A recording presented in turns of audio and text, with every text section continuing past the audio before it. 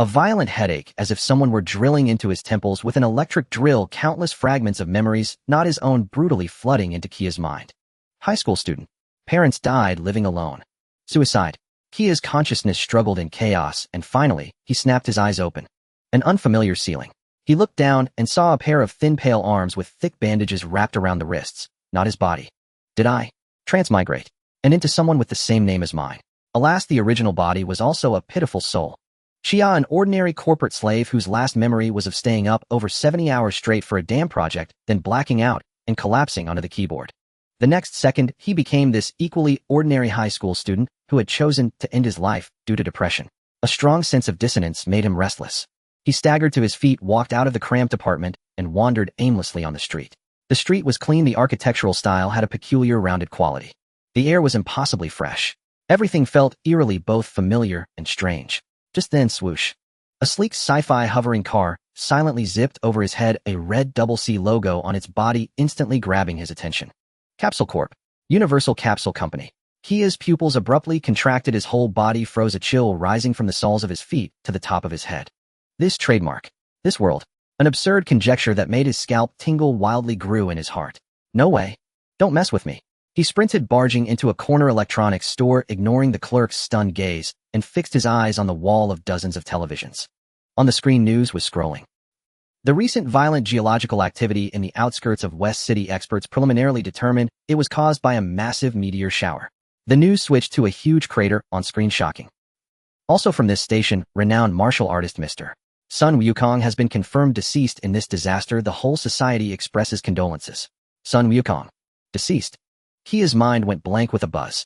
His gaze unconsciously drifted to the time in the bottom right corner. Age 761, November 12th. Age 761. Raditz arrived on Earth and died together with Goku. That was the year. 1 year later, Vegeta and Nappa, two power-level monsters, would descend on Earth and begin a massacre without distinction.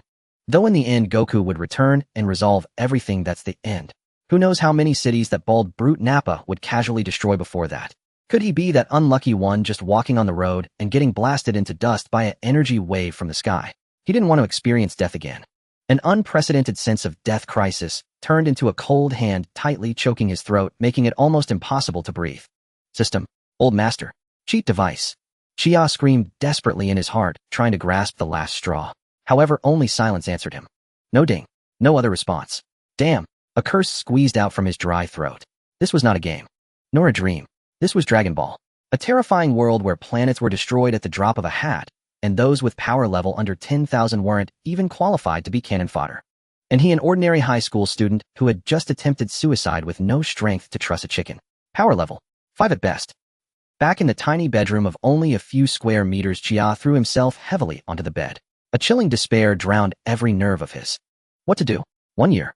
In less than a year, Earth would welcome the monster Nappa, who can blow up a city with 2 fingers, and the even more terrifying Vegeta. He suddenly bounced off the bed, walked to the mottled wall, took a deep breath, then threw a punch with all his strength. Thump.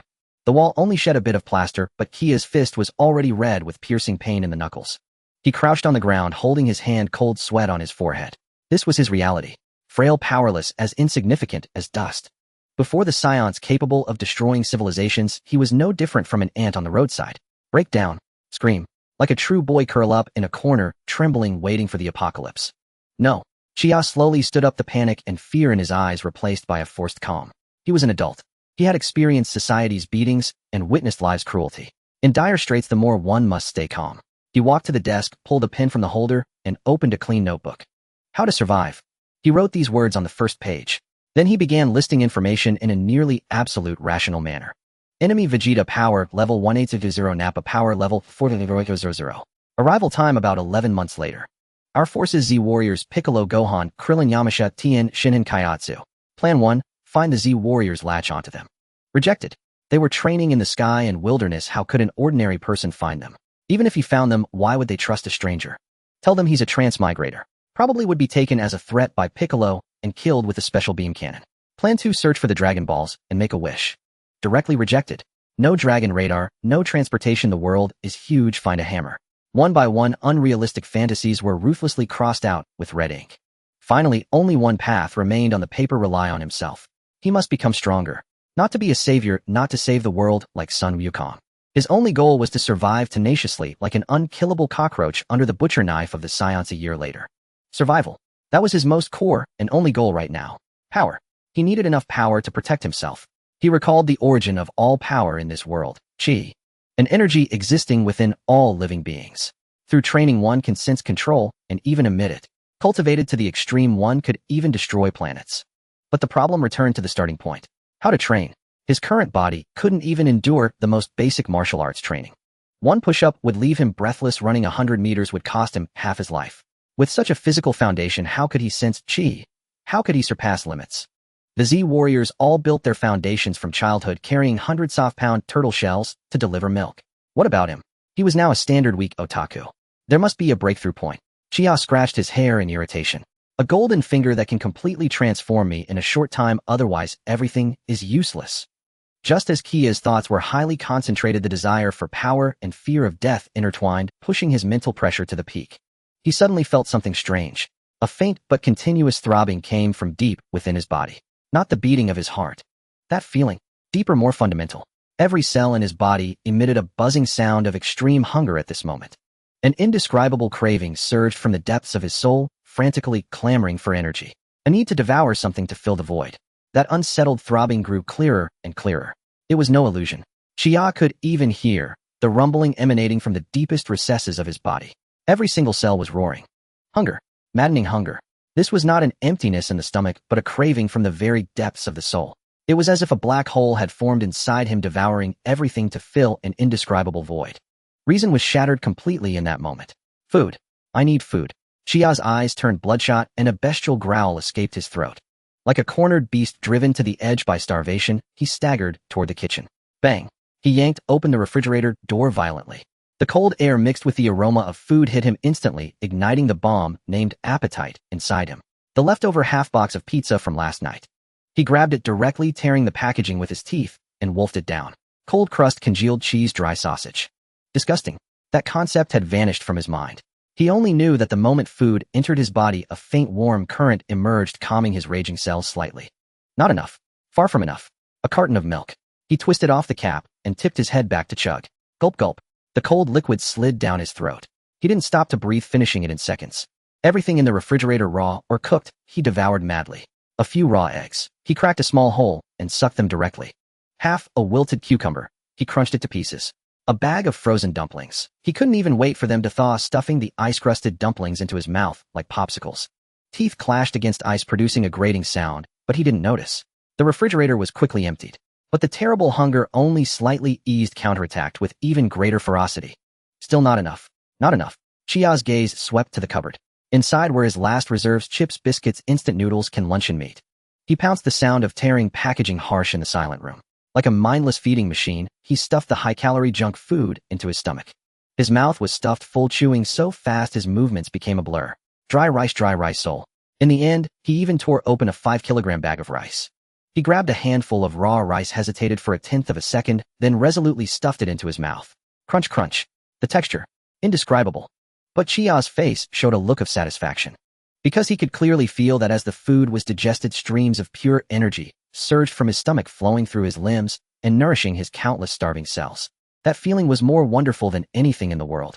After an unknown duration, when he had finished even the last pack of seaweed, the entire kitchen lay in ruins. Packaging bags, cans, food scraps covered the entire floor, and the hunger that had nearly driven him insane finally receded slowly. In its place came an overwhelming drowsiness. Intense fatigue swept through every corner of his body. His eyelids were too heavy to lift. So sleepy. Chia murmured. His body went limp, and he collapsed directly onto the messy kitchen floor. Before his consciousness sank into darkness, his last thought was, "This is so troublesome, I'll have to clean tomorrow." Morning. Sunlight streamed through the window, spilling onto the floor. Chia's eyelids twitched, then slowly opened. No backache from sleeping on the floor. His consciousness was unprecedentedly clear, his mind exceptionally sharp. He sat up, rubbed his eyes, and looked at his surroundings in puzzlement. Did I sleep in the kitchen last night? Memory came flooding back. The frantic eating, and then the irresistible sleepiness. He looked down at his body. Clothes were stained with rice grains and grease, looking disheveled. But the feeling in his body, it was exceptionally good. He moved his limbs, and his joints cracked crisply. A feeling of power surged from every muscle. This was definitely not what his weak body should feel. He stood up, walked briskly into the bathroom. When he saw himself in the mirror, he froze. The person in the mirror had a ruddy complexion, eyes clear and spirited. The injury is healed. He reached out and examined his body incredulously. The pain from yesterday was still fresh, but now there was no trace. An absurd yet extremely tempting thought wildly sprouted in his mind. That abnormal hunger. That insane devouring. And now this reborn body. Could it be? Chia's heart began to pound violently. He rushed out of the bathroom back to the living room. He knelt on the ground, hands supporting his body, assuming a perfect push-up position. 1, 2, 3. His movements were standard and powerful. He felt no fatigue with each descent and rise. The muscles in his arms were filled with explosive power. 30, 40, 50. He continued. Sweat began to seep out, but a warm current of excitement surged through his body. 60, 70, 100. When he finished the 100th push-up, he finally stopped and slowly stood up. He panted roughly, but an irrepressible ecstasy hung on his face. Ha, ha ha ha. He couldn't help but burst into laughter. The laughter was filled with long-suppressed release and the relief of surviving a disaster. So that's it. So that's it. He finally understood. This was his golden finger, his soul from Earth, and this body had undergone an unknown mutation in this world full of chi. His cells could convert food into energy with extreme efficiency, repairing and strengthening the body. Yes, cells. He could feel it was the cells inside him working. Super cells. Chia murmured, giving his ability a simple and direct name. He saw hope of survival. After the ecstasy, Chia forced himself to calm down. His mind was extremely clear. Super cells solved the problem of his weak physical foundation. As long as his body could endure, cultivating chi in the future would be a natural progression. Karen the Immortal. The cat immortal who dwells atop the sacred Karen Tower. There one could find not only the most orthodox methods for cultivating chi, but more importantly the senzu beans. Those things were practically an official cheat code. One bean could fully restore health and energy, reviving one on the spot. For his self-destructive training methods, the value of senzu beans was immeasurable. With senzu beans, he could push his training intensity to lethal levels only to be brought back by a single bean. The very thought was exhilarating. I choose you, Karen the Immortal. Kia pulled out an old worn world map, located the western capital, and then slid his finger westward. According to his memory, the sacred land of Karen was located roughly 800 kilometers west of the western capital. 800 kilometers. For an ordinary person, this was a long journey requiring transportation. But for him, it was merely a warm-up. He packed a few simple things. There wasn't much to pack anyway in this world. He was utterly alone with no attachments. He changed into a lightweight, durable tracksuit, brought the meager money left in his bank card, then locked away the card bearing his parents' final love in the pile of training equipment that witnessed his insane transformation in the basement. Farewell, my starting village. As he once again stepped onto the streets of the western capital, watching the bustling traffic, there was no nostalgia in his heart. This world felt both familiar and alien to him. His only goal was to grow stronger and then survive. Finding a secluded corner, he slightly lowered his body, his leg muscles instantly tensing like coiled springs compressed to their limit. The next second, bang! The ground beneath his feet cracked as he shot forward like an arrow released from a bowstring. His figure darted at high speed through the shadows of buildings. The gust of wind he stirred up, whipping fallen leaves into the air. The naked eye of an ordinary person couldn't possibly track his trajectory. They could only feel a gust of wind pass by. That was his speed now. Running at full tilt, he was faster than a car on the highway. The 800-kilometer journey had begun. Kia headed west. Towering skyscrapers were gradually left behind, replaced by rolling hills and plains. The wind howled in his ears as the scenery blurred past him. He didn't need a navigation system. His Buddhist instincts and his judgment of the sun's position were his best guides. A few hours later, a vast primeval jungle sprawled before him. The air was thick with the scent of damp earth and decaying vegetation. Colossal trees blotted out the sky, and from deep within the woods came the roars of unknown beasts. This was a forbidden zone for humans, but a paradise for beasts. Interesting, Kia muttered, grinning, instead of taking a detour and plunged straight into it. To him, this jungle wasn't a death trap, but an excellent combat training ground. Less than half an hour into the jungle, he encountered his first welcoming party.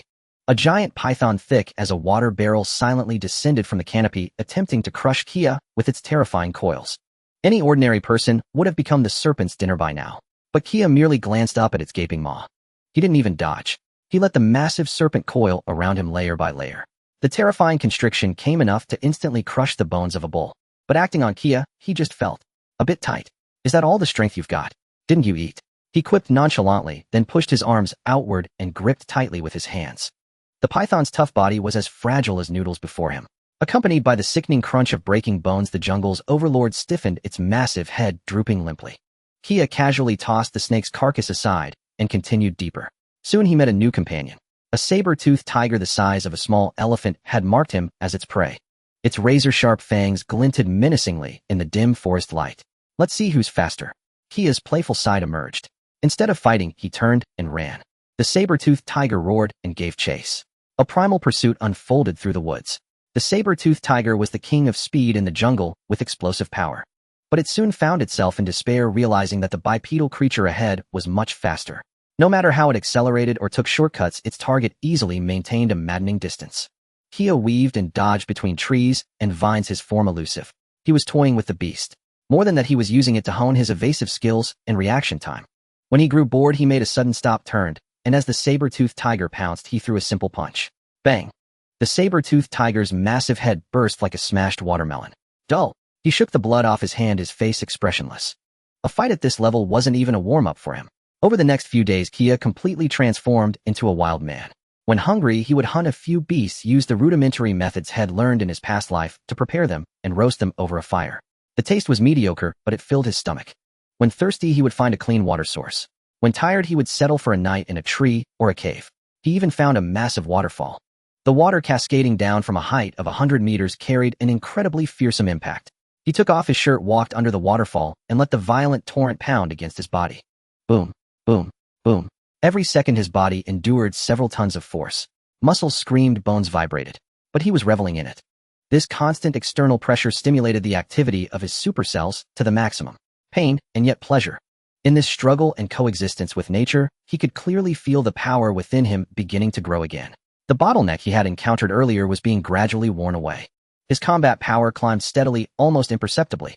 2 days later, when Kia emerged from the vast primeval jungle covered in dust and the scent of blood, his clothes had been reduced to tatters. But his eyes were brighter and sharper than ever before. He looked up, gazing at the horizon. There, the silhouette of a colossal tower loomed faintly visible through the mist and clouds. Its base was unseen, its peak lost in the heavens, piercing the sky, as if connecting the mortal world to the celestial realm. This was the Karen Tower.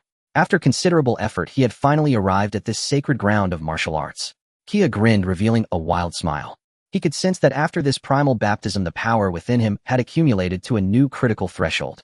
Chia was about to take a step forward when he caught sight of several moving shadows out of the corner of his eye. There were people. He halted his steps and scanned the grass in the distance. There were at least a dozen people lying in ambush, with dark skin, dressed in crude animal hide garments, wielding sharpened spears. They were the guardians of the sacred land.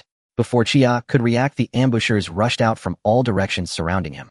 The tips of their spears glinted with a cold metallic sheen, all aimed directly at him. At the forefront of the encirclement, a remarkably burly man stepped forward. He was bare-chested, with bronze skin, muscles twisted like rocks, filled with explosive power. An Indian-style feather decoration was inserted at the back of his head, and his gaze was as sharp as an eagle's. He held a spear thicker than the others, staring intently at Chia, his muscles taut. Bora, the guardian of the Karlan's sacred land, father of UPA. Chia sized him up. I'm a skilled fighter. Among ordinary people, he would definitely be a top martial artist. Unfortunately, in this world, that was far from enough. Outsider. Bora spoke, his voice deep and resonant, filled with intense vigilance. State your purpose. His gaze swept over Kia's tattered clothing and the remnants of blood, his brows furrowing even tighter. This young man gave him a heart-stopping feeling.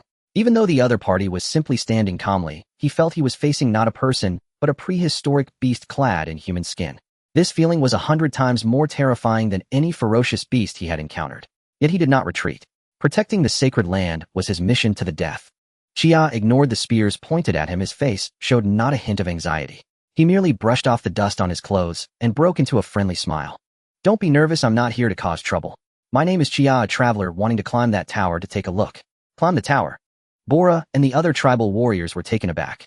But Bora's vigilance did not wane at all. The Karlan Tower is sacred, and not just anyone can climb it. Please leave immediately. He worried that the person before him was not a good individual, and thus issued an eviction order. Though his intuition told him that this person was much stronger than himself, he had to do this due to his duty. Leave. Chia raised an eyebrow, then pulled out 2 items from his equally tattered backpack. A bottle of well-packaged mineral water. A sealed energy bar. He had bought these casually when he left the western capital. Having come from afar and meeting for the first time, a small token of gift. Chia handed over the water and energy bar with a sincere attitude. This is a bit of high-tech delicacy from modern society. Care to try? Bora looked at the crystal-clear water and the oddly packaged food with a face full of confusion and wariness. He couldn't understand what this terrifyingly strong man was truly up to. First he displayed a terrifying aura, then he casually offered gifts. The contrast was too great. We do not need it. Beerus said in a deep voice. Don't be polite. Chia directly twisted the cap off the bottle and took a large gulp. See, it's not poison. Then he tore open the packaging of the energy bar, broke off half, and chewed it with a satisfying crunch. The taste is decent beef flavor, great for replenishing stamina. Beerus hesitated for a moment. He could feel the suffocating pressure from Chia slowly easing. It seemed that the other party truly had no hostile intent. He took the half-energy bar, brought it to his nose, and sniffed. A rich, meaty aroma wafted over. What shocked him even more was that he could sense a pure energy from this small item unlike any food he had ever known. His wariness towards Chia unconsciously weakened a bit. Yet just as the atmosphere was slightly easing, a sharp cry pierced the tranquil sky. A gigantic shadow suddenly descended from the high sky. Not good. Beerus' face changed drastically as he looked up. He saw a massive prehistoric pterosaur with a wingspan of over 10 meters folding its wings, diving like a black lightning bolt toward the tribal camp. In that direction, a little boy with a watermelon haircut dressed in tribal attire was chasing butterflies on the grass. It was Bolu. He was Beerus' second son, Yupa's younger brother. Bolu, run. Beerus let out a heart-wrenching roar and without thinking turned and sprinted towards the camp. The other tribal warriors were also thrown into chaos, hastily drawing their bows and shooting at the pterosaur in the sky. Whoosh, whoosh, whoosh. The arrows rained down. But when they struck the pterosaur's iron-hard skin, they only sparked off a series of sparks, unable to pierce through its hide. Damn it. Beerus' eyes nearly bulged out. The pterosaur was too fast, he couldn't react in time. He could only watch as the giant claw shimmering coldly reached for his young son. An icy despair instantly engulfed his heart.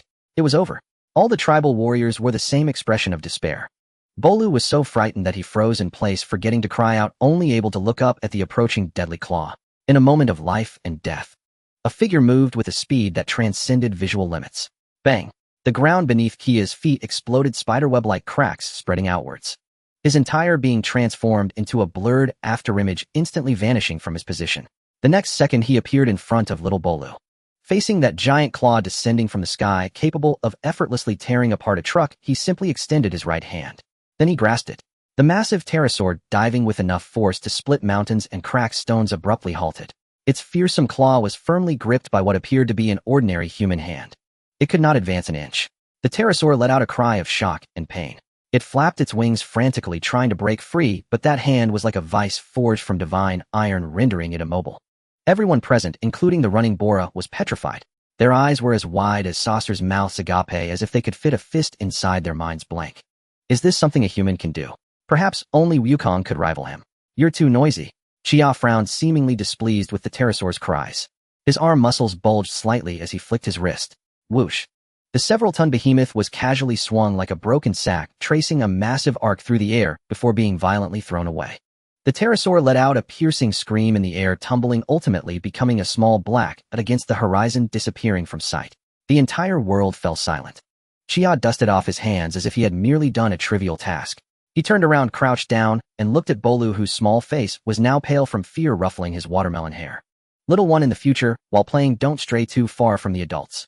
His tone was gentle, forming a stark contrast to the extreme violence of the earlier scene. Only then did Beerus come back to his senses from the overwhelming shock. He rushed to Bolu's side, tightly hugging his son, still trembling slightly from the aftershock.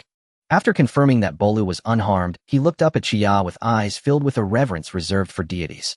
He released Bolu and walked up to Chia. Thump! This iron-willed tribal leader, guardian of the sacred land, suddenly knelt down. Thank you.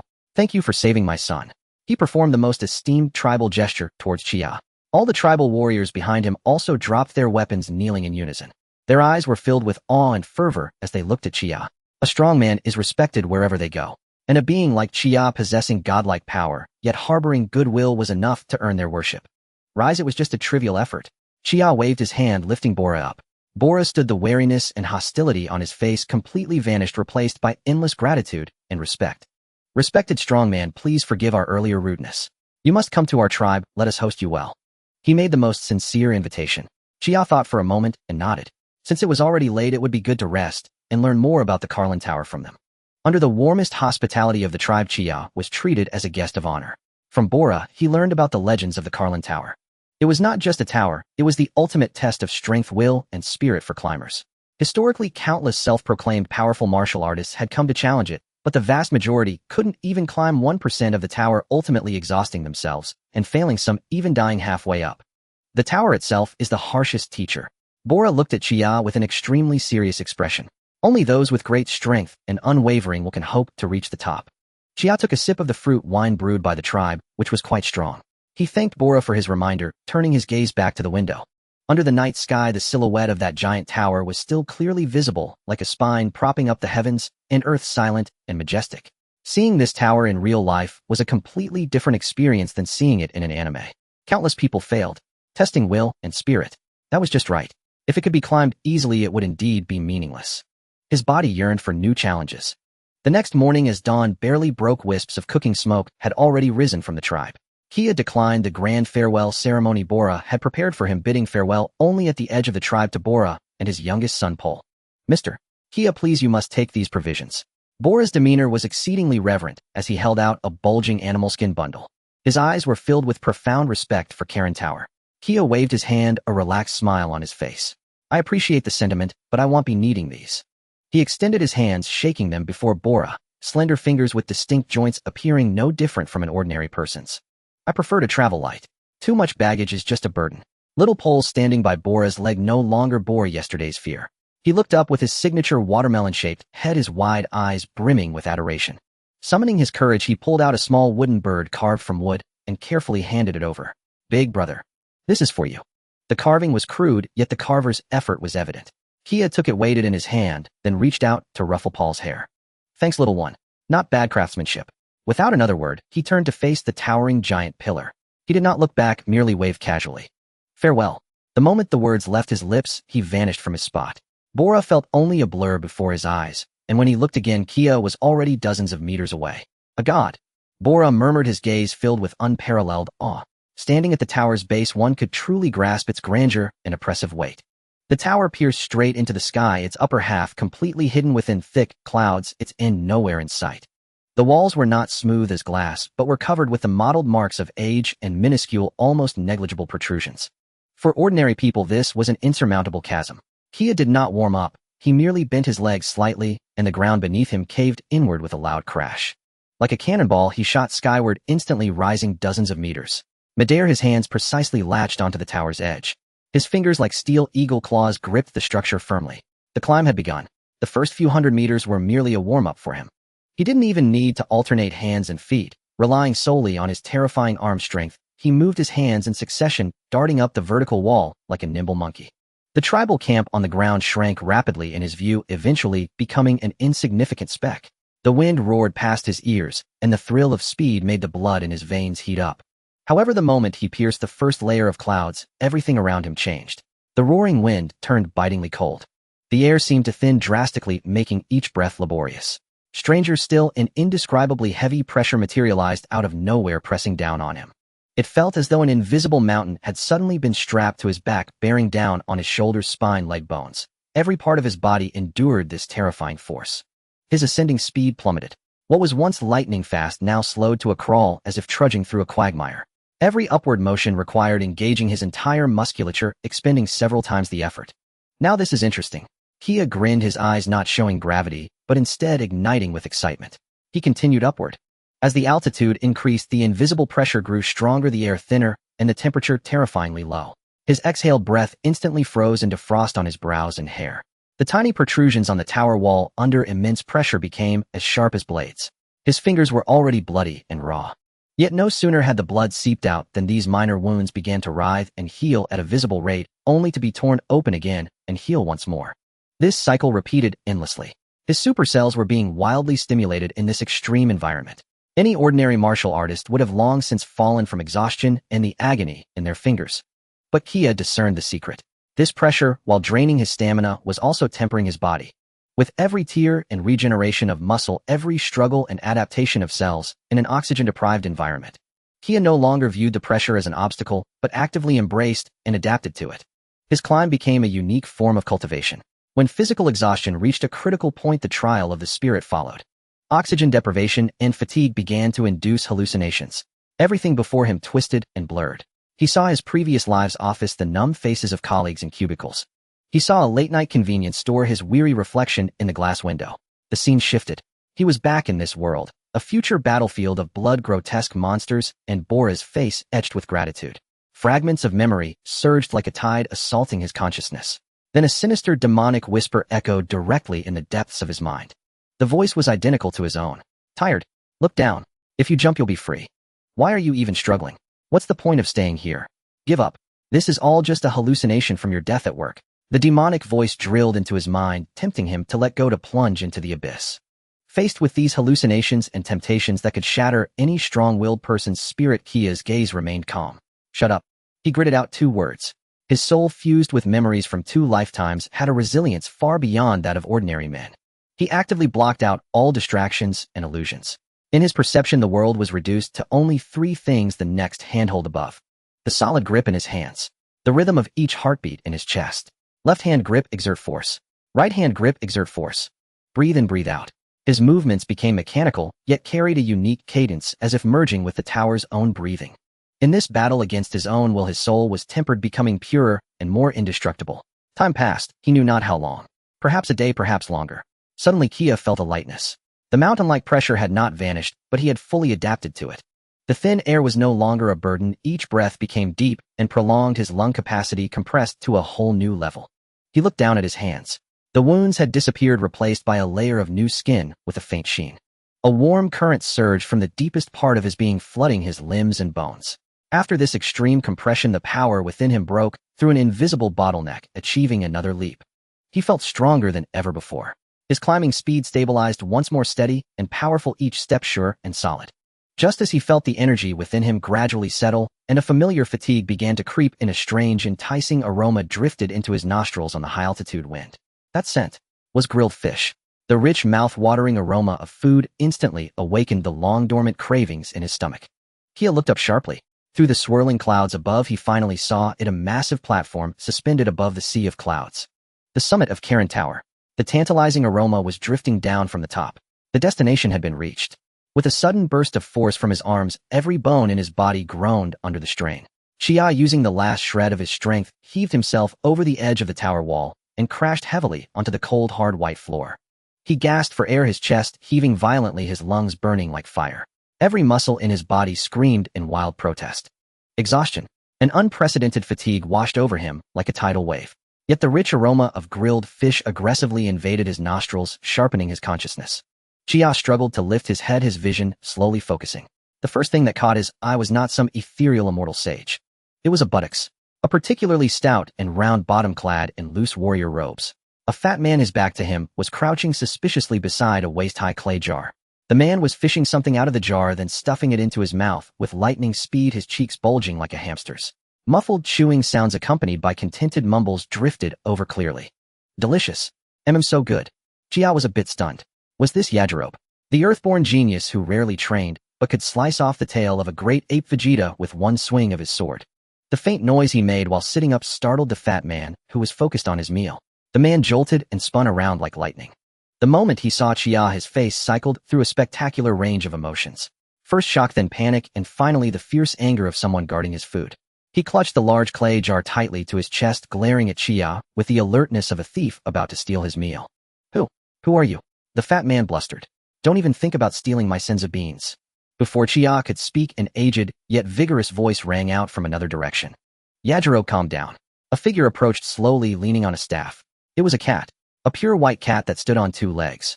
It wore a dark vest and held a wooden staff nearly as tall as itself. Its eyes were half-flitted, yet they gleamed with the wisdom of one who had seen the world. Corin. Its gaze fell upon Chia, and a hint of barely perceptible solemnity flashed in those seemingly languid eyes. It could sense it. Within this young man lay a unique life force. A power vast yet silent as the deep ocean. Different from any martial artist it had ever seen. He hadn't mastered ki. It was pure physical strength. Since Goku and his companions, no one had climbed this tower with sheer physical power alone. Corin stood still and tapped his staff lightly on the floor. Who are you? His voice carried a peculiar authority. And what do you seek by pursuing the martial arts? The fat swordsman Yajirobe, still clutching his jar, felt bolder with the sage's presence. He shifted the jar behind him, freeing one hand to rest on the hilt of his sword at his waist. Facing the cat and the man, Chia calmly rose to his feet and brushed the dust from his clothes. The wounds from the climb had already healed, though his clothes were somewhat torn. He completely ignored the blustering fat man beside him, his gaze fixed directly on Corin. Then he gave a slight bow, a simple gesture of respect. His demeanor was neither humble nor arrogant, his eyes clear and candid. My name is Chia. I came to become stronger. His voice was steady, stating a simple fact. He paused, then continued. And to have some means of self-defense when the Scions come. As his words fell, an eerie silence fell over the entire tower top. Corinne's half-closed eyes snapped wide open. Yajirobe's hand froze on his sword hilt, his face a mask of bewildered disbelief. How does he know? But Kia's matter-of-fact tone inexplicably ignited a fire in Yajirobe's heart. This guy hadn't even given him a proper look from start to finish. What was this? Disdain. Enough was enough. You bastard. You're too arrogant. Yajirobe's anger instantly maxed out. Though lazy, his skills were genuine. Being so slighted by some unknown brat shattered his meager samurai pride completely. Of course, he didn't know Chia had done it on purpose. Having just completed a breakthrough, what better sparring target was there than a prodigy like Yajirobe? Stop putting on airs. Yajirobe roared, his sword flashing from its scabbard. A cold gleam arced through the air, the blade whistling sharply as it sliced straight for Kia's neck. Yet Chia didn't even turn his head. He maintained his posture facing Corinne, as if oblivious to the lethal attack behind him. Just as the blade was about to touch his skin, he casually reached back with his right hand. He extended 2 fingers. Ding! A crisp metallic ring. The ferocity on Yajirobe's face froze into utter astonishment. He stared wide-eyed, unable to believe the scene before him. His sure-hit strike was caught firmly between 2 fingers. It could advance no further. Wah! Yajirobe felt his worldview shatter. How was this possible? He strained with all his might to pull the sword back. But those 2 fingers were like the world's strongest vice, locking his beloved blade in place. Kia's fingers twisted slightly. An irresistible, subtle force traveled up the blade. Yajirobe felt a violent shock in his palm, his wrist went numb, and he could no longer hold the hilt. The sword flew from his hand. Before Yajirobe could react, the disarmed blade traced an elegant arc through the air, spinning a few times. Swish! With a soft sound, it slid precisely back into the empty scabbard on his back. The entire motion was fluid and seamless. Yajirobe. He was completely dumbfounded. He remained frozen in his striking pose, hands empty, yet the familiar feel of the hilt was back at his waist. Where's my sword? Oh, it's back. Was this magic? No, this was far more absurd than magic. This display of exquisitely unbelievable power control left even Corinne stunned. A look of utter shock filled the cat's eyes. He shed all pretense of underestimation. This young man named Chia. His strength, his talent, might far surpass that of Goku from years ago. The silence at the tower top was broken by the sound of Yajirobe swallowing hard. The anger on his face had vanished, replaced by awe and a trace of fear. This guy is a monster. Corinne gave Chia a long, profound look, his expression growing complex. He leaned on his staff and took 2 steps forward. The silence. He spoke slowly, his tone grave. Where did you learn of this? Chia turned around, finally giving the legendary cat sage his full attention. I have my sources. He offered no explanation, nor did he need to. Corinne fell silent for a moment, as if digesting this monumental information. Finally, an inscrutable smile spread across his feline face. Very well. Your strength is indeed extraordinary, unlike anything I have ever witnessed. But strength alone is not enough. If you wish to become stronger, you may. But first you must prove to me that you are worthy. Corinne winked slyly. A classic trial. The voice of Corinne the Immortal carried a hint of deliberate mystique as it echoed through the empty tower top. His feline eyes narrowed into slits, seemingly pleased with the profound atmosphere he had conjured. Yajirobe wore an expression that said, "You're in for it now," as he crossed his arms ready to enjoy the show. However, Chia's reaction shattered their expectations once again. Grumble. An untimely, unmistakably clear sound of a growling stomach rang out. Chia pressed his stomach without changing his expression, meeting the stunned gazes of the cat and the man with perfect composure. Before that, I'm very hungry right now. Could you give me something to eat first? The air froze once more. Corinne the Immortal's inscrutable cat face visibly twitched.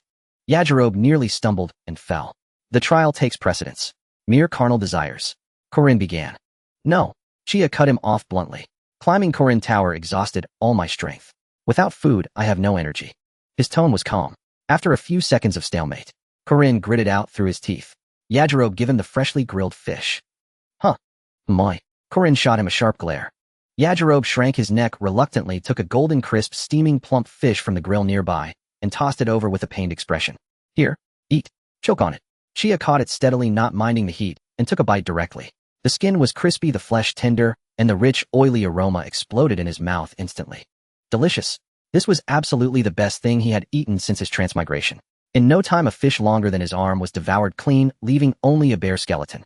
Chia smacked his lips with lingering satisfaction, feeling his body recover somewhat, but the hollow sense of extreme depletion still remained. Not enough. He looked at Yajirobe. Any more? Yaji with a pained look gave him another fish. Minutes later. None. Really none. Not a single drop left. Seeing his possessive demeanor, Chia didn't bother to ask further. Just as he was pondering whether to directly ask for a Senzu, Bean, the fat warrior who had been hostile to him, made an unexpected move.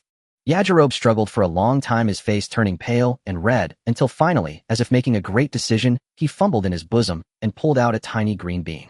Without even glancing at Chia, he tossed it in his direction, muttering under his breath, "Take it. Don't say I'm stingy." Chia caught it instinctively. It was a plump green bean brimming with immense vitality. A Senzu bean. Chia paused for a moment. He looked at Yajirobe with some surprise. This lazy, gluttonous fat man would actually give such a precious Senzu bean to a stranger. Yajirobe felt uncomfortable under his gaze, turned his head away, and said stubbornly, "What are you looking at?" I just don't want you to lose too badly during the trial and disgrace Earth's martial artists." His words were tough, but his slightly reddened ears betrayed him. Chia smiled. This guy was at Sundara. He truly was an interesting person. Without saying much, Chia tossed the Senzu bean into his mouth and chewed lightly. The next second, an indescribably warm and immense life force exploded from his abdomen, surging through his limbs and every bone. All the fatigue from climbing Korin Tower, the muscle soreness, and the hollow feeling in his body were swept away in an instant. He felt like parched earth receiving a long-awaited rain, every cell cheering in jubilation. Power. An unprecedented, full, and abundant sense of power. This feeling was absolutely exhilarating. All right, I'm recovered. Chia stood up, flexed his joints, and a series of crackling sounds erupted from his body. He felt so good he could punch a herd of cattle to death. Immortal, what is your trial? Can we begin? Korin the Immortal looked at Chia, whose condition was instantly maxed out, and the gravity in his eyes deepened. My grilled fish, oh my grilled fish. Very well. Korin the Immortal, leaning on his staff, walked to a small platform in the center of the tower top, and picked up an ancient-looking small kettle sealed with a talisman labeled Super Holy Water. This is your trial. He raised the kettle and spoke in a highly suggestive tone. This is the Super Holy Water. Whoever drinks, it will have their latent potential unleashed, and their power multiplied dozens of times. Back then it was by drinking this that Son Goku defeated King Piccolo. Your task is to snatch it from my grasp. Korin wore an expression of, I'm doing this for your own good, his eyes gleaming with cunning. Of course it won't be easy. Countless challengers have come and left empty-handed. If you can snatch it within 3 days, you pass. Yajirobe chimed in quickly, his face full of lingering fear. Hey, let me tell you, even though the Immortal looks like an old cat, his speed is no joke. I back then. Ahem, anyway, be careful. He wanted to say he had been toyed with like a dog, but thought it was too embarrassing and swallowed the words. Listening to the cat and the man, Chia's expression turned peculiar. Super Holy Water. Latent potential unleashed. Give me a break. Wasn't this just ordinary plain water from Korin Tower? The real improvement came from the high-intensity chase during the snatching process, honing speed, reaction, and observation. The so-called potential unleashing was merely the natural breakthrough when one was pushed to their limits. As a transmigrator, he knew this trick inside out. Sounds impressive. A perfectly timed expression of yearning and anticipation appeared on Chia's face. This expression greatly pleased Korin the Immortal. Yes, that's it. Next came the chase game of wisdom and sweat, lasting several days. He was already prepared to properly instruct this arrogant young man. Then the trial. Korin drew out his tone, ready to announce the start. Begin. The moment the word fell, Chia moved. No probing, no circling, no unnecessary motions. As the final syllable left Korin's mouth, Chia's body slightly lowered, and his foot stomped the hard white floor beneath him, leaving fine web-like cracks. Boom. His entire form transformed into a black blur, barely perceptible to the naked eye, charging straight at Korin. Too fast. Korin the Immortal's half-closed feline eyes shot wide open. All his predictions, all his contingency plans became a joke in that instant. He could only rely on instinct to leap backward. But it was too late. A long, powerful hand cut in, precisely bypassing his defenses at an incredible angle. Then a gentle hook. Korin felt his hand lighten. By the time he realized it and landed at a distance, this super holy water kettle he treasured was already firmly in Chia's grasp. The wind blew across the tower top. It swept up a few clouds. Yajirobe still stood with his mouth agape, ready to watch the show. His sword sheath wobbled, and his entire body froze as if struck by a paralysis spell. What just happened? It's over. Just like that. From the moment the Immortal said begin to when the kettle was snatched had a second even passed. It seemed. Not.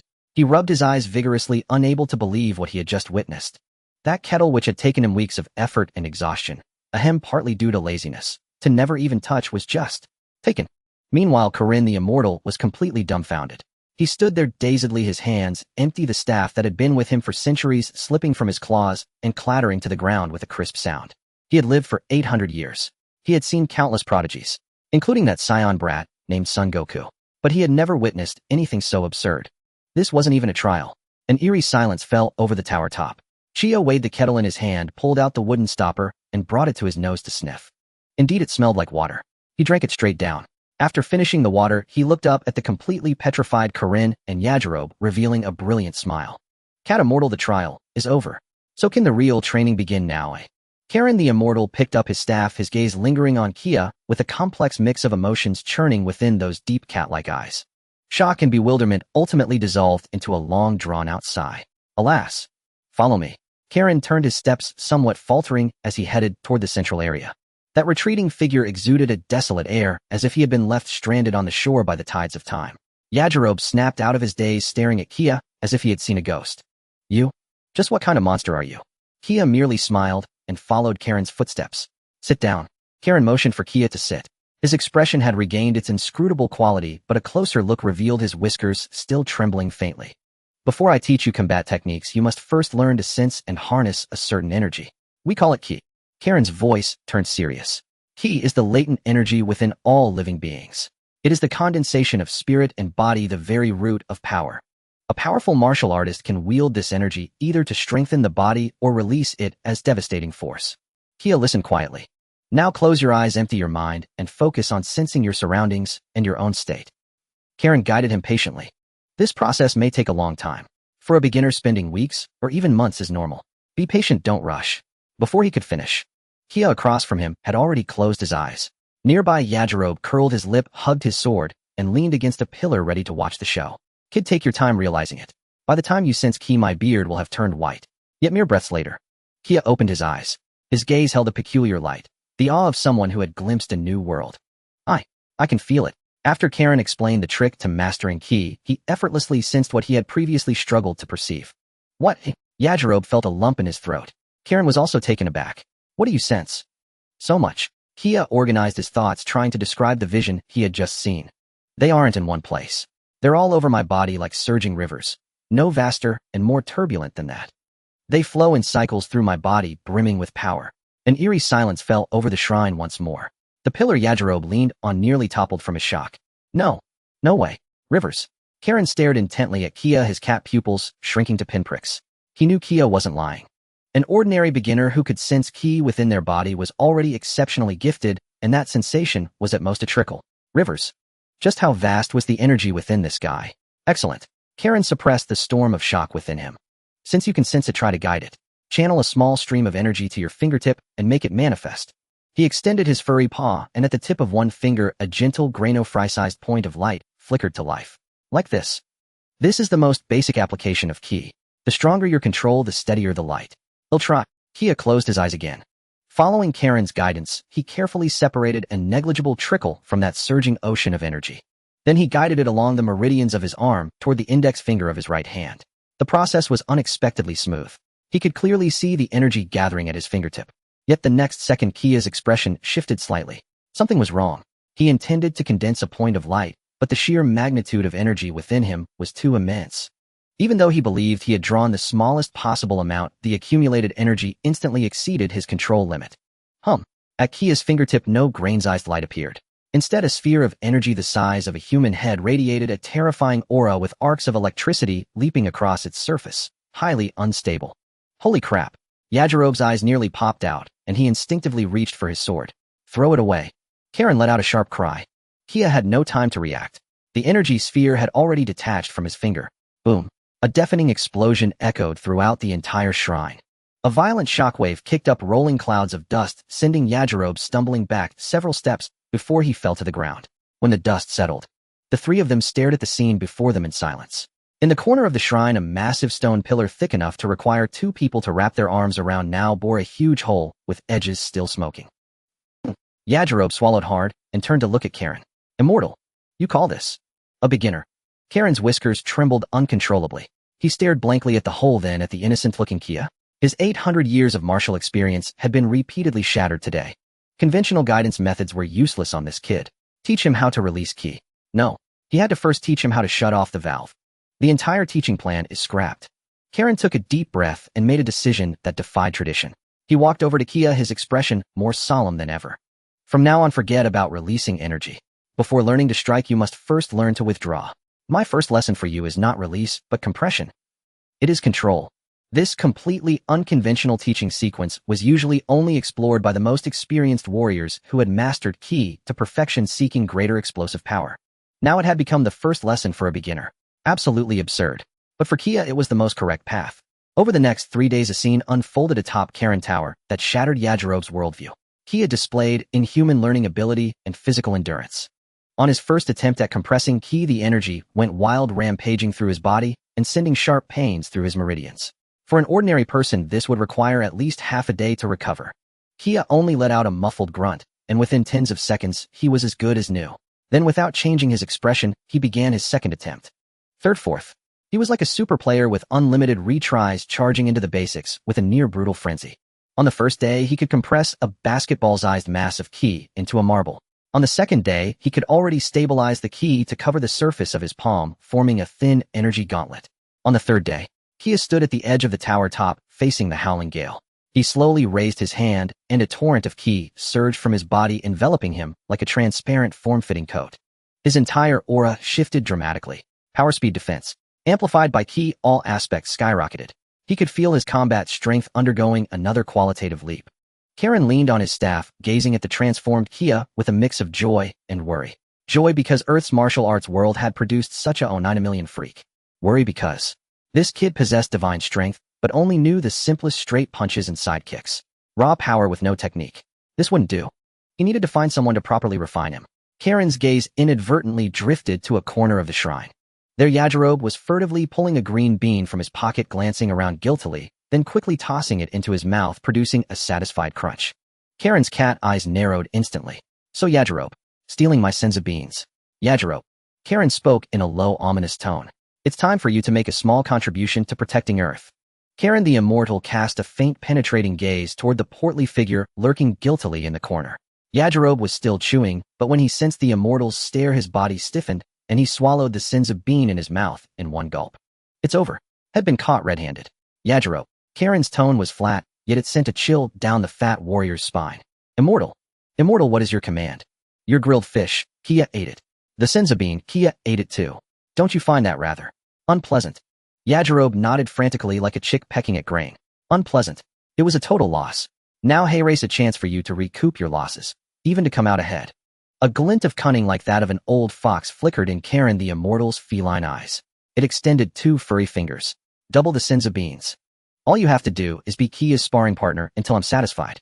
Yajirobe's breath quickened, his eyes widening to saucers. Double the senzu beans. But he glanced at Kia, who stood ramrod straight with an aura completely transformed, and his heart began to pound. Spar with that monster. He'd probably get beaten to a pulp. What unwilling? Karen the Immortal saw his hesitation. Willing? Why wouldn't I be willing? Yajirobe thumped his chest with righteous fervor. For the future of Earth's martial arts world, he'll gladly step up. When faced with gourmet food, dignity meant nothing. Kia watched the interplay between the cat and the man, a faint smile tugging at his lips. Karen the Immortal was indeed an old cat expertly manipulating human nature. Excellent. Karen the Immortal nodded in satisfaction, then turned to Kia. Before you begin sparring, I will teach you some fundamental martial arts techniques. As it spoke, it traced lines on the ground with its staff.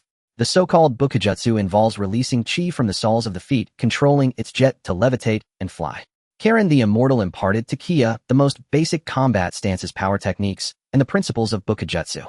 Then it stepped back, leaning on its staff, the very picture of an old man ready to enjoy a show. Yajirobe, go ahead. Remember, use the back of the blade. You got it. Yajirobe had been itching for action. He drew his katana, reversed his grip with the back of the blade facing outward, and beckoned to Kia with a curl of his finger. Kid, let me show you what real combat experience looks like. Kia flexed his wrists, feeling the surging power within his body. Then please guide me well. He deliberately suppressed his strength to a level comparable to Yajirobe's. After all, this was a sparring session, not a massacre. The sparring began. Yajirobe showed no courtesy, kicking off the ground with a nimbleness that belied his girth, his long blade tracing a tricky arc straight for Kia's ribs. Kia's gaze sharpened as he sidestepped to evade. But Yajirobe's blade was a feint. With a flick of his wrist, the back of the blade rose and cracked solidly against Kia's shoulder. A sharp ache shot through him. Kia frowned slightly, immediately creating distance and raising his hand to fire a ki blast. Yet Yajirobe was like a slippery eel, predicting his move the moment before the ki blast was released, ducking low and dodging with ease. Too slow. Too slow. Yajirobe's taunt came from the left. Kia turned his head only to meet another crack, this time landing on his back. Is your chi only capable of such straightforward attacks? Crack. Your movements are too stiff. Full of openings. Crack. Hey, can you even do this? Is that all you've got? From the very start of the fight, Kia was completely on the defensive. He possessed brute strength, yet was constrained at every turn. The ki blasts he gathered couldn't hit the agile Yajirobe at all. In close quarters combat, he couldn't keep up with the other's seasoned cunning swordsmanship. He was accustomed to overwhelming his opponents with sheer power. Faced with a fighting style that relied not on strength but on skill and experience, he felt all his might dissipate like punches into cotton. The aches spreading through his body constantly stimulated his nerves. Yet there was no trace of discouragement or impatience on his face. Instead, his eyes grew brighter and brighter. In his eyes, every attack, every movement, every taunt from Yajirobe transformed into the most valuable experience. So that's it. The angles of his strikes followed 3 habitual patterns. This fat man had a sharp tongue, but his swordsmanship was truly top-notch. Each blow landed precisely on the muscle nodes that pained him the most. These pains were the tuition for learning. Yajirobe, growing more excited, became even more smug with his words. See the gap now? Let me tell you, fighting isn't just about being strong. He slid around behind Kia, raised the back of his blade, and prepared to deliver another heavy strike. But just then Kia, who had been passively taking hits, suddenly moved. Without turning around, he merely shifted his body slightly and threw a reverse punch, accurately aiming behind him. With this punch, he slightly loosened the restraint on his power. Yajirobe never expected such an abrupt counterattack. By the time he tried to retract his blade to block, it was too late. Thud! A dull sound. Yajirobe's rotund body was sent flying by the punch, rolling several times on the ground before stopping. Ow! He clutched his stomach, curling up like a giant shrimp, his face twisted in pain. You dirty dog. Kia shook his hands at the soreness in his shoulders and back had nearly vanished under his powerful recovery. Yet Yajirobe, struck just once, was writhing in pain, unable to get up for a long time. That was the gap. He looked at the groaning Yajirobe and offered a kind smile. Right back at you. The first day's sparring ended with Yajirobe's screams. The next day, when Yajirobe stood before Kia, blade in hand again, his earlier smugness was gone, replaced by full alertness. Again, the fight erupted once more. But this time a dramatic reversal occurred. Yajirobe's swordsmanship remained tricky, yet every swing of his blade was anticipated by Kia and easily dodged. Crack! A crisp sound rang out. Only this time it was Yajirobe who took the hit. Your footwork is far too predictable, Kia's voice whispered in his ear. Yajirobe was startled and swung his blade in a backward arc.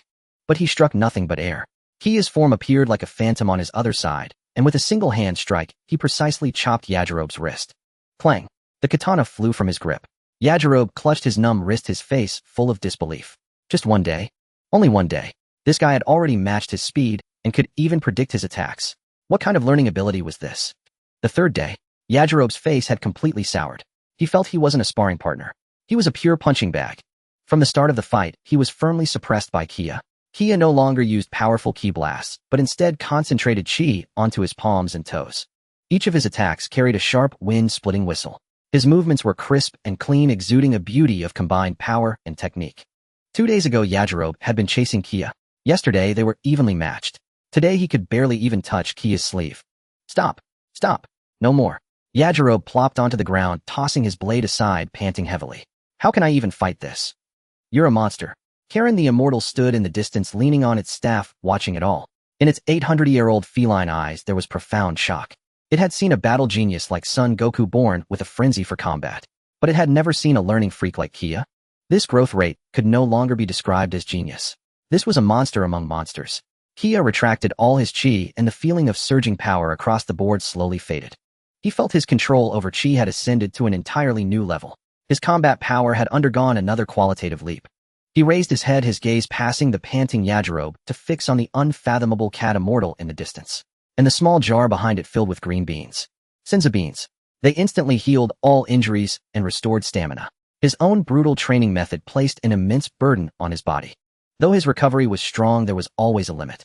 If he could eat a senza bean every time he trained to his limit, just as his body was on the verge of collapse, wouldn't that allow for unlimited endurance, enabling unceasing extreme training?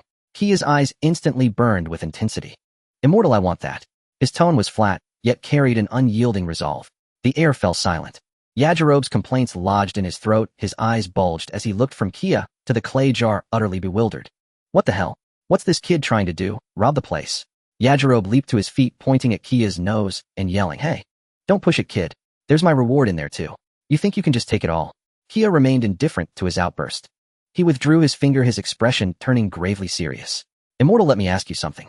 Not long ago did a long-haired man come to Earth from outer space. Karin's expression froze. Of course he knew about it. Raditz's arrival and Son Goku's death had not escaped his notice. That was one of the greatest crises Earth had ever faced. About a year from now, 2 monsters more than 10 times stronger than that Raditz will come to Earth. Their goal is simple: kill everyone on Earth and sell the planet. Boom. These words struck like a thunderbolt, exploding in the minds of Karin and Yajirobe. Yajirobe trembled in fright 10 times. No way. Goku had to risk his life just to beat that long-haired guy. Karin's feline frame quaked violently. He stared hard into Kia's eyes, searching for any trace of a lie. But there was none. Those deep eyes held only gravity. When that time comes, not even Goku, all the martial artists on Earth combined, would be enough to stop them. Kia's voice was cold and ruthless, stating a desperate truth. Earth will become a dead star. On the platform you could hear a pin drop. Yajirobe's face had turned ashen. Karin's 800 years of composure were now on the verge of collapse. His whiskers trembled uncontrollably. Kia looked at them and finally delivered his core argument. He pointed again at the clay jar. So Immortal, let's play a game of choices. You can let that fat man gobble up these beans now and wait for us all to be crushed like ants by those 2 Saiyans. Or, a wild grin curled at the corner of Kia's mouth. Invest them in me now. Let me get stronger as fast as possible to stop that catastrophe. The choice is yours. This utterly preposterous reasoning left Karin completely stunned. In 800 years he had seen countless seekers of senza beans, some weeping, some kneeling, some offering treasures. But never had anyone framed demanding senza beans as giving him an investment opportunity. This kid was gaslighting an 800-year-old cat. Yet, damn it, he couldn't argue. The crisis Kia described with its suffocating realism was too vivid. And then there was Kia himself, a monster of prodigious learning. If anyone on Earth could work a miracle, it might just be him. Pinning hope on such a reckless kid. It was a gamble. Karin's grip on his staff tightened until his knuckles went white. A fierce battle raged within him. On one side, 8 centuries of rules and tradition. On the other, the terrifying prospect of Earth's annihilation. Yajirobe, on the verge of tears, muttered, Immortal. If what he says is true. Kia didn't press further, he simply watched calmly. He knew the old cat was tempted. After a long silence, Karin let out a deep sigh, his back seeming weary. 800 years of asceticism, and you've ruined it all today. He turned, shuffled to the clay jar, and opened the lid. A fresh aroma of beans wafted out. He carefully took out a single emerald green senza bean. 1 each day. Karin's voice was deadly serious. Yajirobe has already eaten a good number. This is the limit I can give. You must prove to me that your progress is worth this price. If you slack off even a bit, the deal is off. Kia stared at the tiny bean, his eyes blazing with intensity. He reached out and took it solemnly. Deal. And so a wildly audacious pact was struck atop Karin Tower. Yajirobe watched, mouth agape, but said nothing. He just felt like the world was becoming harder and harder to understand. Senza bean in hand, Kia wasted no time. He strode to the tower's edge and began a brutal, self-destructive training regimen. Bukujutsu. He expelled all his chi from the soles of his feet, shooting into the sky like a white beam of light, executing dizzying maneuvers at supersonic speeds. Every sharp turn placed immense strain on his body. He practiced compressing and releasing his chi thousands of times until his energy was utterly depleted and his meridians burned with searing pain. Exhausted, he plummeted from the sky, crashing heavily onto the tower's roof. Blood sprayed from his mouth as he felt every bone in his body shatter. His consciousness began to fade. Startled, Yajirobe was about to rush over, but then he saw the bloodied figure raise a trembling hand and shove a green bean into his mouth. The bean entered, he chewed. The next moment, a miracle unfolded. A warm, surging wave of life energy flooded Kia's entire being. All pain and fatigue were swept away in an instant. His depleted chi, like a parched land after a long drought, was replenished, even more robust than before. Kia sprang to his feet with a carp-like leap. He stretched his limbs, producing a series of sharp cracks. He could clearly feel his battle power growing stronger. And so the cycle continued. Day 1, Kia neared death, once ate 1 senza bean. Day 2, neared death, again 1 bean. Day 3. Yajirobe went from sheer terror to numbness and finally to pure awe. He watched the man who repeatedly pushed himself to the brink only to bounce back fully and gleefully challenge his limits once more. He finally understood. Monsters and geniuses are 2 entirely different breeds. Karin simply stood silent, leaning on his staff. He could sense Kia's chi expanding and surging at an unnatural breakneck pace. This growth rate had completely shattered his understanding. Time flew by in this hellish training. 3 months passed in the blink of an eye. Far above in the celestial realm, wreathed in clouds serene and sacred, Mr. Popo, with his dark skin and Arabian attire, carefully watered the flower beds.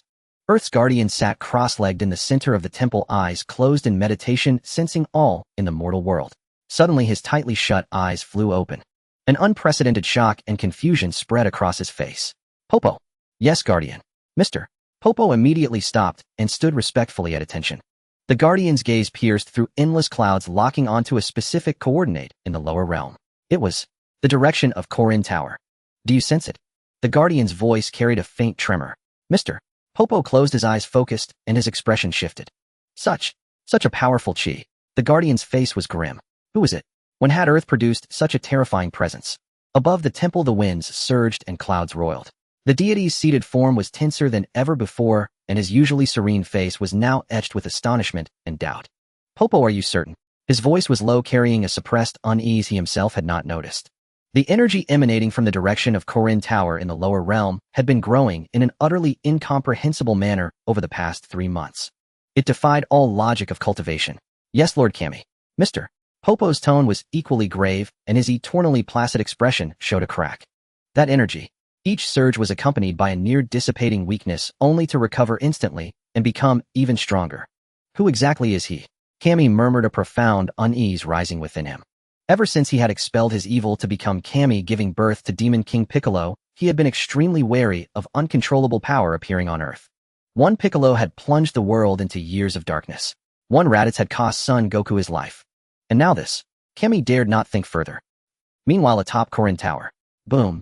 Kia's figure plummeted like a cannonball, smashing a shallow crater into the tower's dome with cracks spreading like a spiderweb. Cough. Cough. He knelt on one knee, coughing violently, each breath carrying the scorching scent of blood. His internal energy had been drained to the last drop. His meridians felt as if scorched by fire, every limb crying out in unbearable strain. Yajirobe, chewing on a roasted fish, crouched nearby. He was numb. Completely numb. For 3 months, he had witnessed miracles, or rather a madman. This man before him wasn't training, he was gambling his life against the heavens, betting he could shove a senzu bean into his mouth before dying. Kia spat out a mouthful of blood, fumbled a senzu bean from his pocket, and tossed it into his mouth. Crunch. The next second, surging vitality flooded his body. His wounds healed instantly, his depleted energy reserves refilled, now even vaster and purer than before. He stood feeling the roaring power within, a satisfied smile spreading across his face. Awesome. Yajirobe rolled his eyes. You freak. Korin, leaning on his staff at the tower's edge, felt a chill run down his spine at Kia's progress. This kid was no longer satisfied with simply increasing his total energy. In the past half-month, he had begun attempting bizarre experiments. For instance, compressing all his energy into the tip of his finger at extreme speed, then releasing it instantaneously to simulate the emission of a ki blast, thereby honing his explosive efficiency.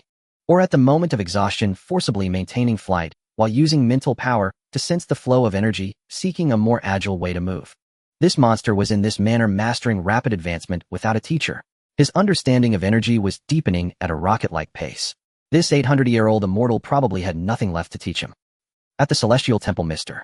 Popo waved his hand, conjuring a pool of clear water. Its surface shimmered, gradually revealing the image of Korin Tower. Kami's gaze, sharp as a hawk, locked onto the black-haired youth in the water mirror. He saw Kia's insane training. He saw him devouring senzu beans without hesitation. He saw Korin's expression of utter resignation. He also saw Yajirobe's sardonic remarks. Everything seemed harmonious. The anticipated scene of evil energy surging and a world-destroying plot simply did not appear. In the image, the young man named Kia, during a break, even took the time to instruct Yajirobe. Hey fatty, your drawcut stance is wrong. Kia's voice came through the water mirror, crisp and clear. Yajirobe was taken aback and snorted defiantly. My swordsmanship is a family tradition. What do you know? Kia curled his lip, picked up a wooden stick from the ground. Your force is too scattered. From waist to arm to blade, you lose at least 30% of your power. Watch closely. Like this. No sooner had he spoken than Kia flicked his wrist. The wooden stick cut through the air with a sharp whistle. Whooshed. An invisible sword aura burst from the tip of the stick, instantly crossing dozens of meters and leaving a clear white gash on the distant clouds. Silence fell again. Yajirobe's roasted fish slipped from his hand and hit the ground with a slap. His mouth gaped wide enough to fit a fist, and his eyes bulged. A sword aura from a wooden stick? Was this martial arts? In the Celestial Temple, Kami and Mr. Popo were equally dumbfounded. Kami's expression shifted from initial solemnity and vigilance to confusion and bewilderment, finally tinged with a hint of existential doubt. This is all wrong. This kid, far from being evil, had become as close as family with Korin and Yajirobe. Lord Kami. Mr.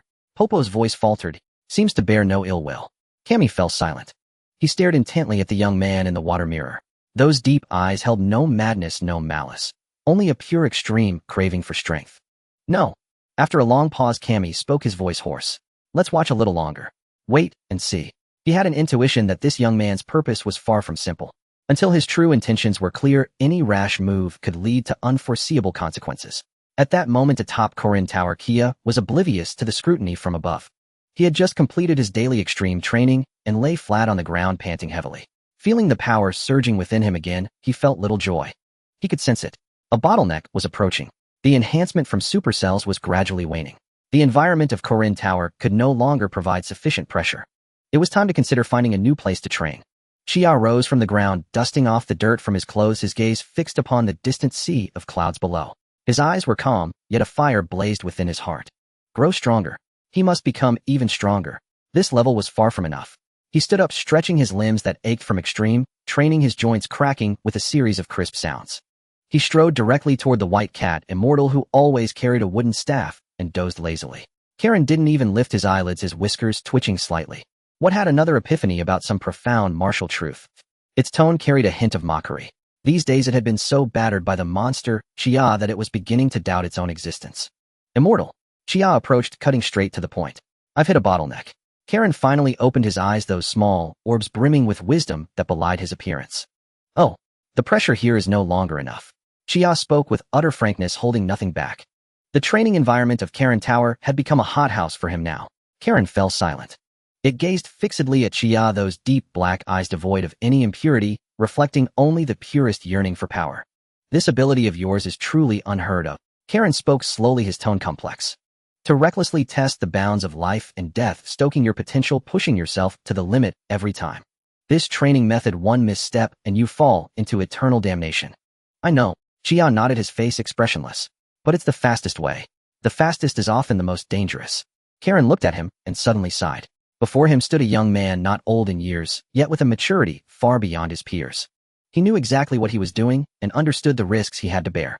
What was even rarer was that he had never concealed his extraordinary ability from the start. This candor shifted Karen's perception of him from initial wariness to present appreciation and a touch of concern. Since you've made up your mind, I won't say more. Karen fumbled behind him. Where are you headed? Kia's gaze turned westward. Back to West City. There's something I need there. After packing his scant belongings and changing into clean clothes, Xia prepared to say goodbye to Yajirobe. Before he could speak, the plump swordsman blocked his way, clutching his blade with a disgruntled look. Hey, you're leaving? Yajirobe's tone was as sharp as gunpowder. Xia raised an eyebrow. What, you'll miss me? Huh. I can't wait for you, monster, to get the hell out. Yajirobe stiffened his neck and snorted, but his gaze wavered. With you around, even grilled fish doesn't taste good. Watching you torture yourself every day is bad luck. He cursed under his breath, but his actions told a different story. Thud. A small pouch was tossed over. Xia caught it. It was heavy in his hand. He opened the bag, and a peculiar fragrance wafted out. Inside were emerald green senza beans. Xia froze for a moment, then looked up at Yajirobe. The talking, soft-hearted fat man was awkwardly turning his head away, sneaking glances from the corner of his eye. Ahem. Yajirobe coughed loudly, trying to mask his embarrassment. The immortal said your training method will eventually kill you. Take these beans, don't starve to death halfway. That would be too shameful. A monster should die like a monster, not from hunger. Xia couldn't help but laugh at his tsundere demeanor. Thanks, fatty. Who wants your thanks? Just get lost. Yajirobe, like a cat with its tail stepped on, bristled, instantly clutched his sword, and scurried away out of sight. Xia weighed the sins of beans in his hand, his smile deepening. This pouch must have held several years' worth of Karen's stock. This fat man was quite endearing. He stowed the beans away and turned to leave. Xia. Karen's voice came from behind. This time it lacked its usual languor, replaced by an unprecedented solemnity. Xia looked back. The white cat immortal, leaning on his wooden staff, stood silently at the edge of the tower with the surging sea of clouds as his backdrop. Remember one thing. Karen faced the fierce wind at the peak, his whiskers fluttering. Power has no morality, but those who wield it do. Your pursuit of power borders on madness, each time dancing on the blade's edge. Such extreme behavior will amplify all your emotions, including desire and ambition. His gaze was as sharp as a blade, piercing deep into Kia's soul. Remember, do not let power devour your true heart. Guard it. Otherwise, everything you pursue today will become the source of your own destruction in the future. The air fell still. On the high tower, only the howling wind remained. Xia listened quietly, saying nothing. He could feel the weight of Karen's words, the most sincere admonition from an elder to a junior. After a long while, he bowed solemnly to Karen. I will remember. There were no grand words, no further promises. But those 4 words Chia spoke with utmost seriousness. Karen looked at him and slowly nodded. This was all he could do. The path ahead was ultimately for him to walk alone. Chia straightened up and walked to the edge of Karen Tower with a bottomless sea of clouds beneath his feet. He turned back, glanced at Yajirobe peeking from a corner, and flashed him a brilliant smile. Yajirobe shuddered at the sight and quickly ducked back. Chia hesitated no longer. He stood at the tower's edge, facing the vast world, his posture ramrod straight. The next second, boom. An indescribable, terrifying aura erupted from within him. White energy like a volcanic eruption shot skyward, enveloping his entire being. Violent shockwaves radiated outward in all directions. The entire Karen Tower trembled slightly under this force. Yajirobe, hiding in the distance, was knocked off balance by the gale, clinging desperately to a pillar, his face etched with terror. How strong is this guy now? It's utterly outrageous. Amidst the stunned gazes of Yajirobe and Karen, the blinding white aura suddenly contracted. Then, whoosh, a brilliant white beam burst forth from the tower top. At an extreme speed, it instantly tore through the thick clouds, leaving a long, lingering white trail across the boundless sky. That beam streaked toward West City. In the blink of an eye, it vanished beyond the horizon. Only the pierced cloud hole and that striking white scar remained, proof that what had just happened was no illusion. The top of Karen Tower fell silent once more. Yajirobe, still clinging to the pillar, stood frozen, his mouth agape. Crack. His jaw had dislocated again. Karen walked to the edge, gazing in the direction Chia had disappeared, his ancient eyes filled with complex emotions. He raised his cat paw and gently stroked his whiskers. This young man was like an uncontrollable meteor tearing through the sky of this world with a resolute stance. Would he fall, or become a sun like never before? I hope. You take care of yourself. A soft sigh dissipated in the wind. She do. Chia descended from the sky, landing atop a skyscraper, the fierce wind tousling his black hair. Beneath his feet, countless flying capsule cars wove into an unending steel river in midair, humming softly. Massive holographic advertisements flickered between the buildings, where a virtual idol singer beamed a sweet smile at the entire city. The glass curtain walls reflected a cold light, and the crowds on the streets moved like busy ants. This extreme prosperity gave Chia a peculiar sense of disconnection. The isolated ascetic training on Kalinta stood in stark contrast to the clamorous mortal world before him. Finally, I am back to this place. Chia sighed. He did not rush down. He merely stood quietly, closing his eyes. The surrounding noise, the crowd's chatter, the roar of traffic, all were instantly stripped from his perception.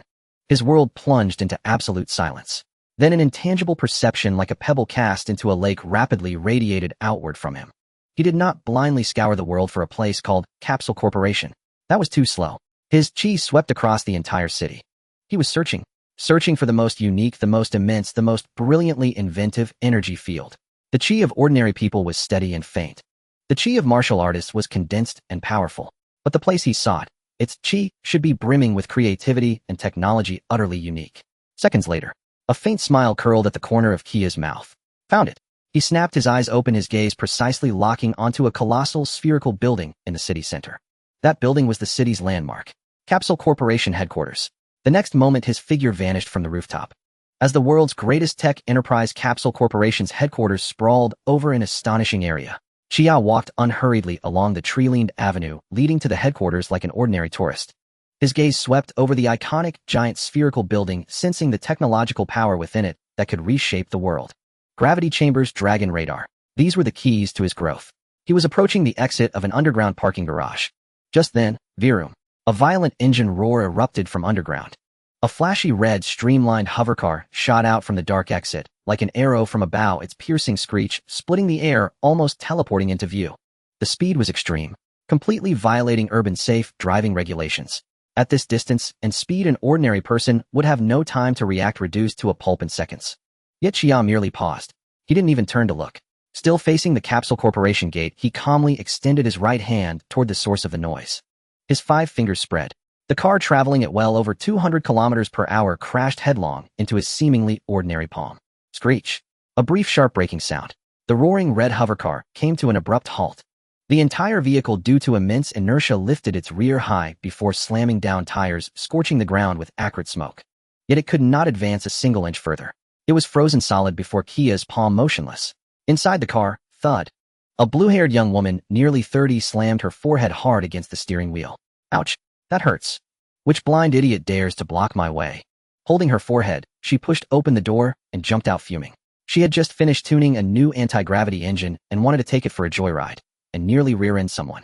But when she stormed around to the front of the car, all her prepared curses got stuck in her throat. The first thing she saw wasn't the idiot blocking her path. It was her car. Her crimson blaze, forged from the latest high-strength alloy, the fruit of her countless efforts. It was completely unscathed. The front was smooth as a mirror without even the faintest scratch. No dents.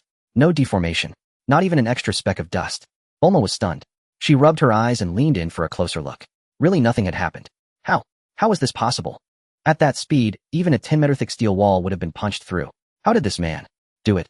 To perfectly dissipate such terrifying kinetic energy in an instant without damaging the vehicle. What kind of insane power control was that? This had left the realm of physics and entered metaphysics. For the first time, the genius girl's mind went blank. Her brain rapidly calculated the energy formula for that instant, but every result told her impossible. With a head full of question marks and an uncomprehending shock, she finally looked up at the perpetrator. Then she froze again. He was a tall, slender young man. Black short hair, black pupils. His features were handsome, almost unreasonably so. What drew her most were his eyes. Deep as the starry sky, calm without a ripple. He stood there quietly, as if the person who had single-handedly stopped the supercar wasn't him. The anger in Bulma's heart was doused like a bucket of ice water, vanishing completely. In its place, a feeling called curiosity and infatuation began to run wild. Who was this guy? He was way too good-looking. Bulma cleared her throat, forcing herself to snap out of the visual knockout.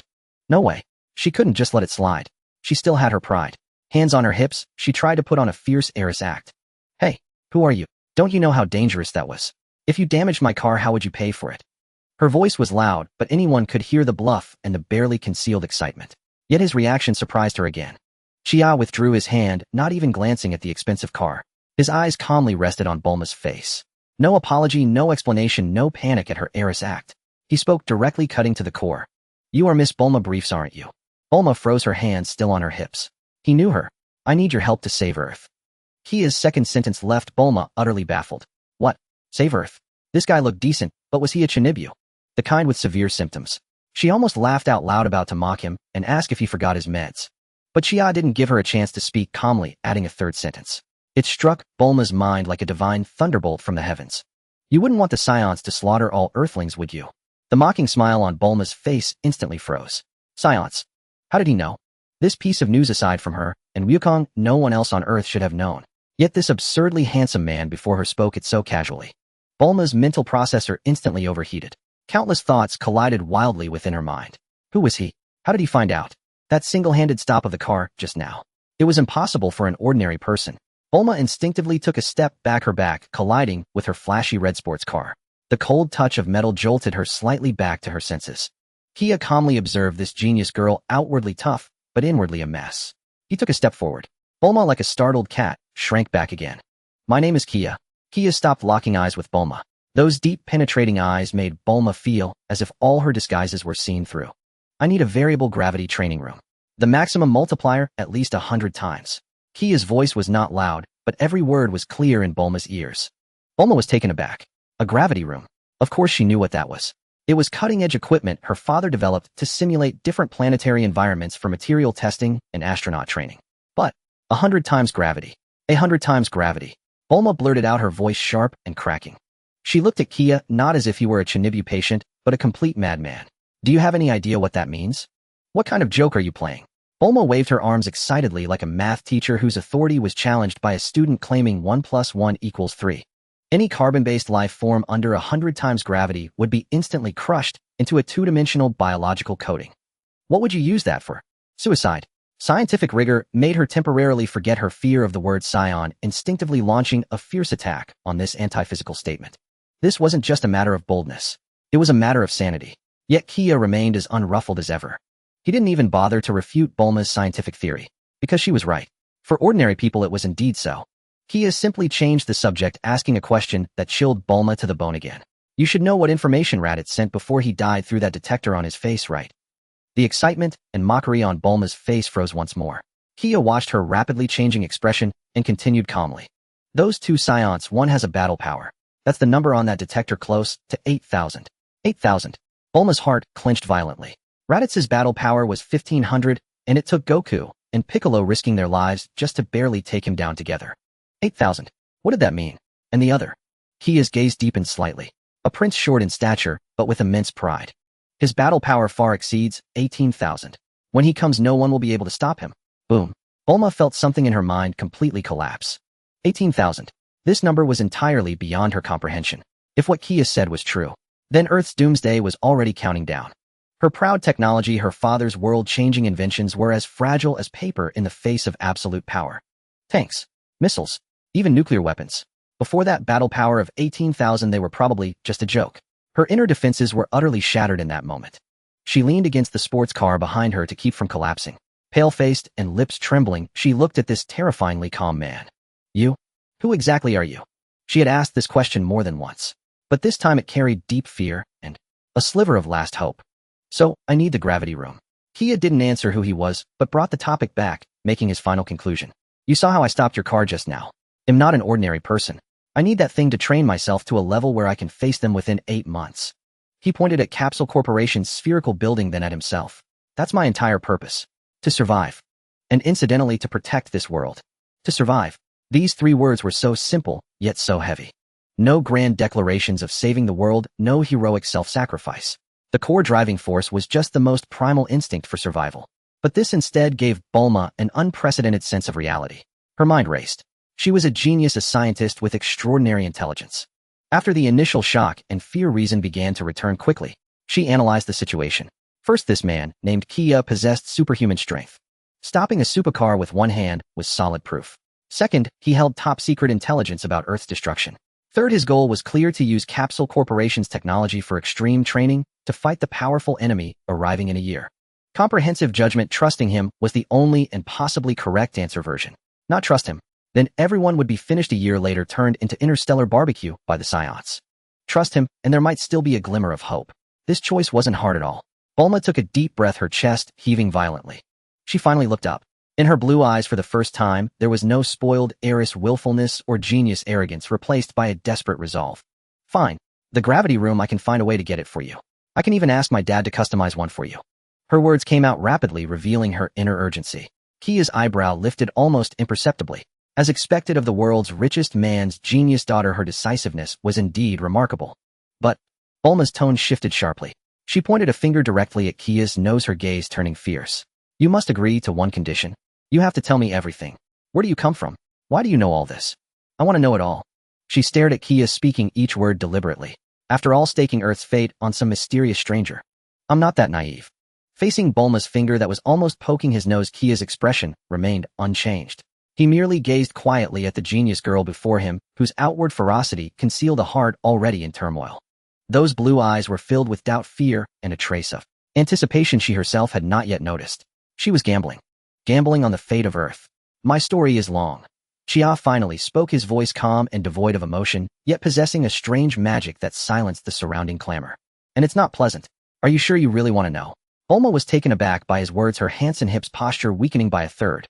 What did he mean by not pleasant? This guy always spoke the most terrifying things in the calmest tone. But since the words were out, there was no way she would back down. Spare me the nonsense. Bulma puffed out her chest, forcing herself to appear more confident. I've seen all kinds of storms. I've even dealt with aliens. Spill it. All right. Chia nodded, as if he had expected this reaction. He didn't launch into a long-winded explanation or create suspense. He simply stated a fact, dropping a bombshell. I come from a future where everything has been destroyed. A future where you, your father's son, Goku Krillin. Everyone is dead. The expression on Bulma's face froze. You? What did you say? Is this time travel? Her voice was dry as she instinctively felt it was absurd, a plot from a movie. Yet this man before her, and everything he knew, was violently challenging her scientific worldview. You could say that. Chia didn't give her much time to process. In that future we lost. We suffered a crushing defeat.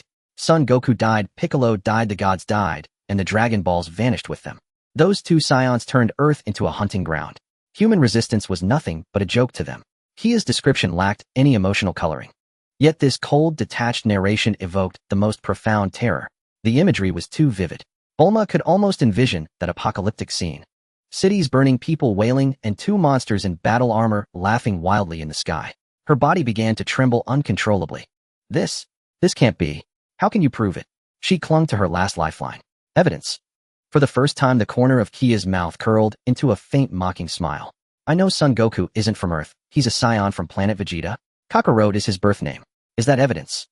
I know he had a tail as a child and would turn into a giant ape under a full moon, losing his mind. Is that evidence? I know you invented the dragon radar to find the Dragon Balls. Is that evidence?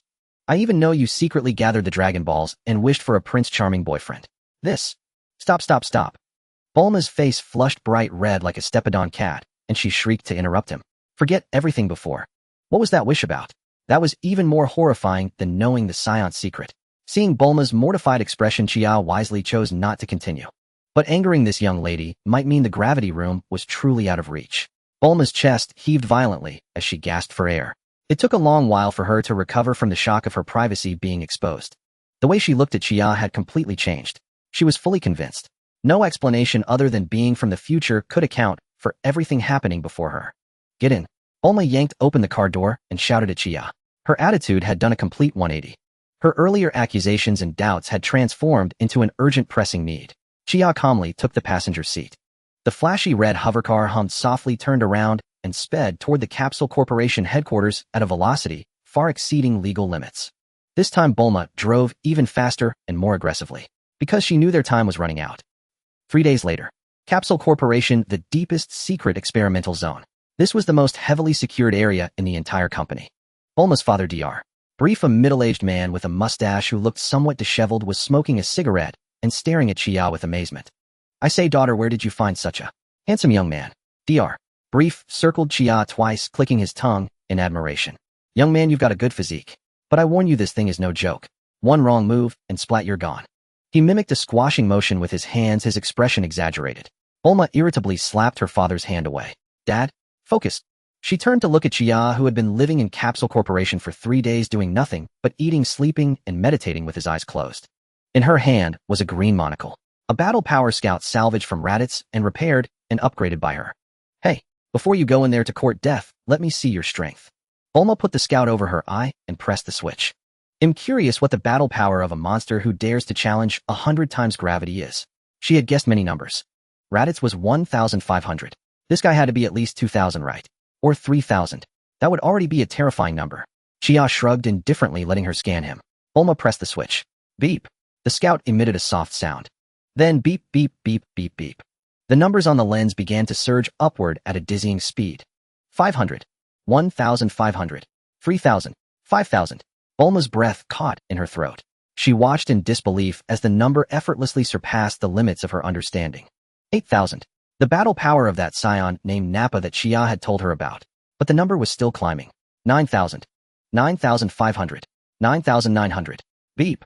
Finally, with a crisp, sustained tone, the number stabilized. A number that left Bulma's mind utterly blank. 10,000. A full 10,000. Dr. Brief leaned in curiously. What is it, daughter? Let me see. Bulma turned her head mechanically, her face pale, lips trembling, unable to utter a single word. Her mind was a void. And that stark, shocking number. 10,000. Before any gravity training, he already possessed a battle power of 10,000. Only 8,000 less than the incoming Scion Prince. This was just the beginning. In that moment, Bulma finally understood the meaning of Kia's words. I need to use that thing to raise myself to a level where I can fight them within 8 months. So he wasn't bluffing. He wasn't delusional. He truly had the potential.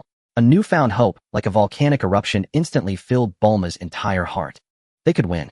Maybe they really could win. She pointed at the massive white gravity room, her voice trembling with excitement. Whatever you need, just tell me. Unlimited energy. Even if it drains all the power from West City, it'll make sure you train. The genius girl was fully ignited. She could already picture it a year from now, this man punching Vegeta and kicking Nappa. Chia smiled, said nothing more, and turned to walk into the gravity room. The heavy alloy door slowly closed. The massive sphere began to emit a low roar, heralding the official start of a maddening training regimen that would push beyond human limits. Time flew by in the monotonous and brutal training. 8 months passed in the blink of an eye. During those 8 months, the roar of the gravity room never ceased. Bulma came down every day to check the data, and each time she was stunned beyond words by the gravity multiplier displayed on the screen and Kia's vital signs. From 10 times to 20 to 50, and finally, 100 times. He had actually done it. This man had truly survived and performed intense training under 100 times gravity. He was an absolute monster. One day, as usual, Bulma walked into the experimental zone, carrying a cup of coffee. But the moment she entered, she heard a piercing alarm echoing through the entire base. Beep, beep, beep. Warning. Two high-energy reactions detected rapidly approaching Earth's orbit. Estimated time of arrival 10 minutes. They're here. The coffee cup in Bulma's hand crashed to the floor, shattering into pieces. She jerked her head up to look at the large screen. On it, two bright red dots were speeding toward this blue planet. 8 months of peace were shattered in an instant. At that very moment, boom. The massive alloy door of the gravity room, which had been running continuously for 8 months, slowly slid open to both sides. A figure stepped out from within. In the eastern wasteland, two massive spherical metal objects trailing fiery tails plunged through the azure sky, like two malevolent stars falling from the heavens. With a sharp and piercing whistle, they crashed onto the desolate ground with an overwhelming force. Boom. The earth trembled violently, as if letting out a painful groan. Two bottomless giant craters formed instantly, sending shockwaves that stirred up clouds of dust. After a moment, a metallic hatch in one of the craters slowly opened, releasing a plume of white steam. A terrifyingly muscular man emerged from within. He was bald with a fierce countenance, dressed in a black and blue combat suit, a cruel smile curving his lips. It was Nappa. Shortly after, another hatch opened, revealing Vegeta, who was relatively shorter but exuded a more chilling aura, crossing his arms and striding out with an arrogant demeanor. He surveyed the desolate land with disdain and contempt in his eyes. Humph. Vegeta pressed a button on his green scouter. Raditz, that useless fool, actually getting killed by the scum of this planet. What a disgrace to our Saiyan warriors. Forget about that fool, Vegeta. Nappa cackled, stretching his limbs with a cracking sound. I can't wait to hear the delightful screams of this planet's natives. Let's find a place to have some fun. However, Vegeta raised a hand to stop him, his gaze locking onto something in the distance. Oh, it seems we have a welcoming party today. Nappa was taken aback following Vegeta's line of sight. Ahead, several figures hovered quietly in midair. Leading them was a Namekian with green skin, antennae on his head, and a stern expression. It was Piccolo. Beside him stood Krillin, Yamcha, and Kaiatsu, and Little Gohan. They did not, as in the original story, rush and panic after the Saiyans landed. Thanks to Kaiatsu's early warning and Bulma's intelligence support, they had been waiting here for a long time. None of them showed fear, only a serious and resolute demeanor filled their faces. Over the past year, they too had endured hellish training. Hey Vegeta, look. Nappa, seeing this group, laughed instead of getting angry, pointing at them with his massive palm, chuckling uncontrollably. Quite a few bugs have come to deliver themselves to death. Do they think their lives are too long? Ha ha. Vegeta remained indifferent, pressing the scouter. Beep. Beep. A series of numbers flickered on the screen. A bunch of trash. Vegeta turned off the scouter, lacking even the interest to look again. Nappa, don't waste time on these garbage. Use that thing and make it quick. Alright. Nappa excitedly took out a test tube from a small pouch at his waist containing seeds the size of green beans. He tossed the seeds onto the ground. A bizarre scene unfolded. The ground began to writhe, as if alive, and 6 hideous green-skinned humanoid monsters burrowed out from the soil. Vegetable people. Chirp, chirp, chirp. They emitted piercing screeches, their crimson eyes fixated on Piccolo and the others. Alright, little ones, go play with them. Nappa commanded. Let's see who can survive this appetizer. The 6 vegetable people sprang to life, transforming into 6 green blurs as they charged toward the Z fighters. Scatter! Piccolo shouted. The group immediately dispersed, each facing their own opponent. Tien's eyes sharpened as he faced the vegetable person rushing at him. He did not dodge, sinking his body low, striking the creature's neck with his elbow at an awkward angle. Crack! A crisp sound echoed. The vegetable person didn't even have time to scream, its body stiffened, crashing to the ground dead in an instant. Clean and swift. On the other side, watch this. Kamehameha. Yamcha thrust his palms forward, unleashing a blue energy wave that struck a vegetable person squarely. Boom. The vegetable person was obliterated into fine ash. Hey, it's not that impressive. Having easily dispatched one opponent, Yamcha felt a surge of confidence. He wiped his nose, struck a pose he deemed cool, and beckoned to the remaining 4 vegetable people with his fingers. Hey, you guys don't come at me one by one, that's too slow. Come at me all at once, I'm in a hurry. Yamcha, don't get careless. Krillin shouted from nearby. Don't worry. Leave it to me. Yamcha replied confidently. However, as soon as he finished speaking, a previously motionless vegetable person suddenly flashed red in its eyes, bursting up from the ground at an unbelievable speed, appearing right behind Yamcha. It grabbed Yamcha around the waist, its body rapidly swelling, glowing with a dangerous red light. What a... Yamcha's face changed dramatically, every hair on his body standing on end. He tried to break free, but found the creature's strength astonishing, its arms clamping down on him like iron vices. Yamcha! Krillin and Tien screamed in terror. Everything happened too quickly. No one anticipated that these monsters had such a self-destruct tactic. It's over. Yamcha's mind went blank. He could almost envision his body being blown to pieces. Is this what they mean by too much joy leads to sorrow? Is this how my life is going to end, in such a ridiculous way? Just as the situation grew tenser, just as everyone thought tragedy was about to unfold. A black figure appeared next to Yamcha without warning. It was incredibly fast. The figure simply extended a hand, lightly resting it on Yamcha's shoulder. In the next second, Yamcha and the shadow vanished from their spot. Boom! Almost simultaneously, the bloated vegetable person exploded.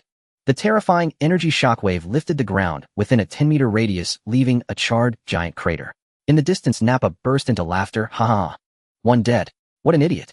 But his laughter soon caught in his throat. Because 100 meters away at the edge of the explosion shockwave, Yamcha sat on the ground in a daze, completely unharmed. Standing before him was a tall man with black hair.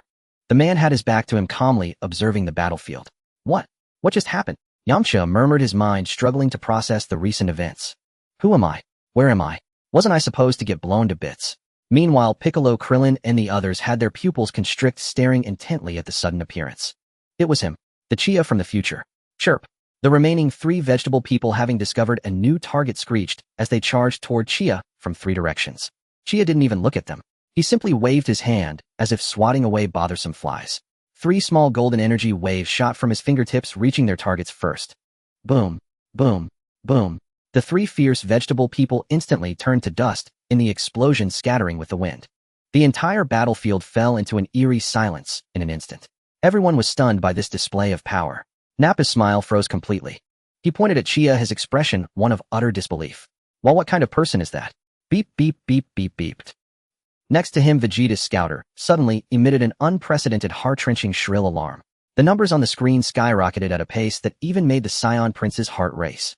1,000, 5,000, 10,000, 15,000, 20,000, and still rising.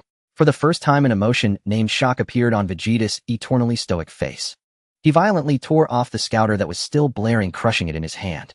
What a joke! He stared intently at that calm figure in the distance, forcing out a few words through clenched teeth. How could there be such a monster on this planet? Whether it was the Z fighters or the Saiyans in the distance, all eyes converged upon that black-haired man. With a flick of his fingers, he annihilated 3 Cybermen, each boasting a battle power of 1,200. What terrifying strength was this? Yamcha collapsed onto the ground, gasping for air in ragged breaths. A sense of relief from his narrow escape mingled with overwhelming shock left him in a state of utter stupefaction. He had truly brushed with death moments ago, and the one who pulled him back was none other than this man before him. Inwardly, Chia regretted not witnessing Yamcha's iconic expression of terror. You? Krillin swallowed hard, staring at Kia's back, and spoke with difficulty. Just who? Chia cast a nonchalant glance at the 2 Saiyans in the distance, who were completely dumbfounded. Then he turned around, his gaze sweeping over Piccolo, Yamcha, Shinhan, and the other warriors who stood ready. The remaining 2 I'll leave to you for practice. What? At these words, everyone was astounded. Every single one of the Z fighters was bewildered. Practice. Take those monstrous Saiyans as practice. Piccolo narrowed his eyes, stepping forward first. As the Demon King of Earth, he could not allow himself to retreat. Moreover, he vaguely sensed that Chia must have his reasons for saying this. All right, leave it to us. Piccolo's declaration ignited a flame of unwillingness in the hearts of the others. Indeed, since they had already taken their stand here, could they possibly run away? Behind them lay their families, the entire Earth. That's right, let's do this. Tien Shinhan's 3 eyes gleamed with sharp determination. Kaiatsu, stay behind me. Yes, Tien. Kung Fu's afraid of who? Yamcha also assumed a fighting stance. His recent brush with death had only ignited his ferocity. Gohan, don't be afraid. Stay behind Krillin, Piccolo said to the trembling Gohan beside him. Yes. Gohan nodded vigorously, his small face etched with stubborn resolve. Their combined aura instantly coalesced into a single unyielding force. Perhaps they could not win, but they absolutely could not back down. Meanwhile, on the other side, Nappa and Vegeta had snapped out of their shock. What replaced it was a volcanic eruption of towering rage. Ha ha ha. Nappa burst into furious laughter, veins bulging on his forehead, his expression twisted and terrifying. That mysterious man whose power had spiked and then retracted was one thing, but these insects dared to challenge him. Vegeta did not laugh. He merely stared coldly at the Z fighters, the murderous intent in his eyes almost solidifying into substance. To be looked down upon by a bunch of rabble. This was the most vile, the most shameless insult to the Prince of Saiyans. Unforgivable. Absolutely unforgivable. At that moment, Nappa charged forward. He let out a furious roar, his colossal body turning into a cannonball that hurtled towards the Z fighters with a deafening howl. Insects, are you ready to meet your doom? Scatter. Surround him, Piccolo bellowed. In an instant, the group dispersed, encircling Nappa from all sides. Tri-beam. Tien Shinhan struck first, his hands forming the familiar stance as terrifying energy rapidly coalesced. Die. A square-shaped energy beam with an aura of world-shaking devastation blasted towards Nappa's back. A cheap trick. Nappa didn't even turn around, he swung his arm back, and a key blast dispersed Tien's attack. But just then, special beam cannon. Piccolo, who had already finished charging, brought his two fingers together, and a spiraling lethal energy beam stabbed straight for Nappa's chest. Solar flare. Krillin on the other side suddenly unleashed a blinding flash of light. Damn it, my eyes. Caught off guard, Nappa's vision was consumed by a sea of white. He instinctively tried to dodge Piccolo's attack, but it was too late. Shunk. The special beam cannon pierced cleanly through Nappa's shoulder blade. Error gaff. The searing pain tore a bestial roar from Nappa's throat. We did it. Krillin exulted. Don't let your guard down. Piccolo barked sternly. He knew full well that this strike was far from fatal. Sure enough, Nappa clutched his gushing shoulder, his face contorted into a mask of pure rage. You bunch of damned insects. They'll crush every single one of your bones. He suddenly opened his mouth wide. Boom. A thick energy wave erupted from his mouth, like an uncontrolled flood sweeping in all directions. The Z-Fighters' faces changed drastically as they scrambled to dodge. For a time, the sounds of explosions, roars, and colliding energy resounded across the entire wasteland. Through their impeccable teamwork and a barrage of techniques, the Z-Fighters actually managed to hold their own against the enraged Nappa. Though they were in constant peril and all bore injuries, they tenaciously held back the massive Saiyan. At the edge of the battlefield, Chia observed the scene with composure, a satisfied expression on his face. Not bad. Better than he had anticipated. Just then he sensed an icy, piercing gaze fixed upon him from the side. Chia turned his head and met Vegeta's eyes, which were brimming with murderous intent and wariness.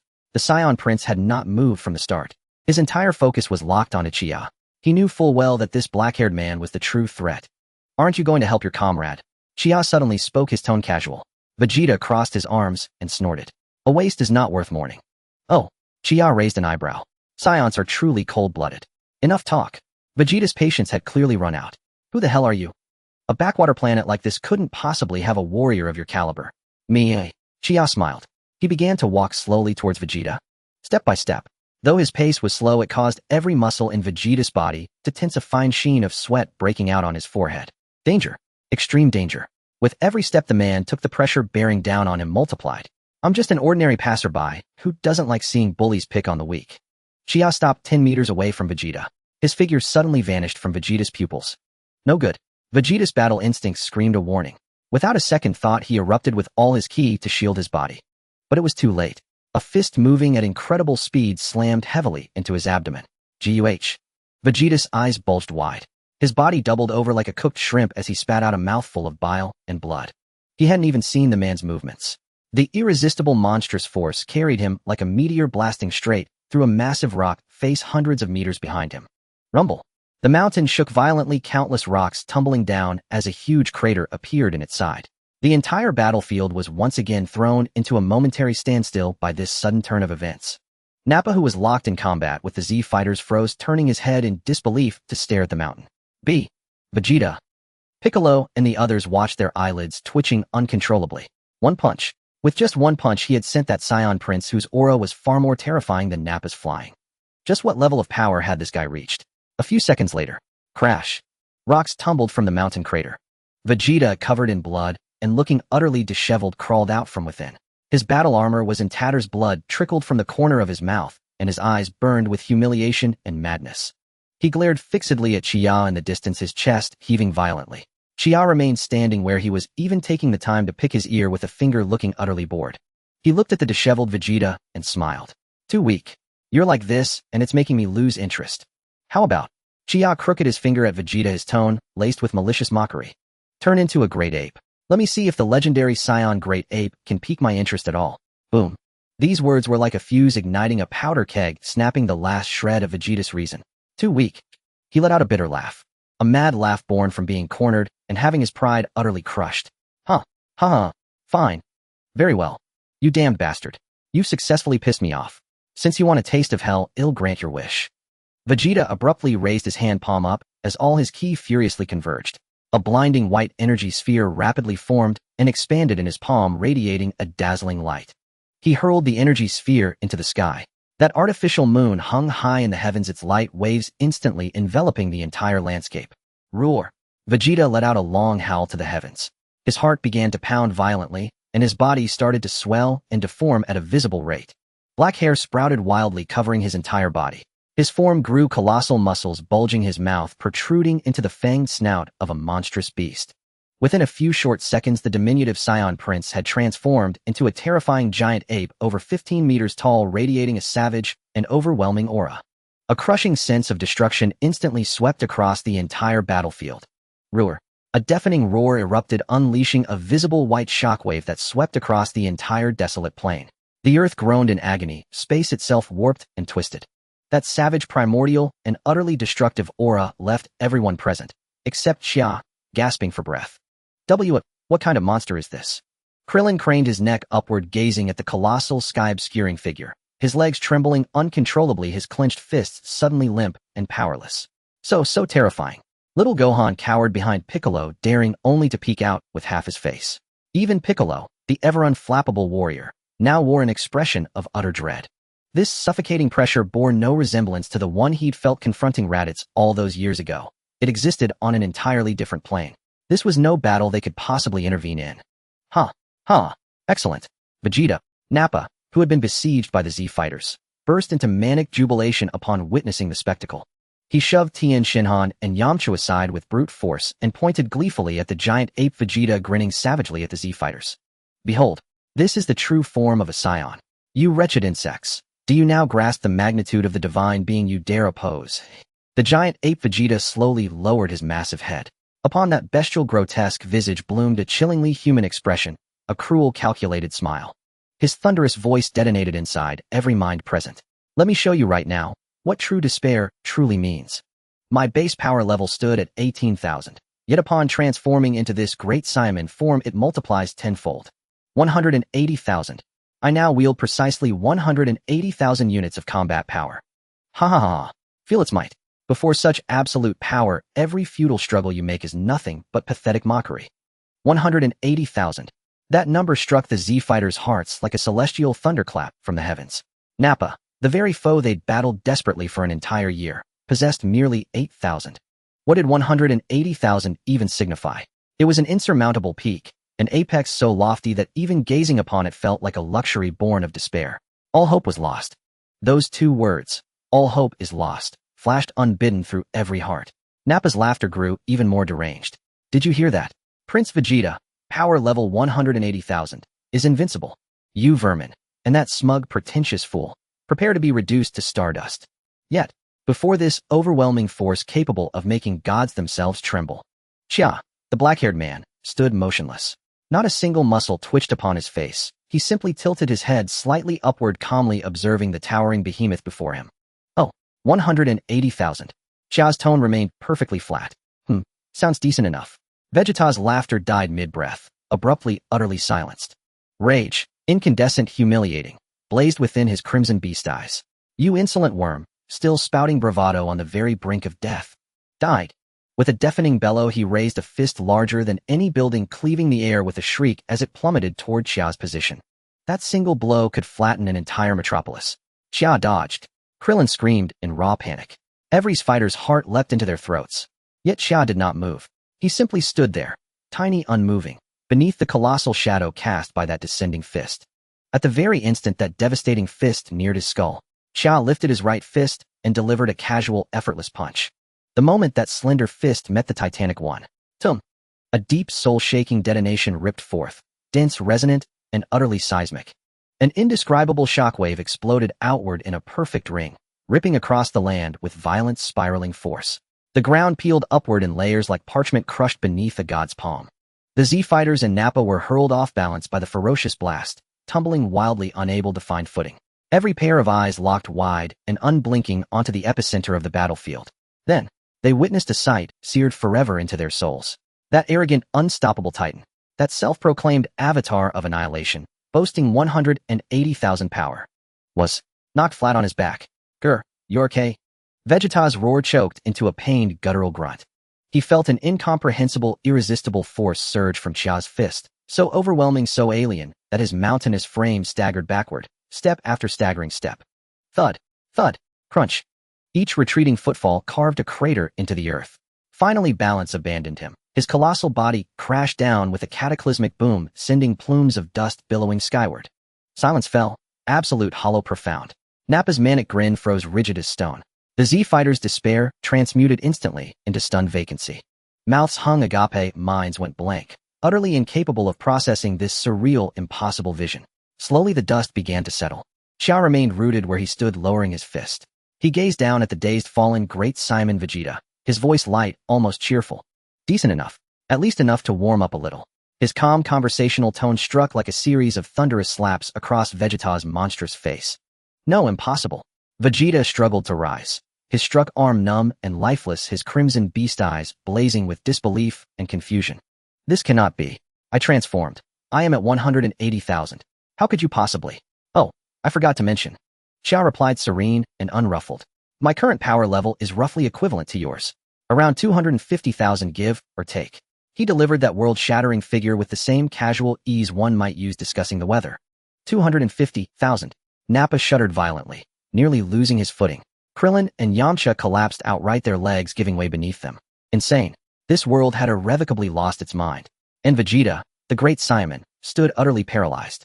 250,000. Roughly equivalent. You call that roughly equivalent? I reached 18,000 only after transforming. Damn you. Humiliation, pure scalding, all-consuming, overwhelmed both physical agony and primal fear. Vegeta roared, a cry of unprecedented fury, and thrust himself upright with his uninjured arm.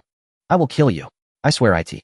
He threw open his maw, terrifying energy churning violently within, then unleashed a torrential violet beam of staggering thickness, like a river of stars collapsing from heaven, straight at Xia. Xia vanished from his spot in an instant. The beam missed, slamming instead into a distant mountain range. Boom. An entire mountain chain was erased from the map in a single sweep. Where did he go? Vegeta whirled his massive head wildly, scanning frantically for Xia. Right here. A cold, quiet voice whispered beside his ear. Xia hovered effortlessly beside Vegeta's face, level with those enormous, furious eyes. Danger. Alarm blared in Vegeta's mind. He swung his colossal fist without hesitation, but too late. Xia flickered aside, then reappeared, directly atop the Great Simon's skull. He raised his foot and brought it down hard. Thud. Vegeta's massive head slammed into the earth with brutal force. Crash. The ground convulsed violently, spreading a colossal spiderweb-like fracture radiating from the point of impact. See cursed. Vegeta's vision spun, consciousness wavered.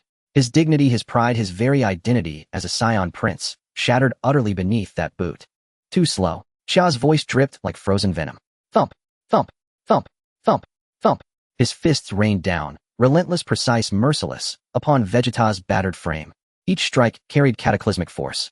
Each strike sent the giant ape's body convulsing violently. This was no longer a battle. It was a one-sided, brutal, unrelenting beating. The distant Z-Fighters watched numb, no longer shocked, no longer horrified. Just hollow, their very understanding of reality shattered beyond repair. Meanwhile, Nappa stared, hair standing on end as Vegeta was pummeled like a ragdoll. A glacial chill surged from his soul straight up to his crown. Run. He must flee, immediately, or perish. What is this planet? How can such an accursed abomination exist? Without hesitation, he flared his aura and bolted, rocketing skyward in the opposite direction. Trying to run, Piccolo reacted first, his gaze turning ice cold. Though the celestial duel above was far beyond their reach, this low-hanging fruit was theirs for the taking. Don't let him escape. Pursue. At Piccolo's command, Krillin, Tien, Shinhan, Yamcha, Katsu, even Gohan, sprang into action, streaking across the sky like radiant comets in hot pursuit of Nappa. Across the barren wasteland, only the thunderous rhythmic pounding of Xia's assault echoed, relentless, inescapable. Vegeta lay broken, bloodied, his awareness fading. Xia ceased his assault, hovering before the near-lifeless giant ape, gazing down with detached, sovereign calm. He extended a single finger, golden energy coalescing softly at its tip. The game is over. Golden energy gathered at Kia's fingertips, transforming into a sharp energy blade several meters long. The brilliance of the blade reflected in the crimson, beastly eyes of the giant ape Vegeta. His pupils constricted violently. A fear originating from the depths of his soul gripped his heart. What does this man intend to do? The giant ape Vegeta struggled, wanting to roar, wanting to resist. But right now, even moving his body was extremely difficult. He could only watch helplessly as that finger gently slashed at him. Whoosh. A golden line flashed through the air. The tail connected to the source of the Saiyan's rage was severed with a sound. Roar. Hakai. The giant ape Vegeta let out his final piercing scream. That massive body which obscured the sky began to shrink rapidly like a balloon that had been punctured under the intense light, shrinking at a speed visible to the naked eye. Muscles, withered bones, restructured black fur, shed revealing his original skin. Boom. A naked figure covered in blood and dirt crashed heavily to the ground. Vegeta lay on the ground, his body twitching from pain and weakness, lacking even the strength to lift his head. The once proud face was now left with only humiliation and confusion. I lost. After transforming into a giant ape with a battle power of 1/8, I actually lost. And I lost so miserably. Chia slowly descended from the air, standing in front of him looking at the disheveled prince. If you had been this obedient earlier, it would have been better. Kia's tone was like that of commenting on a disobedient child. You had to force me to act. Vegeta could no longer hold back upon hearing this, spitting out a mouthful of old blood. Humiliation. This was 1,000 times more cruel than a physical beating. He, the proud prince of the Saiyans, an elite warrior of the universe, was actually taught a lesson in such a tone. You bastard. Vegeta used all his strength to tremble as he lifted his head, his eyes filled with bloodshot and unwillingness. Who are you? At that moment, a gentle yet vibrant voice came from afar. Flying Nimbus. Go faster. Chia raised an eyebrow and looked up at the sky. A small yellow cloud was racing towards them at an astonishing speed. On the cloud stood a man wearing an orange martial arts uniform with a peculiar hairstyle. His aura, pure, powerful, filled with high-spirited fighting intent. Son Wukong. He finally arrived. It's Dad. Little Gohan was the first to shout in delight. Wukong. Krillin was so excited that tears filled his eyes, feeling that their mainstay had finally come. Piccolo also let out a sigh of relief. Although Chia was ridiculously strong, Wukong was still their most familiar ally. The flying Nimbus stopped above the battlefield. Son Wukong looked down and was stunned. What happened? The ground was riddled with massive craters and cracks, and the distant mountains had completely vanished with several powerful and sinister auras lingering in the air. A tall, bald Saiyan Nappa had been blasted down to half his body, dead beyond recovery. And another. Wukong's gaze fell upon the collapsed, barely breathing Vegeta. This aura, so strong. Even in his current weakened state, he was still far above that bald guy. This must be the most terrifying enemy that Piccolo and the others spoke of. But why did he also fall? Great. Wukong, you've finally returned. Krillin waved his hand excitedly at Wukong in the sky. The battle is over. We won. Edge. Wukong jumped down from the flying Nimbus, scratching his head, looking completely clueless. Over. But didn't Raditz say that 2 Saiyans far stronger than him were coming? As he spoke, he walked towards Vegeta. When he saw Vegeta's miserable state, his pupils slightly contracted. Such serious injuries. This must have been an unimaginable fierce battle. Yes, it's those 2. Krillin pointed with lingering fear at Nappa's corpse and the fallen Vegeta. We almost suffered total annihilation. Wukong listened to Krillin's account. A look of relief appeared on his face. That's great, everyone is still alive. However, deep in his heart, there was an indescribable sense of loss that quietly spread. I hurried back from King Kai's planet. As a result, the fight is over. Wukong's eyes began to scan the battlefield. Then, his gaze fixed on the black-haired, black-eyed man who was calmly looking at him. Chia. Boom. In Wukong's perception, Kia's presence was like the sun in the night. That immense, calm, unfathomable energy made his blood boil uncontrollably. So strong. So powerful. Stronger than any aura he felt on King Kai's planet. It's him. It must be him who won this battle.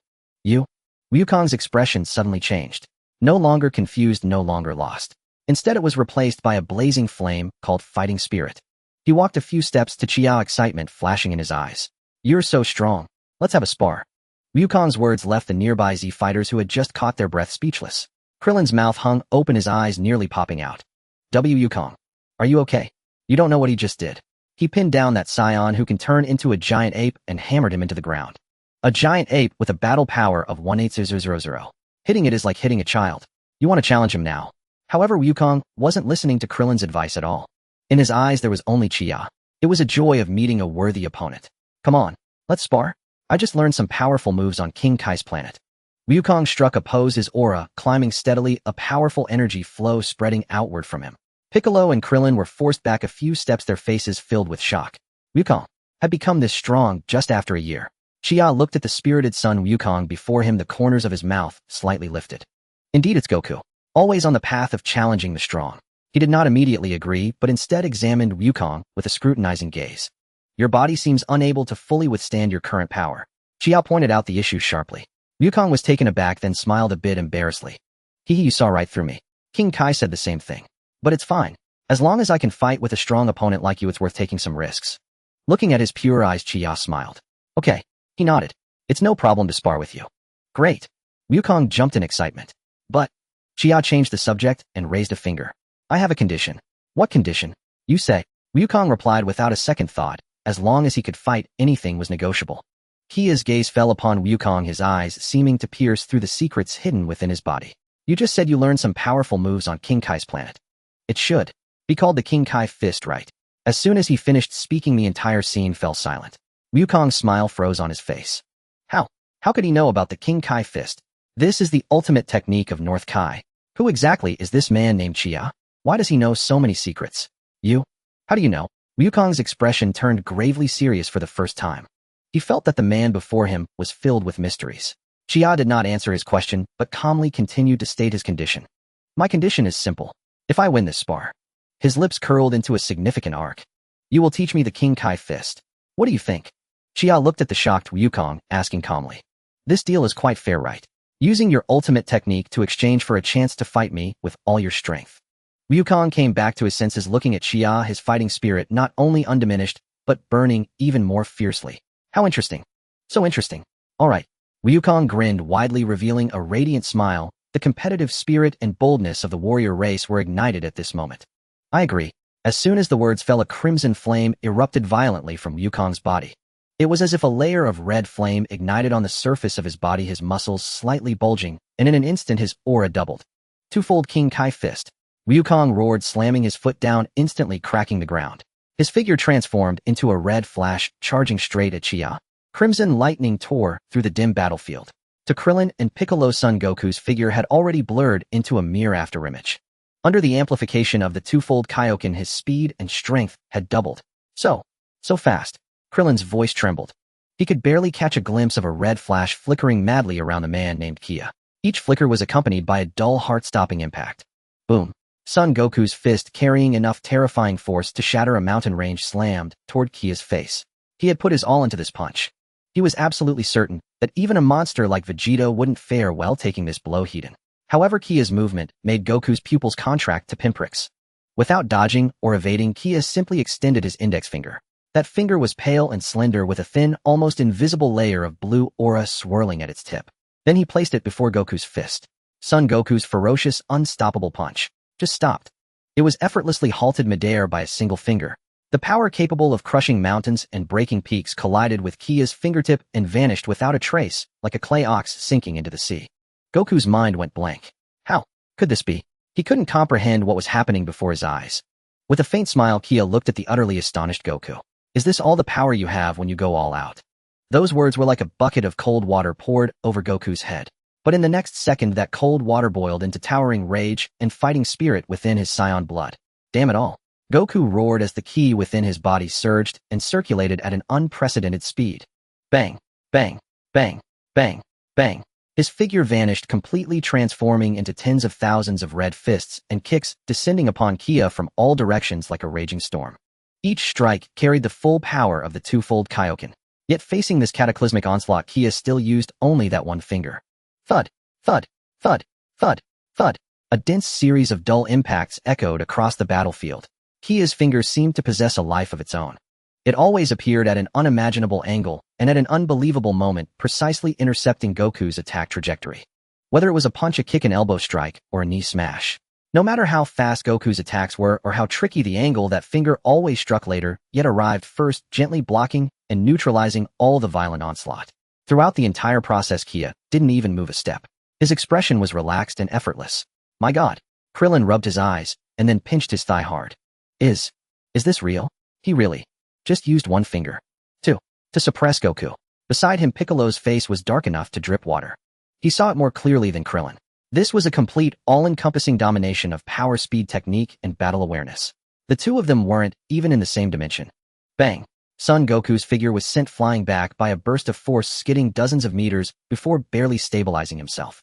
He panted heavily, sweat soaking through his martial arts uniform. The twofold Kaioken placed an immense strain on his body. This short burst of intense offense of mere tens of seconds had already brought him to obvious exhaustion. In contrast, Kia still stood in place, calm and composed, without the slightest disruption in his breathing. It's not over yet. Goku gritted his teeth, veins bulging on his forehead. A far more violent aura than before erupted from within him. Crimson red, ki transformed into blazing flames enveloping his entire being. He stared intently at Kia, forcing out a few words from his throat one by one. Triple. Kaioken. Boom. The ground could no longer bear the pressure, instantly splitting into huge spiderweb-like cracks centered around Goku's feet. His muscles bulged in entire size. His entire aura surged once more in an instant. Hiya! With a roar, Goku's figure vanished again. This time his speed was more than double what it was before. Now that's a bit interesting. Kia still didn't move, but the casually extended index finger became just a little more serious. Clang! A metallic clash, 10 times louder than before, exploded. Goku's fist was firmly blocked, but he didn't stop. Leveraging the terrifying explosive power of the triple Kaioken, he launched an even more frenzied barrage. Clang! Clang! Clang! Clang! Each collision erupted with dazzling sparks and visible shockwaves. The entire battlefield trembled continuously under this fearsome exchange. Vegeta, lying on the ground, crawled weakly while lifting his eyelids to watch the two figures clashing in the sky. His eyes were filled with disbelief.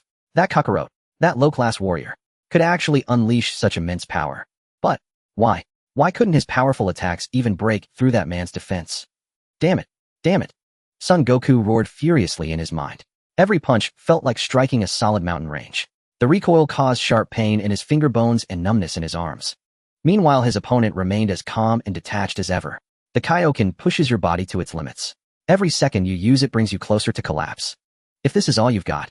Kia's voice clearly reached Goku's ears. As he spoke, he exerted force with his fingertip. Bang! An irresistible immense force struck Goku, sending him flying like a cannonball. He tumbled through the air over a dozen times before awkwardly regaining his balance, a trace of blood already trickling from the corner of his mouth. Kia looked at him and slowly lowered the finger he had been using all along. He'll gladly take that Kaioken. No, I haven't lost yet. I still have one last move. Son Goku suddenly leaped back over 100 meters, positioning his hands at his waist in a pose everyone knew all too well. Huh. Me. Huh. Me. Huh. A blue energy sphere rapidly formed in his palm, radiating a terrifying, heart-stopping fluctuation. That bastard. Is he thinking? Piccolo's face drastically changed. He wants to use the Kamehameha combined with the Kaioken. Come on. Take my strongest attack. Goku's body trembled violently from the excessive concentration of power, but the fighting spirit in his eyes burned at its peak. This is all I've got. He let out a final roar at the energy sphere in his hands. Fourfold. Kaioken. Goku's entire body of crimson-red aura surged wildly into the blue energy sphere in his palms. Blue and red merged perfectly. In an instant, the sphere's size and energy level multiplied several times. A terrifying power capable of destroying this planet brewed within. Huh.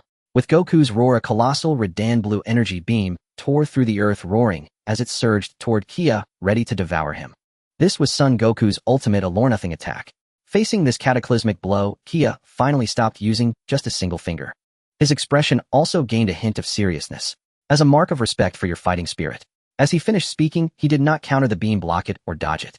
Instead, just as the Kamehameha wave was about to touch him, he reached out his right hand and gently flicked the massive energy beam. In the next second, a scene that made everyone's eyes nearly pop out occurred. That fourfold Kaioken Kamehameha wave, capable of vaporizing mountains and piercing planets, was completely redirected by that casual flick. Boom. The colossal energy beam grazed Kia's body and shot into the boundless sky, leaving a brilliant, yet deadly trail across the distant heavens before ultimately vanishing into the depths of the cosmos. The entire field fell into dead silence. Krillin's mouth was agape, his jaw nearly dislocated. Piccolo's face was green with shock. Even the dying Vegeta forgot his own excruciating pain because of this unimaginable sight.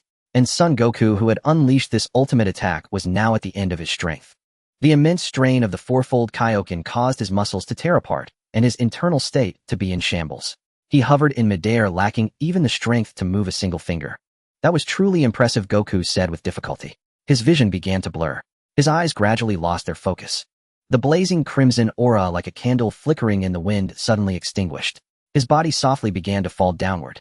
At that moment, a figure appeared behind him without warning. It was Kia. He looked at Goku's swaying, exhausted back and slowly raised his hand. He grabbed the collar of Goku's tattered martial arts uniform and lifted him midair. He glanced down at the completely unconscious Goku, then raised his eyes, scanning the utterly petrified Z fighters on the ground. He smiled. Well then, he'll gladly take that Kaioken. Clin, Piccolo, young Gohan. All eyes converged on Kia. Their gazes held shock, fear, bewilderment, and an incredulous look as if beholding a monster. Kia completely ignored these stares. One of his hands began to fumble over Goku's tattered martial arts uniform. Hey, what? What are you doing? Clint, seeing this, grew anxious and mustered the courage to shout. He feared this unreasonably powerful man might do something to the unconscious Goku. Kia paid him no heed. Soon he retrieved a small cloth pouch from Goku's waist. Opening the pouch, he poured out a single green bean. A Sinza bean. Kia pinched the bean, pried open Goku's mouth, and casually flicked it in.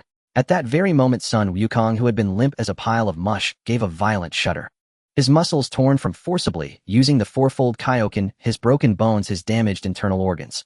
All of them in an instant healed at a speed defying the laws of life. His once dwindling energy was instantly rekindled, surging upward with even fiercer momentum. Whoosh! Sun Wukong's eyes snapped open, and he flipped from Kia's hand to land on his feet. He flexed his limbs, feeling the unprecedented, overflowing power within him, trembling with excitement. Wow! All healed. And I feel even stronger than before.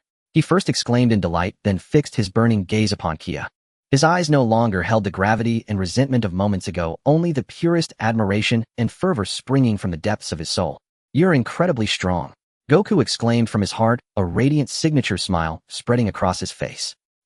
I admit defeat wholeheartedly. My name is Kia. Kia looked at him and smiled as well. He extended his hand.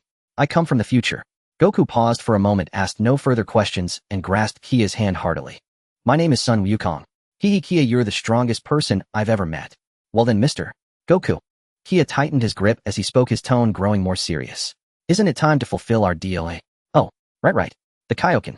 Goku slapped his forehead in sudden realization. He scratched his iconic spiky hair and let out a sheepish chuckle. Well, the principle of the Kaioken is actually quite simple. It's like, boom. You make the energy in your body explode several times over its normal state in the shortest possible time. But it puts a huge strain on the body. Lord Kai warned me repeatedly to use it carefully, or my body wouldn't be able to handle it. Goku gestured as he spoke. His explanation was straightforward and simple, with no intention of holding back.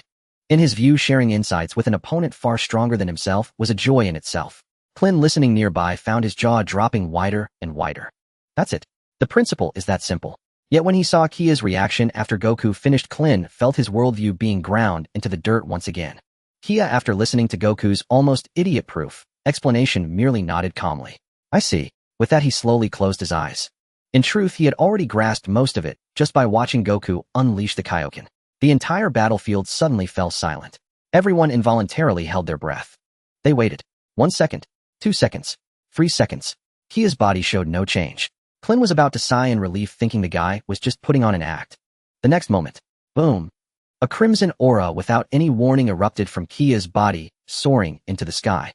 That violent, scorching, oppressive presence instantly swept across the entire battlefield. Clint, Piccolo, and the others were forced back by the shockwave, their faces etched with terror. Double Kaioken. Sun Wukong's eyes bulged, his mouth wide enough to swallow a fist as he let out a ghost-like cry of disbelief. No mistake. The quality of this energy, the way it amplified the body, it was definitely the Kaioken. Goku felt his brain short-circuit. What was all my hard work these past days for? Oh my god. Clint slumped to the ground, muttering to himself, Is this even human? Kia slowly opened his eyes, feeling the surging power within him, a satisfied smile curling at the corner of his mouth. For him, learning the Kaioken was not difficult. His arduous training in the gravity chamber had long honed his control over energy to an exquisite degree. He merely made a slight adjustment to his original method of energy manipulation. And so the Kaioken was mastered. Kia felt a surge of emotion. A year ago, he was just an Earthling with a power level under 5, utterly helpless against Raditz. But now, he stood before these Z-fighters, possessing a strength that forced them to look up to him. This feeling of growing stronger step by step was exhilarating, just as everyone's attention was captivated by Kia's godlike feat.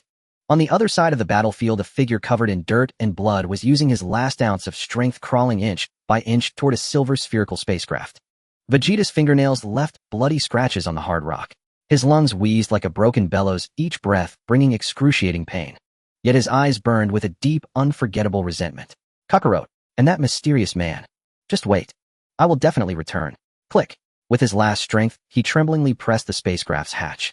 Vegeta crawled in clumsily, using both hands and feet. The spacecraft began to start emitting a faint engine noise. Not good. Piccolo was the first to react, his face turning pale. That bastard is trying to escape.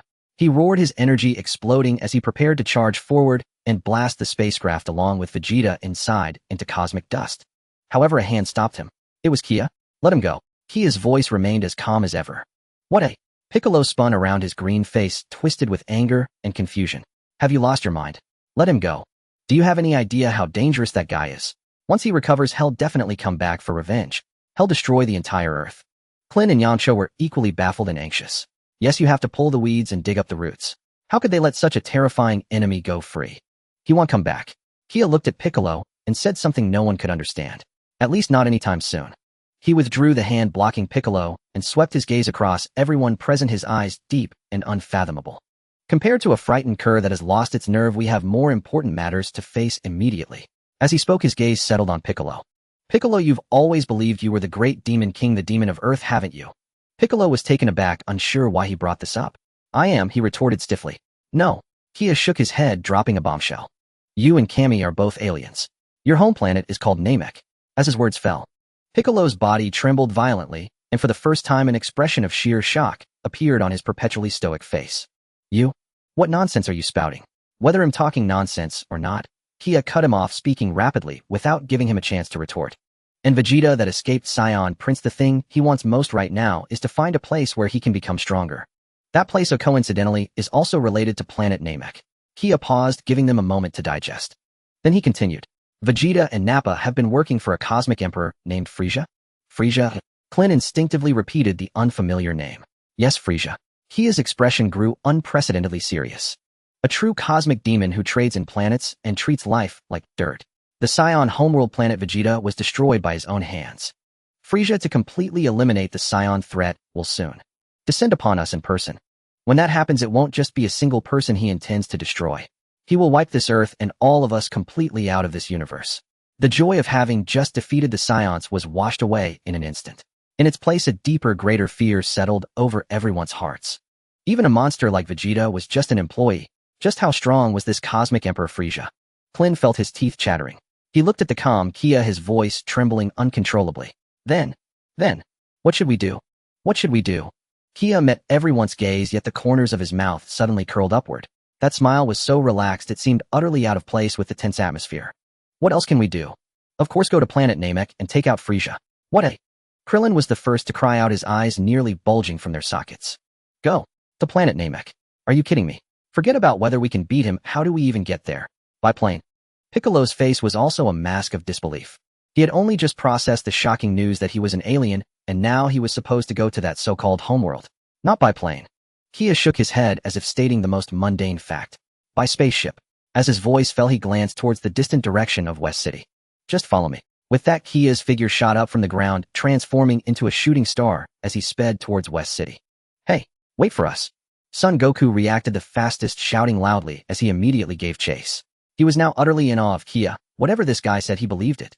Krillin and Gohan exchanged a glance before quickly taking to the air.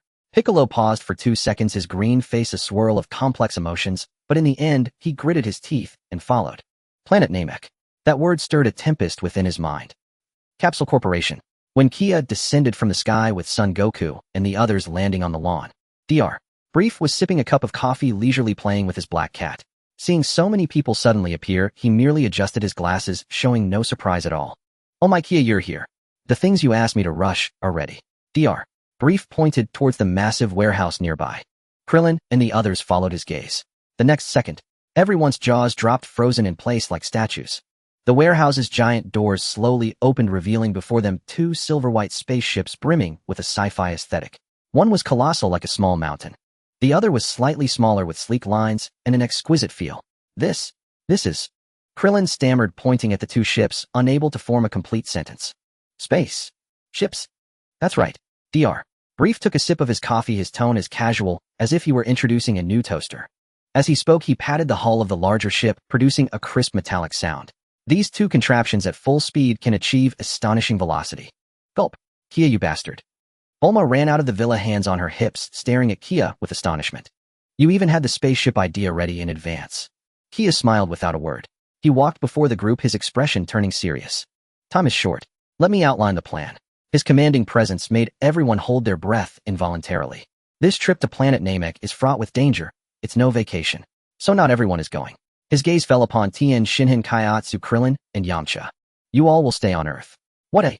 Tien was the first to step forward, his face etched with reluctance. Why? We can fight too. You're too weak. Kia's words were simple and direct. As you are now going to planet Namek would be no different from walking to your deaths. Tien and Krillin's faces turned deathly pale. Their lips moved, but not a single word of rebuttal came out. Yamcha hung his head in shame. Staying on Earth doesn't mean you'll be idle. Kia pulled a small notebook from his pocket and tossed it to Tien. These are some insights and methods from my training in the gravity chamber. Capsule Corporation has a gravity chamber. For the time being, your mission is to train like your lives depend on it and push your strength to the absolute limit. When we return, I hope to see that you've grown. Tien took the notebook, flipped through a couple of pages, and his pupils suddenly contracted. The training methods recorded within were things he had never heard of or seen before. Ingenious. Efficient. It was like opening the door to a whole new world. He gripped the notebook tightly and nodded firmly at Kia. I understand. We will not let you down. Having settled, the one staying behind, Kia turned his gaze to Son Goku. Goku, now you need to do one thing. Contact King Kai.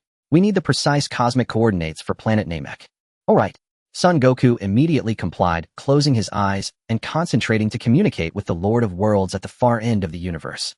Seizing the moment, Kia looked at Bulma. Bulma, for this voyage you'll need to pilot the ship. No problem. Leave it to me. Bulma thumped her chest, her face flushed with excitement. An expedition to an alien planet. This had been her dream since childhood. The big one is for Goku, Gohan, and Piccolo. Kia pointed at the mountain-like spaceship. I had Dr. Brief install a gravity chamber inside too. It should keep them busy during the trip. We'll take the small one. Huh, just the two of us. Bulma was taken aback, her cheeks inexplicably warming.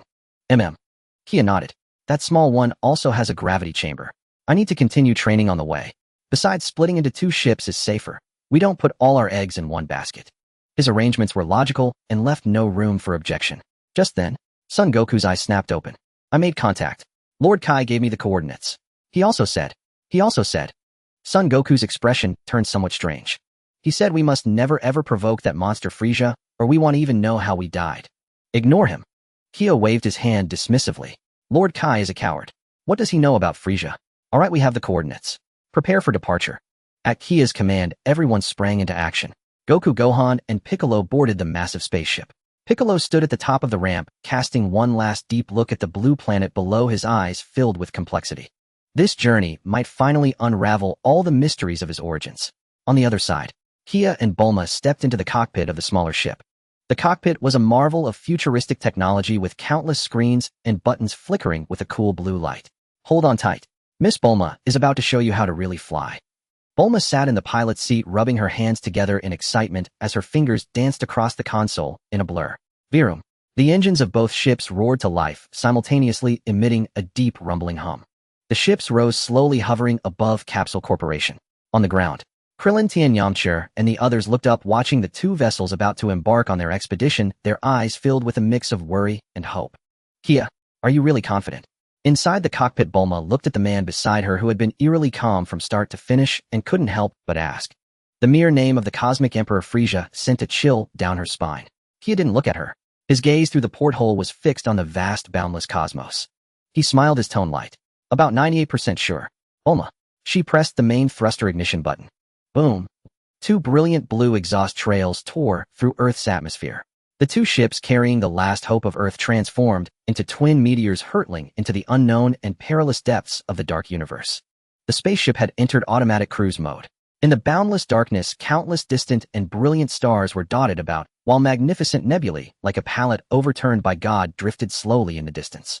Wow. Son Gohan's little face was almost pressed against the porthole, his dark bright eyes shimmering with a light even more dazzling than the stars outside. Dad? Mr. Piccolo. Look. The universe is so beautiful. Yeah, it really is. Son Goku also came over, grinning as he took in the magnificent sight he had never seen in his life. But his gaze quickly reignited with fighting spirit. However, we're not here for sightseeing, Gohan. Humph.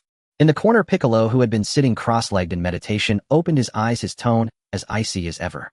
Don't be fooled by these illusions. Beneath this beautiful starry sky lurks a monster 10,000 times more terrifying than you can imagine. His words instantly sobered the excited Gohan. That's right. They were here to fight. To face that cosmic Emperor Frieza. All right. Time for admiration is over. Son Goku suddenly clapped his hands, his joints cracking and popping as his whole body buzzed with excitement. That Kia guy really knows me too well. He rushed to a tightly sealed metal door and looked at the label on it. Gravity room no. 1. He actually prepared 3 separate gravity rooms. Now the 3 of us can train at the same time, no one can slack off. Piccolo and Gohan also walked over and saw the identically spec'd gravity room No. 2 and gravity room No. 3 beside it. A glimmer of approval flashed in Piccolo's eyes. That man named Kia had a terrifyingly meticulous mind. He had clearly already accounted for the vast gap in strength among the three of them and their different training needs. He'll go first. Son Goku had already rushed into the first gravity room. Let's start with 20 times gravity to warm up. Saying that, he pressed the number on the control panel. Whir. The lights in the entire gravity room instantly turned red as a warning, and a formless, terrifying pressure bore down from all directions. Oh. Son Goku's body sank heavily, and the expression on his face instantly shifted from excitement to strain. Damn. This feeling. My body is so heavy. But instead of being alarmed, he was delighted. His legs trembled slightly, but he forcibly straightened his back, gritting his teeth, while a wild grin spread across his face. But, this feeling. It's so damn awesome. This is what training is all about. Watching Son Goku, who was already moving under 20 times gravity, Piccolo withdrew his gaze. He looked at Gohan. Gohan, come with me. He led Gohan into the second gravity room. We'll start with 3 times. Yes, Mr. Piccolo. Gohan's face was etched with determination. The moment 3 times gravity descended, Gohan felt as if a small mountain had been placed on his young shoulders. His legs gave way, and he fell to his knees with a thud. Get up. Piccolo's voice was devoid of any warmth. If you can't even endure this much, how do you expect to face Frieza? Your potential is far greater than this. Focus your energy on your body. Use your will to resist this pressure. Yes. Sir. Gohan gritted his teeth, sweat instantly soaking the hair on his forehead. He pushed against the floor with his hands, the muscles in his arms bulging from the extreme effort as he struggled inch by inch to stand up again. Piccolo watched him while also adapting to the pressure himself. For him, 3 times gravity was no easy feat either. But this was a hurdle they had to overcome. And so within the massive spaceship, a frenzied training competition unfolded. One man trained relentlessly under 20 times gravity, continuously pushing his physical limits. 2 others struggled and advanced under 3 times gravity, tempering themselves with unyielding will. Meanwhile, on another smaller ship, the atmosphere was completely different. Day 1. Bulma hummed a little tune as she carried a glass of freshly squeezed orange juice to the door of the gravity room. She cleared her throat and called into the intercom, "Hey, Kia, you training maniac. Want something to wet your whistle? Freshly squeezed by yours truly." Her only answer was the low hum of machinery from inside the gravity room. "TCH ignoring me." Bulma pouted and took a big gulp herself. Day 2. Bulma brought a plate of fragrant grilled meat. "Time to eat. Handsome Kia. I grilled top-grade Kobe beef. If you don't come out, it's all going into my tummy." She pressed her ear to the door, listening. Still no response, only that humming sound which seemed even heavier than the day before. "What gives? I made a meal with my own hands, and you won't even eat it. Such an unromantic, thick-head blockhead." Bulma poked at the beef on the plate in frustration. Day 3. "Kia, want me to tell you a joke? There was once a mountain, and on that mountain was a temple." Day 4. It seems like there's a small issue with the ship's backup power system. Can you come out and take a look?" Day 5. Bulma had completely given up on communication. She stood with her hands on her hips, staring in exasperation at the unmoving metal door. Is this guy planning to cultivate immortality in there? 5 days. 5 whole days. Not a single word. Not a single peep. Could he have died in there? The more she thought about it, the more uneasy she felt. Somehow she found herself walking over to the external control panel for the gravity room. There, a small display screen showed the current gravity multiplier in real time. When her eyes landed on the string of numbers, Bulma's pupils contracted to their absolute limit. Her mouth slowly fell open. Ones, tens, hundreds. She raised a trembling finger and pointed at the number. 200 times. You've got to be kidding me. Bulma felt her worldview shatter into pieces. This guy had been in a 200 times gravity environment for 5 days. Was he even human? She suddenly recalled Kia's arrangements. The big ship was for Goku and the other 2 combatants. The small ship was for him and herself. She had originally thought Kia wanted to use this chance for some alone time with her, the genius beauty. Now she understood. He hadn't thought that way at all. He thought Goku and the others were too weak and would disturb his training. He was the ultimate tryhard. Bulma slumped dejectedly into the pilot's seat. Just then, whir, the door behind her without any warning suddenly made a depressurizing sound. HSSSS. Accompanied by a burst of white steam, the gravity room door slid slowly open. A figure walked out. Kia was wearing nothing but a pair of black training shorts. His skin was covered in glistening beads of sweat that traced down the lines of his chiseled abdominal muscles. He casually picked up a towel hanging nearby and wiped the sweat from his face. The aura he exuded was completely different from 5 days ago. Now just standing there, he radiated a terrifying pressure that made one's heart skip a beat. Bulma even had the illusion. Had the ship's gravity system broken? Why did the air feel so thick and heavy? What's wrong? Kia spoke, his voice a bit hoarse, but carrying a strange magnetism. You look like you've seen a ghost. You? You. Bulma pointed at him, stammering, before finally blurting out, "You're still alive." Kia raised an eyebrow at this, then chuckled softly. "Yes, and I'm doing quite well." His gaze fell upon the main screen. It displayed the ship's navigation chart and the long-range life detection radar interface. "Almost there." "Huh. Oh, right." Jolted back to reality by his reminder, Bulma pointed at the screen. "Look. We've entered the star system where planet Namek is located. The radar is scanning so many massive energy signatures." Her voice trembled with tension. On the radar screen, dozens of red dots of varying sizes appeared. Some of them were already alarmingly bright. And in the center of these dozens of dots was one point. It wasn't flickering violently, it just sat there quietly. But the energy value it displayed was beyond the word massive.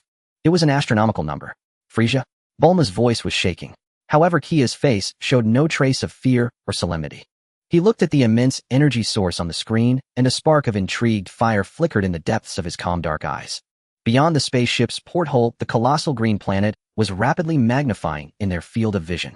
It was utterly unlike Earth, its surface a pale emerald. "We are here." Bulma's voice trembled with an uncontrollable quiver. Her hand, slick with sweat, gripped the control yoke tightly. The terrifying energy signature of Frisia on the radar weighed on her heart, like a mountain, making it hard to breathe. Yet beside her, Chia was unervingly calm. He simply gazed at the planet, his dark eyes devoid of any ripple. Only when the spaceship began to shudder from friction with Namek's atmosphere did Chia's gaze suddenly sharpen. "Bulma." His voice was low but carried an undeniable command. "Maximize the energy concealment system. Shut down all non-essential equipment. We're sneaking in." "Understood." Bulma instantly switched into professional mode, her anxiety suppressed by formidable expertise. Her fingers became a blur across the console. The ship's interior lights died completely, the engines roared, diminishing to near silence. The vessel became a cold speck of cosmic dust gliding silently toward the green planet. Meanwhile, Chia opened a channel to the other ship. On the screen appeared Son Goku, Gohan, and Piccolo. Son Goku was bouncing in place, every battle cell in his body screaming with excitement, his face flushed red. "Chia, are we there?" "I sense it. There are several powerful key signatures down there. When do we fight?" "Goku." Chia's voice was deep and commanding, instantly silencing him. "After landing, everyone immediately suppress all your ki." "Huh? Suppress ki?" Goku was stunned, instinctively scratching his head. "Why? If we hide, won't Frisia and his men not find us?" Chia's lips twitched. "We're not strong enough yet. We need to take it step by step." Piccolo, hearing this, a look of understanding crossed his green face. "I understand," Piccolo said gravely. "Goku, do as he says. This concerns all our lives." "Oh, okay." Though still feeling a bit stifled, Goku recognized the gravity of the situation. The communication ended. Two ghostly ships, guided by Chia, traversed a canyon and silently landed in its depths, surrounded by giant blue mushroom-like plants. The ground was soft, the air thick with strange spore scents. Chia was the first down the ramp, his feet touching the unfamiliar soil. He didn't act immediately. He closed his eyes. In an instant, the entire planet's pulse seemed to become clear within his perception. Countless weak life forces of the Namekians were fleeing in terror, then one by one being extinguished. Waves of evil and brutal ki belonging to Frisia's army rampaged across the planet like a virus. And Chia's brow twitched slightly. On the other side of the planet, two considerably strong ki signatures were clashing fiercely. One was arrogant, domineering, yet strangely familiar. Vegeta. The other, weaker ki, was in extreme panic and confusion. It was Chui. A knowing smirk touched Chia's lips. "Interesting.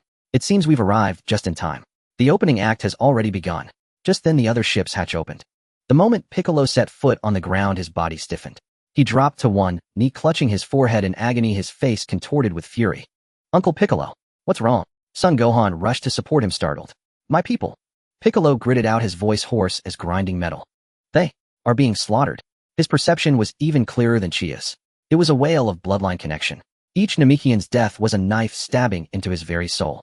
He had never felt any belonging to the Namekian identity. But now the fury and grief from that bloodline erupted like a volcano in his chest. Almost as he finished speaking from the planet's other end, "Playing with me. You're far from it, Chui." A wild roar from Vegeta followed by a colossal energy explosion. Then Cui's panicked ki abruptly ceased. It vanished completely from the planet. Vegeta's unbridled laughter seemed to echo across the distance, ringing in everyone's minds. "Ha ha ha. Frisia, you're next. The Dragon Balls are mine." Then Vegeta's ki rapidly converged and disappeared from perception. Clearly the prince, though arrogant, wasn't foolish. He struck and fled, a master of guerrilla warfare. The canyon fell into dead silence. The excitement on Goku's face had faded, replaced by unprecedented gravity. Piccolo's fists clenched so hard his knuckles cracked, nails digging into his palms. Everyone stay calm. Chia's voice broke the heavy silence. He turned slowly, his gaze sweeping over each of them with composure. He looked at Piccolo. Piccolo, I know how you feel. But anger solves nothing. It will only cloud your judgment and get you killed faster. Then he turned to Goku. Goku, you want to fight, right? Don't rush. There will be plenty of battles for you, but later. I promise this time you'll get your fill. His words forced both the agitated Goku and the furious Piccolo to forcibly calm down. Chia raised his wrist, a holographic projection screen unfolded before him. It displayed a simple map of Namek along with several moving light points.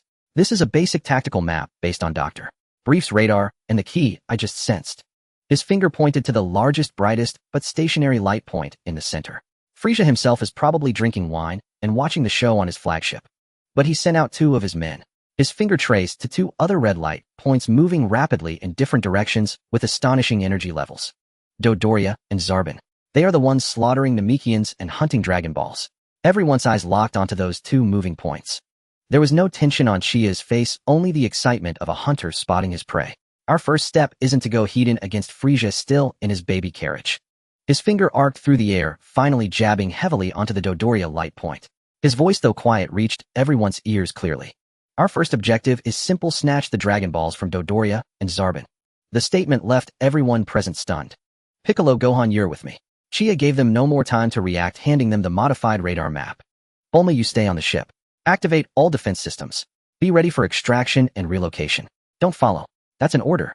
And Goku, you should still have senza beans, right? Go train in my 200 gravity chamber for a while. With that, his figure left a faint afterimage as he vanished like a phantom, silently merging into the blue mushroom forest ahead. Gohan and Piccolo exchanged a glance. Without further hesitation, they immediately suppressed their ki and followed. The hunt had begun. Kia and the other 2 moved like phantoms, gliding through the shadows cast by colossal blue mushroom-shaped plants. Their movements were swift and silent, disturbing none of the creatures that dwelled within this bizarre jungle. Ahead, Piccolo suddenly halted, tilting his head to listen. His hearing far surpassed that of ordinary beings, not to mention the strange connection he now felt being bound to this planet by blood. Explosions. And the screams of my kin. His expression darkened further, beneath his green skin muscles tensed, and his killing intent was barely containable. Son Gohan clenched his fists tightly, his young face etched with worry and anger. Below the ridge lay a village that had been brutally ravaged. Round white houses were blasted to rubble, and the ground was pockmarked with massive smoking craters. A grotesque alien obese with pink skin and fleshy spikes covering his head and arms hovered midair with a sinister grin. Dodoria. Before him, a handful of surviving Namekians fled for their lives. Leading them was an aged elder leaning on a wooden staff, his skin deeply wrinkled.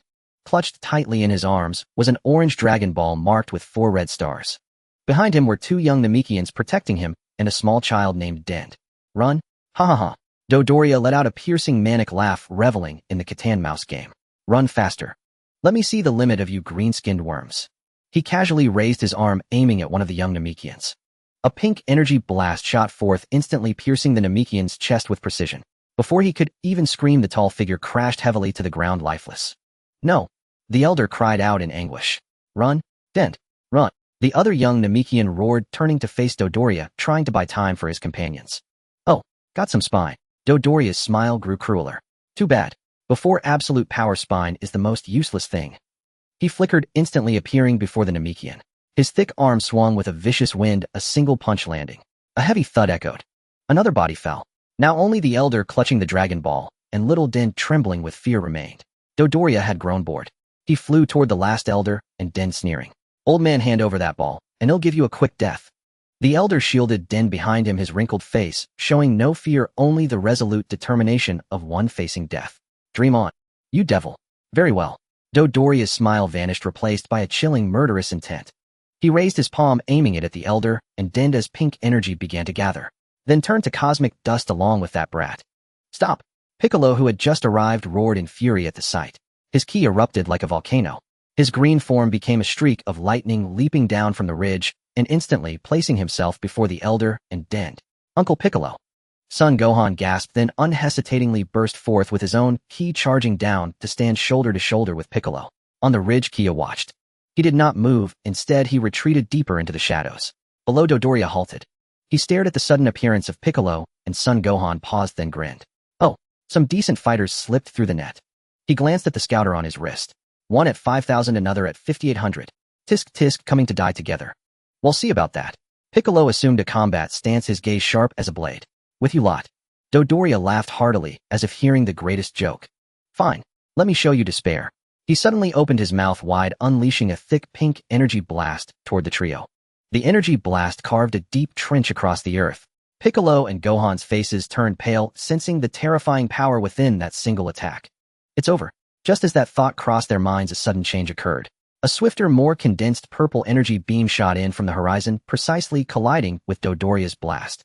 A massive explosion erupted midair, the violent shockwave kicking up sand and rocks, forming a ring-shaped blast. Piccolo and Gohan were forced back by the force.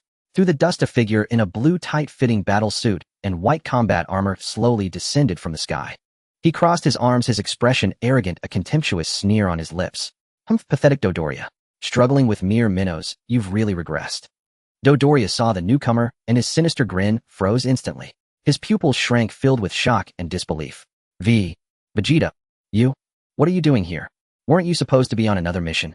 Vegeta, the prince of the Saiyans. Piccolo and Gohan's hearts sank to the depths. One villain had barely left, and an even fiercer one had arrived. Why I'm here do I need to report to you? Vegeta snorted coldly, his gaze falling on Dodoria's scouter. Check my power level, Dodoria, then kneel and beg me. Dodoria instinctively pressed his scouter. Beep, beep, beep.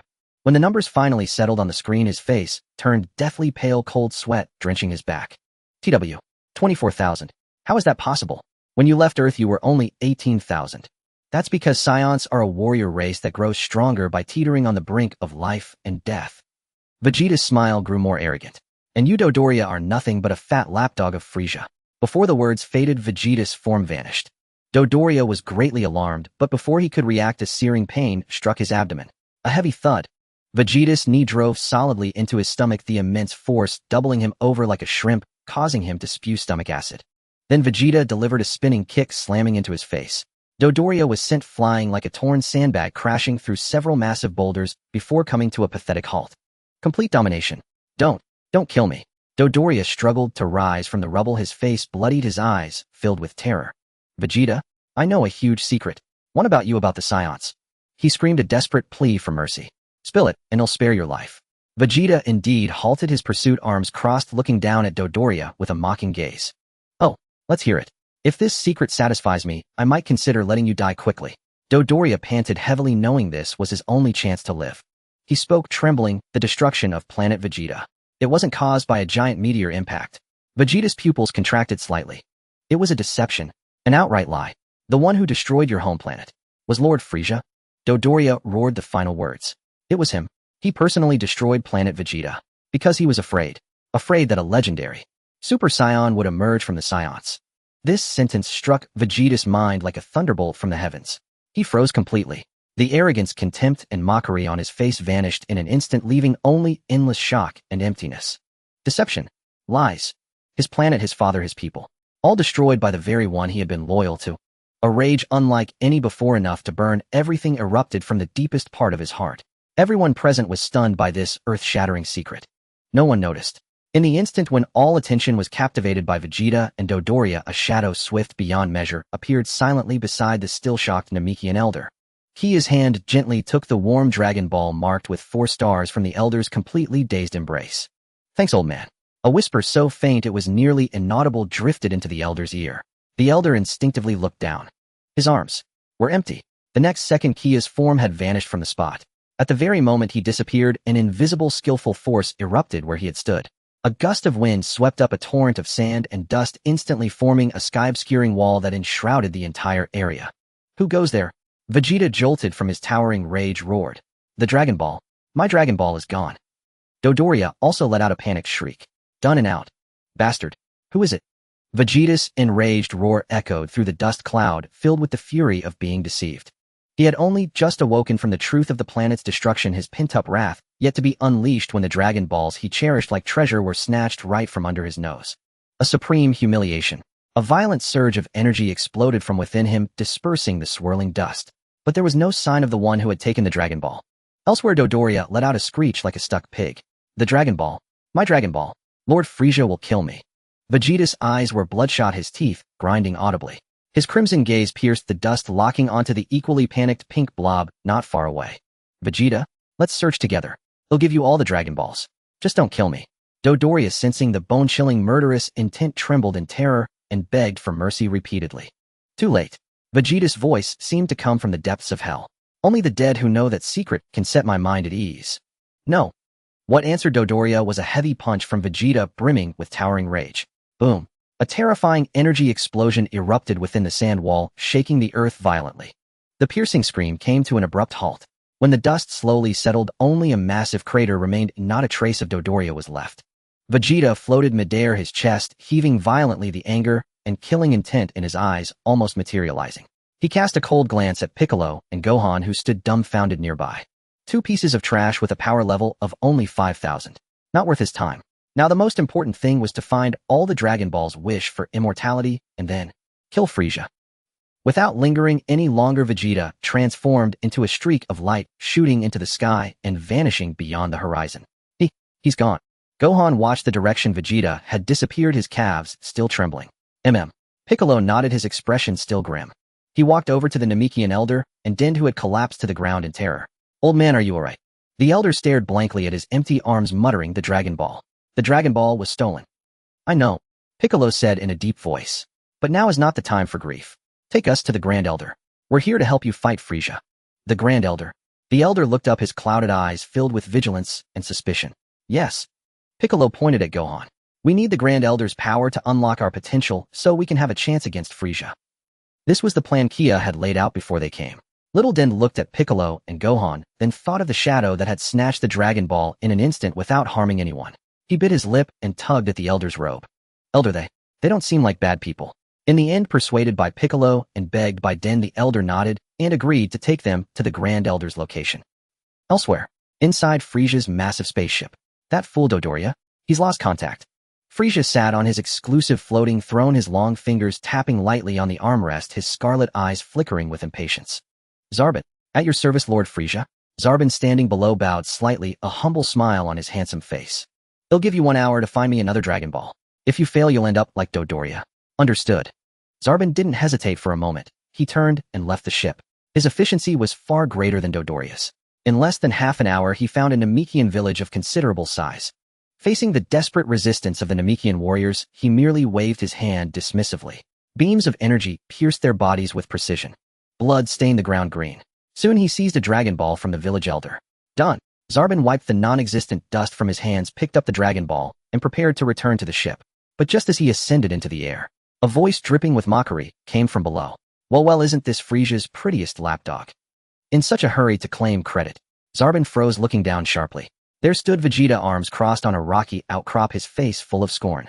Vegeta. Zarbon's pupils contracted. What are you doing here?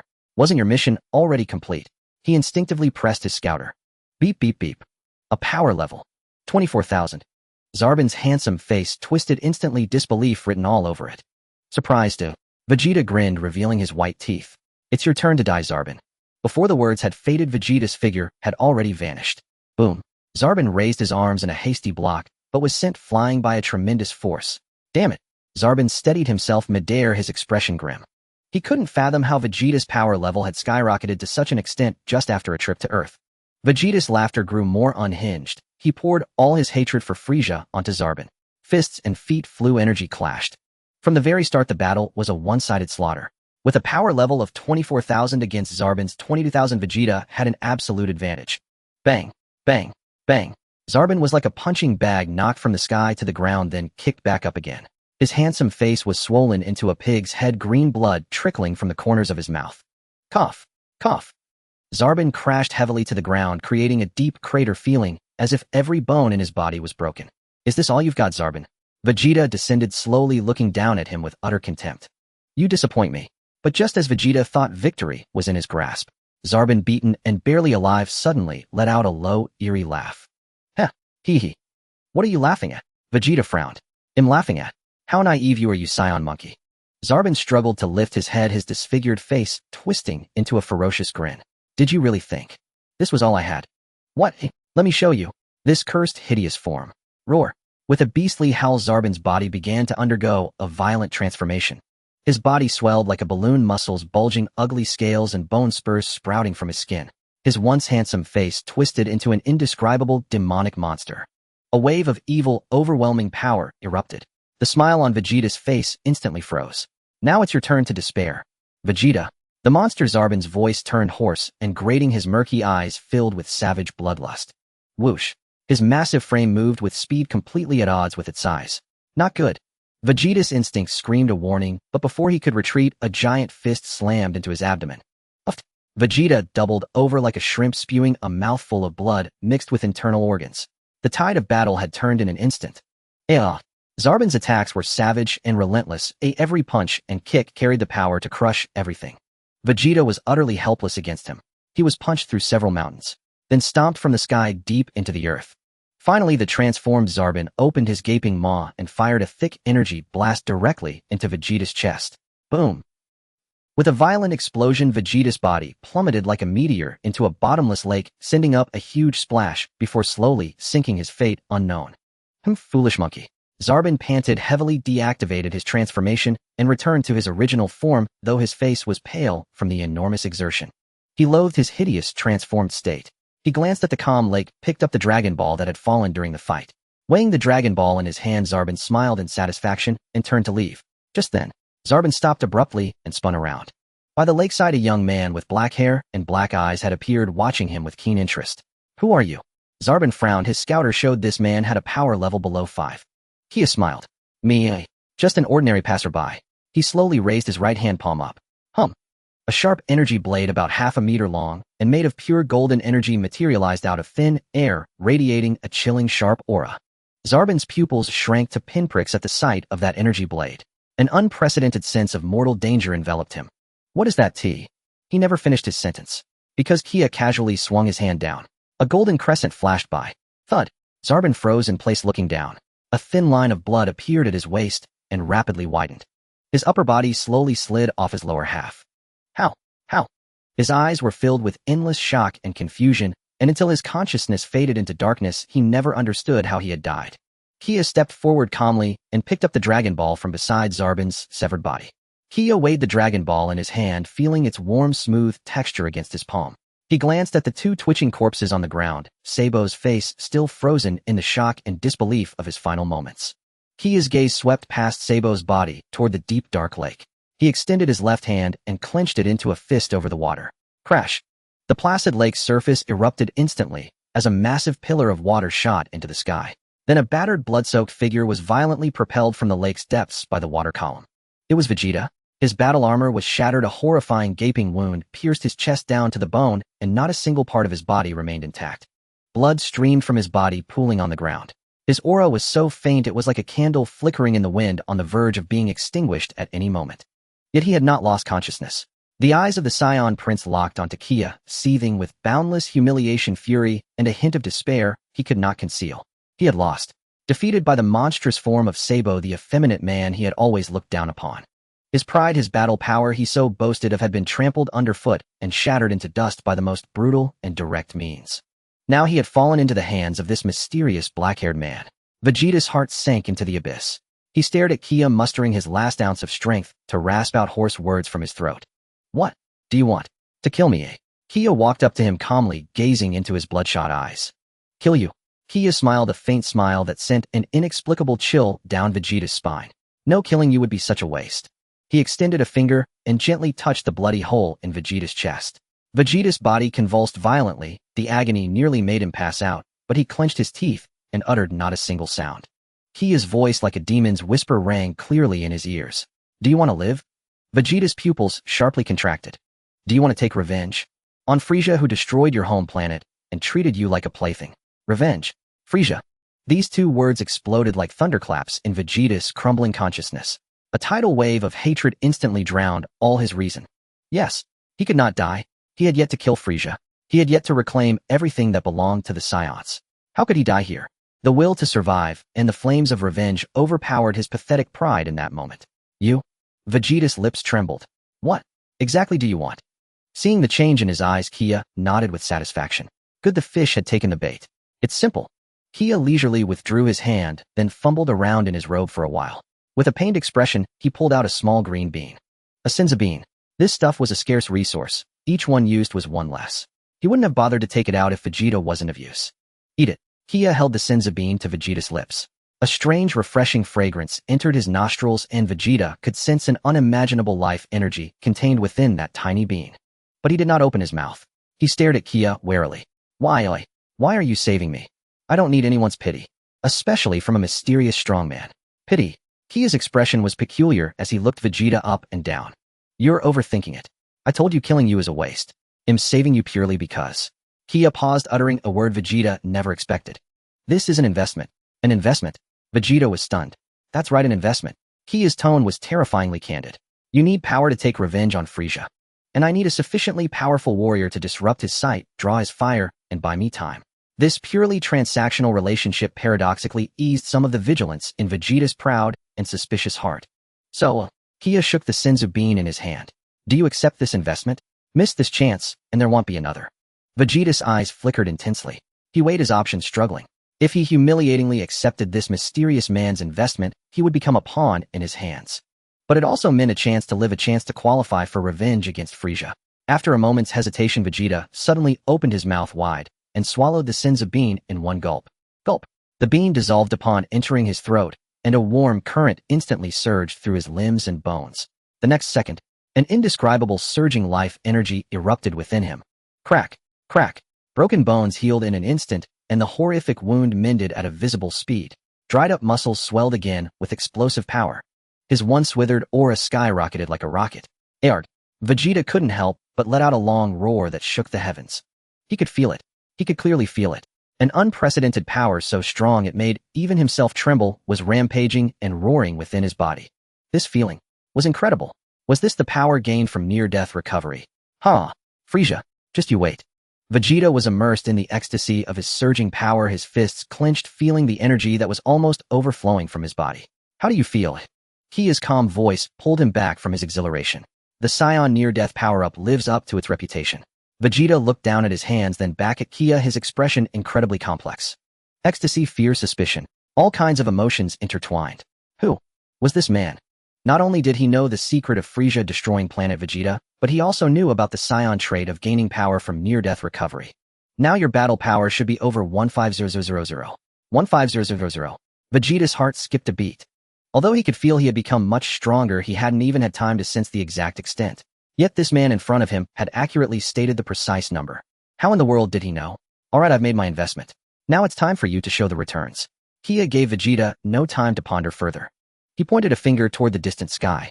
Frieza's spaceship is in that direction. He should be looking for the Grand Elder's dwelling right now.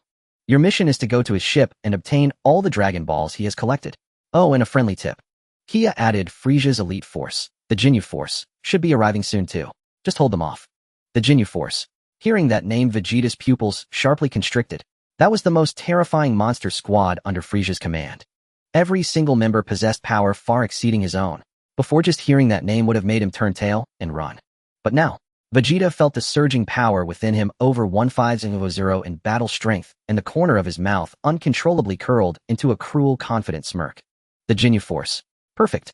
He'll test out this new power on you. Vegeta gave Kia one last deep look. He did not utter another word of nonsense. Oomph. Vegeta's body exploded with aura. A white blaze shot into the sky, cracking the earth beneath his feet. The next second, he transformed into a dazzling streak of light tearing through the sky and charged toward Frieza's spaceship at a speed surpassing anything before. A uniquely shaped dome house sits atop the Emerald Plains, radiating a serene and peaceful aura. This is the residence of the Elder. Under the guidance of Dandi, Piccolo and son Wukong finally encountered the legendary ancestor of the Namekians. The Elder's massive form nearly filled the entire room. His aged face was covered in wrinkles, the passage of time etched deep marks upon him, yet his eyes shimmered with the wisdom of profound insight. Warriors from afar, and Earth children with kind hearts. The Elder's voice was soft, yet it resonated directly in the hearts of the two. I already know your purpose for coming here. Piccolo's expression turned serious. He could sense the immeasurable spiritual power contained within this ancient Namekian. Elder, we are here to combat an evil invader. Frieza, we need strength. Wukong mustered his courage and spoke loudly. Frieza? The Elder murmured the name, a hint of sorrow flickering in his ancient eyes. We Namekians are also suffering under his tyranny. He looked at Piccolo, his gaze growing profound. I sense the aura of kinship within you, yet there is something different. You are a Namekian raised on Earth, aren't you? Piccolo nodded, not hiding the truth. The elder slowly raised a wrinkled hand. To protect this land, I am willing to awaken the hidden power within your bodies. He placed his palm on top of Piccolo's head. Buzz. A warm and vast energy surged into Piccolo's body like a tidal wave. Piccolo trembled violently. He could feel every cell in his body rejoicing, celebrating. The long-standing bottleneck that confined his power shattered under the onslaught of this energy. Power. An unprecedented sense of strength flooded his limbs and bones. In just a few seconds, Piccolo's aura underwent a tremendous transformation. Piccolo was utterly astonished as he felt the newfound power. This is merely the strength you were meant to possess. The elder withdrew his hand, slightly weary. Now it's your turn, child. His hand rested on Dandis' head, awakening his healing abilities. Then he placed his hand on Wukong's head. Don't be afraid, relax your mind. Wukong nodded nervously and closed his eyes. The next moment, the elder's expression suddenly changed. How is this possible? A storm of turmoil surged within the elder. What is it that lies dormant within this child's body? It's a pity that with my abilities I can only unlock a portion. Just then a figure descended from the sky silently, landing not far away. Who goes there? Neru instantly became alert, quickly positioning himself in front of Kaiatsu, adopting a fighting stance. He could sense that the man before him harbored an extremely terrifying energy, far stronger than that of the previous kin. Don't be tense, I'm not an enemy. Kaiatsu raised his hands in a gesture of peace, revealing a friendly smile. The disturbance in the room also caught Piccolo's attention, who had just completed his power release. He dashed out in a swift motion, nodding upon seeing Kaiatsu. Wukong hurried out behind him and cheerfully greeted, Mr. Kaiat. It seems you both have made considerable improvements. Kaiatsu's gaze swept over Piccolo and Wukong before settling on Neru. I came to see the elder to ask for his assistance again. Meanwhile, on the other side, Frisia's enormous spaceship. Boom. With a loud bang, the heavy hatch of the ship was blasted open, creating a large hole from a violent energy surge. Amidst the terrified gazes of countless soldiers, Vegeta's figure slowly walked in. His body was drenched in blood, his battle suit tattered, yet the overwhelming aura emanating from him rendered everyone present breathless. Vegeta, one of the guards responsible for watching over the area, stared wide-eyed in terror. What are you doing here? Before he could finish, swish, a beam of energy shot from Vegeta's fingertip, instantly piercing through the guard's head. A cruel smirk crept across Vegeta's lips as his gaze swept the densely packed soldiers within the spaceship. Kill this traitor. Open fire. In an instant, countless beams of energy rained down upon Vegeta. This is great. Vegeta did not flinch, allowing the attacks to bombard him. Boom, boom, boom, boom.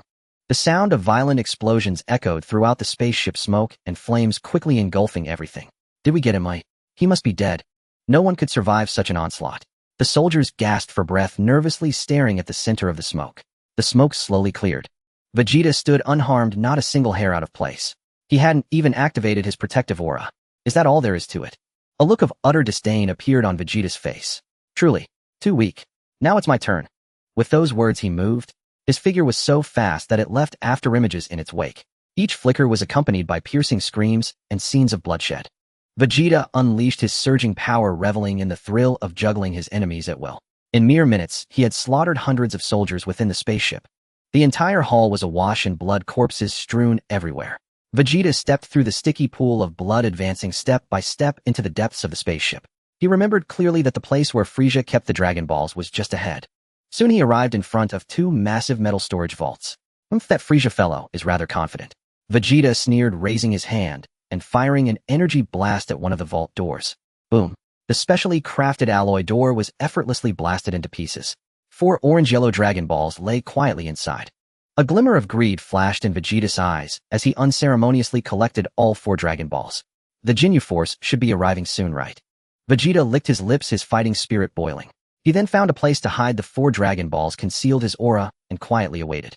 Meanwhile, Frieza, who was collecting Dragon Balls in a Namekian village, suddenly halted his actions.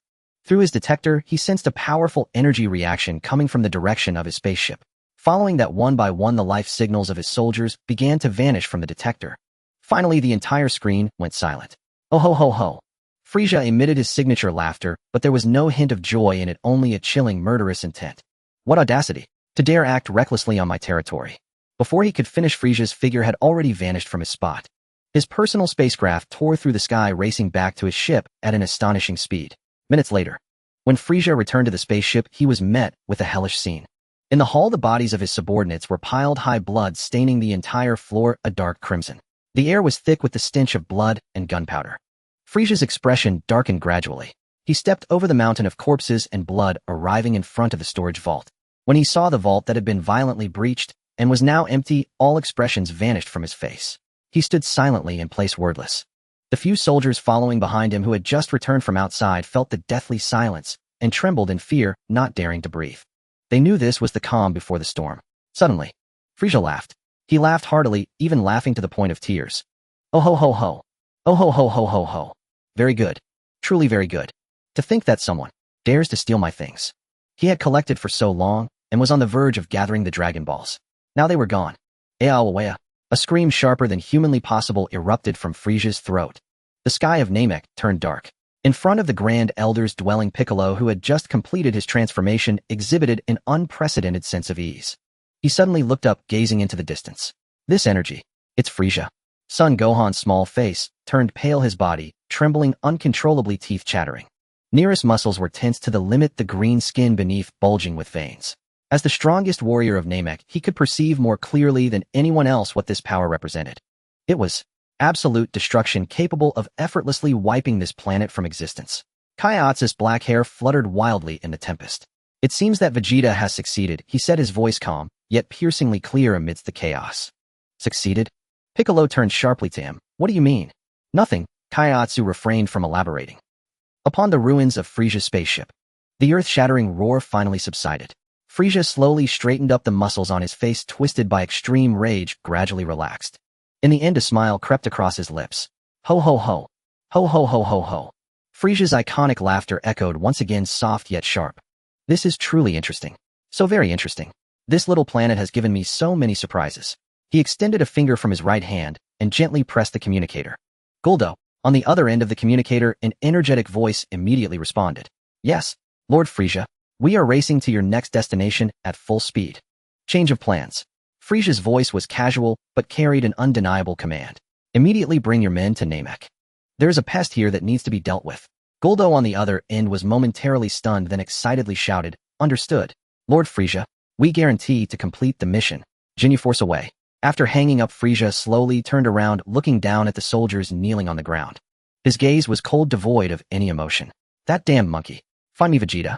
I want to personally, piece by piece, make him experience what true despair is. Yes, yes, Lord Frisia. The soldiers, as if granted amnesty, scrambled towards their small spacecraft, as if pursued by demons. Soon dozens of small spacecraft took off from various locations on Namek like locusts crossing the land, initiating a thorough search without blind spots.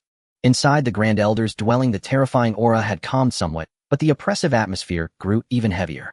Frisia's subordinates have all been dispatched. Near's voice was low. At that moment, Kairatsu stepped forward and slightly bowed to the weakened Grand Elder. Grand Elder, I would like to ask for your help in awakening the potential within my body. No way. Neru immediately interjected. The Grand Elder has already awakened the potential of 3 individuals in succession. His body has reached its limit. You cannot burden him any further. Neru stepped back. The Grand Elder's ancient voice rang out, his gaze landing on Kairatsu, revealing an unprecedented astonishment in his all-seeing eyes. Child, come here. Kairatsu stepped forward. The Grand Elder extended his wrinkled hand and slowly placed it on Kairatsu's head. Your body. The Grand Elder's voice resonated directly within his heart, filled with shock. It is as if it was born for battle. Unfortunately, my power might not be able to guide out all of your potential. Just do your best, Kairatsu calmly replied. The Grand Elder nodded. Open your mind, child, and accept the power that you are meant to possess. Virum. It was not the vast, overwhelming sensation like Piccolo's. As soon as the Grand Elder's palm made contact with Kairatsu, a completely different force awakened within him. Kairatsu's body, as if having slept for billions of years, finally opened its eyes at this moment. Boom. An indescribable, terrifying pressure erupted from Kairatsu. Neru looked at Kairatsu in horror, disbelief written all over his face. How could this be? Why is this person's aura so powerful? Even Piccolo, who had just experienced a surge in power, was now drenched in cold sweat. He could sense that the power within Kairatsu was undergoing a fundamental transformation. It was on an entirely different dimension. A faint bluish-white glow began to emanate from the surface of Kairatsu's body. He could clearly see that his super cells were madly dividing, reorganizing, and evolving. The entire process lasted only a few seconds. When that terrifying pressure dissipated, the Grand Elder's hand fell weakly to his side. His aura had weakened to the extreme. Kaiatsu slowly opened his eyes. Grr. A thunderous sound erupted from Kaiatsu's stomach. His face instantly drooped, feeling a wave of darkness before him, his body swaying uncontrollably. Hungry. So hungry. He felt completely drained, as if his body had been hollowed out. Kaiatsu fished out a senzu bean from his bag, tossing it into his mouth, without a second thought. A warm current spread throughout his entire being, alleviating his hunger slightly. Not enough. 2 more. Kaiatsu swallowed again. Boom. The immense life energy from the 3 senzu beans erupted within him. Those super cells that had just completed their evolution and were in a state of extreme hunger devoured this energy, as if they hadn't eaten for 800 years. Huh. Kaiatsu let out a long breath, his previously pale complexion quickly regaining its rosy hue. He stretched lazily, his joints cracking loudly in a series of pops. Awesome. I finally feel alive again. Nara looked at Kaiatsu with the eyes of someone observing a monster. Who exactly are you? Kaiatsu did not answer. Instead, he raised his head to gaze at the sky shrouded in evil energy. He could clearly sense dozens of wicked auras rampaging throughout the corners of the planet.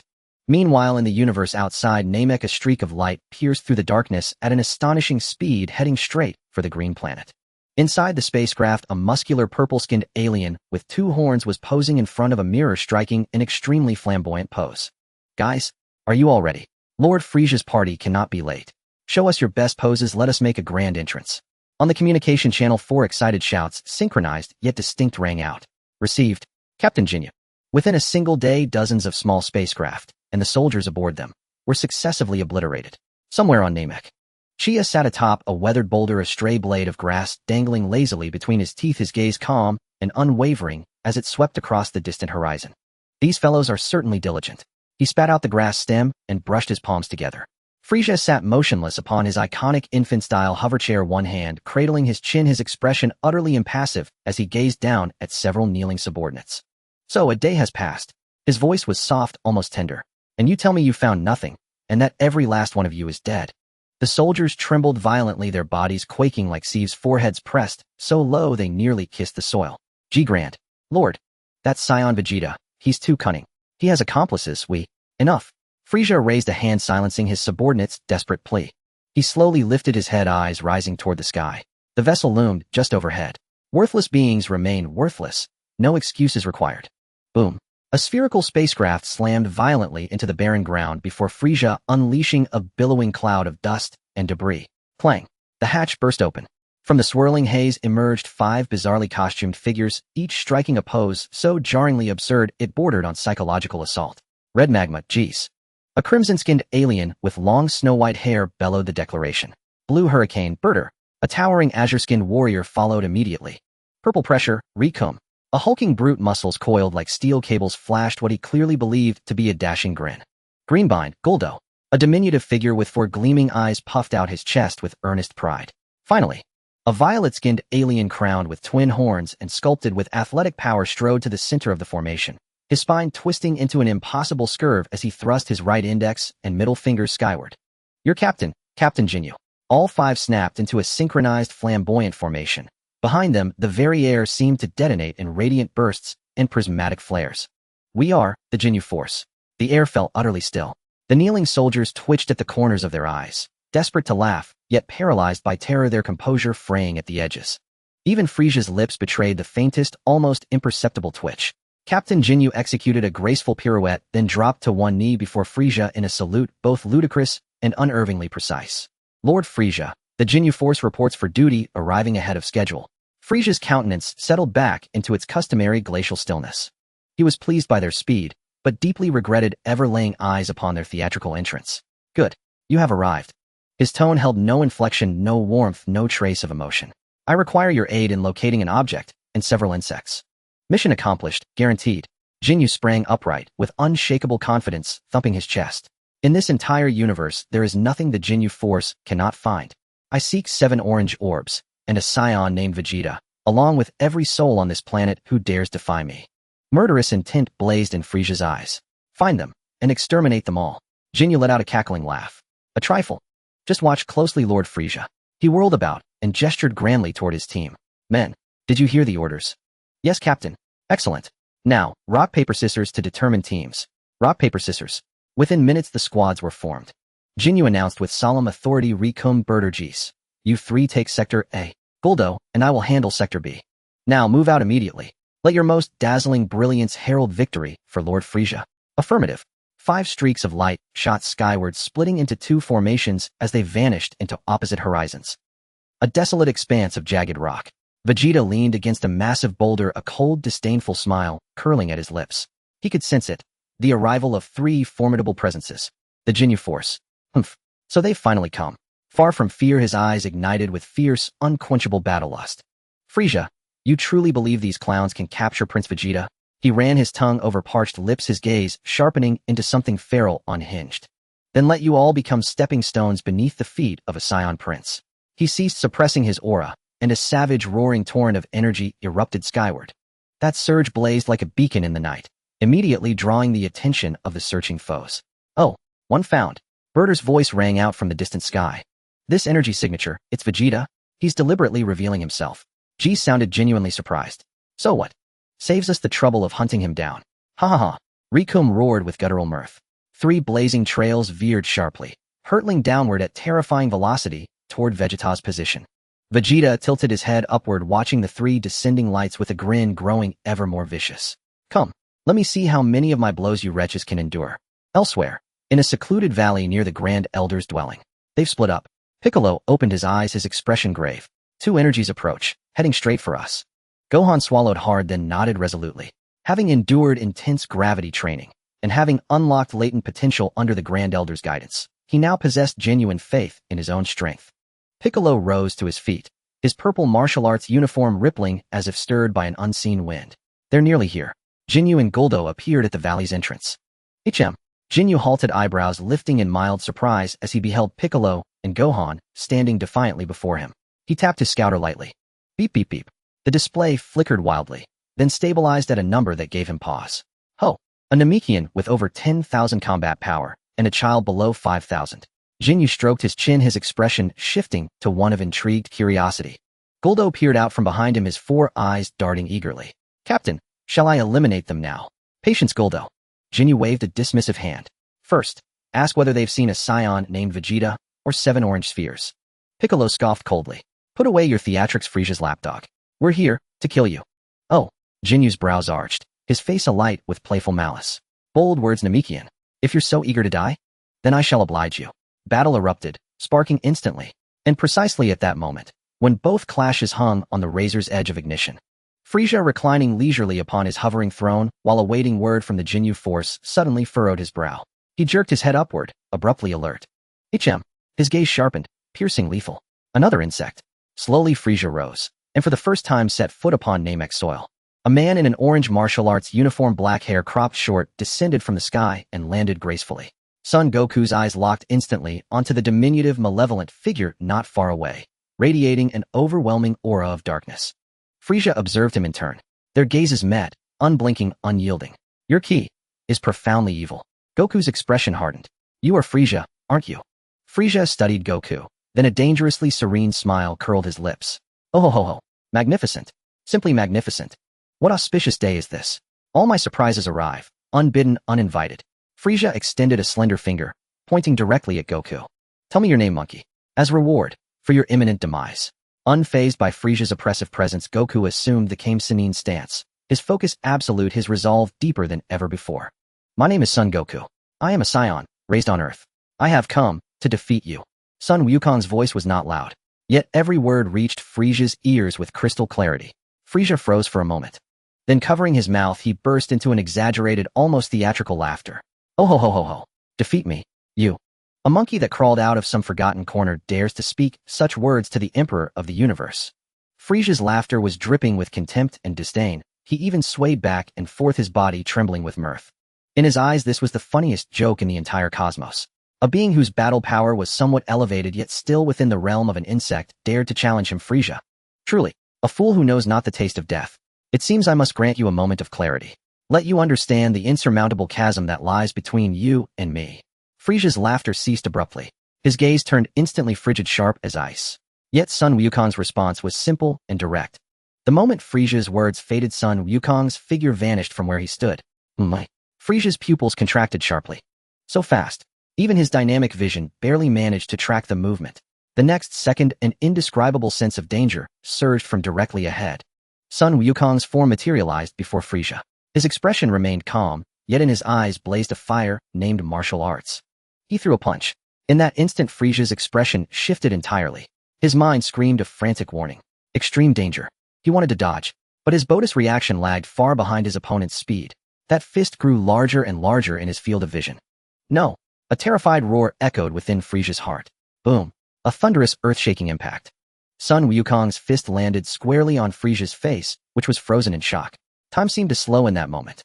Frisia, along with the hover chair he treasured so dearly, was sent flying backward by an overwhelming, irresistible force. Crack! Crack! The floating seat began to disintegrate midair, its delicate shell covered in a web of fissures. Boom! Frisia chair, and all hurtled like a cannonball into a distant towering mountain. The entire peak shook violently. A bottomless crater appeared on the mountainside. Dust billowed and rubble rained down like hailstones. Sun Wukong slowly retracted his fist, standing still, a hint of surprise on his face. Frisia, that fragile. In the shadows, Chia sat on a rock witnessing this utterly absurd scene. His mouth hung slightly open. Holy shit. That guy Wukong doesn't waste words, just acts. He wrecked the guy and his ride in one go. Doesn't Lord Frisia have any pride left? He could even imagine Frisia's mood right now worse than swallowing a pile of filth.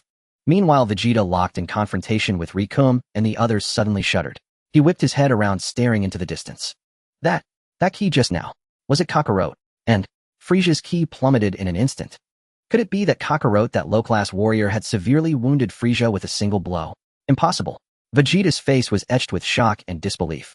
On the other side, Jinyu, who was about to deal with Piccolo and Gohan, halted his movements. He looked down at the scouter on his wrist. On the scouter, Lord Frisia's battle power reading had instantly dropped to rock bottom. Lord Frisia. Guldo's four eyes bulged like bells. Jinyu's expression turned grim, more serious than ever before. He knew. This was a catastrophe. When had such a monster arrived on Namek? Cough. Cough. From the rubble of the mountain, Frisia struggled to crawl out. He was a mess, his white battle armor tattered and torn. His hover chair was reduced to scrap metal. But what infuriated him most was the searing pain on his face, and the flame of humiliation ignited deep within his heart. He, Frisia, the Emperor of the Universe, had never sustained a single wound since birth. Today he had been sent flying by a single punch from a monkey in his own eyes. Unforgivable. Absolutely unforgivable. You seek death. The words ground out through clenched teeth dripped with boundless venom and murderous intent. Frisia looked up, his eyes bloodshot. His body began to undergo a drastic transformation. Accompanied by a piercing roar, Frisia's frame shot upward. Muscles bulged, tearing through the remnants of his armor. The horns on his head grew longer and more curved like a bull's. A surge of ki, several times more powerful than before, exploded outward. Frisia had transformed. Second form. The Minotaur form. Battle power exceeding 1 million. Monkey. He'll tear you limb from limb. After transforming, Frisia's voice became harsh and savage. He stomped the ground, which instantly shattered. He turned into a violet blur, shooting towards Sun Wukong. Sun Wukong's eyes sharpened. He charged forward as well. Bang, bang, bang, bang. The two figures clashed fiercely in midair. Each collision of fist and foot sent visible shockwaves rippling through the air. After transforming, Frisia's strength and speed had vastly increased. He laughed maniacally, throwing punch after punch at Sun Wukong's vital points. Die, die, die. He could already envision Sun Wukong being pummeled to a pulp. Yet Sun Wukong's expression remained largely unchanged throughout. He simply parried each move, effortlessly deflecting Frisia's every attack. What seemed like a storm of blows to Frisia was riddled with openings in Sun Wukong's eyes. Is that all you've got? Sun Wukong spoke calmly after blocking a heavy punch from Frisia. What? Frisia's smile froze on his face. The next second, Sun Wukong's hand chopped precisely into Frisia's neck. Thud. Frisia's eyes nearly bulged out of their sockets. An irresistible force sent him flying once more. He tumbled through the air like a kite, with a broken string spinning dozens of times before barely stabilizing himself. A coppery taste rose in his throat. He had been knocked away by a single move again. How was this possible? He had already transformed. His battle power had exceeded 1 million. Why could he still not defeat him? Frisia let out a shriek. Damn it. Damn it all. Frisia's reason was completely consumed by rage. He could not accept this. I have an even stronger transformation. He'll show you what true despair really means. Frisia's body began to mutate once more. This time the change was even more bizarre, even more terrifying. His form elongated, the back of his skull stretched hideously, new horns sprouted from his shoulders, and his entire shape became like a demon from another world. Third form. Battle power 2 million. Die. Frieza eagerly extended a finger aiming at Sun Wukong. Whoosh, whoosh, whoosh. Dozens of violet death beams rained down like a torrent upon Sun Wukong. Yet Sun Wukong's figure weaved through the dense barrage like a phantom. Every attack missed. Impossible. Frieza, driven to madness, fired beams frantically with his fingers, but Sun Wukong had already appeared before him. It's over. Sun Wukong raised his hand and struck Frieza's chest. The hard exoskeleton of Frieza's third form shattered on impact. He flew backward, crashing heavily to the ground and carving a trench hundreds of meters long. What? Frieza lay on the ground, purple blood gushing from his mouth. He could not comprehend. He had transformed twice in succession, each time growing stronger. Yet before this man, he was still utterly powerless. I still have my final form. A fierce will to survive drove Frieza to struggle to his feet once more. His eyes no longer held mere fury, they were tinged with terror, venom, and a hint of desperation. You force my hand. Normally I rarely use this form, because even I cannot perfectly control this power. Frieza's voice turned shrill and raspy. But now it doesn't matter. Today you must die. I will show you. The true form of Frieza. Boom. A wave of ki far more terrifying than all previous forms combined erupted from Frieza's body. The entire planet Namek trembled violently under the pressure of this ki. The sky changed color. The earth split open. The dust settled. A new figure appeared before Sun Wukong, no longer towering and grotesque. Instead it had shrunk. Pure white with smooth skin, only key areas like shoulders and head covered in purple carapace-like tissue. Its appearance was starkly simple. Yet the aura of evil and immense power radiating from within was enough to make even gods tremble. Frieza final form. Oh ho ho. Frieza let out a laugh similar to his initial one, yet utterly different. He slowly raised his hand, first admiring his own pristine palm. Then he lifted his head, his scarlet eyes locking onto Sun Wukong. So Saiyan Monkey, are you ready to meet your death? For the first time a look of genuine gravity settled upon Sun Wukong's face. Saiyan Monkey. Frieza flexed his wrist, the crisp crackle of bone snapping echoing sharply. The game is over. His voice regained its original softness, but beneath that velvet calm lurked an icy lethal intent. Sun Wukong said nothing. He slowly crouched low, his body tilting forward with coiled precision. In the next instant, boom. A torrent of deep crimson aura erupted from his core, like a volcanic cataclysm surging skyward. Twice. Kaioken. His skin, muscles, and even his hair blazed with an eerie demonic scarlet. Without hesitation, he activated the Kaioken. The ground beneath his feet shattered instantly, as he became a streak of crimson lightning hurtling straight toward Frieza. Oh! A contemptuous curve lifted the corner of Frieza's mouth. He did not shift his stance, merely raised one hand with casual disdain. Thud! Sun Wukong's fist was caught, effortlessly, almost idly, within Frieza's palm. A shockwave of raw energy detonated outward from their clash, hurling every shard of rock in the vicinity into the air. Yet Frieza did not budge, not so much as a millimeter. Your resistance is pathetically feeble. Amusement flickered coldly in his crimson eyes. Sun Wukong's pupils contracted violently. He could feel it, his power vanishing into oblivion like mud sinking into the sea, failing utterly to wound his foe. Then fourfold, roaring, he ignited his aura anew, doubling its searing crimson intensity. Muscles swelled, veins bulged like serpents beneath his skin. Power surged, doubled once more. He wrenched his fist back and struck again, faster, harder, fiercer than before. This time Frieza staggered, just a single infinitesimal step backward. But no more than that. How intriguing. Frieza's smile remained unbroken. Let us see how many more surprises you can offer me. He flicked a finger. An invisible force lanced forth, striking Sun Wukong squarely in the abdomen. Flump. Sun Wukong's body curled inward like a prawn, bile rising hot and acidic in his throat. He was hurled backward, carving a deep smoking trench across the earth. Damn it. Gritting his teeth against the agony, Sun Wukong flipped upright and rose to his feet. He knew. Ordinary multipliers were now utterly meaningless. Sixfold. Eightfold. Tenfold. He pushed the Kaioken beyond all conventional limits, until his very body screamed in protest. A monstrous crimson aura consumed him entirely, roaring like a living inferno. The air warped and shimmered around him, distorted by unbearable heat. Again, Sun Wukong vanished. Once more. Thud, thud, thud, thud, thud. High above, only two indistinct afterimages remained, clashing at speeds that defied mortal comprehension. Each impact detonated like a collapsing star. The skies of Namek churned and darkened, torn asunder by the sheer magnitude of their battle. From afar, Vegeta stood utterly stunned, his gaze locked on the two blazing specks in the heavens. Kakarot, the low-class warrior. He actually fights Frieza at this level. The truth struck him harder than death itself. The aerial duel intensified, ferocious, relentless. Sun Wukong fought like a maddened god, unleashing the full mastery of his Kame school martial arts. Every punch, every kick carried the totality of his being, the absolute zenith of his strength. Yet Frisia stood unmoved, a mountain of divinity, unshakable, eternal. He began to savor this game. Excellent. Excellent. Yes, just like that. Amuse me further. Laughing wildly, he parried each blow with effortless grace. And occasionally, counterattacked. A razor-edged chop carved a deep, bone-exposed gash across Sun Wukong's chest. A whip-like kick sent him plummeting from 10,000 meters, slammed headlong into the earth. Crockham.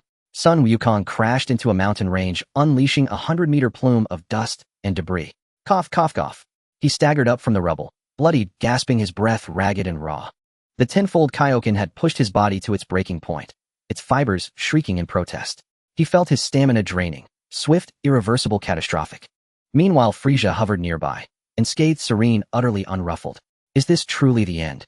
Frisia descended, slowly landing before Sun Wukong, towering over him with quiet condescension. Your performance has been astonishing. But now, it is time for the curtain to fall. Frisia? Sun Wukong straightened, his voice hoarse-strained. I admit, you are strong. But I have not lost yet. With that final thunderous roar, the last dregs of his ki ignited, burning with unprecedented self-immolating fury. Tween-fold Kaioken. Kra-boom.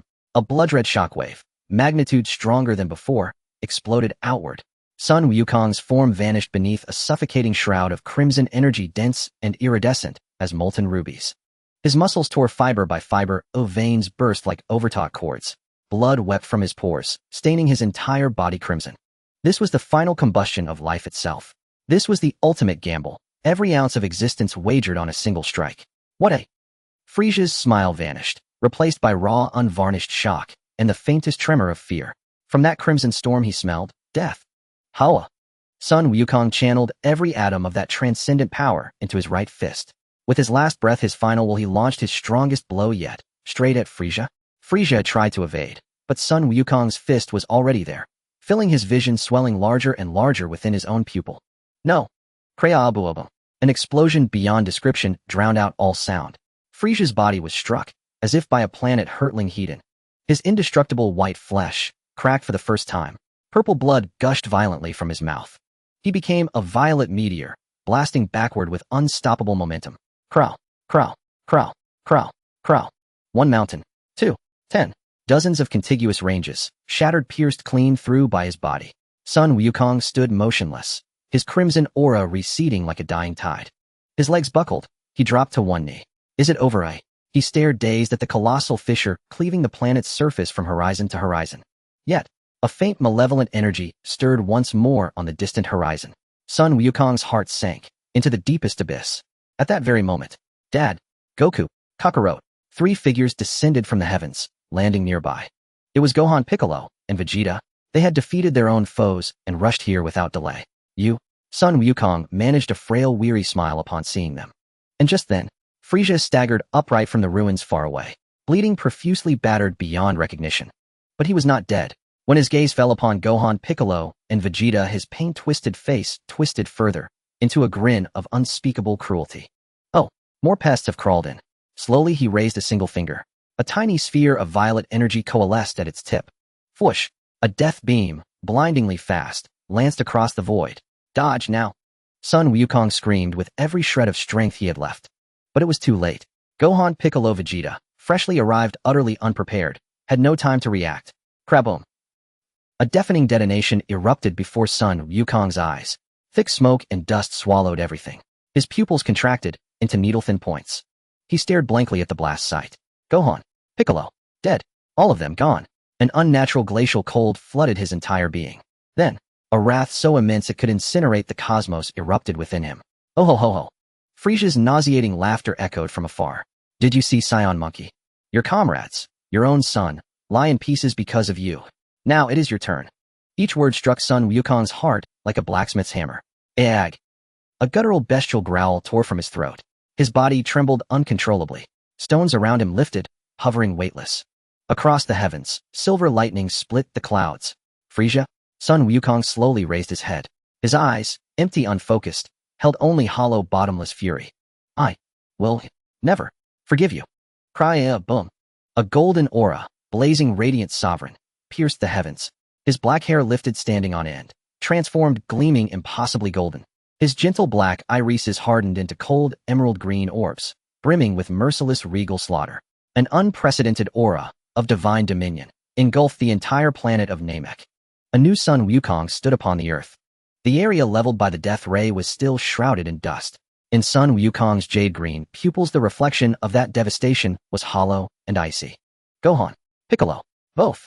Yet just as that rage was about to utterly consume his reason, the drifting dust slowly began to clear. A slender figure stood silently upon the scorched earth. Kia. He maintained a pose with one hand extended forward before his palm, where a translucent energy barrier was slowly dissipating into motes of light. Behind him, Son Gohan, Piccolo, and Vegeta stood safe and sound. Each of their faces bore the shock of a narrow escape as they stared blankly at Kia's back. Sun Wukong's golden aura pulsed violently. The savagery and fury in his eyes receded like a tide replaced by an incredulous astonishment. Thank goodness. The golden aura around him seemed to soften. He looked at Kia, his lips moving, but ultimately only a simple phrase emerged. Thanks. Kia withdrew his hand, turned around, and shrugged at Wukong, his usual relaxed demeanor on his face. Don't mention it. It was nothing. As he spoke, he scrutinized the transformed Sun Wukong, his eyes filled with awe. So this was a Super Saiyan, the legendary Namekian mightiest warrior of the universe. Elsewhere, none was more bewildered than Frieza. The cruel smile on his face had frozen solid. What had he witnessed? His own attack effortlessly blocked by some unknown character. That was one thing. But what he could neither comprehend, accept, nor prevent from making his very soul tremble was the change in that Saiyan monkey. The golden hair. Those jade-green eyes. That terrifying aura that made him fear from the very depths of his genes. No. Impossible. Frieza's voice quivered as he retreated step by step, his scarlet eyes filled with terror. Super Saiyan, the legend, is actually real. No, this is definitely an illusion. Some trick by you monkeys. He could not accept this fact. He, Frieza, the Emperor of the universe, had spent his life fearing and guarding against this legend. For this, he had not hesitated to destroy the entire planet Vegeta. He thought he had completely nipped this threat in the bud, but now this living legend stood right before him. Illusion. Sun Wukong slowly turned his head, his jade-green eyes locking onto Frieza with chilling indifference. A hint of a smile curled at the corner of his mouth. It was a smile of absolute confidence. Then let me let you experience it firsthand. Just how real this illusion truly is. The moment the words fell, Sun Wukong's figure vanished from the spot. What? Frieza's pupils shrank to pinpricks. Sun Wukong's form materialized before him like a phantom. He concentrated that power which defied all reason into a single point and then struck. Boom. The fist slammed solidly into Frieza's abdomen. Frieza's terror-stricken face instantly contorted. His eyeballs bulged as if they would fly out of their sockets. Puffed. A great gush of purple blood mingled with fragments of internal organs erupted from his mouth. Frieza could clearly feel a terrifying force exploding inside his body. He was sent flying backward again like a cannonball fired at high speed. Boom. This time it was more spectacular than any before. His body lost control in midair, spinning wildly like a top, before crashing violently into the distant earth. The land was plowed open into a bottomless massive trench that stretched to the horizon, having smashed through countless mountain ranges. Vegeta in the distance stood with his mouth agape, utterly devoid of thought. What had he witnessed? That Emperor of the universe, Frieza, had been reduced to this by a single punch from the transformed Kakarot. So this was a Super Saiyan. An immense sense of absurdity and powerlessness washed over Vegeta. He, the Saiyan Prince, was a joke in the face of the true legend. Son Gohan and Piccolo also swallowed hard, staring in awe at Sun Wukong's back. Dad is so strong. Roar. Just then from the end of the horizon a roar filled with endless venom and madness erupted. Boom. A surge of chi, even vaster and more violent than before, shot into the sky. The entire planet Namek began to shake violently, as if it would shatter at any moment. Magma spewed from the fissures in the earth. I will kill you. A figure slowly rose from that bottomless trench. It was Frieza. His form had changed yet again. His once relatively well-proportioned body had become immensely muscular, bulging with sinew and bulging veins, increasing his entire size by a full circle. This was his form, with 100 of his power released without any restraint. Die, Saiyan monkey. Frieza had completely lost his mind, his eyes filled with bloodshot veins and madness. He roared, transforming into a streak of violet light, shooting straight towards Sun Wukong. Well met. Sun Wukong's expression remained as calm as a still lake. He looked up, a glint of battle intent flashing in his jade-green eyes. He charged forward to meet him. Boom, boom, boom, boom, boom. Two beams of light engaged in a battle that transcended all limits in the high heavens. Their speed was too fast. so fast that even Vegeta and Piccolo's dynamic vision could only capture two constantly flickering points of light. Each collision of those light points unleashed a devastating shockwave of energy across the sky. The shockwave spread, leveling everything on the ground. Mountains crumbled. Rivers evaporated. The entire world trembled under their battle. This is too insane. Son Gohan's voice trembled as he watched the apocalyptic scene in the sky. Piccolo's face had turned green with shock.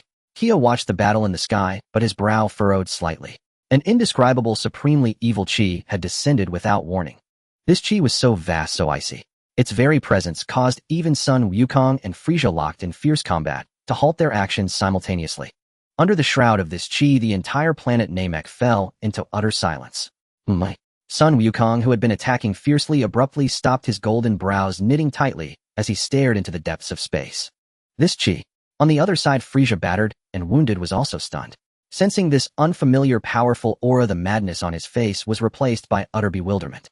In the sky, a figure floated with his hands clasped behind his back. His appearance was 70 or 80% similar to Frieza's final form.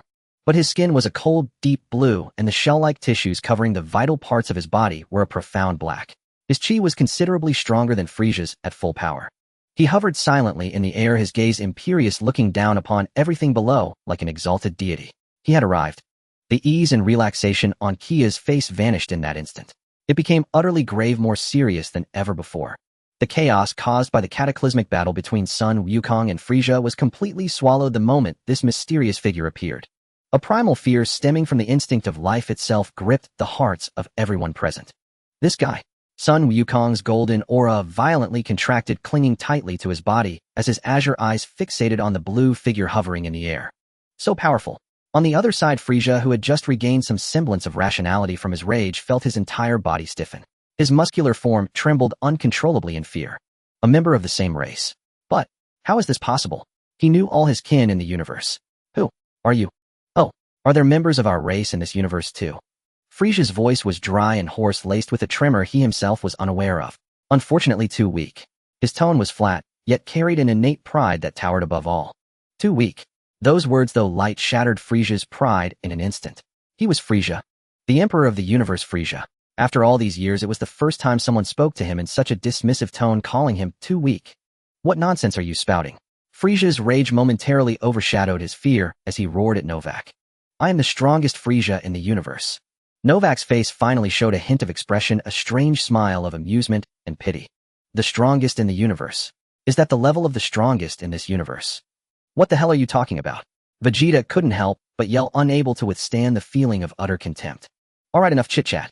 Novak seemed to lose interest in the conversation, slowly lowering his hands that had been resting behind his back. Let me introduce myself. My name is Novak. I was unfortunate enough to get caught in a space-time rift during my cosmic travels and ended up in this unfamiliar universe. I tried to find my way back, but unfortunately I failed. Since I cannot return, it doesn't matter. A cruel smile slowly crept across Novak's lips, his indifferent gaze replaced by a fervent desire for conquest. Then I shall dominate this universe. The overall level of this universe seems significantly weaker than ours. It should be quite easy to conquer. He glanced around, his gaze finally settling on Sun Wukong. However, before I embark on my grand endeavor, I must first eliminate a few potential threats. For example, you, the legendary Super Saiyan. The moment the words left his mouth, Novak's figure vanished. Sun Wukong's nerves instantly tightened to their limits. He barely had time to react before an irresistible force slammed into his chest. Boom. A dull thud. Sun Wukong's body, wrapped in golden aura, bent like a shrimp. He flew backward like a broken sack. Dad! Son Gohan screamed in terror. Wukong. Piccolo's green face lost all color. So fast. They didn't even catch a glimpse of Novak's movements. I see that faintly felt evil aura when we arrived on Namek. It was this guy. Is it the butterfly effect caused by the time travel? A series of thoughts flashed through Chia's mind. Damn. From afar, Sun Wukong forced himself to stabilize his body, a trickle of blood oozing from the corner of his mouth. He raised his head, his eyes filled with horror as he looked at Novak. The gap is too vast. Is this the extent of the Super Saiyan? Novak's figure had already appeared before Sun Wukong, unbeknownst to him. He looked down at Sun Wukong from above, his eyes filled with disappointment. Truly, you have disappointed me greatly. As he spoke, he slowly raised a finger. At the fingertip, a point of deep blue energy began to gather. Though small, the destructive power contained within made the entire Namek space emit a mournful cry of being overburdened. Sun Wukong's heart sank to the depths. He could feel death closing in on him, just at this critical moment. Hey! A sharp shout came from behind. Novak's energy-gathering motion paused slightly. He turned in surprise to look in the direction of the voice. He saw the black-haired human who had been standing back watching all along now slowly walking towards him. It was Chia. Oh. Novak looked at Chia with keen interest. You are also a scion. He did not sense any formidable aura from Chia. In Novak's perception, he was pitifully weak, hiding his strength. Chia did not answer his question. He simply moved his wrists and neck. Chia looked up at Novak, a brilliant smile on his face. I haven't fought in a long time. Do you want to test my skills? The moment those words were spoken, the crowd was stunned. Son Gohan and Piccolo's eyes nearly bulged out. This guy, has he gone mad? Does he know who he is talking to? Even the severely injured Sun Wukong was dumbfounded. Meanwhile, the playful smile on Novak's face slowly faded. His gaze gradually turned icy. Human, are you provoking me? A terrifying, murderous intent locked onto Chia. But Chia seemed oblivious. He merely crouched down slowly, slightly leaning forward. Don't be impulsive. Sun Wukong exerted all his strength to warn Chia. But it was too late. Boom. A deep crimson aura erupted from Chia's body like a volcano that had slept for eons. That violent aura instantly engulfed the entire battlefield. Tenfold. Kaioken. Chia's body was enveloped in rich crimson energy, muscles bulging, veins popping. His battle power soared wildly in a brutal manner at that moment. What? It was now Novak's turn to be astonished. Huh. Chia did not give him any time to react. The ground beneath him exploded, and he transformed into a red meteor, striking with overwhelming force towards Novak, delivering his strongest punch at that moment. The wind from the punch howled, even tearing through the air. However, in the face of this earth-shattering strike, Novak merely slowly extended his palm. In the next instant, Chia's fist ablaze with red aura met Novak's palm. Yet Chia's fist halted midair. Stuck in place. The terrifying power in his fist capable of shattering mountains vanished without a trace. Novak looked at Chia, who was giving it his all, and a mocking curve reappeared at the corner of his mouth. His voice was cold and cruel, clearly resonating in the ears of everyone present. Is this the extent of your power? Truly, it is. Disappointing. Novak's mocking gaze looked down from above, as if observing an ant that struggled with all its might, yet still could not budge him in the slightest. The atmosphere froze to an icy standstill. Chia slowly withdrew his still trembling fist. The strain of the tenfold Kaioken left his arm muscles aching. Yet his expression remained utterly unchanged, eerily calm. Without even glancing at Novak again, he turned his head and called out to Son Goku, who had just steadied himself in the distance. Goku, forget about me for now. Go and finish Frieza off completely. His voice was not loud, yet it reached everyone's ears with clarity. What? Son Goku was taken aback. This guy named Novak was the truly invincible monster. Only by joining forces could they hope to prevail. But, no buts, Kia interrupted, his tone carrying an unyielding resolve. Leave this one to me. You lure him higher into the sky, or Namek will be blown to pieces by your fight. Kia's tone even carried a hint of mockery. Son Goku gazed at Kia's profile. That extraordinary composure for some reason steadied his own heart, which had wavered due to the immense gap in power. He hesitated no more. He nodded firmly. I understand. Be extremely careful. The moment the words left his mouth, the golden aura around Son Goku surged once more, and he transformed into a streak of golden light, hurtling toward Frieza on the other battlefield. Bastard. Frieza had just recovered from the shock Novak had dealt him when he saw Son Goku's murderous face bearing down on him. You damned monkeys, all of you die. Boom. On the other battlefield, an earth-shattering clash erupted once more. Over here, Novak watched everything with keen interest, making no move to intervene. Interesting. Are you buying a little more time to linger on for yourself? And that's Super Saiyan. Human, your courage is commendable. Pity. Novak shook his head, his eyes growing even more pitying. In the face of absolute power, courage is the most useless thing. Kia paid no heed to his trash talk. He simply slowly clenched his fists once more. The blood within him surged and roared. Huff. A scorching white breath escaped Kia's lips. The next second, boom. A crimson aura deeper and more violent than before erupted skyward. That immense energy tore off a layer of the ground around him. Debris spiraled upward only to be instantly vaporized by the searing aura. 15-fold. Kaioken. Kia's body was now completely enveloped in that dense crimson energy. His bulging muscles strained, his battle suit veins coiled like dragons beneath his skin, exuding a destructive pressure from every pore. My. Novak's brow finally twitched slightly. He could sense that this human's energy had risen another notch. It could now pose a threat to him. This secret art of constantly breaking limits also piqued his curiosity. Kia gave him no time to ponder. Spreading his arms, two rapidly spinning crimson gold energy spheres coalesced in his palms at an astonishing speed. Take this. Kia roared, thrusting both palms forward. But the two energy spheres did not blast out as energy waves as expected. Instead, they shattered with a pop, dissolving into hundreds of tiny crimson gold beams scattering in all directions like a celestial maiden scattering flowers. The spectacle was dazzling and beautiful, yet brimming with deadly menace. A mere parlor trick. Novak snorted. He left an afterimage at his original spot, weaving effortlessly through the dense barrage of energy beams. Not a single one touched his clothes. However, a look of bewilderment soon crossed Novak's face. He realized that the beams he dodged did not fly off into the distance and dissipate like ordinary energy attacks. They traced bizarre arcs in midair like living birds, circling and converging. Behind him they reformed. Hundreds of beams twisted together into a colossal, violent torrent of energy, thicker and more ferocious than any before. Not good. Novak's pupils contracted violently for the first time. He tried to turn and defend, but it was too late. That energy torrent condensed from Kia's 15-fold Kaioken power slammed squarely into his back. Boom. An unprecedented violent explosion detonated in midair. The terrifying shockwave formed a visible white blast spreading wildly in all directions. In the distance, Vegeta and the others were thrown about by the gale, unable even to open their eyes. The entire world seemed swallowed by the blinding light and deafening roar. Did it work? Little Gohan clung tightly to Piccolo's cape, his voice trembling. Piccolo did not answer. His green face was etched with awe. That move was utterly breathtaking. Near the explosion's epicenter, Kia's figure appeared again like a phantom. Not done yet. Kia slashed his right hand twice through the air. Rip!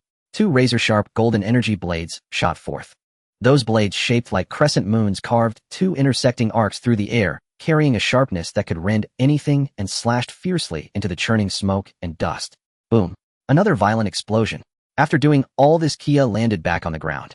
He panted heavily, his chest heaving violently. The 15-fold Kaioken combined with two full power techniques placed a tremendous burden on his body. Sweat had already soaked his clothes, every muscle screamed in searing pain. But he paid it no mind. His gaze remained intensely focused, fixed on the spot where the smoke was clearing. Slowly the smoke dissipated. A figure still hovered silently in its original position. Upon closer inspection, some blood oozed from his ice-blue skin, and the black carapace on his shoulders bore a few fine cracks. He was injured, though it was only a minor wound. In the distance, Son Goku, who had just beaten Frieza half to death, stopped in his tracks, staring in disbelief. Vegeta's eyes nearly popped out his mouth. Agape. What the hell? That Frieza lookalike is still alive. In their view, Kia's eruption of power surpassing a Super Saiyan was already absurd. Novak slowly raised a hand and touched his own blood. He looked at his fingers, then raised his head to gaze at the panting Kia. The amusement and contempt on his face had vanished completely, replaced by an unprecedented seriousness. Unexpected. Novak spoke, his voice low. You're actually quite something. A mere human, able to wound me. I take back what I said. What's your name? He'll grant you a quick death. It's over. Those two words echoed in everyone's minds. This monster was getting serious. Kia wiped the blood from the corner of his mouth, internal bleeding from the strain on his body. He looked at Novak and suddenly broke into a bright smile. Really? That's quite an honor. But Kia's eyes turned sharply fierce. Making you bleed a little isn't enough. Yet inwardly he laughed bitterly. Damn, I just transmigrated not long ago, and now I have to fight for my life. This life was a bonus anyway. To have lived this long and witnessed the magnificent world of Dragon Ball, I'm already lucky. To fight alongside a Super Saiyan, to trade blows with a powerhouse from another universe. This life is worth it. In a flash of thought, Kia's mindset cleared completely. No more fear of death, no more confusion about the future. Only the purest, most blazing battle spirit remained. He lifted his head, met Novak's icy eyes, and roared with all his might. Novak, want to kill me? Fine. My life is right here. See if you have what it takes to take it. The roar echoed across the trembling planet. Before everyone's horrified gaze. Boom. A terrifying aura far surpassing anything before, almost dying the entire world. Blood red erupted without restraint from Kia's body. 20-fold. Kaioken. Around Kia's body, the thick, almost tangible crimson aura formed a massive energy vortex. The ground beneath his feet cracked and crumbled into dust, swept into the sky by the terrifying storm of power. This guy. Is he insane? In the distance, Vegeta's pupils shrank to pinpricks from sheer shock. He could sense that the energy erupting from Kia had already far surpassed that of a Super Saiyan. Sun Wukong's emerald eyes were also filled with horror and concern. He knew better than anyone how terrifying the strain of the Kaioken was on the body. Novak's face had completely lost its composure and amusement. His ice-blue eyes fixed on Kia, carrying an unprecedented solemnity. This human before him now possessed power that could threaten his very life. Good. Novak's voice was low, laced with a provoked rasp. Since you're so eager to die, I'll grant your wish. The moment the words fell, both moved simultaneously. A deafening boom. There was no probing, no flashy techniques. Just the purest, most primal collision. Two figures, one crimson and one ice blue, transformed into meteors tearing across the sky, crashing violently together. A visible shockwave with the two at its center radiated outward in all directions like a ring. The clouds in the sky were instantly swept away, leaving a massive void. The earth itself was forced downward dozens of meters by the immense force, forming a shocking colossal depression. Arg! Kia let out a pained roar. At the moment of impact, he felt as if the very bones in his fists were about to shatter. But he did not retreat. He knew that once he stepped back, it would be over completely. On the other side, Novak was not faring well either. Kia's blazing fist charged with an overbearing energy slammed into his body. That force like a red-hot branding iron rampaged through his internal organs. Novak spat out a mouthful of blue blood, his body uncontrollably hurtling backward. Kia, enduring the searing pain tearing through his body, transformed into a streak of blood-red light and caught up to the recoiling Novak. A punch, an elbow, a knee, a kick. In an instant, hundreds of storm-like attacks rained down upon Novak. A thud, thud, thud, thud, thud. The dense sound of impacts merged into one like the most intense drumbeat on a battlefield, pounding on everyone's hearts. The entire Namek star trembled and wailed under their fierce battle. Bastard, get off me. Novak finally found a moment to breathe amidst the violent assault. He roared, exploding with deep blue energy, forcibly blasting Kia away. The two separated in midair, facing off from a distance. Both were now in a wretched state. Novak's ice blue skin was covered in fist marks and wounds, blue blood seeping out continuously, and even the black carapace on his shoulder had several fierce cracks. Kia, however, was in an even worse condition. The immense strain of the 20-fold Kaioken had pushed his body to the brink of collapse. His skin had taken on an eerie dark red from burst capillaries, every muscle in his body spasmed uncontrollably, and he gasped for breath each inhale, bringing a burning pain. Cough, cough. Kia coughed up blood, his brow furrowed as he looked at the ravaged land below, scarred by their fight. No. If this continued, Namek would be destroyed. He had to move the battle higher. He looked up at Novak, forcing a provocative smile onto his face. Hey, little Frisia. Didn't you have enough to eat? You're asking for death. Novak, already enraged by Kia's blows, was further infuriated by the undisguised mockery. He roared and transformed into a blue streak, charging at Kia. Come on. A sharp glint flashed in Kia's eyes, and instead of retreating, he advanced to meet Novak. But just as they were about to clash, Kia's figure abruptly veered, brushing past Novak, and shot toward the higher skies. Running, Novak bellowed, chasing without a second thought. Two streaks of light, one red and one blue, one ahead and one behind, soared into the high altitude. In the high sky, their battle grew even more reckless. Fists and feet clashed, energy collided. Every attack was given without reservation. Kia's fist slammed into Novak's face, caving in half his cheek. Meanwhile, Novak's energy claws left 5 deep, bone-exposing gashes across Kia's chest. This was a true life-and-death struggle, trading wounds for wounds, staking life against life. The battle reached a fever pitch, with injuries mounting on both sides. After what seemed like an eternity, Kia felt his consciousness begin to blur. Every muscle, every cell in his body screamed in agony, as if on the verge of total collapse. No more. Truly at the limit. He had to use that move. Bet everything. Kia bit his tongue sharply, the intense pain jolting him back to clarity. With the last of his strength, he kicked Novak away, creating dozens of meters of distance. Huff, huff. Kia hovered in the cold high sky, his chest heaving violently. He looked at Novak, who was also panting in the distance, a look of determination flashing in his eyes. Novak. Slowly, he raised a single hand palm, aimed at Novak below. Novak's pupils contracted, and he immediately assumed a defensive stance. He thought Kia was about to unleash some devastating energy wave. However, no energy gathered in Kia's palm. The next second, a sudden change occurred, under Novak's astonished gaze. Beneath his feet, without any warning, a light blazed. A colossal beam of energy, brighter than the sun and more violent than a stellar explosion, erupted from the ground like a divine sword of judgment from the abyss. Instantly, it engulfed his form. What a... Novak could only let out an incredulous cry. This attack was utterly unavoidable. This was Kia's ultimate trump card, using exquisite control of energy to detonate all his power at an unexpected location. A thunderous, unprecedented explosion bloomed freely in the silent high sky. The blinding white light forced even those far below on Namek to instinctively close their eyes. After doing this, Kia could no longer hold on. The 20-fold Kaioken state faded instantly. Endless weakness and agony flooded over him like a tide. The world spun before his eyes, and his body fell helplessly toward Namek like a rag. It was over. It should be over. This was his final blow using all his strength. The aftermath of the explosion slowly dissipated. Kia, still falling, widened his eyes in disbelief as he stared at that airspace. There a figure still hovered silently at the center of the blast. No, this was no longer the previous Novak. His form had grown nearly a full size larger, and his once ice-blue skin had turned into a deep pure black like obsidian. All the wounds on his body had vanished completely.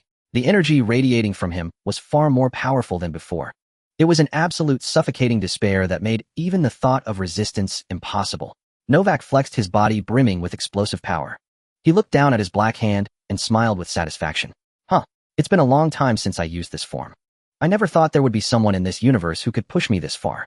He lifted his head, his gaze locking onto Kia, who was falling with no strength left to resist. His eyes were cold and different, as if looking at a dead man. As a reward, let you be the first sacrifice to witness my final form.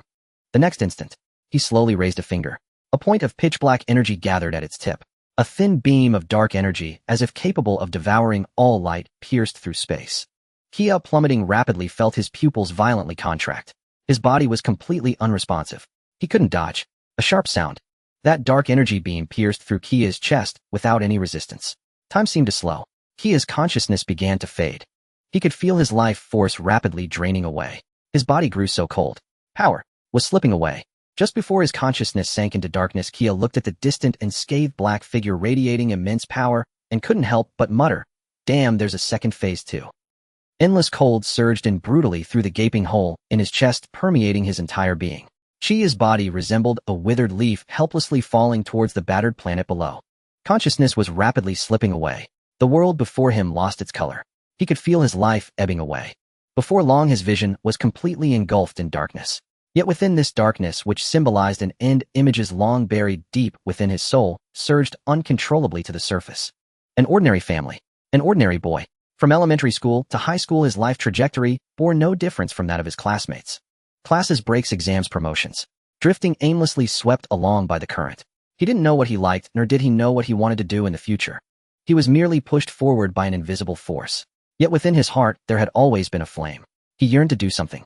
But he didn't know how to begin. When he entered university, he finally gained some freedom. He began to frantically experiment, joining various clubs, learning diverse skills, and working part-time to travel to different cities. He wanted to find something that could ignite his passion. He searched for a long time, but still found nothing. That flame in his chest flickered intermittently, never finding the dry kindling it needed to blaze forth. Then he graduated. Like countless other graduates, he was swept into the war of job hunting. In the end, he landed a job at a company that sounded pretty decent. Then reality slapped him hard in the face. Endless overtime, unending promises, and a boss who perpetually manipulated him. Every day, he opened his eyes to an unending workload. When he closed his eyes, his mind was still filled with KPIs and PPTs. He thought about quitting. Not just once. But looking at the dreadful employment landscape and the pitiful balance in his bank account, he hesitated. He feared that if he quit, he might never find another job. He feared he might not even be able to pay the rent. Thus, he could only endure. Day after day, all-nighters became the norm. Coffee was consumed like water. His body was being drained day by day. The flame that once burned in his chest was slowly turning to ash. Until that day, another all-nighter. When he finally finished the last report, the sky outside was already bright. He wanted to stand up to get a cup of water. Suddenly, a violent pain gripped his heart. Everything went dark before his eyes. Just like that, without warning, he collapsed onto the cold office desk. In the last few seconds of his life, he thought of nothing else. Rather, it was a profound sense of unwillingness that pierced to his very bones. Was my life truly ending like this? Like a novel that had yet to unfold, its plot hastily concluded. I haven't found what I love. I haven't even seen this world. I haven't truly lived once. I am not willing. This unwillingness transcended time and space, crossing the boundaries of life and death. At this moment in the Dragon Ball world, the soul approaching Chia resonated with a thunderous echo. Why? Why must I die again? In my past life, I lived with constraints and died in disgrace. In this life, I have finally come to this magnificent world. I have finally gained the power to control my own destiny. I can fight alongside Sun Wukong. I can battle against the strongest beings in the universe. I can feel my blood burning. I can feel every breath I take is filled with vitality. This is the life I desire. This is the way I want to live. I will not fade away quietly like in my past life. I refuse to accept it. This roar, originating from the depths of his soul, made no sound. Yet it was more shocking than any noise. It seemed to respond to his heart-wrenching will. His rapidly descending body suddenly came to a halt. It stopped. Just like that, in midair, defying the laws of physics, he hovered weightlessly. In the next second, at the terrifying wound on his chest which had been pierced by dark energy. A brilliant blue light akin to a beautiful azure planet illuminated. Immediately this blue light spread like a web from the wound, enveloping Chia's entire body. What is that? On the ground, Sun Wukong, who had been staring at the sky, saw his golden pupils constrict sharply. He was already. Vegeta, who had flown up to observe, gaped in disbelief, his eyes nearly popping out of their sockets. He could clearly sense that Chia's once weak energy, which was on the verge of extinguishing, was surging wildly at an astonishing speed. No, that was not just a surge. It was a complete transformation from nothing to something, from death to life. In the sky, Chia's body was enveloped in a rich azure energy. The fatal wound that had pierced through his chest was being filled, repaired, and healed at a visible rate by the blue light particles. Skin, muscle, bones. Everything was being reborn in just a few breaths of time. All the remaining injuries on his body, be it the fist marks inflicted by Novak or the scars left by energy claws, even the terrifying burden brought by the 20-fold Kaioken, vanished into nothingness within this blue energy. His body gradually transformed in midair from a falling position to a straight suspended stance. Then his disheveled black hair began to stand on end. Under the astonished gazes of everyone, the once black hair from the roots was replaced by a pure, profound azure color. That blue was reminiscent of the purest ocean on the planet he once lived on, and at the edges of that azure hair there was a faint star-like white outline. Chia slowly opened his eyes. Those eyes were no longer black. They had transformed into a clear, unblemished silver gray. In those eyes there was an almost absolute calmness, and beneath that calm a chilling battle intent capable of freezing everything. He gently lifted his hand, spreading it before him, feeling within him a new, unprecedented power, vast, like a starry sea. This power was gentle, restrained, yet incredibly strong. It perfectly integrated with his body and soul. Gone was the tearing sensation that accompanied the Kaioken, where his body felt on the verge of collapse. All that remained was absolute control. So this is how it is. Chia's lips curled into a confident smile. Scions have super scions. So for me, a person from Earth on the brink of life and death, to comprehend my own transformation. How about calling it Super Earthling? Is that too much to ask? He lifted his head, his azure gaze piercing through the distant space, landing on the black figure reveling in victory. Novak also sensed the suddenly powerful aura that made even him feel a pang of fear. He abruptly turned his head and saw Chia, who should have been dead. He saw his brand new azure form.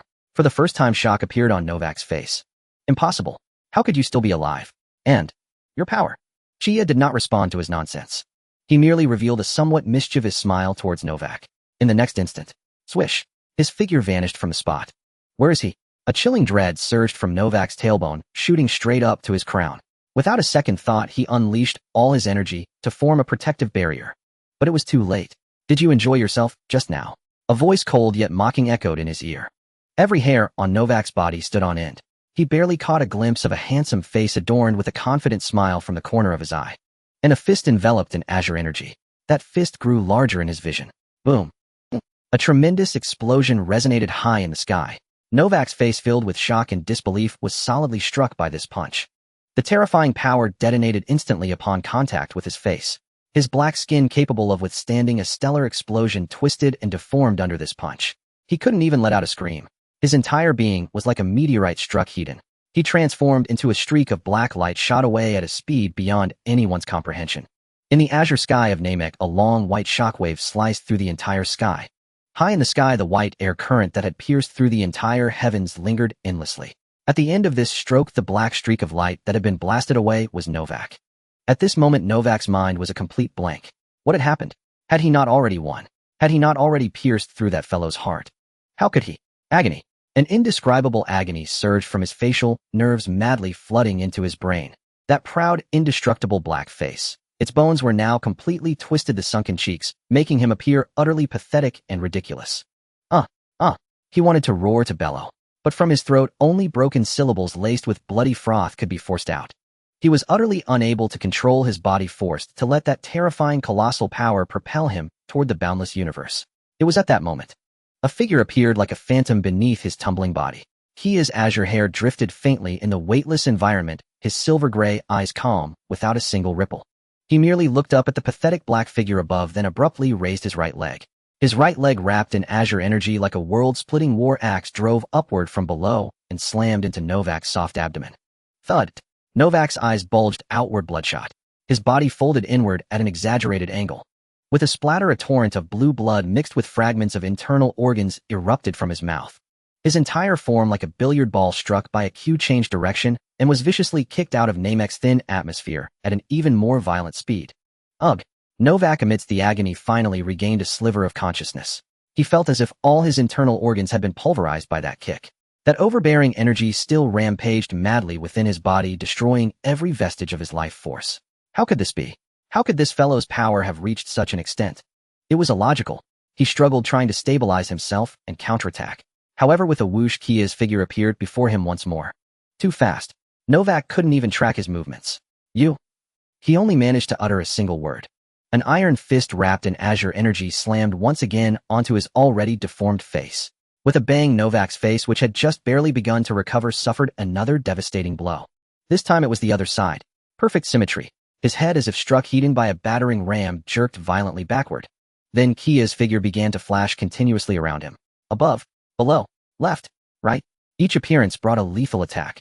There were no flashy techniques, only the simplest, most primal, most violent physical blows. Bang, bang, bang, bang, bang. The dense impacts bloomed silently in the dead cosmos. Novak, like a worn-out sandbag, was brutally pummeled by Kia from all directions. His proud final form, that obsidian-like skin, was now riddled with cracks, blue blood seeping out and quickly solidifying in the vacuum. He had no power to resist, not even a chance to scream.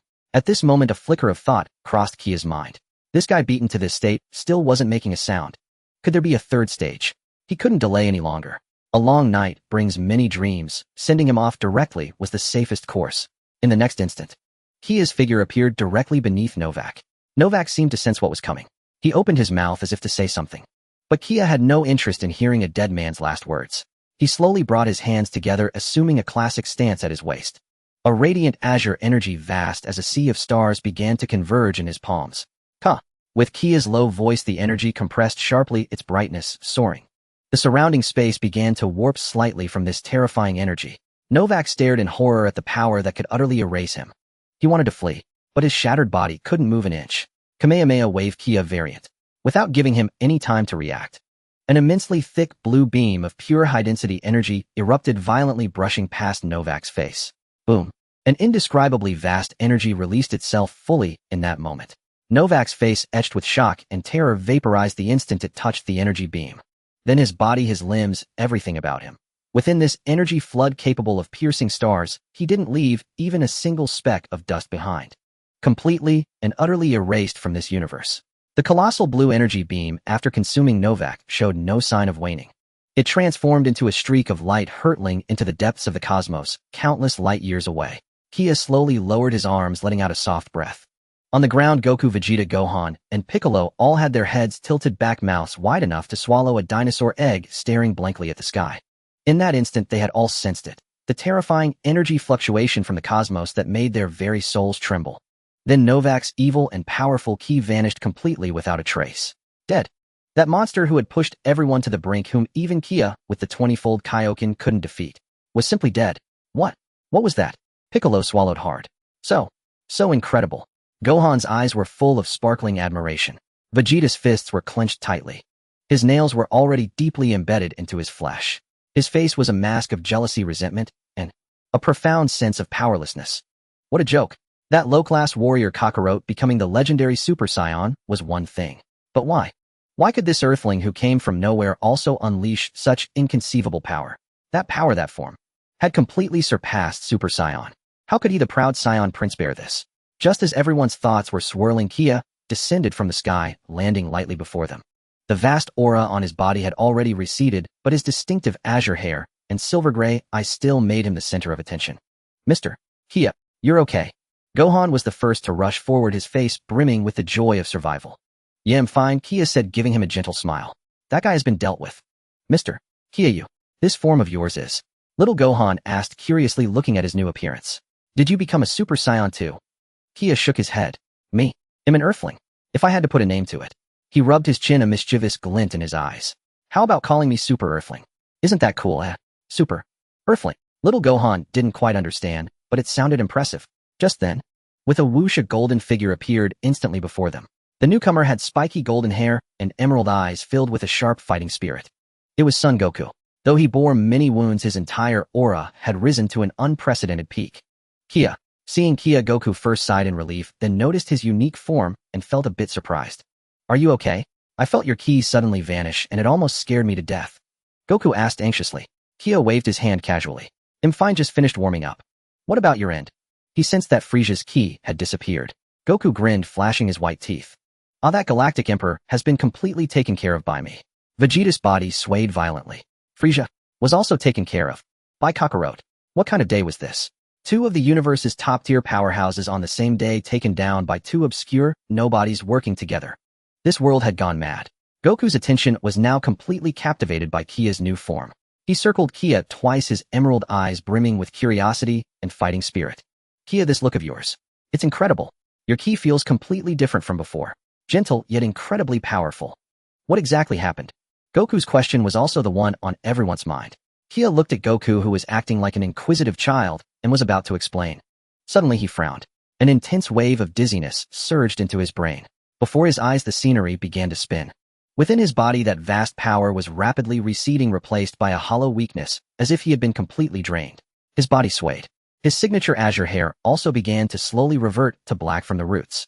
Hey Kia, Goku was quick to react, catching him. What's wrong with you? Kia smiled wryly, feeling the weakness in his body. I'm out of energy from hunger. Sun Wukong grinned, his emerald eyes brimming with ease. Haha, so even you can run out of steam. Chia barely had the strength to roll his eyes, so he just twitched his lips and muttered weakly. Hurry up and find a place to eat. I feel like I could devour 10 cows right now. The great elder of Namek's dwelling had remained untouched by the earlier battle. When Shia, Goku, and the others entered the massive circular building led by Nail, and a rich aroma of food instantly and aggressively invaded everyone's nostrils. In the center of the hall, a giant stone table was laden with all sorts of foods Chia had never seen before. There were enormous legs of meat, sizzling with oil and glowing with a golden hue. There were piles of colorful, oddly shaped fruits with unpronounceable names and thick steaming soups in huge bowls, exuding an enticing fragrance. Gurgle. Chia's stomach let out a loud, timely plea. Sun Wukong was even more direct. His eyes went wide and drool dripped from the corner of his mouth. Wow, it looks so delicious. The Namekian great elder seated high above revealed a benevolent smile, his voice warm and resonant. This food is specially prepared for our heroes. Please feast to your heart's content. You saved our planet. This is what you deserve. No sooner had the words left his mouth than Chia and Sun Wukong shot to the table like arrows from a bow. Chia, who had been so weak he could barely stand moments ago, unleashed an astonishing burst of speed driven by the allure of food. He grabbed a piece of roasted meat larger than his head, ignoring the searing heat, and bit into it with all his might. Savory. Incredibly savory. Beneath the crispy charred skin was tender, juicy lean meat. The rich fat burst on his tongue, and the pure meat flavor mingled with exotic spices instantly filled his entire mouth. It was simply divine. On the other side, Sun Wukong was eating with equal abandon. He used both hands, grabbing a fistful of colorful fruits in one and a bowl of hot soup in the other, shoving them into his mouth indiscriminately, his face slick with grease, as he ate with great relish. Because of these two, the food on the table was disappearing at a visible rate. Hey, Chia, save me a piece of that meat. Sun Wukong, his mouth stuffed full, pointed indistinctly at the last golden leg of meat in front of Chia. That piece was roasted to a golden crisp, its meat looking exceptionally tender, the most tempting item on the entire table. Chia wasn't about to be polite. He quickly finished the food in his left hand, then his freed right hand shot out like lightning, snatching the leg onto his own plate. Right in front of Sun Wukong, he took a huge, deliberate bite. Slow hands get none. You jerk. Sun Wukong yelled in frustration, but was helpless, so he turned his sorrow into appetite and longed for other food. A silent war over food had erupted. Den stood to the side, his small mouth agape, as he watched the two astonishing appetites, his eyes filled with disbelief. These are the heroes who saved the planet. Why do they seem like starving ghosts escaped from somewhere? Little Gohan, however, seemed far calmer. He sat quietly in his spot, politely placing food on his plate, and ate slowly, one bite at a time. Yet his eating speed wasn't much slower than his father's or Chia's. Piccolo and Nail sat in a corner deep in conversation, occasionally glancing up at the voracious eaters with helpless expressions. Amidst the joyful atmosphere, one person stood out as completely out of place: Vegeta. He sat alone in the farthest corner from everyone else. Food was placed before him, but he barely touched it. Instead, he repeatedly stabbed a piece of meat on his plate with his fork over and over. The poor piece of meat was already reduced to a shredded mess. His face was dark and stormy. His fists were clenched tightly under the table, veins bulging on the backs of his hands. How dare he? That low-class warrior Kakarot became a Super Saiyan and defeated Frisia. Fine. After all, he is the legendary warrior. But this Earthling, This Chia who appeared out of nowhere. How does he get to possess such immense power? Super Earthling. What a ridiculous name. Yet this laughable Super Earthling effortlessly crushed the monster that he himself couldn't even hope to match. That power. It even surpassed Kakarot's Super Saiyan form. A low-class warrior. An Earthling. They've both surpassed me. And me? I the proud Saiyan Prince Vegeta, what am I now? A searing shame and resentment like venomous snakes gnawed madly at his heart. Crack. The metal fork in his hand finally couldn't withstand the terrifying force and was twisted into a spiral. He abruptly stood, his gloomy gaze sweeping over Chia and Sun Wukong as they gorged themselves, then turned and walked out. Vegeta, aren't you eating? Sun Wukong asked curiously, still chewing on meat. Vegeta paused for a moment without turning back, forcing out a few words through gritted teeth. Not hungry. With that, he strode out of the hall without looking back. Chia watched Vegeta's departing figure, his chewing slowing down. He could clearly sense the negative emotions practically overflowing from Vegeta. That guy's pride just took another critical hit. But that's fine. For a Saiyan, anger is the best fuel for growth. He averted his gaze, dismissing thoughts of Vegeta, and returned his focus to the delicious food before him. This day was undoubtedly the happiest and most relaxed Chia had felt since arriving in this world. No life-or-death battles, no oppressive, overwhelming enemies. Only the peace of surviving a calamity, comrades he could trust with his life, and an endless supply of good food. He recalled his life before the transmigration. That office worker crushed by work pressure in a cubicle. That soul filled with regret and resentment until the moment of his sudden death. And now look, he could sling an arm around Sun Wukong's shoulder and fight over the last piece of roasted meat. He could feel the vast star-like power within him control his own life and death and master his own destiny. He could fight with everything he had. Then after victory, he could share the simplest yet most delicious meal with his friends. This is living. This is the life I want. A smile involuntarily tugged at Chia's lips, and his eyes, which had just returned to black, were filled with genuine joy. Full and satisfied, Chia and Sun Wukong lay on the ground with round bellies, burping contentedly, without a shred of dignity. The table was completely cleaned out. Early the next morning, Chia, a female shriek full of vigor yet tinged with annoyance, echoed from the entrance of the Grand Elder's dwelling. The voice was so piercing that everyone present turned their gazes in unison. There stood a pretty girl in a blue and white dress, her long sky-blue hair flowing. Hands on her hips, she glared over with a puffed-up, furious expression. It was Bulma. Behind her followed several surviving Namekians, each wearing a peculiar look. Chia's body stiffened slightly. Caught up in fighting and eating, he had completely forgotten about this young lady left in the spaceship. He scratched his head, flashed to the entrance, and stepped forward to meet her. Hey Bulma, you're here. I'm here. Bulma's voice shot up an octave. She dashed up to Chia, thrusting a finger almost into his nose. You heartless jerk. Leaving me alone in the ship while you fought is one thing. But after it was over, you actually forgot about me. If I hadn't suspected something was wrong, I would have starved to death in there. Faced with Bulma's rapid-fire accusations, Chia could only chuckle sheepishly. How could I? I just finished off the enemy and was about to come get you. See, we ran into each other. What a coincidence. Even he blushed at his own words. Son Goku grinned beside him, making no effort to hide his amusement. Little Gohan imitated his father, giggling along. Bulma's face puffed up in anger as she stomped her foot hard. Yet looking at Chia's handsome face, she ultimately said no more, just let out a heavy snort and turned her head away. Chia breathed a sigh of relief and quickly changed the subject. All right, everyone's here. Time to get down to business. With that, he turned his gaze toward Vegeta, who sat alone in a corner, radiating an aura that kept others at a distance. Chia walked straight over. Vegeta looked up, his gloomy eyes fixed on Chia, brimming with complex emotions. There was envy, gratitude, but most of all an indescribable sense of defeat.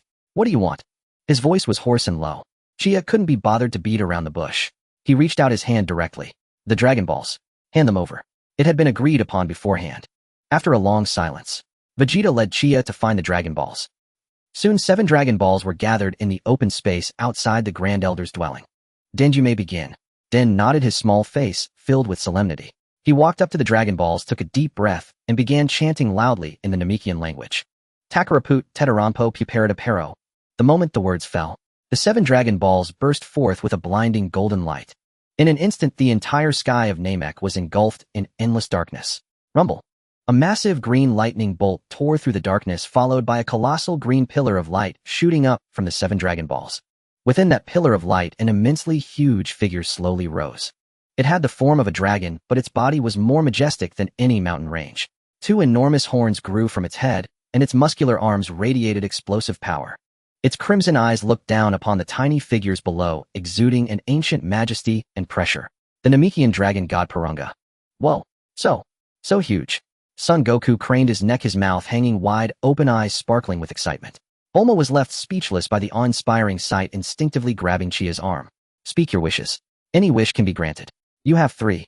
Purunga spoke, his voice like rolling thunder booming in the depths of everyone's minds. Under Chia's guidance, Den stepped forward first and made the first wish in Namekian. Please transport the 7 Dragon Balls of Earth here. Purunga's crimson eyes flickered. This wish is simple. With that, his eyes glowed bright red. The 7 Dragon Balls soon appeared before everyone. Using Earth's Dragon Balls, they wished to revive the Namekians who had died at the hands of Frisia's army. In an instant, scattered across the planet, the Namekian villagers who had perished miraculously rose again in their villages. All right, speak your second wish. Everyone's gazes, as if by unspoken agreement, converged on Chia. In this battle, Chia had been instrumental. The second wish rightfully belonged to him. Chia rubbed his chin, having already decided what he wanted. He said to Den, help me translate. My wish is to gain the ability to quickly learn and master the special skills of other intelligent races in the universe. The moment the wish was spoken, everyone was stunned. Son Goku asked curiously, Chia, what do you mean by that? Learning other people's skills? Chia nodded and explained, that's right. The universe is so vast with so many races. There are bound to be some secret techniques up their sleeves. Though Den was confused, he still translated Chia's wish to Purunga. Purunga fell silent for a moment. This wish is somewhat beyond the ordinary scope, but it can still be granted. His eyes glowed red once more. A surge of energy invisible to others and infused with the power of rules instantly shot into Chia's brow. Chia felt his mind buzz. Many patterns of energy flow that he had previously been unable to comprehend now became crystal clear in his perception. I've made it. Joy surged in Chia's heart. Now the third wish. Purunga's voice rang out again. Chia looked at Son Goku. Goku, this wish is for you. You put in a lot of effort this time too. For me, eh? Son Goku pointed at himself, somewhat surprised. There's nothing I really want. Chia continued, then help me translate. Grant Son Goku permanent immunity to all known and unknown viruses and diseases. Huh. Son Goku was even more bewildered. What virus? I'm in great shape. Chia silently mused to himself, in the future, you the Super Saiyan will be taken down by a virus. Purunga's eyes glowed red for the third time, and a beam of energy shot towards Son Goku. Son Goku scratched his head, feeling no change in his body. After the 3 wishes were granted, the Dragon God Purunga transformed into a green light, reverting to 7 Dragon Balls scattered across Namek. The darkness that had shrouded the sky also dissipated and sunlight poured down once more. The matter was finally concluded. Chia stretched lazily, then turned to Bulma and said, Bulma, lend me your small spaceship. What do you need the ship for? Bulma asked curiously. Just going to cruise the universe, take a trip, and do some training on the side. Chia said it casually. Bulma's expression changed instantly. You're leaving? All by yourself? Her voice carried a hint of grievance. She didn't even notice herself. Seeing Bulma's eyes redden, Chia sighed inwardly and explained. Earth will face an unprecedented crisis in 1 year. An enemy even more terrifying than Frisia will appear. I have to become stronger. His voice was gentle, but his eyes were utterly serious. Of course, if anything happens, you can always contact me through the ship's communication system. Bulma was stunned. She looked into Chia's eyes, finding not a trace of jest. Son Goku's eyes lit up at the mention of a powerful foe. Really, Chia? There's someone even stronger. Great. He leaped before the Grand Elder and bowed respectfully. Grand Elder, could I borrow a spaceship? I want to train in the universe too. The Grand Elder smiled kindly and nodded. In the corner, Vegeta, who had remained silent until now, also stepped forward upon hearing this. His expression was still grim, but a spark of fire had reignited in his eyes. If Kakarot and Chia are going, then I'm going too. He absolutely would not allow himself to be left behind by these people again. And so 2 Saiyans and an Earthling each obtained their ticket to the cosmos. After preparing everything, Chia was the first to board the spaceship. He stood at the hatch, waving to the crowd below. In the sunlight, his smile was radiant and confident. Everyone see you on Earth in 1 year. In August of AG 764, nearly a year had passed since the cataclysmic battle on planet Namek. Earthwest City. Bulma sat listlessly in the top-floor office of her family's company, chin resting on her hand as she gazed out the window. That bastard. Said he'd be back in a year, and now there's not even a ghost of him. She muttered under her breath, her fingers tracing idle circles on the smooth desk. The past year on Earth had been peaceful. Yet for Bulma, her heart felt hollow. That man with black hair and dark eyes, always wearing a mature and steady expression, yet occasionally teasing her, had been absent for a year. Where in the cosmos was he training now? Had he encountered any danger? Did he ever think of her? Just as Bulma was lost in her thoughts, the simple battle power scanner on her desk began to blare frantic warnings. Startled, she quickly steadied herself against the table. At the same time, atop the sacred temple, Piccolo, who had been meditating, snapped his eyes open. His face instantly turned grim, cold sweat beading on his forehead. Two immense, overwhelmingly evil energies. The pressure even surpasses Frisia. Almost simultaneously, warriors across Earth felt this suffocating, terrifying presence. At Kame House, Krillin dropped his magazine, staring at the sky in horror. On Mount Pose, Ashishi was tutoring Gohan when the young boy suddenly threw down his pen, his face tense.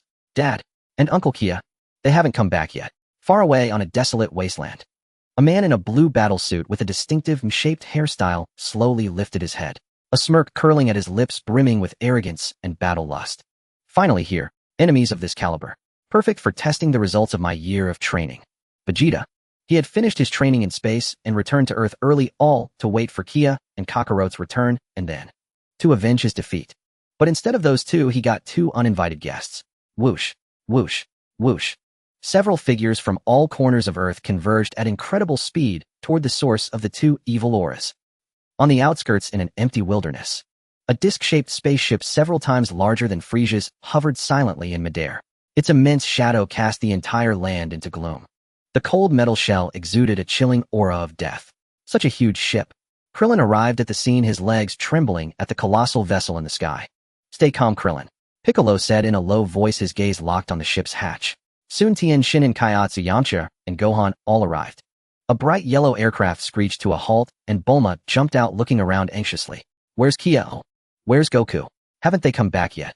Bulma, it's too dangerous here. Go back, Krillin shouted in panic. Just then, creak, a piercing metallic sound echoed. The hatch of the giant ship slowly opened. A wave of terrifying pressure like a tangible tsunami swept across the entire land. Everyone present except Piccolo felt as if an invisible mountain were crushing them, making even breathing agonizingly difficult. Two figures, one behind the other, emerged from the dark hatchway. The one in front was similar in build to Frisia's initial form, but with a deep purple hue, white biological armor on its shoulders and head, and more ferocious power-laden lines. His face bore a smile identical to Frisia's, yet colder and crueler. The one following behind was much taller. He was extremely burly, with two curved horns on his head, wearing black battle armor and a deep red cape. His face was etched with the majesty and savagery of an emperor. Cooler, and his father, the ruler of the frost demon race, King Cold. Oh, King Cold's gaze swept over the group on the ground, as if they were ants, a mocking smile on his lips. This planet actually has some bugs with decent battle power. He raised his wrist and pressed a button on his scouter.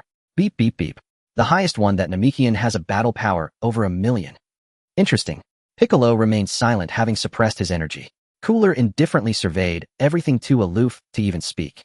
In his eyes, these people weren't even worth a second glance.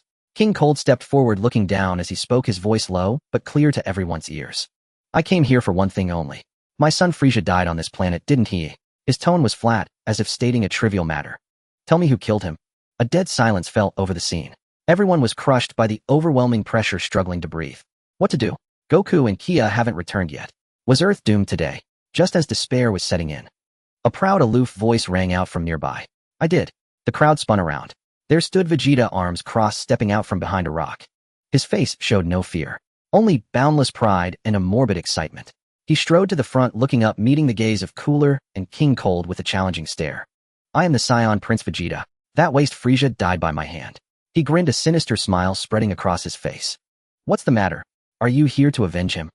Vegeta's voice wasn't loud, but it struck like a thunderclap, exploding in everyone's ears. Krillin nearly stumbled. This guy.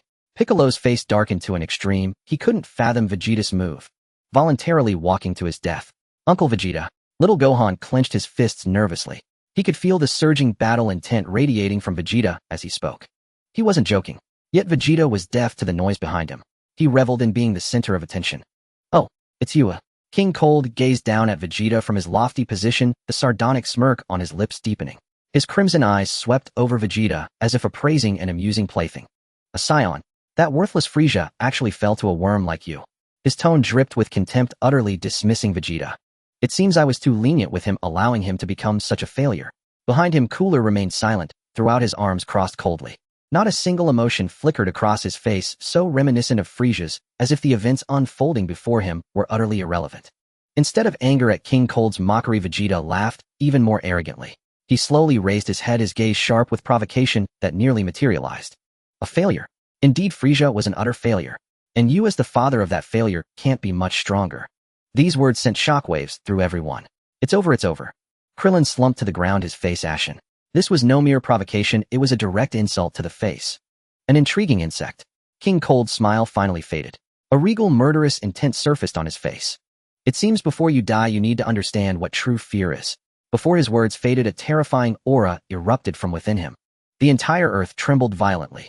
The surrounding air grew thick and heavy, suffocating all who breathed it. However, Vegeta stood tall and unwavering. The smile on his face didn't waver in the slightest. Fear. He looked as if he had heard the most absurd joke. I discarded that long ago. Now let me show you what true universal supremacy looks like. In the next instant, a earth-shattering roar erupted from the depths of Vegeta's throat. Boom. A golden aura exploded from his body, radiating an energy of dominance, arrogance, and rage. The golden flames surged skyward as if to pierce a hole through the heavens. Vegeta's black hair stiffened and rose-dyed a brilliant gold. His pupils shifted from deep black to a clear emerald green. The ground beneath him could no longer withstand the immense power, cracking and forming a massive crater. A Super Saiyan. Thighs. Krillin was dumbfounded, his mouth wide enough to fit a fist. Is this the Super Saiyan Gohan mentioned? Piccolo's pupils constricted sharply from sheer shock. Vegeta? He too. Wow.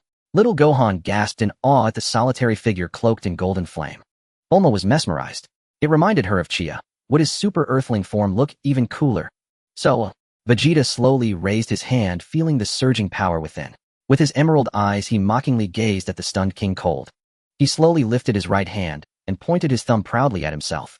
This past year, I underwent hellish training across the universe to master this Super Saiyan form. His voice carried a convincing power that echoed in everyone's ears.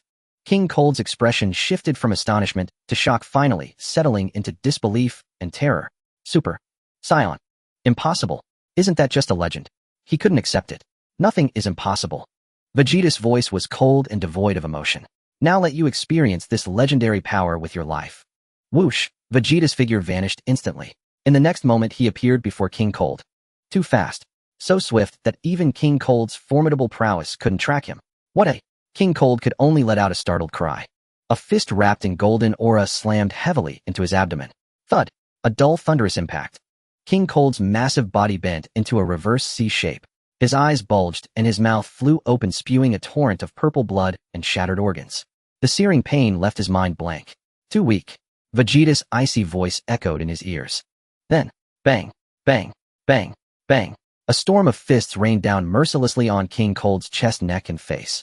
Each blow carried devastating force, grotesquely deforming King Cold's body. Under the horrified gazes of the onlookers, the Universal Emperor King Cold was like a helpless punching bag pummeled midair by Vegeta. It's over, trash. Vegeta delivered a final heavy punch, sending the barely alive King Cold hurtling into the sky. Then he slowly raised his right hand, fingers spread, aiming at the tumbling figure above. Golden energy rapidly gathered in his palm. Flash cannon. Boom. A colossal beam of golden light shot skyward, annihilating everything in its path. It instantly engulfed King Cold. Only a piercing, unwilling scream lingered in the sky. Seconds later, the smoke of the explosion cleared. The sky was empty. King Cold had perished utterly. Krillin, Tien, Shinhan, Yamcha, and the others stood frozen, petrified. Their mouths agape, eyes wide, minds grinding to a halt. In less than a minute, that cosmic emperor radiating such terrifying aura was killed. Was this world going mad? So strong. Krillin murmured, feeling his worldview shattered once more. Yet as everyone was still immersed in shock, a cold voice broke the silence. Ha. Not bad, Saiyan. The group snapped back to reality, turning in unison toward the hatch of the massive spaceship. Cooler stood there, a sinister smile on his face. His father was dead, yet he showed no sorrow, only the delight of watching an excellent performance. Father is dead. Now I am the sole Universal Emperor. He spoke as if to himself, then cast his cold gaze upon Vegeta in midair. As a token of gratitude, I'll show you my true power. As his words faded, Cooler's body began to undergo dramatic transformations. His form elongated, muscles bulged, the bioarmor on his shoulders and head grew more menacing, and a thick tail sprouted from his back. But it didn't end there. His body continued to change. His skin deepened in color, ultimately turning a profound, malevolent purple. His head became smooth, and his limbs grew more lean and powerful. His form now closely resembled Frieza's final form, yet the evil aura and oppressive pressure he radiated far surpassed Frieza's. Come. Cooler beckoned Vegeta with a curl of his finger. Let me see just how much the legendary Super Saiyan is worth. You're asking for death. Vegeta roared, his golden form streaking like a meteor toward Cooler. He was utterly confident in his current power. Bang! Their fists collided fiercely in midair. A terrifying shockwave radiated outward. However, for the first time shock flickered across Vegeta's face. The punch that had gravely wounded King Cold was effortlessly blocked by his opponent. Cooler smirked, his arms suddenly surging with force. A terrifying power sent Vegeta flying backward with a grunt. Impossible. Before he could steady himself, Cooler appeared behind him like a phantom. A whip-like kick brimming with devastating power slammed into his back. Crack. The clear sound of breaking bones echoed. Uft. Vegeta spat a mouthful of blood, his body plummeting to the ground like a broken kite. Boom. A bottomless crater was smashed into the earth. Dust billowed. Vegeta struggled to rise from the pit, his body racked with pain, his golden aura flickering unsteadily. He looked up, disbelief in his eyes, at the purple figure above. How could this be? Hadn't he become a Super Saiyan? Why? Was he still no match? Vegeta barely maintained his upright stance, every bone in his body screaming in agony. Severe pain surged through his nerves like relentless waves of tide. Yet far more excruciating than the physical torment was the profound humiliation and burning resentment that welled up from the depths of his soul. With immense effort, he lifted his head, his emerald green pupils now bloodshot and wide with disbelief. He had only just savored the intoxicating taste of invincibility. Only just slain Frisia's father, the arrogant self-proclaimed emperor of the universe, with his own hands. He had just ascended to the pinnacle of his life, basking in the awe and reverence of all who beheld him. How could it be? Within the blink of an eye, he was reduced to this pitiful broken wreck. He refused to accept it. He absolutely refused. A guttural bestial growl tore from Vegeta's throat. I am the strongest in the universe. Rage eclipsed reason. Pride overrode fear. Ag! Vegeta roared, wrenching forth the very last vestige of his strength. The golden aura, once flickering weakly, blazed anew with furious intensity. His figure became a defiant streak of gold hurtling skyward once more toward the hovering Frieza, resolved to shatter himself utterly against his foe. Oh, still unwilling to yield. Frieza hovered high above, gazing down upon the charging golden silhouette with detached cruelty, a cruel smirk curling at the corner of his lips. He did not even bother to evade, merely raised his right hand in disdainful contempt. Bang! A soft hollow sound. Vegeta's final desperate punch was effortlessly caught, palm open, unyielding. Time froze in that instant. The ferocious fury contorting Vegeta's face instantly hardened into utter paralyzing shock. How is this possible? So this is the legendary Super Saiyan. Frieza tilted his head, his voice dripping with disappointment and mockery. Before the words fully left his mouth, he twisted his wrist sharply. Crack! A sickening snap of breaking bone echoed. Wah! Vegeta screamed in agony as his entire right arm twisted grotesquely at an unnatural angle. Then without pause, Frieza raised his other hand. A lightning-fast, razor-precise chop slashed downward onto Vegeta's nape. Thud! Vegeta's golden aura vanished instantly, his black hair fell limply. His body collapsed, boneless, weightless, plummeting toward the earth like discarded clay. Boom! Another deep crater exploded into being. The game is over, Saiyan. Frieza's figure materialized beside the crater like a phantom. Slowly, deliberately, he lifted his foot and pressed it down, humiliating, degrading, onto the back of Vegeta's skull, grinding his face deep into the dirt. Remember this: before absolute power, the so-called Super Saiyan is nothing but a joke. Vegeta's body trembled violently. Not from pain, but from shame, from wrath, from utter suffocating helplessness. With his final shred of strength, his fingers dug deep into the soil beneath him. A single scalding drop slid from the corner of his eye, vanishing into the dust. It was the first and only tear of humiliation ever shed by Prince Vegeta, the proud Saiyan. Damn it. Damn it. He raged silently within his mind. It was over. All of it over. On the ground nearby, Piccolo, Tien, Shinhan, and Krillin, having rushed to the scene, stood frozen, their blood turned to ice, their spirits plunged into glacial despair. That same Vegeta, who had transformed into a Super Saiyan and effortlessly defeated King Cold, was now being toyed with, brutalized, as if he were nothing more than a plaything. Just how monstrous was this being named Frieza? What do we do? Krillin's voice quavered, his legs shook so badly he could barely stand. We were no match for him. Then is Earth truly doomed today? Despair spread among them like a plague. Uncle Piccolo. Gohan tugged gently at Piccolo's cape, his small face etched with terror, yet his eyes still held a spark of unbroken defiance. Piccolo drew a slow, steady breath and stepped forward, shielding Gohan behind him. He shrugged off his heavy white cape and turban, revealing the purple martial arts uniform beneath. His expression was grave beyond measure. Listen to me, everyone. His voice was low, resonant, commanding. We may not be his equal, but if he wishes to destroy Earth, he will have to step over our corpses. His words reignited, however, faintly a dying ember of hope in their hearts. Yes, they were Earth's warriors. Even facing certain death, they would never surrender passively. You're right, Piccolo. Krillin clenched his teeth and assumed a battle stance. Tien Shinhan and Kaiatsu exchanged a silent glance, then moved wordlessly to stand shoulder to shoulder with Piccolo. Yamcha, trembling with terror, nonetheless forced himself forward and assumed the opening posture of the Wolf-Fang fist. Let's fight him to the end. Watching these insignificant insects dare to resist him, Frisia's lips curled into an amused, intrigued smile. Oh, a swarm of reckless vermin aspiring to play the hero. Very well. Let your blood serve as the ceremonial offering for my coronation as the new emperor of the universe. He slowly raised his hand. At the tip of his index finger, a deep violet energy sphere coalesced, a sphere radiating pure, annihilating intent. The shadow of death fell upon them all. At that very moment, when fate hung by a thread, an enigmatic figure appeared behind Frisia, materializing out of thin air without warning. Without hesitation, the stranger unleashed a devastating supersonic kick, his long, powerful leg whistling through the air as it slammed squarely into Frisia's flank. What a... Frisia's pupils contracted violently. He managed only a startled cry before an overwhelming, irresistible force erupted from his side. His body shot sideways at speed surpassing sound. Crash, crash, crash, crash, shattering through several colossal mountains in rapid succession. Finally, he embedded himself deep within the mountainside of the farthest peak. Silence descended upon the world. Piccolo and the others remained locked in combat stances, stunned into speechless disbelief. What just happened? That cosmic monster who had toyed with Super Saiyan Vegeta like a dog, had he truly just been kicked away like trash? Every pair of eyes turned toward the mysterious newcomer, as if staring at a specter. Slowly, deliberately, he retracted his leg. He wore a sleek, alien tech-inspired black and white battle suit unlike anything seen before. His frame was lean, athletic, his posture erect and commanding. An unusual cerulean blue hair stirred softly in the wind. As he turned to face them, a collective gasp escaped every onlooker. Chia. Bulma clapped a hand over her mouth, her beautiful eyes wide with incredulous shock, then flooded with overwhelming joy and relief. It was him. He had finally returned. Chia, uncle.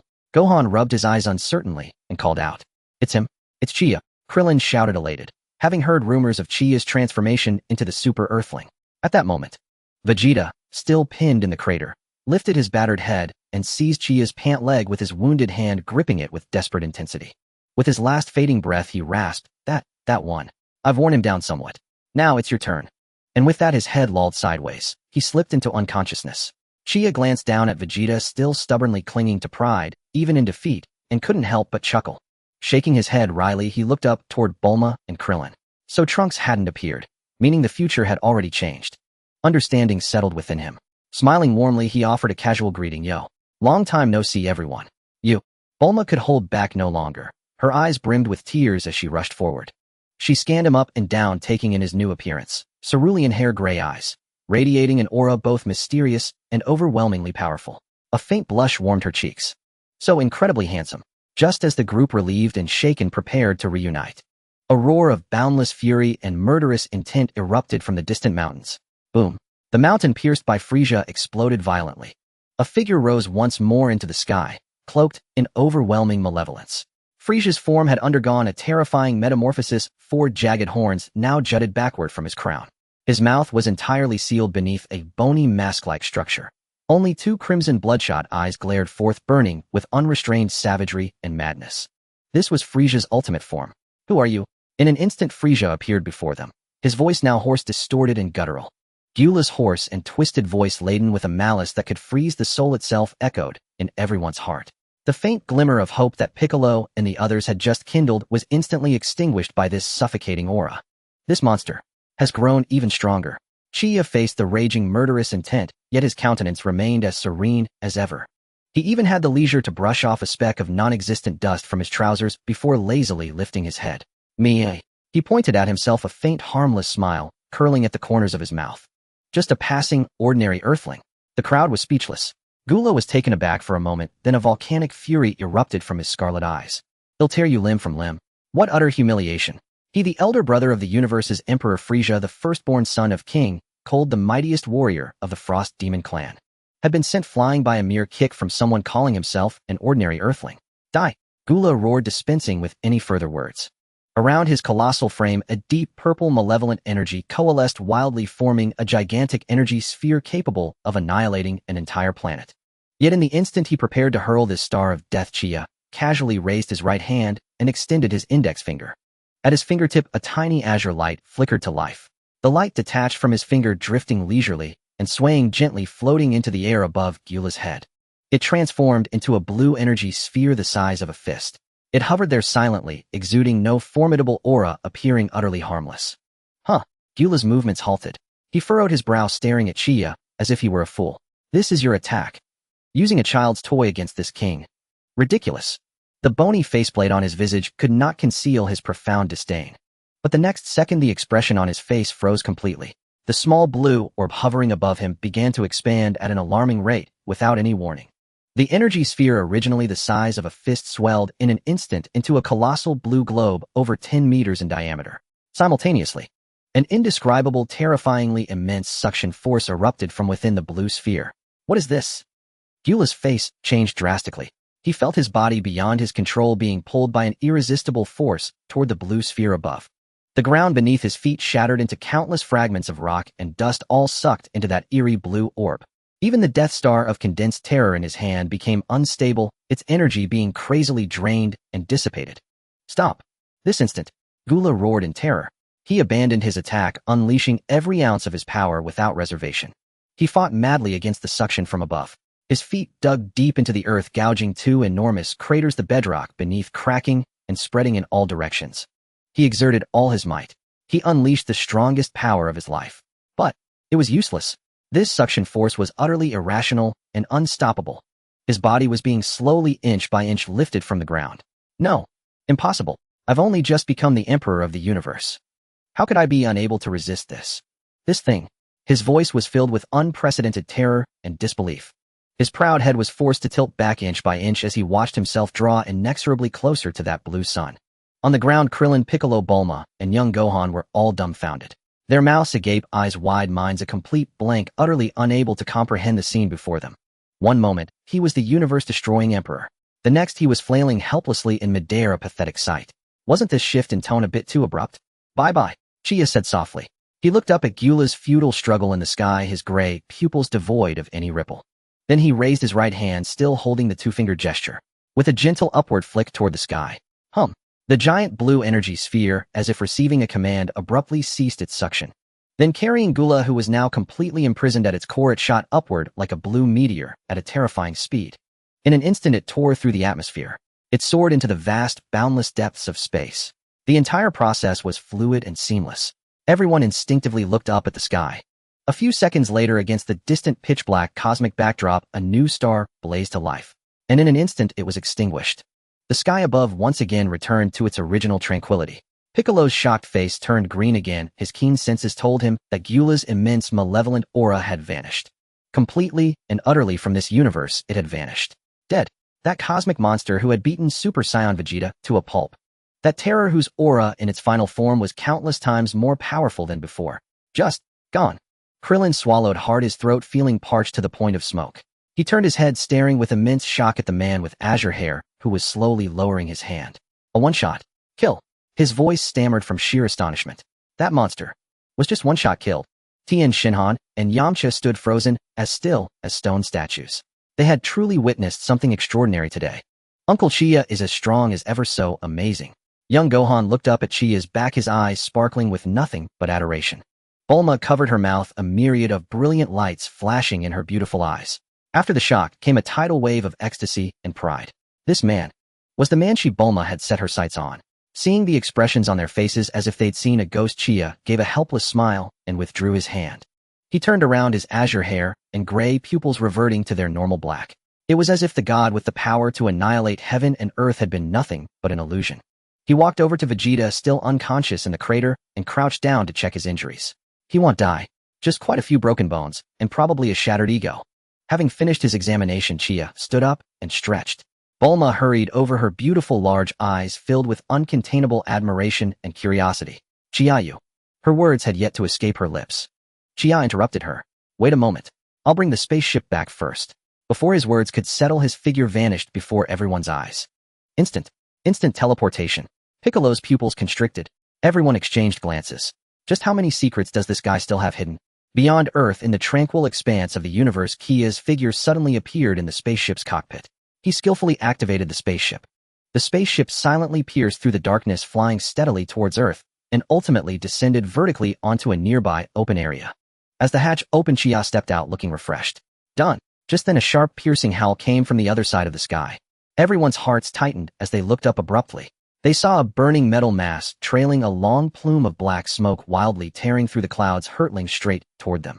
Another enemy. Yamcha's face turned pale with fright. His legs went weak, almost collapsing to the ground. This aura. So familiar.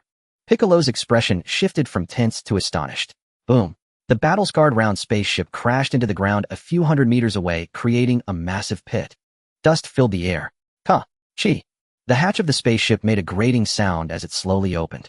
A figure clad in alien attire stepped out. He scratched his iconic crab-like head, showing signs of weariness, yet his smile remained pure and sunny.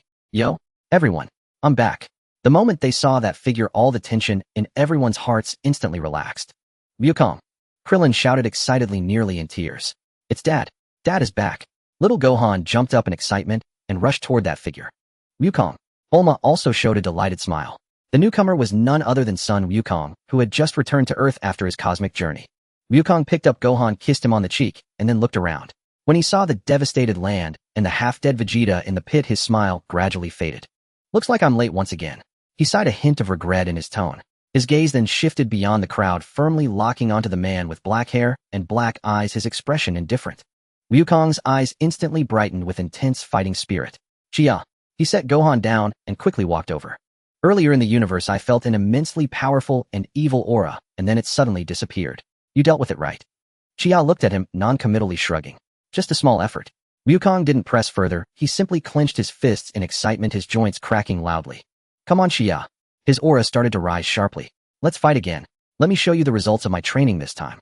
Upon hearing this, everyone felt a headache coming on. Chia looked at Wukong, filled with fighting spirit, and helplessly pressed his forehead. He knew this would happen. All right. Chia waved his hand weakly. Make it quick, there's still a patient here who needs to go to the hospital. No problem. Wukong received an affirmative response and shouted excitedly. Boom. A golden aura erupted from his body. Emerald green pupils, golden hair, standing on end.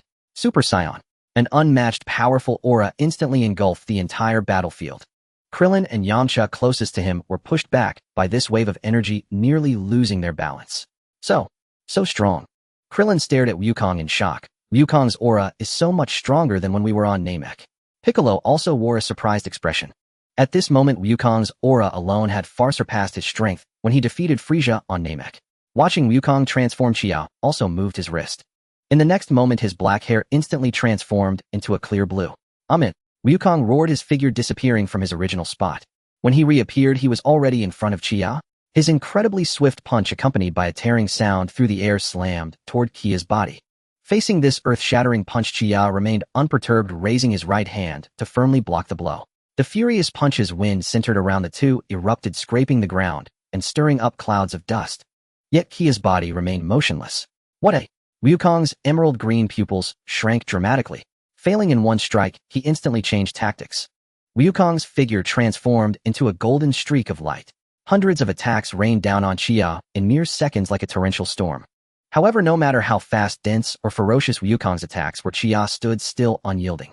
With just one right hand, he effortlessly blocked all of Wukong's attacks. To Piccolo and the others, it was an unimaginable sight. A golden storm was raging around a blue figure, unleashing a frenzied assault. Meanwhile, the blue figure merely raised one hand, which transformed into countless afterimages, easily deflecting all attacks. Before long, the golden figure stopped dozens of meters away, breathing heavily. Wukong reverted from Super Saiyan form, his black hair soaked with sweat sticking to his forehead. He gazed at the man, who remained calm and composed, his hairstyle undisturbed, revealing a bitter smile on his face. I thought after a year of training my strength would have increased enough to close the gap a little. He shook his head, his tone filled with shock and helplessness. I didn't expect the gap to be even wider.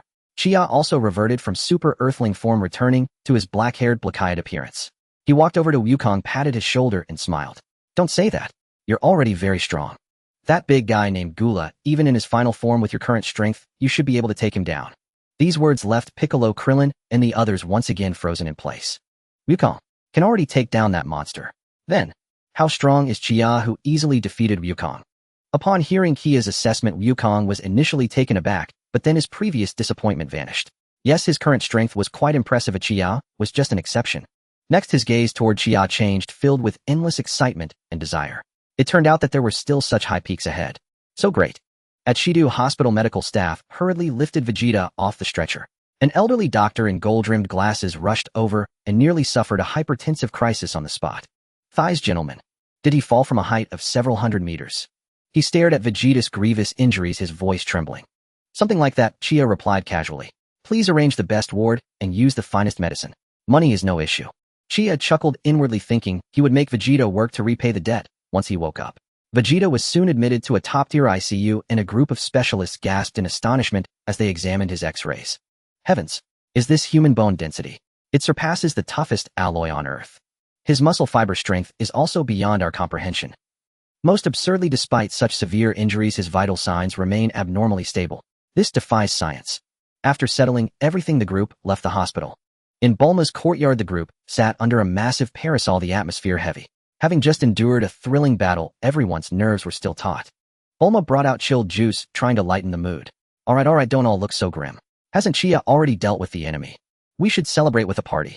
Krillin grabbed a glass of juice and gulped it down, but the lingering terror on his face hadn't fully dissipated. That's true. But that monster named Cooler was incredibly powerful. Yamcha nodded in deep agreement, still shaken. Yeah, even after Vegeta turned Super Saiyan, he was beaten without a chance to fight back. If it weren't for Chia, we might have. Everyone's gaze involuntarily focused on the man who was leisurely sipping juice with his legs crossed. Chia, this enigmatic man. Each appearance redefined their understanding of the word power. Sensing their stares, Chia put down his juice and cleared his throat. Speaking of which, as he began, everyone instinctively sat up straight. I need to give you a preview of a new version. Everyone. Bulma looked puzzled. What new version? What preview? What nonsense are you talking about, Chia? Chia's lips curled into a mysterious smile. A preview of Earth's future.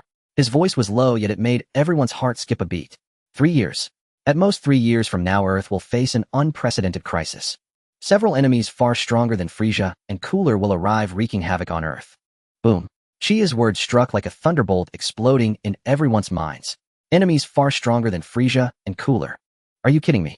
Even one Cooler had pushed them to the brink. Enemies more powerful than that monster. How could they possibly fight? Krillin's face turned pale instantly, and his juice glass shattered on the floor with a crack. Is this true, Chia? His voice trembled.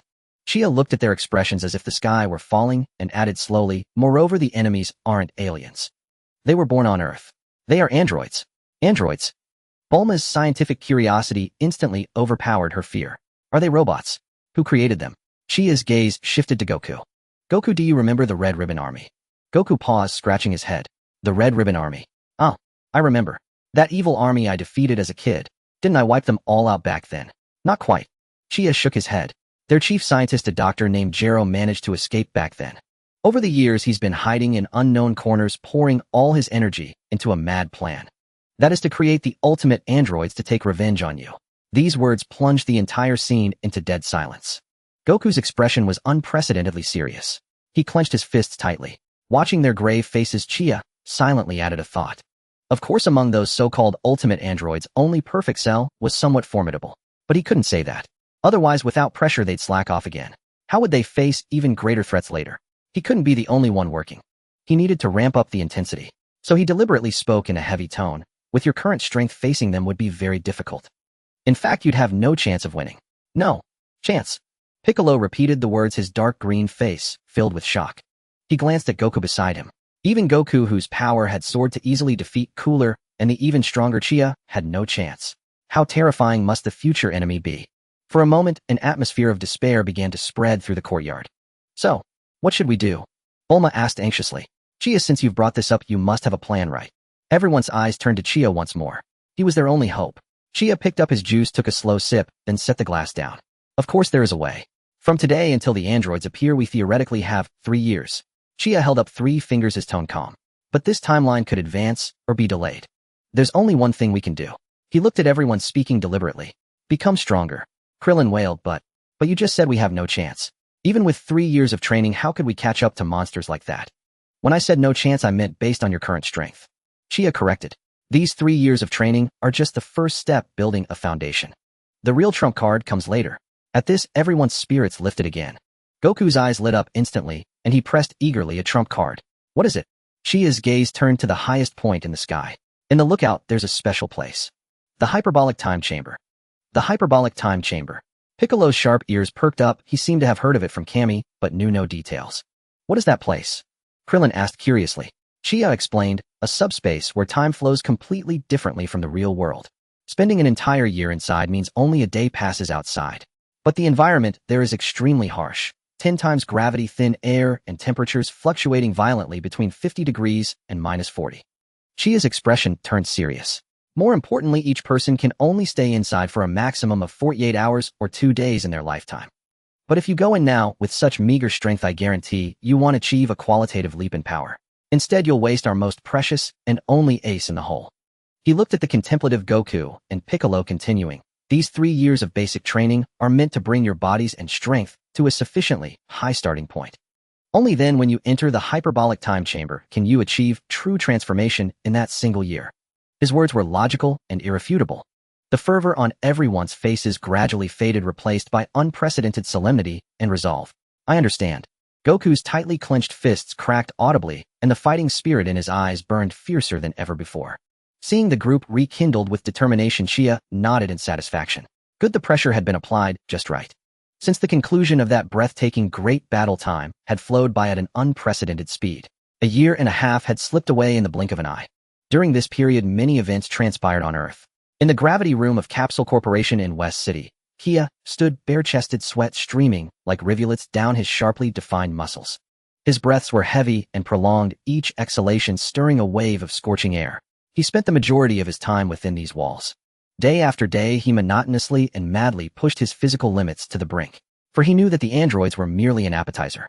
The horrors that followed, Majin Buu, the god of destruction, Beerus, were the true terrors capable of threatening the entire universe.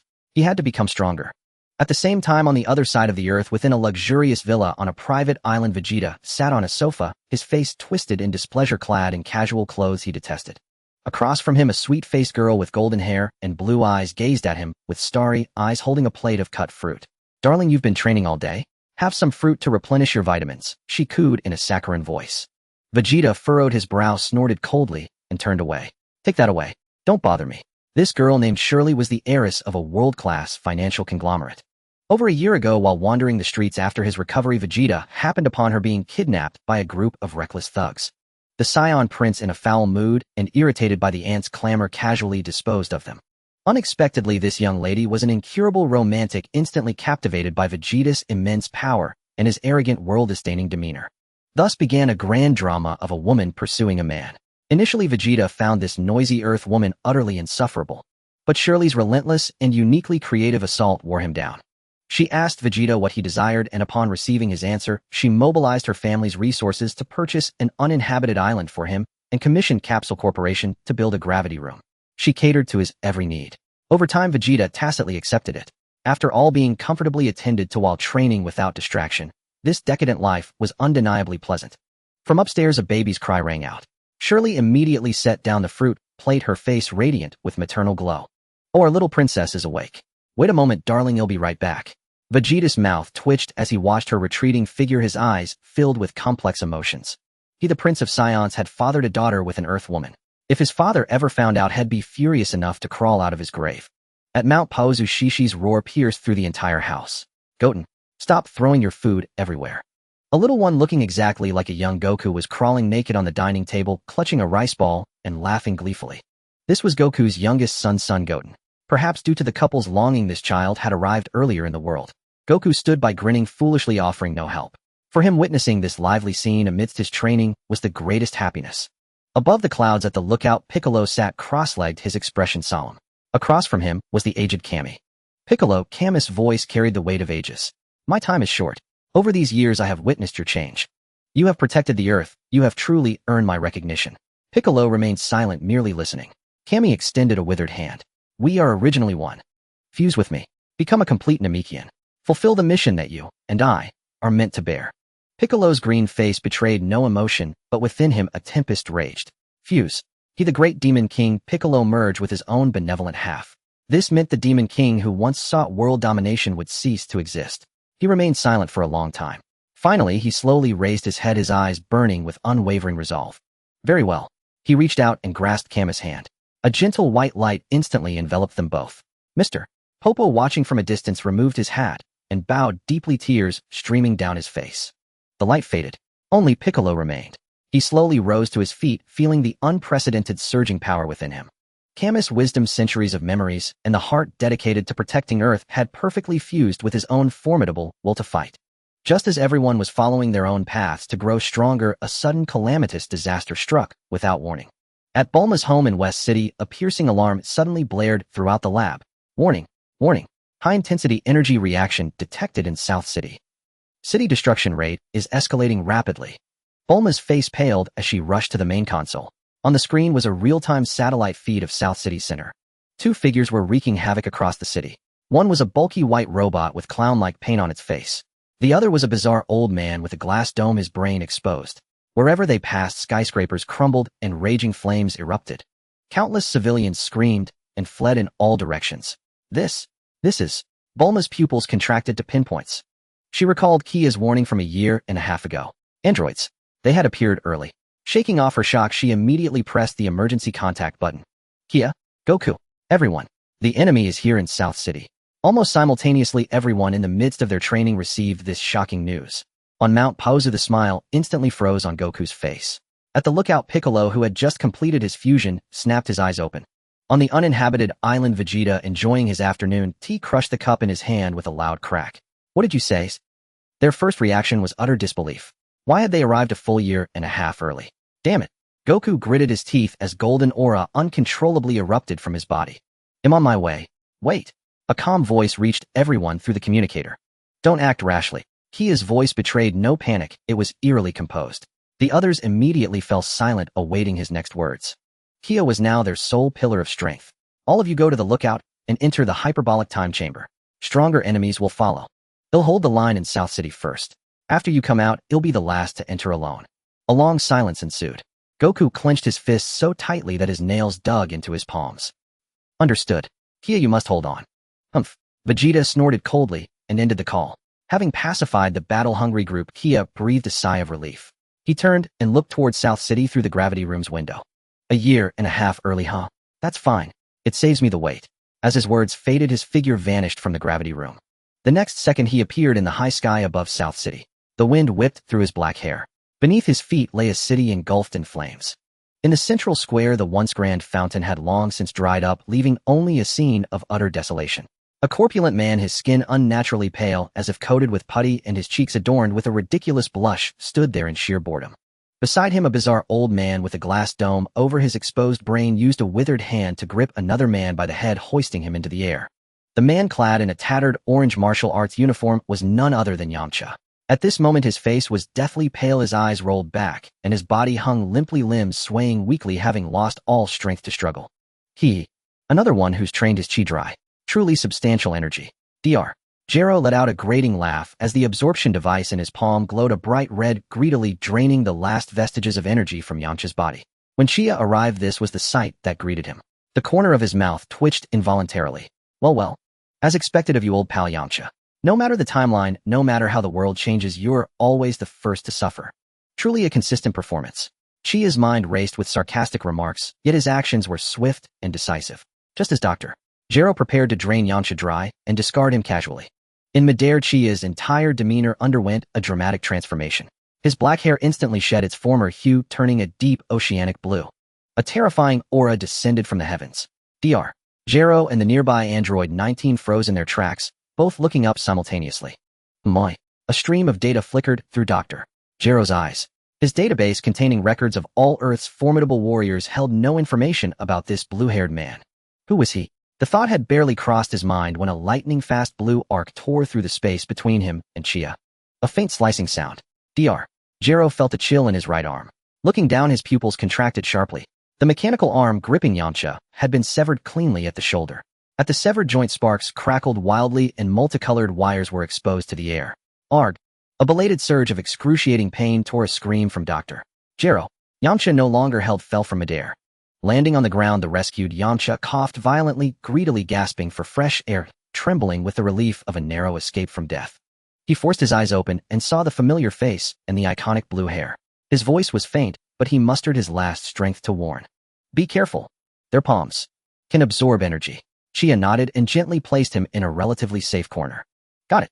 Rest now. Having settled Yamcha, Chia turned around, his silver-gray eyes coldly fixed on the one-armed, horrified old man. You? What do you want it? Dr. Gero, clutching his severed arms, swiftly retreated behind Android 19, demanding harshly. His mind raced at full speed. This was wrong. Decades of data collection indicated that among Son Goku's group, there was no such person. Yet there was a faint resemblance to someone who had fought Son Goku years ago. Where in the world had this blue-haired man come from? Chia couldn't be bothered with idle chatter. He slowly raised his right hand palm, facing upward. A humming sound filled the air. A sphere of multicolored energy materialized out of thin air, spinning above his palm, initially the size of a basketball. He slowly closed his fingers. The colorful energy sphere above his palm began to compress at a visible rate.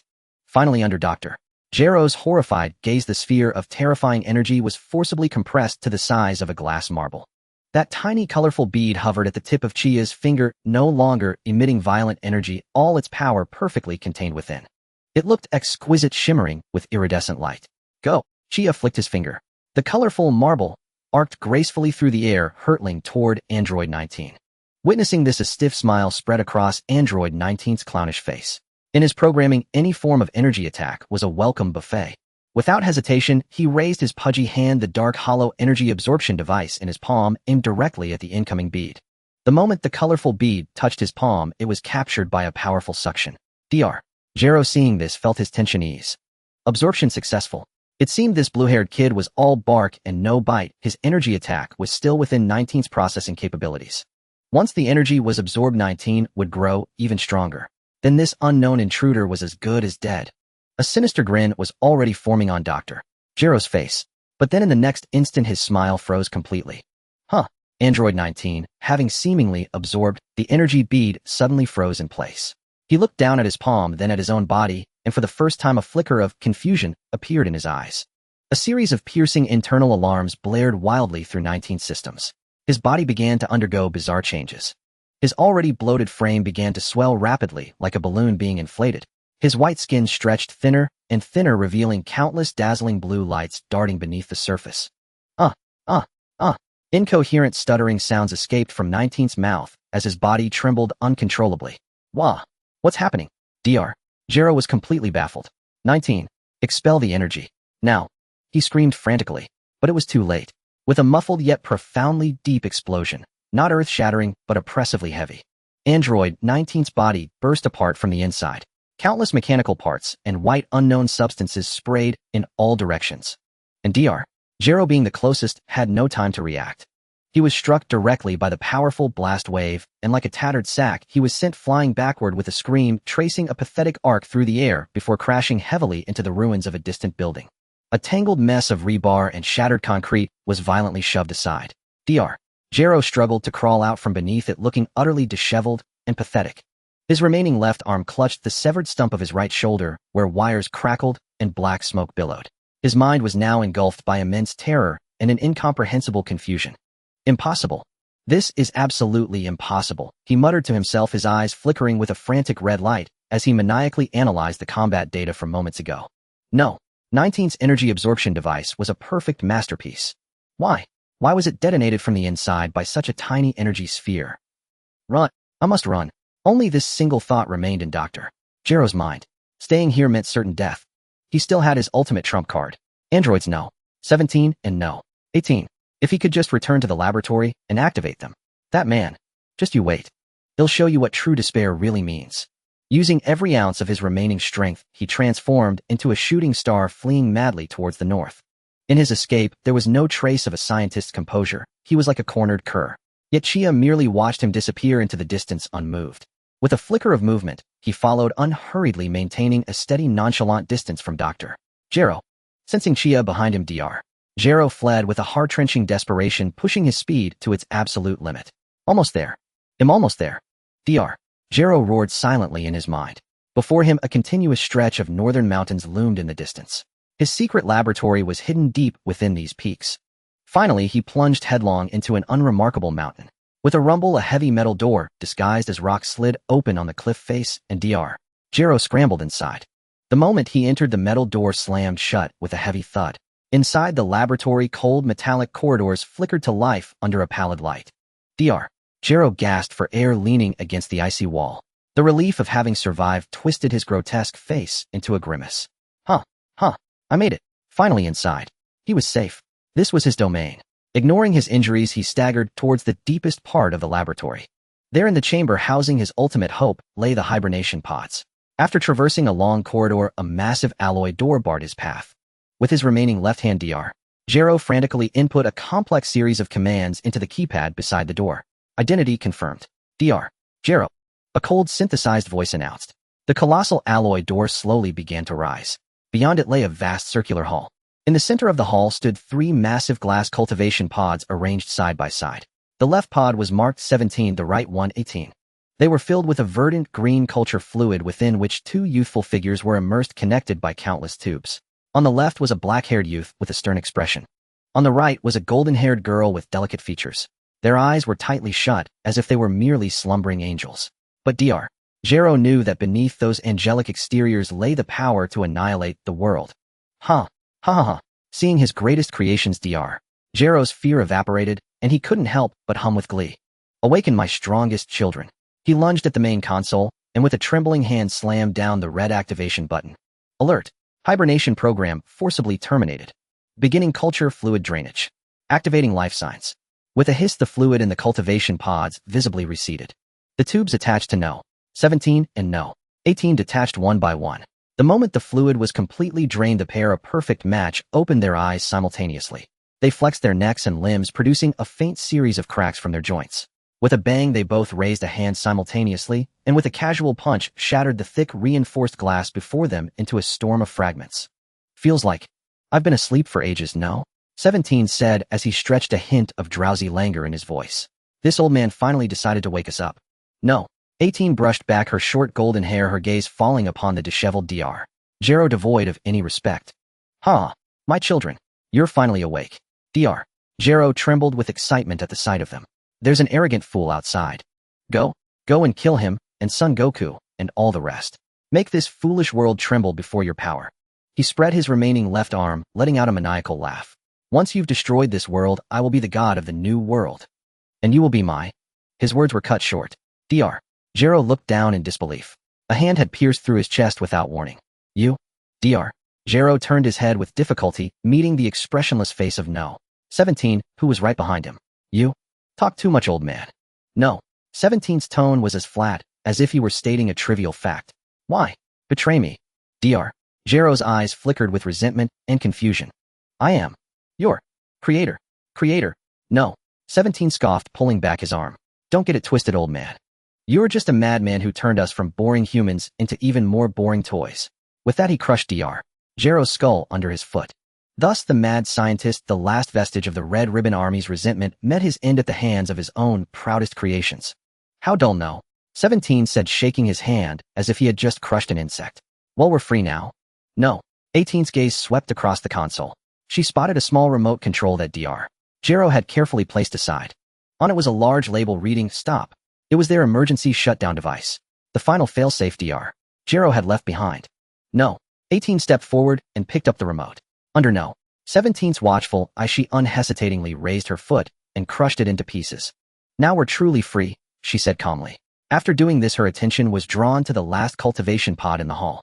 Inside was a tall, powerfully built man with a red mohawk. The pod was labeled 16. Without a word, No. 18 walked over to No. 16's pod and pressed the activation button. Soon No. 16 was awakened. He stepped out of the pod and stood there in silence like a mountain. All right, since we're all here, No. 17 clapped his hands, a malicious grin spreading across his face. Find Son Goku and kill him.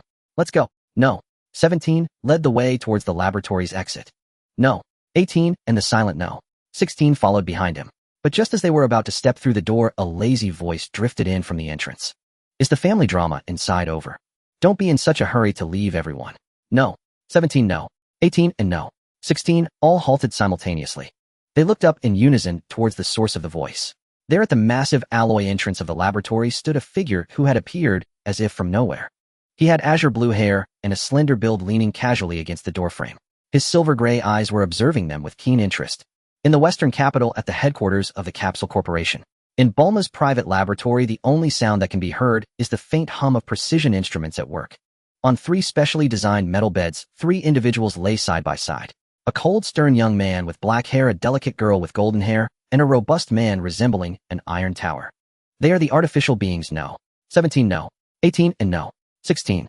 At this moment their eyes are tightly shut, connected to various complex monitoring lines, their chests rising and falling steadily, appearing no different from ordinary humans. Done. Bulma with her short hair removed her goggles and casually tossed them onto a table cluttered with various parts and blueprints, letting out a long sigh of relief. She rubbed her slightly sore neck, her face showing signs of fatigue, but more so the pride belonging to a genius scientist. The self-destruct devices within them have all been dismantled. Moreover, the lower-level pursuit program set by that perverse Dr. Gero targeting Goku along with everything else chaotic has also been eliminated. Bulma picked up a cup of coffee that had long gone cold and gulped it down in one breath. Then she spoke to the relaxed figure lounging on the corner sofa. Kaiatsu was leaning back on the sofa holding a cup of bubbling orange soda, his relaxed posture starkly contrasting with the tense atmosphere of the laboratory. He shook the ice cubes in his cup and nodded. You worked hard. It had been a full week since that chaotic day at Dr. Gero's Northern Research Facility. In that cold circular hall it indeed took quite some effort to knock out these 3 proud and powerful artificial beings and then pack them up. After all, achieving the balance of rendering them completely incapable of resistance without truly harming them was quite challenging. After resolving the 3 of them, Kairatsu casually cleaned out the basement of the research facility. There he discovered a disturbing biological embryo developing in a cultivation tank. It was Cell. Without any hesitation, Kaiatsu immediately eradicated the still-forming monster. However, the matter did not end so simply. Perhaps there still exists a future version of Cell traveling through time from the year 763, lurking in some corner developing in secrecy. His own time travel was not a traversal through time. This might just be the primary timeline. It remains uncertain whether the Cell from the alternate timeline exists or if he will cross over into this timeline. Thinking of this, Kaiatsu felt a headache coming on. He had specifically scraped some of Cell's residual tissue from the destroyed cultivation tank to bring back to Bulma. He hoped this genius scientist could analyze it and create a Cell radar. Otherwise, searching for a single Cell in this vast world would be like finding a needle in a haystack. The timeline of the Dragon Ball world is truly chaotic. Kaiatsu thought to himself with frustration, taking another sip of soda. The cold liquid slid down his throat, calming his agitated mood somewhat. Forget it. When soldiers come, I will block them. When water comes, I will cover it. Overthinking is futile. Once things settle down here, it will be time for me to spend some time in the hyperbolic time chamber. His current strength was sufficient to deal with the artificial beings, but it would not be enough for the enemies to come. Just as Kaiatsu was planning his subsequent training regimen, a faint sound broke the original tranquility of the laboratory. It came from the metal bed. Kaiatsu's gaze sharpened as he looked towards the source of the sound. He saw No. 18, who had been lying on the middle bed, had sat up at some point.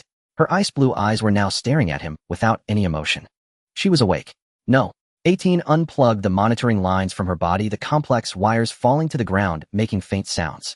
She leaped off the bed barefoot, stepping onto the cold metal floor, walking step by step towards Kaiatsu. Her movements were light and steady. There was no expression on her face. However, the air in the laboratory became stagnant at that moment. Bulma noticed something was amiss and immediately shouted nervously, "Hey, No. 18, what do you want to do?" Kaiatsu remained silent, quietly setting down his cup of soda. Though his body seemed to relax against the sofa, all the muscles in his body were instantly tensed to the utmost. A subtle aura began to swirl around his body. One must never let their guard down in the presence of a modified human with unlimited energy. Kaiatsu's gaze deepened. Should the other party make any move, he would transform in 1/100th of a second, and then. No. 18's footsteps stopped in front of the sofa. The distance between them was less than half a meter. She looked down at Kaiatsu, who was seated, remaining silent, her beautiful blue eyes filled with complex emotions, making it impossible to discern what she was thinking. Kaiatsu's pupils slightly constricted, fully prepared. The atmosphere in the laboratory was tense to the extreme. However, the next scene left the other 2 present completely stunned. No. 18 suddenly lowered her head. She reached out her hands, gently cradling Kaiatsu's face. Then in the midst of Kaiatsu's astonished gaze, she slightly tilted her head, her soft lips precisely pressing against Kaiatsu's. The entire laboratory fell silent. They parted almost immediately. No. 18 quickly straightened up and released her hands. She looked at the bewildered Kaiatsu and calmly spoke her first words after waking up. "Thank you for dismantling the bomb inside me." After saying that, she no longer looked at Kaiatsu, turning to the beds of No. 17 and No. 16, seemingly checking their condition. Leaving behind a petrified Kaiatsu on the sofa and Bulma, who was about to erupt like a volcano. Ah! A piercing scream sharp enough to penetrate alloy walls exploded in the laboratory. Bulma grabbed her hair, nearly going crazy. Her cheeks flushed red, and her beautiful eyes were filled with the words frustration. What right does she have? She dashed in front of Kairatsu, hands on her hips, pointing at No. 18's back, yelling in exasperation. She kissed you. What right does she have to kiss you? I haven't even held your hand. She's a captive, and she wakes up to steal your first kiss. Is that reasonable? Bulma became increasingly furious, feeling as if her lungs were about to explode. She felt as though she had painstakingly grown a cabbage, watering and fertilizing it daily, only to have it snatched away by some random pig. Kairatsu finally snapped back to reality from the earlier shock. He touched his lips, which seemed to still retain a hint of softness. Faced with Bulma's ranting, he found it somewhat amusing. Kairatsu paused, looking at Bulma's furious expression, suddenly feeling the urge to tease her. If you want one too, I can give you one. You? What nonsense are you talking? Bulma's face turned as red as a ripe apple. Her earlier fierce demeanor instantly transformed into that of a flustered cat, stuttering in rebuttal. Who wants it? I don't care about that. Though she said this, her gaze began to wander, unable to meet Kairatsu's eyes. The atmosphere in the laboratory shifted from a tense standoff to a strange pink ambience. Meanwhile, No. 18-0, as another protagonist of the event, seemed completely detached. She merely stood quietly watching No. 17 and No. 16, who were still unconscious, lost in thought. However, the slightly reddened tips of her ears revealed her inner unrest. The peculiar pink atmosphere in the laboratory did not linger for long. The recently awakened No. 17 and No. 16 put an end to this awkwardness. No. 17 sat up, cracking his neck with a crisp sound. His cold, stern face betrayed no emotion. He swept his gaze across the room, pausing briefly on Chia and his sister No. 18 before settling on Bulma. The bombs removed, eh? His voice was flat, impossible to tell if it was a question or a statement. Still fuming from earlier, Bulma snapped, removed. Not just the bomb. All the other programs that old freak Jero implanted in you are gone too. You're free now. Free. No. 17 mulled over the word. Hadn't he said something similar not long ago? He looked at his sister. So what do we do now? No. 18 had already regained her usual aloofness. She walked to the window, gazing at the azure sky outside, and spoke indifferently. I don't know. Chia stretched lazily. All right, since you're all awake, you'll leave this place to Bulma. He glanced at the clock on the wall. Time to attend to his real business. Where are you going? Bulma asked instinctively. Somewhere I can become stronger. With those words, Chia vanished from the spot in an instant, leaving the others in the lab exchanging bewildered glances. Above the clouds, the temple of the gods. It was eternally serene here, a holy white sanctuary floating in the sky with rolling clouds beneath its feet, as if cut off from the world.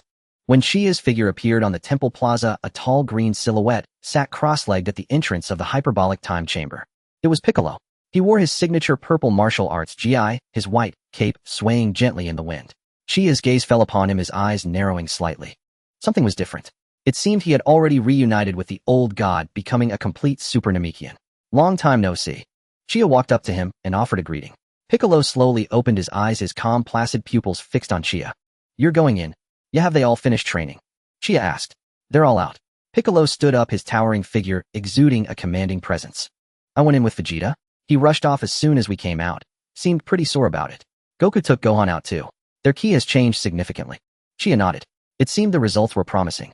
All right, I'm going in then. He patted Piccolo on the shoulder. I'll leave things out here to you for now. Piccolo simply acknowledged.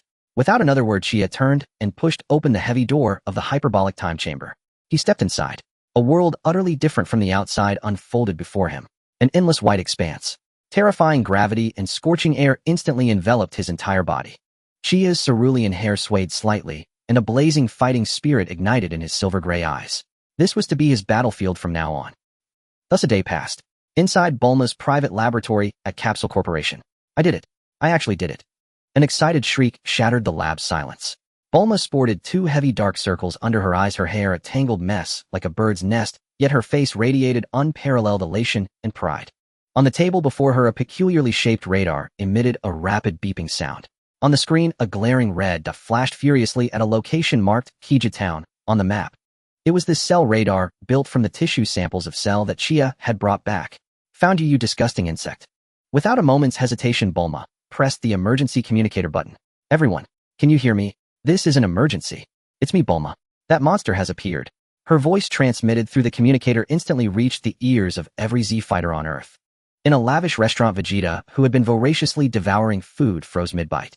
At Mount Pausa, Goku, who was watching TV with Chi-Chi, his expression turned instantly grave. At Kame House, Krillin and Tien Shinhan, who were sparring, both halted their movements. At the Temple of the Gods, Piccolo, seated in meditation, snapped his eyes wide open.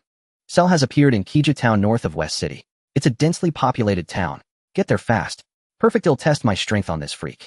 Vegeta strode out of the restaurant and transformed into a golden beam of light shooting into the sky. Gohan, let's go. Goku changed into his martial arts GI and set off with Gohan. The Earth's mightiest warriors were all in motion at that moment. And the one closest to Kija Town was undoubtedly Piccolo, who was on the Temple of the Gods. With a mere flicker, he turned into a streak of green light diving toward the earth below at a speed imperceptible to the naked eye. Kija Town. It was a peaceful, tranquil town with streets bustling with life. No one realized that a monster bringing death and terror had already descended silently. In a corner of the town, a man in a suit who looked like he had just gotten off work was retreating in sheer terror. Before him, a bizarre creature like a grotesque fusion of insect and human was slowly advancing toward him. The monster had a green-spotted carapace, a pair of small wings on its back, and most striking of all, a long scorpion-like tail behind it tipped with a syringe-like absorption device. Don't come near me. The man collapsed to the ground in terror, his pants soaked. Don't be afraid. Cell let out a spine-chilling, raspy laugh. You will become a part of me. You should feel honored. As he spoke, his tail rose high, the sharp absorber aimed at the man's chest. The man closed his eyes in despair. At that critical moment, a green blur descended from the sky. Boom! A dull, thunderous crash. The once arrogant Cell was sent flying like a kicked soccer ball, smashing horizontally through two walls before crashing heavily into a building. Piccolo's towering figure landed steadily before the rescued man, his white cape billowing without wind. Without looking back, he coldly uttered to the terrified man, "If you don't want to die, get lost." The man scrambled away as if pardoned, disappearing around the corner. Clatter! From the distant rubble, Cell struggled to his feet. He shook his head, staring at the sudden appearance of Piccolo, a flicker of surprise in his slitted pupils. "Oh, you're Piccolo." His gaze swept over Piccolo, then he let out a greedy laugh. "Your energy is astonishing. If I absorb you, I'm sure to become incredibly strong." Piccolo crossed his arms, a disdainful smirk curling at the corner of his mouth. "So you're that ugly freak Dr. Gero created. My name is Cell, not Ugly Freak." Cell roared in fury. "Remember that name, because soon everything you have will belong to me." The instant the words left his mouth, his figure vanished. The next second, he appeared behind Piccolo, his lethal tail thrusting like a venomous snake toward Piccolo's back. Yet without even turning his head, Piccolo reached back and caught it. Slap! Cell's lightning-fast attack was caught effortlessly in Piccolo's grip. "What a—" Cell was astounded. Shalu's horrified voice echoed sharply through the empty street. The speed he prided himself on and his lethal tail spike capable of piercing steel were effortlessly seized by his opponent. He couldn't even catch a glimpse of Piccolo's movement. Shalu struggled fiercely, trying to wriggle his tail free from Piccolo's grip. Yet that green hand gripped his tail like a vice, not budging an inch. Piccolo turned his head, a cold smirk playing at the corner of his mouth. "With such little skill, you think you can absorb me?" Before he finished speaking, Piccolo suddenly exerted force with his arm. He seized Shalu's tail and swung the nearly 2-meter-tall monster around. "Aya!" Shalu let out a terrified scream, his body tracing a messy arc in the air before being slammed hard against the ground. Boom! The hard asphalt road instantly shattered with debris flying everywhere. Shalu felt his internal organs shift and numerous cracks appeared on his green exterior. But that wasn't the end. With a flick of his wrist, Piccolo yanked him up from the cracked ground and executed another shoulder throw, hurling him toward the wall on the other side. Crash! The load-bearing wall collapsed with a thunderous roar, dust clouding the air. Piccolo remained expressionless like a cowboy wielding a whip, with Shalu being that whip that cracked sharply. He held Shalu's tail, using him as a human weapon, repeatedly striking and throwing him. Boom, boom, boom. The dull thuds echoed relentlessly, leaving the street in complete ruin. Under the massive impact, Shalu's green shell was utterly shattered, revealing his grotesque internal structure, which constantly oozed out, making him appear exceedingly tragic. Damn it! Shalu lay among the ruins, gasping for breath. He finally understood that there was an insurmountable chasm in strength between him and this Namekian. Fighting Hedon would lead only to death. A flash of ruthlessness and determination crossed Shalu's dilated pupils. He abandoned any thoughts of a frontal counterattack, leaping up from the rubble, hands together, positioning them before his forehead. Solar flare. A blinding light impossible to look at directly erupted suddenly around Shalu. At that moment, the entire West City was engulfed in endless white light. The strong light came too suddenly, too violently. Even Piccolo instinctively closed his eyes, facing a world of white. Oomph. Piccolo knew this was Shalu's escape tactic.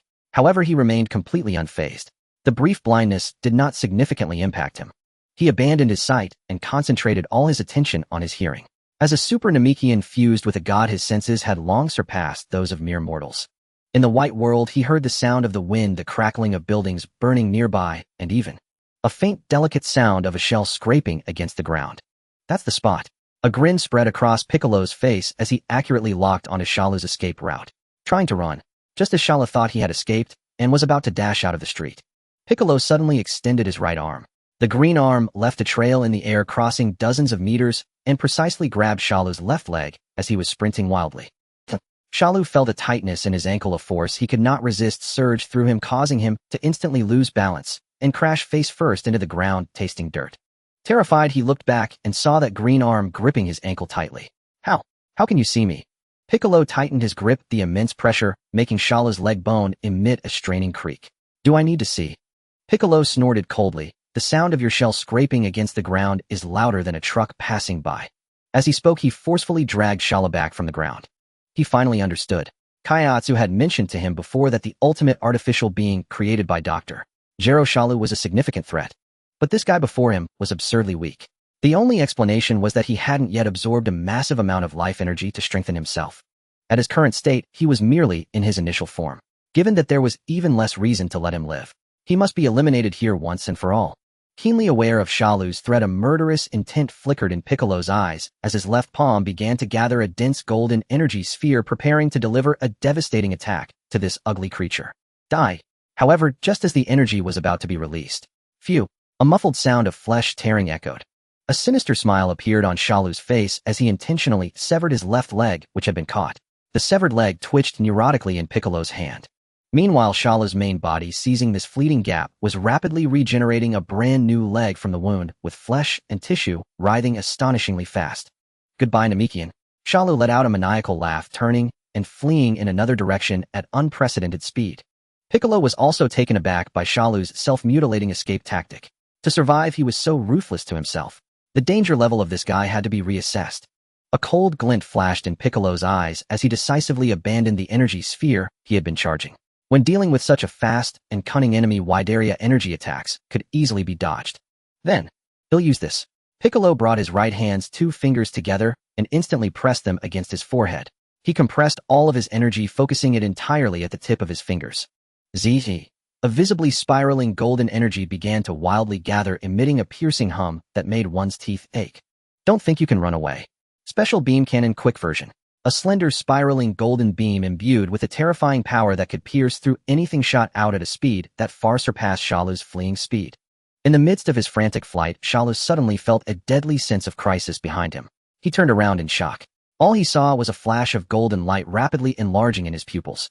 Puff! The special beam cannon pierced through his chest with pinpoint accuracy, not giving him any time to react. Ugh! Shalu's body froze. He looked down to see a massive charred hole in his chest, its edges burned by extreme heat, allowing him to see through to the back. But Shalu was not dead yet. Although the special beam cannon boasted immense power, it had not directly destroyed the core cell located in his head due to its pursuit of extreme piercing ability. Huh. Shalu gasped like a broken bellows, feeling Piccolo's cold aura rapidly approaching. He knew he couldn't escape. Given that, Shalu stopped running and slowly turned around to face Piccolo. A wildly insane smile crept across his face. Then, let's die together. His broken body began to swell unnaturally fast like a balloon inflating. A wildly unstable and violent energy surged from within him, emitting a sharp, piercing energy hum. He was going to self-destruct, using his own life to take this powerful Namekian down with him. However, facing the impending colossal explosion, Piccolo stood still, not moving an inch. He chose not to flee, and there was not a hint of panic on his face. He simply coldly watched the ever-expanding monster. Want to take us both down? Piccolo slowly extended one hand, aiming at the gigantic mass in the sky. An invisible, yet overwhelmingly powerful telekinetic force surged instantly.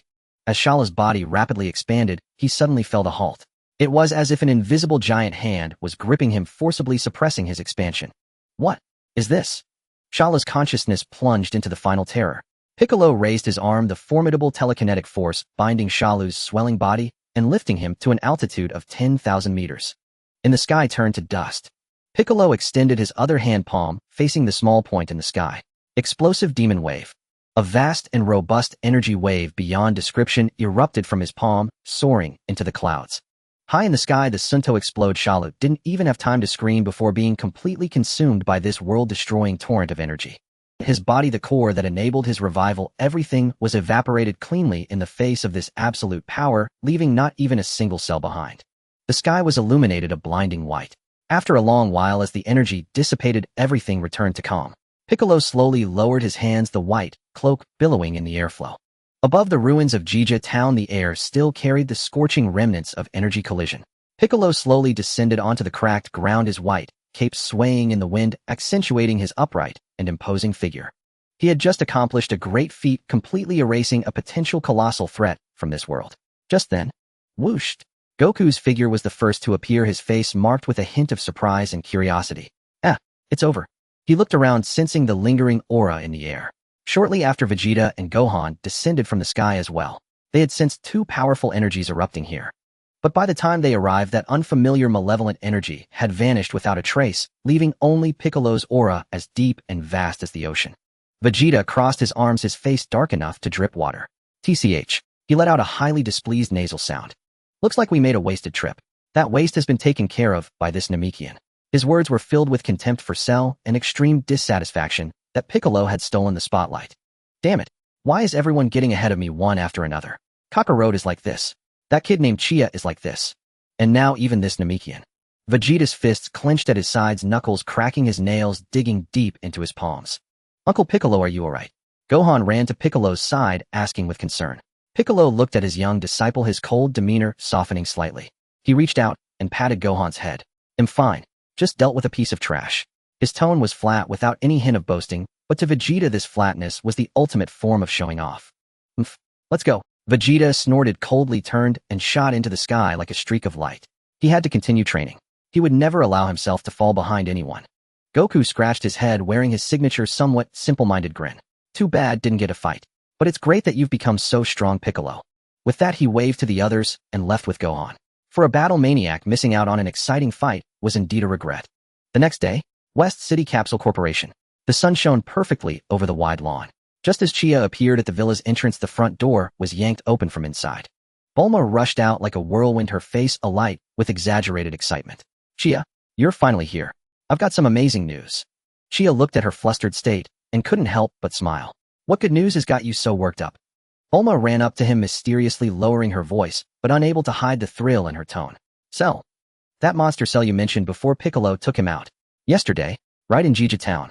Completely not a single cell left. Bulma gestured an explosion with her hands as she spoke. Chia was stunned for a moment upon hearing this. Piccolo took out Cell. His mind raced, instantly piecing together the cause and effect. It must have been Piccolo after fusing with Kami, whose power skyrocketed. He then happened to run into Cell in his initial form, still in his early stages of development, absorbing human energy. For a fused Piccolo, dealing with an initial Cell who couldn't even beat Android 17 was like an adult fighting a child. No contest. Never thought I'd be the one to arrive late this time. Chia rubbed his chin, a wry smile spreading across his face. Bulma took the chance to loop her arm through his, pulling him towards the house. It's a good thing it's resolved. Saves us from worrying all the time. Come on, let's go inside for a drink and celebrate. Entering the villa's living room, Chia immediately spotted two figures that seemed out of place. Android 17 was leaning by the window, hands in his pockets, listlessly gazing at the scenery outside. Android 18 was sitting on the sofa, engrossed in a fashion magazine. They had both changed into the casual clothes Bulma provided. 17 wore a black casual t-shirt and jeans, looking quite cool. 18 was in a simple white dress, her short golden hair shimmering in the sunlight, making her appear less like a cold android and more like a bright young woman. Seeing Chia and Bulma walk in intimately, 18's hand flipping through the magazine paused. She looked up, her icy blue eyes resting calmly on Chia, revealing no emotion. But the slight pursing of her lips betrayed a flicker of inner turmoil. Hearing the commotion, 17 also turned his head. He looked at the man who had effortlessly subdued them, both a trace of barely perceptible wariness in his eyes. Chia, however, didn't pay much attention to their stares. He gently freed himself from Bulma's grip, walked to the sofa to pour himself a glass of water, and then looked at Bulma, asking, "Where's Android 16? That big guy. He likes animals. He's probably in some forest chatting with the birds right now." Knowing that Android 16 was a peace-loving fellow, Chia decided not to bother with him. Next, it was time to consider what to do next. Finishing his juice, Chia placed the glass back on the table. "Since that big bug is dealt with, what are your plans now?" Bulma tilted her head up, her eyes sparkling. "How about staying at my place for a few more days? They'll show you a good time." The anticipation in her voice was undisguised. "No," Chia refused, bluntly stating his intentions. "I'm going somewhere else to continue training and get stronger." Bulma's smile froze. Huh, training again. But isn't the enemy already gone? In the corner 17, who had been watching the scenery, turned his head and raised an eyebrow, his tone carrying his characteristic nonchalance. What's left that's worth you pushing yourself so hard? That monster cell, wasn't he burned to ashes by that Namekian?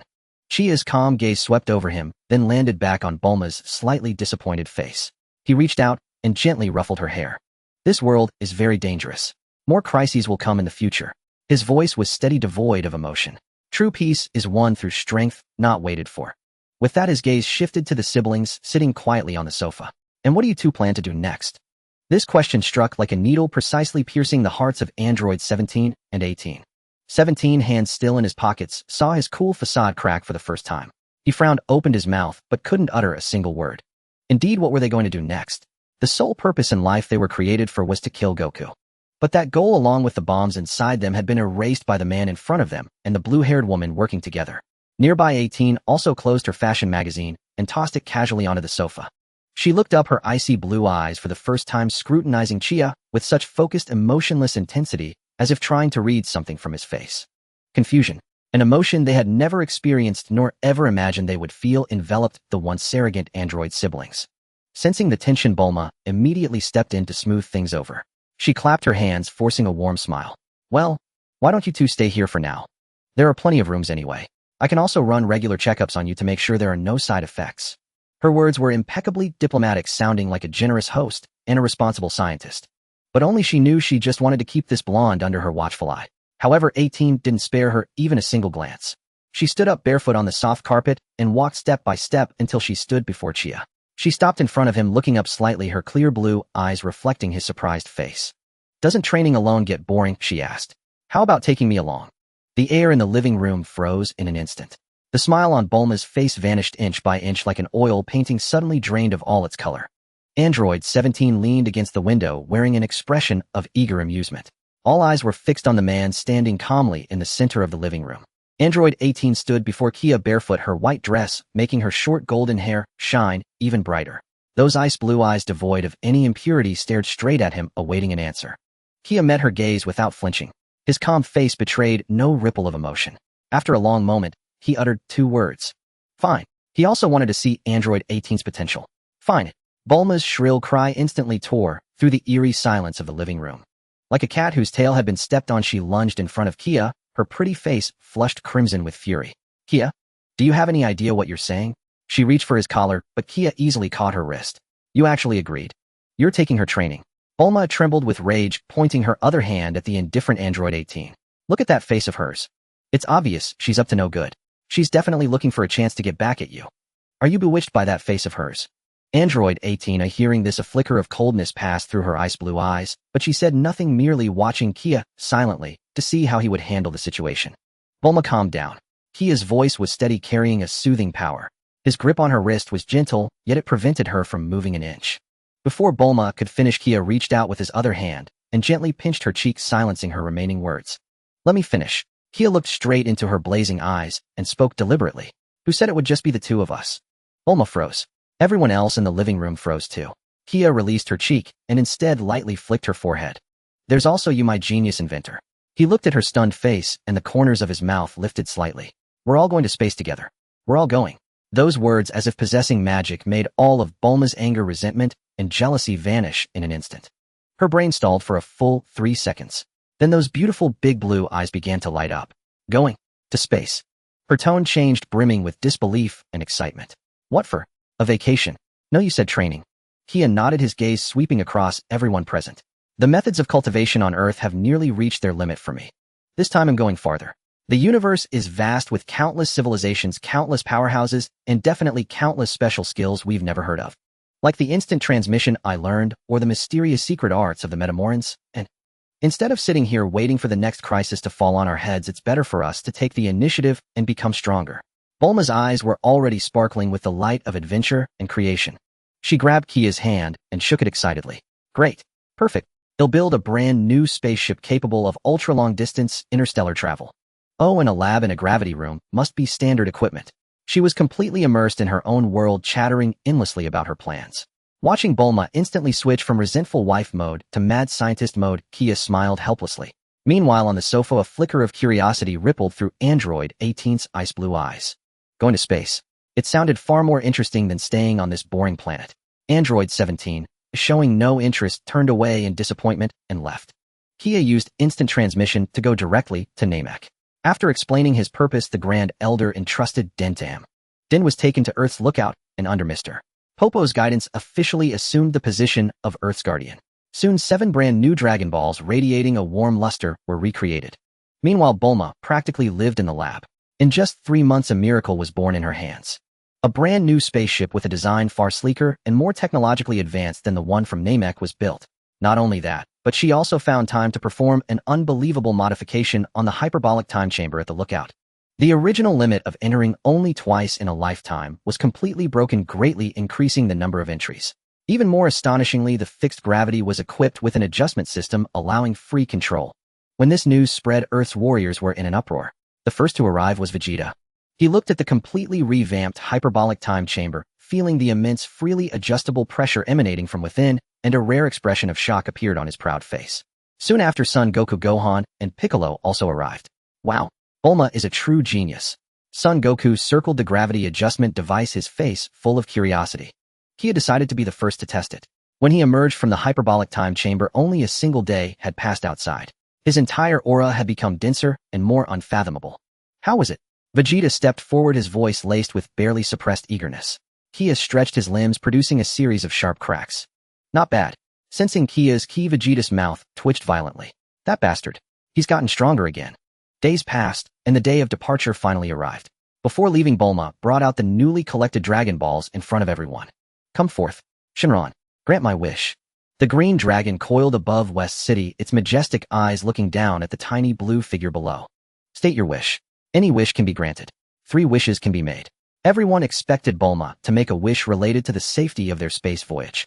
However, Bulma put her hands on her hips, tilted her head back, and shouted matter-of-factly, I wish for eternal youth. Let me stay just as beautiful as I am right now. Dead silence. Only Kia, watching the spirited woman bathed in sunlight, revealed a knowing smile. That's so like you, Bulma.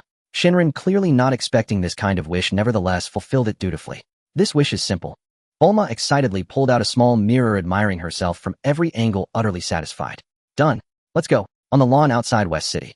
Son Goku, Vegeta, Gohan, Piccolo, Krillin. Everyone had come to see them off. Kia, if you run into any strong guys out in space, make sure to tell me. Son Goku said, brimming with excitement. Don't die out there. Vegeta crossed his arms and turned his head away, his voice dripping with sourness.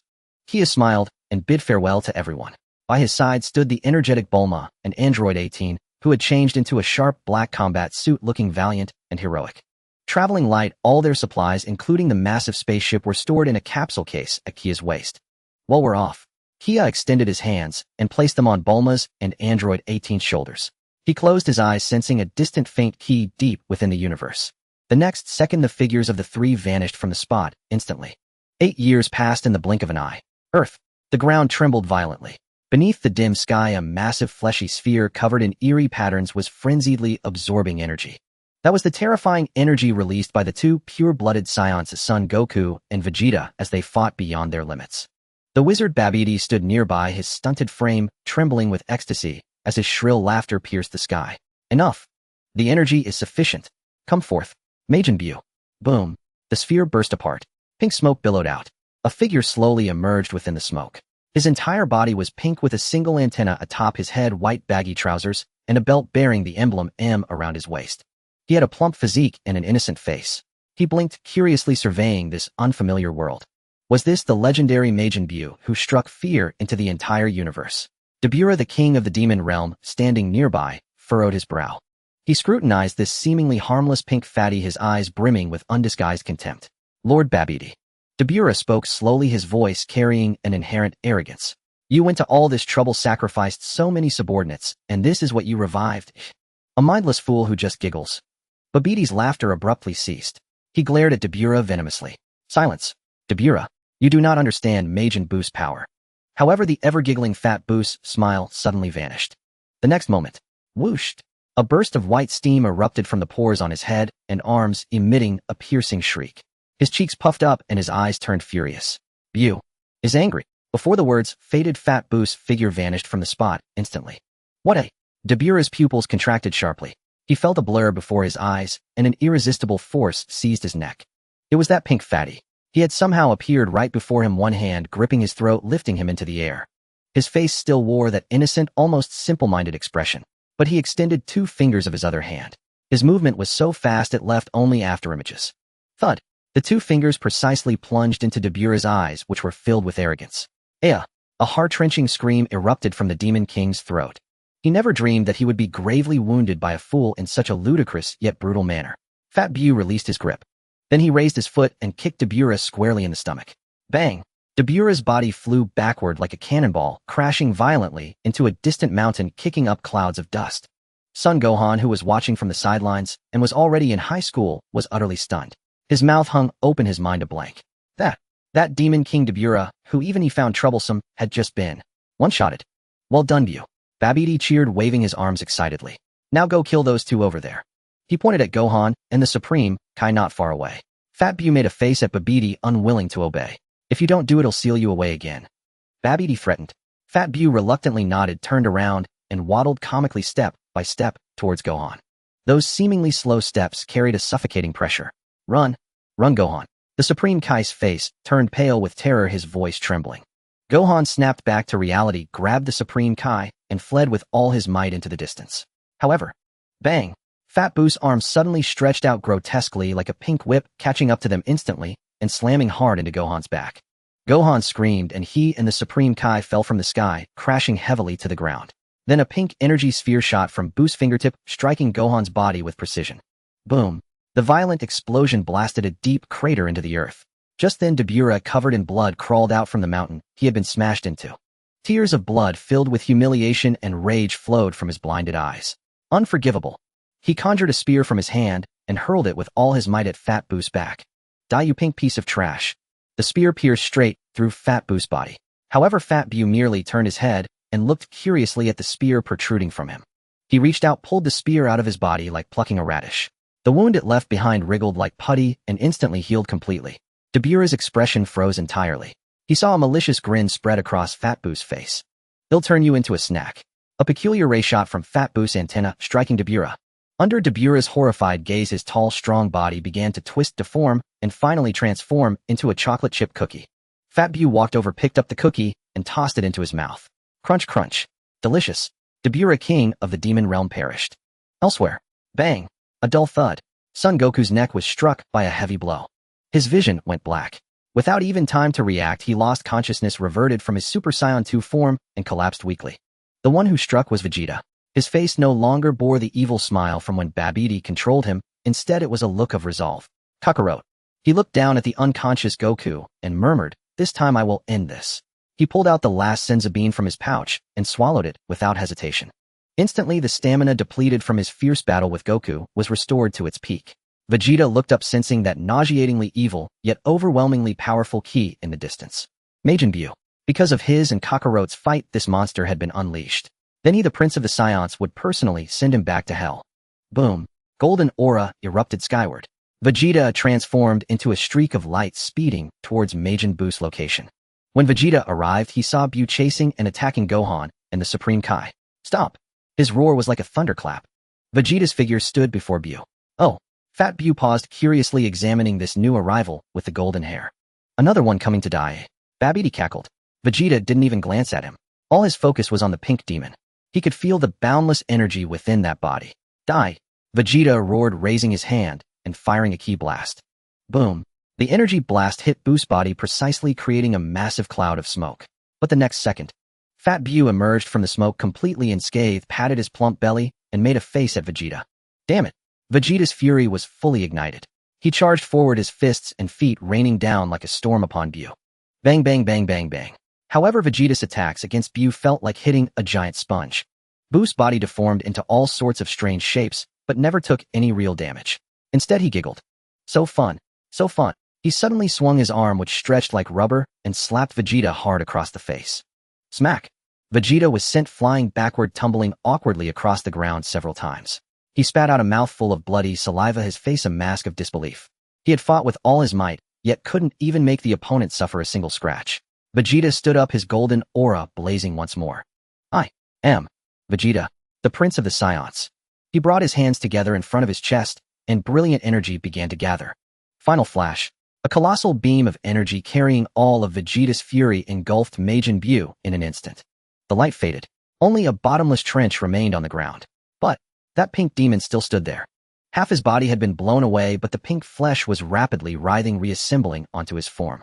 Moments later, he was completely restored. He even stuck out his tongue and licked his lips, looking as if he wanted more. Vegeta's fists dropped limply. His whole body trembled, not from fear, but from despair. Yet he still walked slowly towards Majin Buu. Everything had started because of him. He would end it. 1 step. 2 steps. His body began to emit an increasingly dazzling white light. Goodbye, wife, Kakarot, and Trunks. He would use his own life to destroy this demon, taking him down with him. A blinding white light burst forth from Vegeta's body. In the distance, Piccolo and Kibito, who were rushing over, felt the increasingly terrifying energy on the verge of spiraling completely out of control, their faces etched with shock and despair. He's going to self-destruct, Piccolo roared. Stop him. The white light had already swelled to its limit, as if it would devour the entire world in the next second.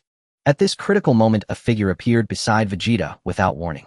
It was a man clad in an orange martial arts gi, with a wild mane of golden hair. Son Goku. The instant he appeared, one hand had already seized Vegeta's shoulder firmly. K. Kakarot. Vegeta's pupils contracted sharply, a look of utter bewilderment flashing across his resolute face for the first time. Weren't you supposed to be lying on the ground? How did you suddenly pop up? Hold on a second, Vegeta. Goku gripped him. The next moment, their figures vanished from the spot again. Several kilometers away, the space twisted slightly, and the two figures stumbled into existence. The moment Goku released his grip, Vegeta's legs gave way, and he fell to one knee, gasping for breath. Forcibly halting his self-destruction had placed an immense strain on his body. All his strength had been drained. He was now so weak he couldn't even stand. Kakarot. Vegeta looked up, his eyes fixed on the man before him with an incredibly complex expression. There was anger, confusion, and bewilderment. Why did you stop me? He ground out through clenched teeth. That was the only way I could take down that bastard. And you ruined it. Son Goku turned around, his expression more serious than ever before. He looked at Vegeta and shook his head. Leave the rest to me. What? Vegeta was stunned. Goku's tone was calm, yet carried an unshakable confidence. This statement completely baffled Vegeta. Leave it to you? How? Your strength is about the same as mine.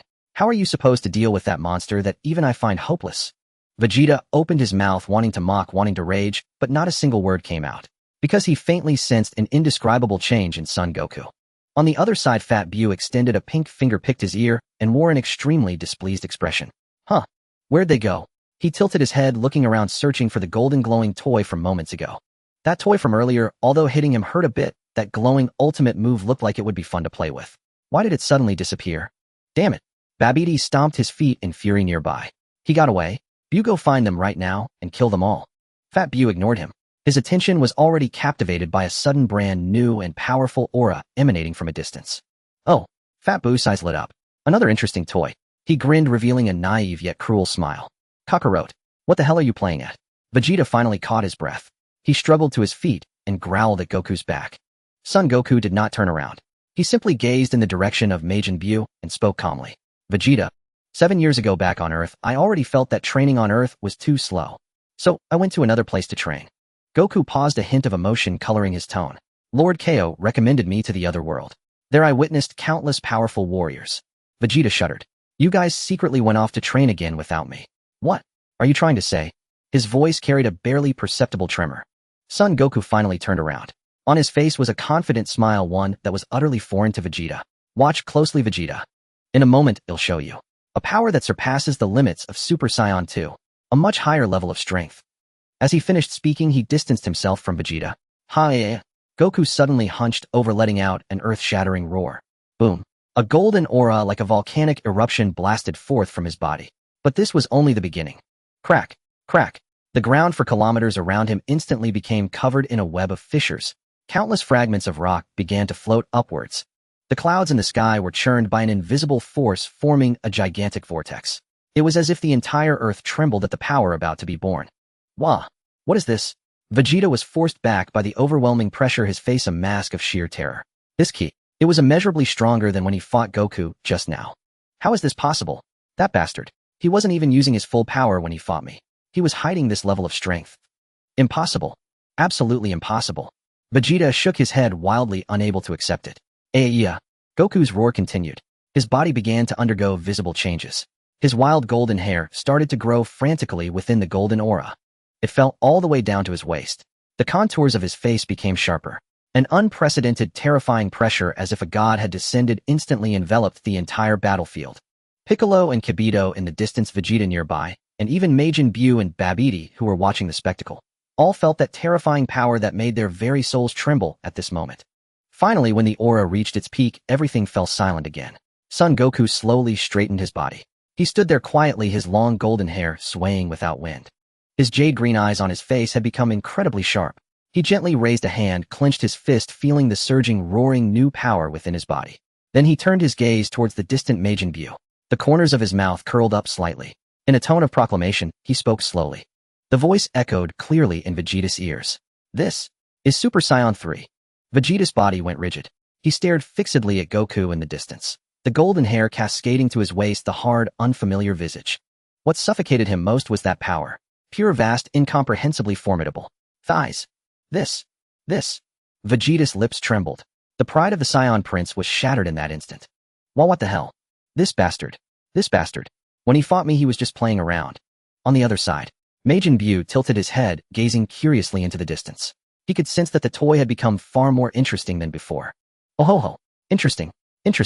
Fat Buu clapped his hands, joyfully hopping up and down. Buu, stop playing around. Babidi shrieked, kill him now. Before the words faded. Whoosh. Goku's figure vanished from where he stood. In the next instant, he appeared at Majin Buu's flank. A straight punch, clean and decisive, hurtled toward Buu's cheek. Boom. The fist connected with Buu's cheek. A visible shockwave radiated outward from the back of Buu's head in a fan shape. Thousands of meters away, the undulating mountain ranges vanished instantly under the shockwave's sweep. Fat Buu's pink head also burst, scattering into countless pink fragments. Yet from the neck stump of the headless body, pink flesh began to writhe wildly like activated putty. In the blink of an eye, a brand new head wearing the same innocent, foolish grin grew back. Buu shook his newly regrown head as if finding the game quite amusing. He suddenly extended his arms, lashing wildly at Goku like two pink whips. Simultaneously, his legs transformed into springs, his body contorting at a bizarre angle to launch a swift counterattack. For a moment, the air was filled with a flurry of pink fists and kicks. Goku's figure wove through the impenetrable assault like a butterfly dancing in a raging storm. Each dodge was perfectly timed, avoiding attacks with minimal movement. His expression remained calm. Seizing a gap after one of Buu's missed strikes, his figure suddenly accelerated. His palm became a blade, tracing several golden afterimages. Slash, slash, slash, slash, slash. The lightning-fast hand strikes precisely severed Buu's limbs and head. The next moment, Majin Buu's body was neatly dismembered into 6 parts, clattering to the ground. What? Babidi's eyes nearly popped out. Buu was so easily chopped to pieces. But in a moment, the pink flesh scattered on the ground suddenly began to melt into puddles of pink liquid. The liquid started to converge, writhe, and reassemble. A completely intact Majin Buu, patting his belly, bounced back into existence. Still no effect. Goku watched this scene, a flicker of change finally appearing in his eyes. If that's the case, he quickly distanced himself, steadied midair, and brought his hands together at his waist. A familiar starting stance. But this time the pressure it exuded was utterly different. A cerulean energy sphere formed in his palm, expanding at a visible rate with wild intensity. The energy within that sphere was pure and condensed, surpassing the comprehension of all present. The entire world trembled before this power. With a final roar, Goku thrust his palms forward. A colossal beam of energy compressed to its limit and gleaming with a brilliant blue tore through space and instantly struck the unsuspecting Majin Buu. Was it over? The onlookers who had rushed to watch all harbored this thought. However, in the air, the minuscule pink fragments that should have ceased to exist. They converged from all directions like soldiers following orders. Finally, the pink chubby demon with the innocent smile once again stood completely intact. For the first time, Goku's ever-confident expression turned grave. How could even the Kamehameha not kill him? A bead of sweat slowly trickled down Goku's forehead. In the distance, Vegeta keenly sensed that Goku's vast energy had begun to wane. So that's it. A complex, indescribable emotion flickered in Vegeta's eyes. This form has a flaw. It simply can't be maintained for long. My turn. Majin Buu let out a strange laugh, his form turning into a pink streak as he charged toward Goku. This time his attacks grew even more frenzied, chaotic, and lethal. Goku's expression changed. He was forced from offense to defense. His movements remained swift, but they had lost their initial composure. Energy consumption was accelerating rapidly. The golden aura around him began to flicker unsteadily. Damn it. Goku clenched his teeth, throwing a heavy punch to drive Beerus back, trying to create distance and regroup. But it was too late. A wave of immense weakness surged through his body like a tide. The astonishing energy of Super Saiyan 3 drained away like a breached dam. His golden mane instantly retracted, reverting to its original black state. The terrifying aura that had dominated the heavens dissipated within a second. Bam! Majin Buu seized this golden opportunity, kicking Goku viciously in the stomach. Goku, drained of all power, was kicked from the sky like a ragged sack, crashing heavily to the ground. Ha ha ha! We won. Buu is the strongest. Babidi cackled madly. Fat Buu landed happily, waddling over to the incapacitated Goku with comical steps. He raised his hand, a malevolent pink energy sphere rapidly forming at his fingertip. Goodbye, new toy, he said innocently. It's over. Everyone's hearts sank to the depths. Yet just as the energy sphere was about to be fired, a figure silently appeared between Goku and Majin Buu. The figure was tall and lean, clad in a battle suit never seen before. A head of azure hair drifted gently in the air currents. He gently tapped the pink sphere of condensed terror. Tap! The energy sphere shattered. It dissolved into countless specks of light, fading into the air. All eyes converged on the figure that had suddenly appeared. His form was slender, clad in a form-fitting black and white combat suit that accentuated the smooth, powerful lines of his muscles. Chia. Lying on the ground, barely able to move a finger, Sun Wukong weakly uttered the name. In his pupils, the familiar, yet unfamiliar silhouette was reflected. It was truly Chia. After 8 long years, this fellow had finally returned. It's Uncle Chia. In the distance, Son Gohan, whose eyes had been filled with despair, reignited with hope. Chia. Vegeta knelt on one knee in the distance, trembling as he stared at the figure, his mind going blank. This energy. His eyes widened abruptly. The intensity of this ki was vast and condensed, actually surpassing the peak of his own Super Saiyan 2 form from before. What a joke. In 8 years, Chia, this Earthling, had grown to such a terrifying level. Vegeta clenched his fists tightly, his nails digging deep into his palms. What kind of day was this? First that bastard Kakarot pulled out some Super Saiyan 3. Now Chia returns with an absurd amount of power. Did the Prince of Saiyans have no dignity left? Yet the shock within him was quickly replaced by a profound sense of helplessness. Even if he was stronger than me, so what? Vegeta looked up at the pink plump figure, still curiously examining Chia. Even Kakarot's earth-shattering Super Saiyan 3 was utterly useless against that monster. What could Chia possibly achieve? That fat creature was simply invincible. Oh. Majin Buu tilted his head, his pink eyes filled with curiosity. He extended his chubby finger, pointing at Chia. New toy. He seemed to still be savoring the thrill of his battle with Sun Wukong. Chia ignored him. Instead, he turned his silver-gray gaze sweeping across everyone present.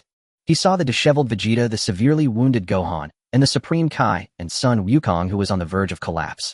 Finally, his gaze fell upon Piccolo and Krillin, and a familiar smirk tugged at the corner of his lips. Long time no see, everyone. His voice was soft, yet it reached everyone's ears with crystal clarity, carrying a power that calmed the soul. It seems I've returned just in time. Chia. Krillin shouted excitedly. You bastard, you went to space for 8 years. Amidst this brief moment of reunion, a sharp, piercing roar shattered the tranquility. You damned insects. Wizard Babidi trembled with rage, veins bulging on his small frame. How dare you ignore Lord Babidi? Buu, what are you daydreaming about? Kill them now. Tear that blue-haired bastard to shreds. Babidi shrieked maniacally, spittle flying. However, he failed to notice. An icy figure had appeared silently behind him. You're too noisy. The words, cold and devoid of emotion, sounded behind him. Babidi's body stiffened, and before he could turn around. Squelch. A hand, clean and efficient, pierced through his back and emerged from his chest. Babidi's shriek was cut short. He looked down stiffly at the pale hand protruding from his chest. Then, with his last ounce of strength, he slowly turned his head. What met his eyes was a face of breathtaking beauty, yet cold as ice, framed by short golden hair. Android 18. You? Blood gushed from Babidi's mouth, his eyes filled with disbelief. 18 pulled her hand out expressionlessly. Thud. The body of Wizard Babidi collapsed limply to the ground. 18 then fired a ki blast, incinerating him to ashes. Edge. Buu looked down at the spot where Babidi had died, then back at the expressionless 18. The next second, he suddenly grinned, letting out a laugh as innocent as a silver bell. Ha ha ha. Dead. That annoying guy is dead. He bounced around joyfully on the spot, patting his round belly, as if celebrating his liberation. Everyone present felt their hearts tighten. A Majin Buu completely unleashed, acting purely on instinct and whim, would only be more terrifying. Fat Buu's gaze once again fell upon Chia. You. He pointed at Chia and declared loudly, my new toy. Before his words faded, his plump body transformed into a pink streak of light, charging straight at Chia. Don't even think about it. 18 shouted coldly, thrusting both hands forward. Virum. Several golden rings of pure energy materialized out of thin air, in an instant precisely latching onto Majin Buu's limbs and torso. My. Buu's forward momentum halted abruptly. He was firmly suspended in midair by those rings, unable to move. He curiously examined the rings on his body, then began to struggle with all his might. NGH. NGH. The rings stretched and deformed under his immense strength, emitting strained groans. Everyone could see that this wouldn't hold him for long. In that precious window of time, Chia moved. He nodded approvingly in 18's direction. Well done, Lazuli. Then he turned to look at Bu, who was still struggling wildly, and smiled. In that case, no more warm-up. As his words fell, before the astonished eyes of all, Chia's signature cerulean blue hair and silver-gray pupils instantly faded. They reverted to their original black hair and black eyes. The overwhelming ki that had made even Vegeta's heart race also subsided. What a... Krillin's eyes nearly popped out. Chia, what the hell are you doing? Why are you dropping your transformation? Has he lost his mind? Vegeta couldn't understand, either. His brow furrowed into a knot. Chia offered no explanation. He simply looked calmly at Majin Buu and spoke flatly. That form earlier, I've cultivated it to perfection. A small achievement from years of training. It's sufficient for dealing with small fry. He paused for a moment. But to completely finish off an opponent of your caliber, it's still lacking. The next instant, Chia closed his eyes and extended a palm. A faint, almost transparent shadow stepped out from his body. The shadow quickly solidified, eventually becoming an exact replica of Chia. Thighs. Piccolo's eyes were as wide as saucers. It's not an afterimage technique. This clone has ki. It's a physical entity. Chia opened his eyes and glanced at the clone beside him. This is a physical clone possessing 30% of my power, he explained simply. Chia and his clone exchanged a knowing smile. It was an absolute wordless understanding. They both raised their right fists simultaneously. Under everyone's gaze, they forcefully bumped their fists together. Fusion. Boom. An indescribably terrifying energy erupted from the two as the epicenter. On Vegeta's face in the distance was written a horror and terror he had never known in his life. What in the hell was this thing? This power was completely beyond his comprehension. Even Majin Buu, bound by the energy rings, stopped struggling. For the first time on his innocent face appeared an expression called shock. The vortex of energy continued to rage wildly. At the center of that vortex, a brand new figure was slowly taking shape. Under the numbed, awestruck gazes of everyone, a pair of mismatched pupils, one as black as pitch, the other as brilliant as a galaxy, slowly opened at the vortex's core. This is... Piccolo's voice was parched, his mind barely able to process the sight before him. Two Kias fused together. Fusing with oneself. What was this? A Narcissus that had become a spirit. A monster. Another monster. Vegeta fell to his knees, his body trembling uncontrollably. He merely stood there doing nothing, yet the aura he naturally exuded almost robbed Vegeta of the courage to even look up. If Goku's Super Saiyan 3 was a star about to explode, violent and blazing, then this fused Kia before them was a bottomless universe. Goku, lying on the ground, widened his eyes, a surge of indescribable shock rising from his weakened body. This feeling, so powerful, far stronger than his peak Super Saiyan 3 state. This fusion felt familiar, but didn't that fusion require a dance? Oh. Majin Buu, still bound by the energy sphere, ceased his struggles and tilted his head, a glimmer of vigilance appearing in his innocent wide eyes. This new toy seemed a bit prickly. Just then the fused Kia moved. He slowly raised his head, swept his gaze across the scene, and finally fixed it on Majin Buu. A smirk of intrigue and amusement curled at the corner of his mouth. The next second, a burst of energy far more terrifying than the fusion itself erupted from within him. His short black hair, whipped by the violent gales, suddenly lengthened, standing on end and transforming into a dazzling cerulean blue. A transformation in the fused state. The moment this energy erupted, the atmosphere tore the ground, shattered, and the distant ocean surged into 100-meter-high waves. After transforming, Kia felt the unprecedented, seemingly infinite power within him and nodded in satisfaction. He twisted his neck, producing crisp cracks, and flexed his limbs. Then, clenching his fists at his waist, he grinned, revealing a set of pearly white teeth, and uttered a meaningless syllable in an extremely flamboyant tone.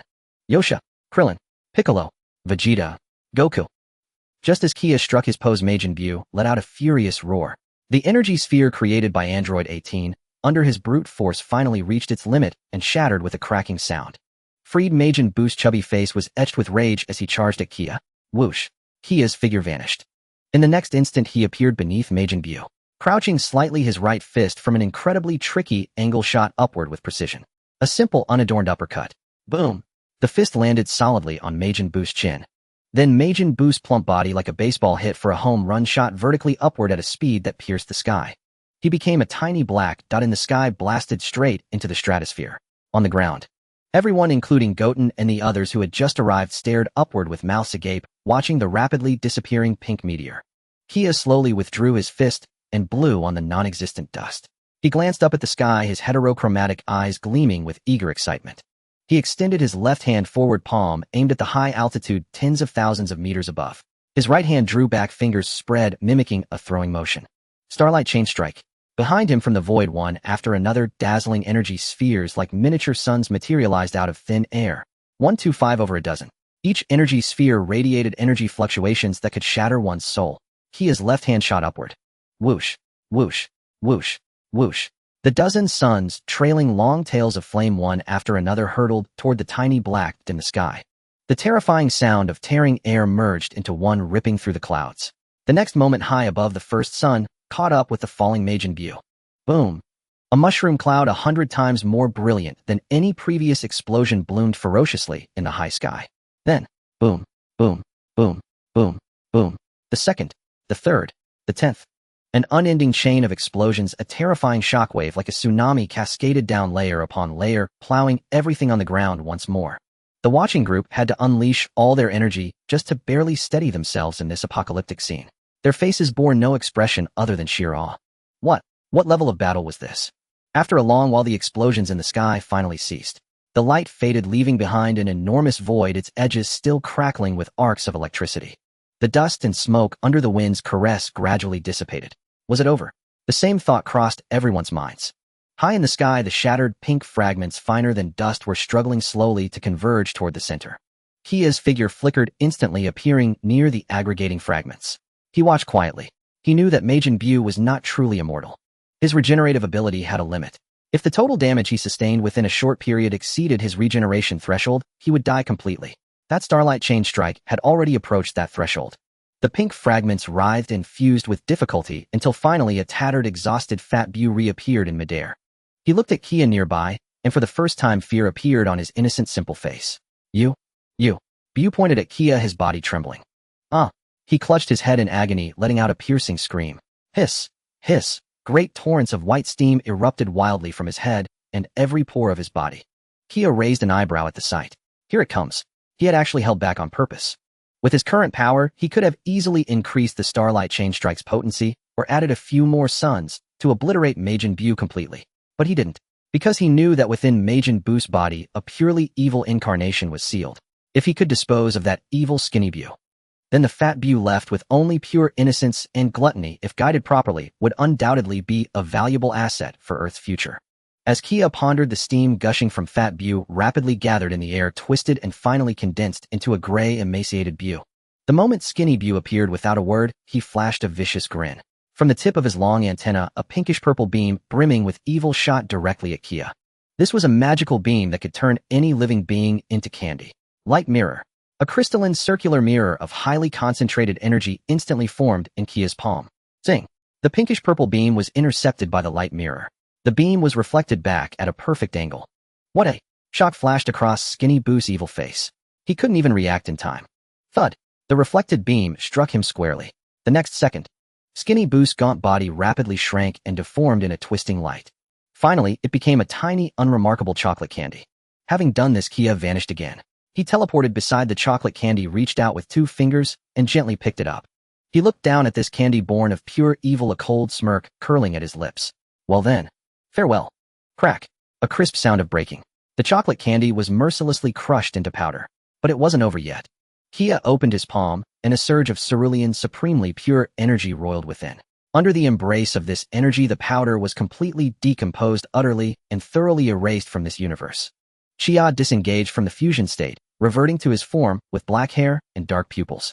The suffocating, terrifying aura that had pressed down on everyone also subsided, yet just standing there, he became the focal point of the entire scene. Everyone was stunned. Krillin gaped, his jaw hanging open for a long moment, his mind a complete blank. Even Piccolo battle-hardened as he bore a look of profound shock. Vegeta's fists clenched and unclenched again, his expression a complex tapestry of jealousy, resentment, shock, and a trace of reverence he was loath to admit even to himself. Gulp. Someone swallowed, breaking the silence. Is it over? The Supreme Kai asked, his voice trembling. Chia descended slowly from midair and glanced at the distant Fat Bu. At that moment Fat Bu's aura was utterly depleted. He was curled up on the ground, clutching his plump head, his body trembling like a leaf. He looked at Chia, those once innocent and curious eyes now filled with nothing but terror. This man was a demon. Chia, Krillin cautiously approached, pointing at the distant Fat Bu. What do we do with this guy? Everyone's gaze focused on Fat Bu. Piccolo furrowed his brow. His evil counterpart has been destroyed, but he himself remains a huge threat. We can't just leave him be. Hearing Piccolo's words, Fat Bu trembled even more violently, letting out pitiful whimpers like a frightened little animal. Killing him would be simple. Chia spoke, his voice calm. He walked over to Fat Bu, crouched down, reached out, and patted his round belly. Fat Bu stiffened, all over, too scared to move, on the verge of tears. But now the evil within him has been separated. He's just a being with immense power but a mind like a child's. Chia stood up and looked around at everyone. Killing him would be a waste. Keeping him might prove useful later. But I'm not interested in being his babysitter, he said, pulling a communicator from his pocket. Hello, Bulma. It's me. Bulma's surprised and anxious voice came through. Chia, is it resolved? Don't worry, it's all taken care of. Spare me the details. Help me locate someone. Who? Mr. Satan. There was a full 3 seconds of silence on the other end. What do you need him for? I have something to give him. Chia glanced at Fat Bu on the ground. Though filled with doubt, Bulma quickly accessed the satellite system. Found him. He's at. Good.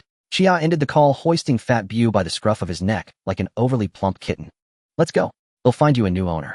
Chia, wait. Krillin shouted urgently. Are you really going to hand him over to Mr. Satan? That's madness. Relax, I know what I'm doing. Chia turned back and waved at them. This guy's more timid than a rabbit now. He won't cause any trouble. Take the wounded for treatment. Before the words faded, he had already shot into the sky, with Fat Bu transforming into a streak of light that vanished beyond the horizon, leaving behind a group of bewildered Z-fighters on the ground. In the midst of a desert, Mr.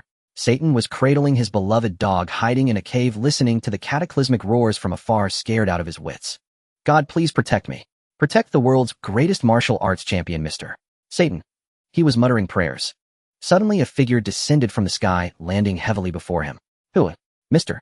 Satan fell back onto the ground in fright. But what terrified him more was the thing Chia was holding. Pink, chubby, with antennae on its head. What kind of monster is this? Mr. Satan's eyes bulged, his legs went weak, and he nearly lost control of his bladder. Don't yell so loud. Chia casually dropped Fat Bu onto the ground. Fat Bu landed with a thud on his bottom, looking at Chia with a pitiful expression, not daring to speak. Hello, Mr. Satan. Chia offered a friendly smile. You? Stay back. I am the world champion. Mr. Satan blustered. I know. Chia nodded. I brought you a gift. He pointed at Fat Bu on the ground. From today, he's yours. You feed him, you house him. If he misbehaves, just tell me. Chia gave Mr. Satan his contact information. Mr. Satan's brain short-circuited. What was this? No. I don't want him. Mr. Satan shook his head frantically. Chia ignored his refusal and turned to look at Fat Bu. Listen. His voice was not loud, but carried an undeniable authority. From today, he is your master. Do whatever he says. Be good, and you'll have food and a place to sleep. Fat Bu looked at Chia, his body trembling uncontrollably. If you cause trouble or disobey. Chia paused and smiled. He'll fly over and beat you. Walk. Fat Bu jumped in terror, nodding frantically, his head blurring with emotion. Having done this, Chia lingered no longer. With a flicker, he vanished from the spot, leaving Mr. Satan and Fat Bu, a man and a demon, standing bewildered in the wind. Mr. Satan looked at the demon before him, who was bowing and scraping with a fearful expression, at a complete loss. The next day, after receiving treatment, Vegeta and Son Goku arrived early at Bulma's house, seeking Chia. Son Goku spoke, his eyes gleaming with excitement. That technique you used, fusing with yourself, was incredible. Teach us. Though Vegeta remained silent, his perked ears and expectant gaze betrayed his true feelings. The proud Saiyan Prince, after witnessing such an unbelievable power, had finally swallowed his pride. Oh, you want to learn that? Chia turned around. Of course. Son Goku said eagerly. If we learn it well, become super strong. Chia looked at the two and smiled. Alright, I'll teach you. But whether you can learn it is up to you. He briefly explained the key points. First, you need to clearly perceive. Then try to separate a part of it and externally construct a solid clone. Son Goku and Vegeta listened in confusion but attempted to follow along. They immediately took their stances, closed their eyes, and concentrated with all their might. Hey, They erupted with immense, golden auras shooting into the sky. Yet 1 minute passed. 10 minutes passed. An hour passed. Still nothing happened.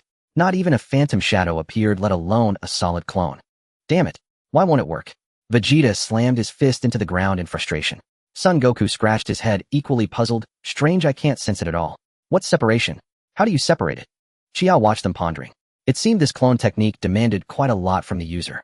Perhaps it was his unique soul as a transmigrator combined with the special cells of a super Earthling along with the wish he once made to Shinran that had created this unique self-fusion technique. Right, I almost forgot to mention. Goku said excitedly. I also learned a fusion technique in the other world. It was taught by the Metamorans. It can also make two people fuse and become super strong.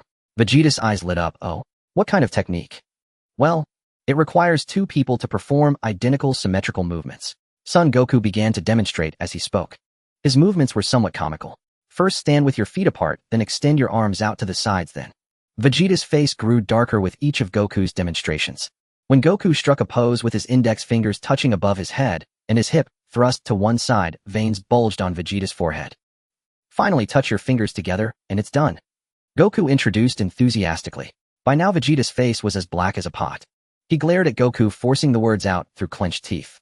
Kakarot, are you asking me to dance some idiotic dance with you all? It's a fusion technique, not a dance, Goku tried to explain. Get lost. A roar shook the heavens. Unable to bear this humiliation any longer, Vegeta spun around, transformed into a golden streak of light, and flew away without looking back.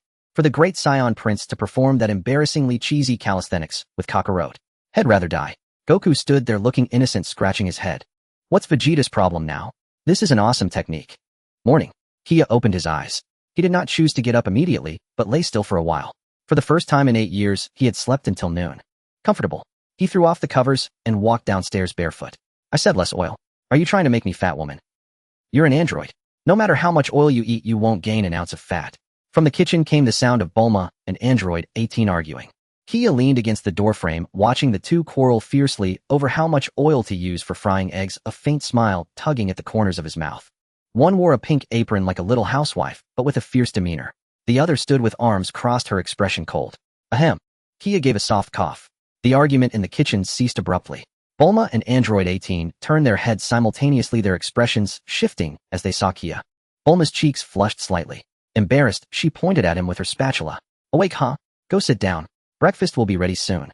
Android 18 merely cast him a faint glance before turning away, taking milk out of the fridge and gracefully pouring 3 glasses. A lavish breakfast adorned the table. The atmosphere at the table was rare in its tranquility and warmth. Hey, Kia. Bulma spoke, her voice muffled as she bit into a sandwich. What? Kia took a sip of milk. Don't train today. Bulma swallowed the food in her mouth, looking at him with earnest seriousness. Huh? Kia raised an eyebrow. I said take the day off. Bulma slapped her fork onto the table, declaring with full authority. You training maniac. The moment you get back, you fight for your life, and after that you'll definitely dive into the gravity room and grind yourself to death. Today, this young lady has decided to take you to and properly experience the splendor of the modern city. She placed her hands on her hips, her face bearing an expression that brooked no argument. Beside them, Android 18 continued eating her fried eggs in small bites, her face expressionless, but her slightly perked ears betrayed her true feelings. Kia looked at Bulma, then at Android 18. He smiled. All right. Huh. Both Bulma and Android 18 were stunned. They had expected to have to persuade this training fanatic with much effort, or even that he might refuse outright. They never imagined he would agree so readily. For these 8 years in space, my nerves have been wound tight.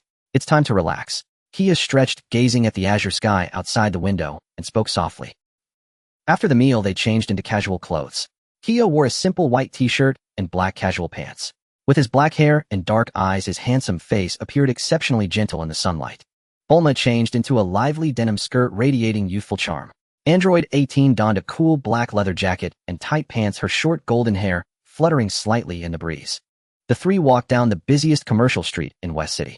The combination of a handsome man and 2 beautiful women drew 100% of the glances. Where should we go first? Kia asked. Shopping. Buying clothes. This young lady is going to give you and Lazuli a proper makeover. Bulma waved her hand enthusiastically, pointing straight at the largest department store ahead. No need. I have clothes. Android 18 refused coldly. How can that be? How many years have you been wearing those same outfits?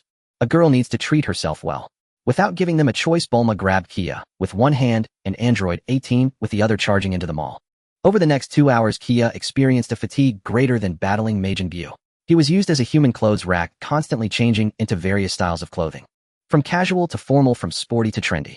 As for Android 18, under Bulma's relentless assault and the domineering declaration of change or you're not leaving, She reluctantly tried on a few beautiful dresses.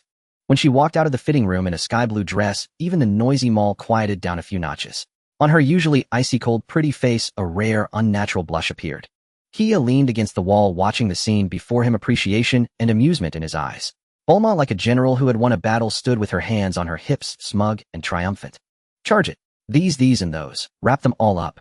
Bulma, the world's richest heiress, displayed her lavishness without restraint. After buying clothes, all three were a bit tired. Where to next?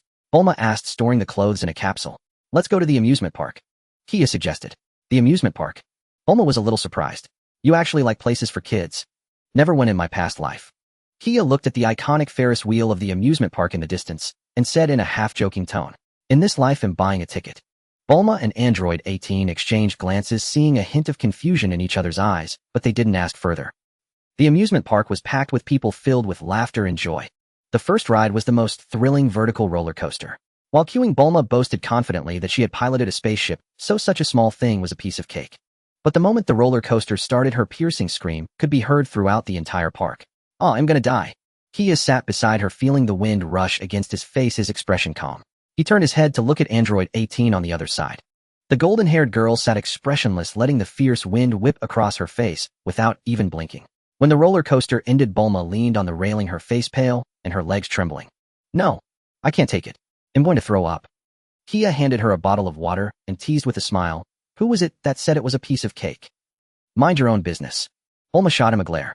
Next came the haunted house adventure, which turned into a major scene of public embarrassment. Bulma, a top scientist, was so scared by the crudely made mannequins that she clung to Kia's arm the entire time, refusing to let go. Android 18 kept a cold face throughout, but when a hanging ghost model suddenly dropped from above, she instinctively shrank back behind Kia. There's a zombie to the left up ahead. Kia's voice rang out in the darkness. Kia, you jerk. No spoilers. Bulma punched him in frustration. Coming out of the haunted house, both Bulma and Android 18 had slightly flushed cheeks. The most enjoyable activity was the shooting game. Bang! Bang! Bang! Android 18 held the air gun, barely looking, casually raising it and hitting the bullseye every time. The stall owner's face went from beaming with smiles at the start to dumbfounded and finally to a mournful expression. Dear lady, please stop shooting. If you keep this up, you'll empty my entire stall. Android 18 was surrounded by piles of plush toys of all sizes. At the corner of her mouth, there was a faint yet genuine smile. She picked up the largest chubby brown bear plush and shoved it into Kia's arms. Take it. Her tone was still icy cold.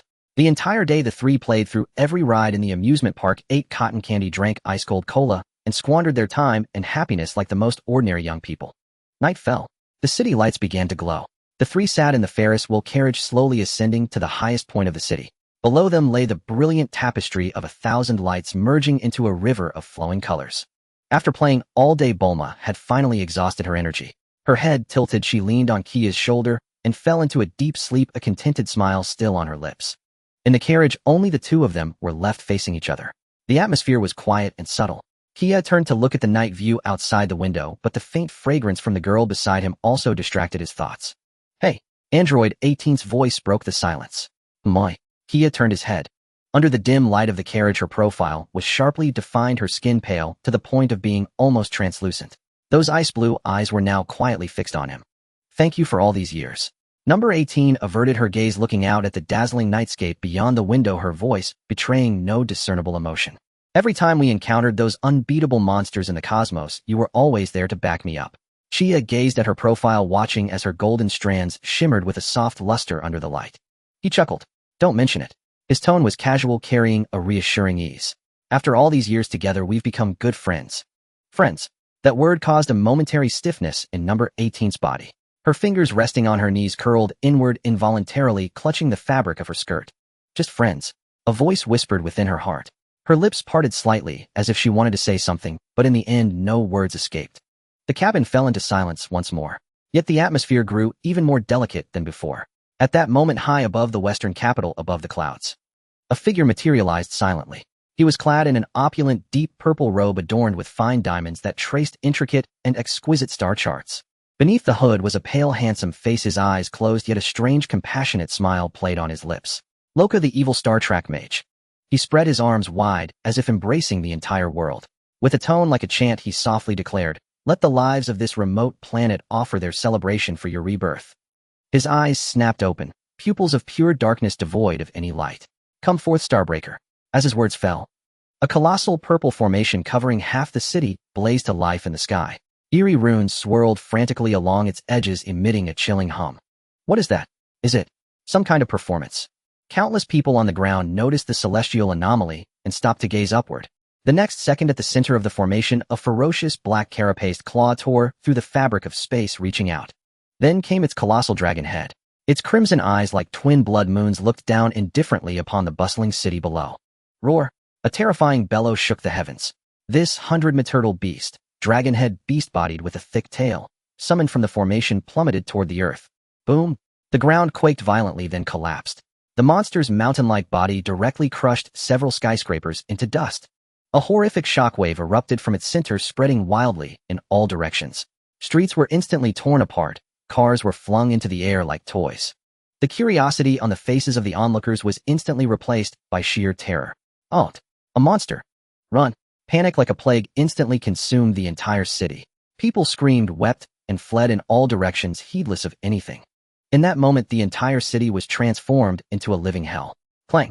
The violent tremor sent the Ferris wheel cabin lurching. The massive wheel itself groaned with the agonized screech of overstressed metal. What's happening? Bulma, who had been sleeping soundly against Chia's shoulder, was jolted awake by the violent shudder. She rubbed her bleary eyes, muttering drowsily, "An earthquake.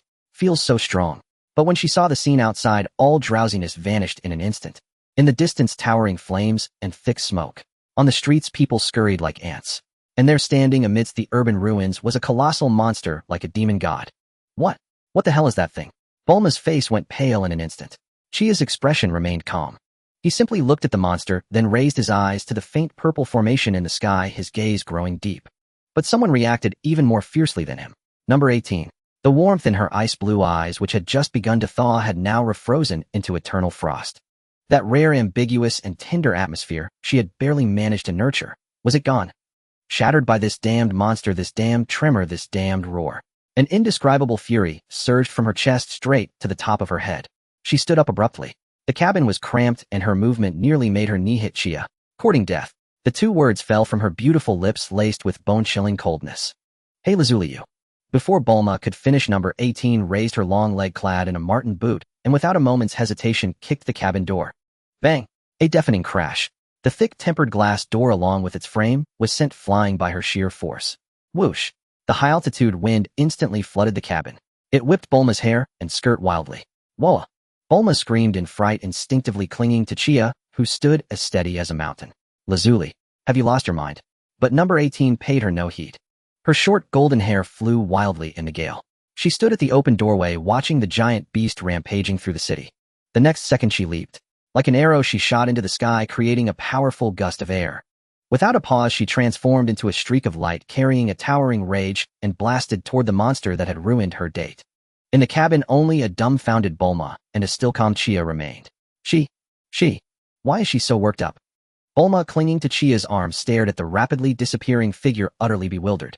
Chia looked down at the panicked Bulma in his arms, then at the furious silhouette in the distance, and gave a helpless smile.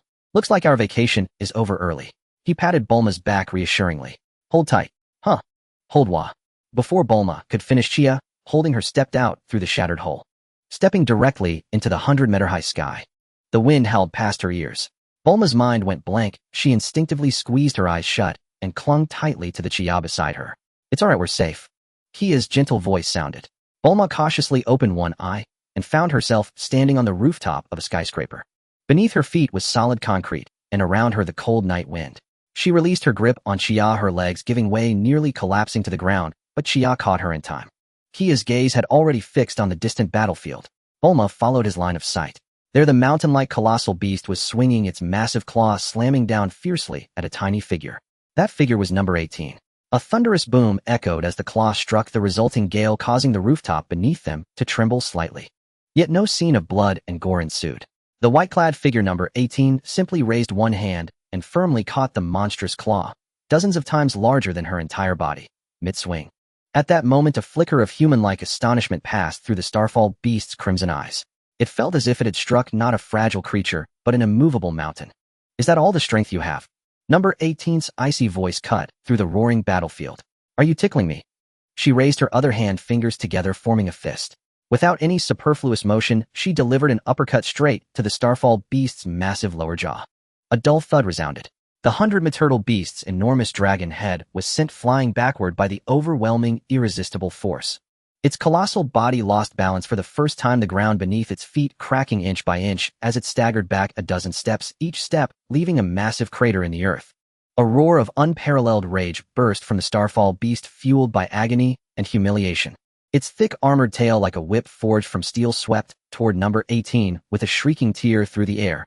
Simultaneously, its claws and fangs became deadly weapons, launching a tempestuous assault from all directions. In an instant, the area around the Starfall beast was engulfed in swirling dust and surging airwaves. Amidst this impenetrable onslaught, number 18's form dissolved into afterimages barely perceptible to the naked eye. How annoying! Number 18 seemed to lose patience. Dodging another claw strike, her figure blurred and vanished, reappearing in the next moment before the Starfall beast's massive chest. She thrust both palms forward. A highly compressed energy sphere materialized instantly in her hands, then slammed fiercely into the monster's thick armor. A catastrophic explosion erupted. The Starfall beast's dense black armor was blasted open, leaving a gaping hole over 10 meters in diameter. Black blood gushed from the wound like a breached dam. Impossible. Above the western capital, the evil Star track, Mage Roka, his handsome face twisted with shock and disbelief. The strange smile on his lips froze completely. In his vision, the Starfall beast should have descended, reducing the city to ruins amidst wails and despair, completing a grand performance of destructive art. Not like this. His prized Starfall beast was being brutally pummeled by a seemingly fragile woman. This planet's individual combat capabilities far exceeded his estimates. Just a mere native. Roka's face darkened. He could not accept his masterpiece being so humiliated. Slowly, he raised his staff, forged from an unknown metal. From the perfectly cut gem atop the staff, a deep purple beam shot forth, precisely striking the howling Starfall beast below. In my name I bestow upon you the power of divine punishment. A hum resonated as the purple light merged into the beast's body. The massive hole in its chest healed at a visible rate, and the gushing blood flowed back. Under the purple light's catalysis, its form swelled further, reaching nearly 150 meters in height. Sinister purple magical runes emerged on its thick armor's surface, radiating an ominous aura. Its energy level surged several-fold in an instant. Roar! The enhanced Starfall beast let out an even more ferocious cry to the heavens. This time it did not recklessly charge forward. Instead, it opened its massive maw and spat out several energy clones identical to itself, composed of pure energy. Magic! Chia raised an eyebrow from the rooftop. Interesting. The clones surrounded number 18 from various angles in a triangular formation, launching synchronized attacks. Yet number 18 didn't even bother to glance at them. Pathetic tricks. A cold glint flashed in her eyes. With a burst, golden aura erupted from her body. A powerful airwave expanded spherically, and the seemingly formidable energy clones along with the surrounding air dissolved into countless specks of light upon contact with the golden wave. Clearing the field, number 18 vanished once more. A hint of confusion just flickered in the Starfall beast's enormous crimson eyes. The next second, an unbearable agony shot through its right knee joint. A sickening crunch of bone breaking echoed. Number 18 appeared beside its knee, maintaining a stylish high kick side stance. The leg bone, harder than steel, was shattered by her single kick. With a heavy thud, the 150 metal colossus could no longer support its own weight, crashing down onto one knee. The earth trembled. Worthless. Utterly worthless. Roka's expression shifted from gloom to a twisted fury. Through his mental link, he issued his final command to the kneeling Starfall beast. Since you cannot amuse me, then turn into the most brilliant fireworks and destroy everything. Receiving the command, the Starfall beast slowly lifted its head. It abandoned all defensive postures, its crimson eyes filled only with pure destructive will. All its enhanced energy along with its life core began frantically converging toward its mouth. A black energy sphere covered in purple lightning and continuously collapsing inward rapidly formed in its mouth. Star-shattering bomb. Facing the terrifying energy capable of annihilating everything, number 18 hovered silently in midair. Her beautiful face remained cold and expressionless. A perfect date. That rare, wonderful atmosphere that made her heart race uncontrollably. All ruined by this ugly monster before her. Unforgivable. Number 18 slowly raised her hands, leveling them before her chest, palms facing each other. She channeled all her fury over the interrupted date into the energy wave forming between her palms. Die. At virtually the same moment, the star-shattering bomb left the beast's mouth, transforming into a black beam that devoured all light, shooting toward number 18. And number 18 thrust forward. The golden energy wave condensed with all her wrath. One black, one gold. The two forces of ultimate destruction collided fiercely above the city. The stalemate between them lasted not even a single second. The golden energy wave with an overwhelming, irresistible momentum crushed the terrifying black beam. The golden torrent of energy undiminished pierced through the Starfall beast's massive, despairing body. The immense force carried its shattered form through the thick atmosphere, streaking across the sky like a brilliant meteor finally vanishing into the depths of the vast cosmos. The battle was over. The eerie, purple magical array in the night sky slowly dissipated as its medium vanished. The city returned to silence. High in the sky, Roka stared blankly at the golden beam fading into the depths of space.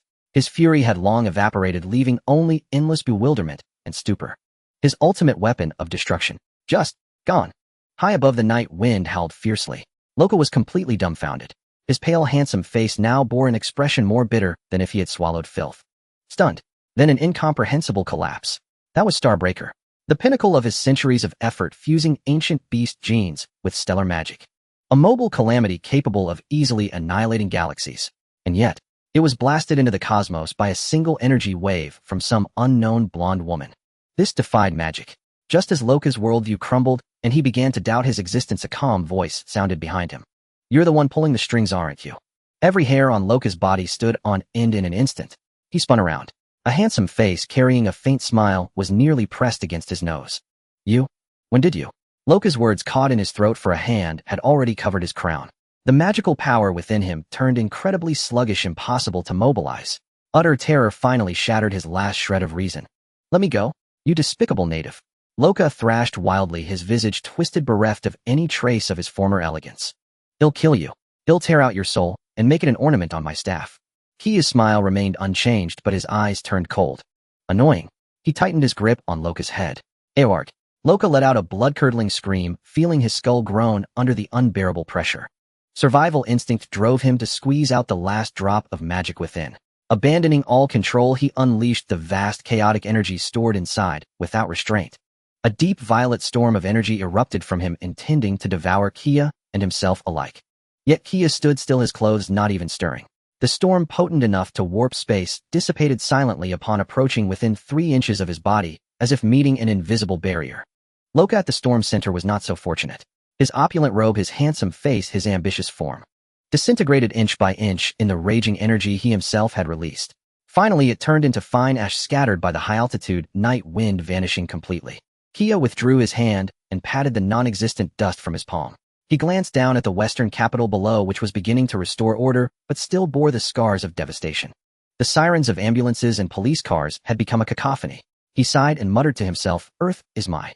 Ahem, no, Earth is where I live. I must protect it well."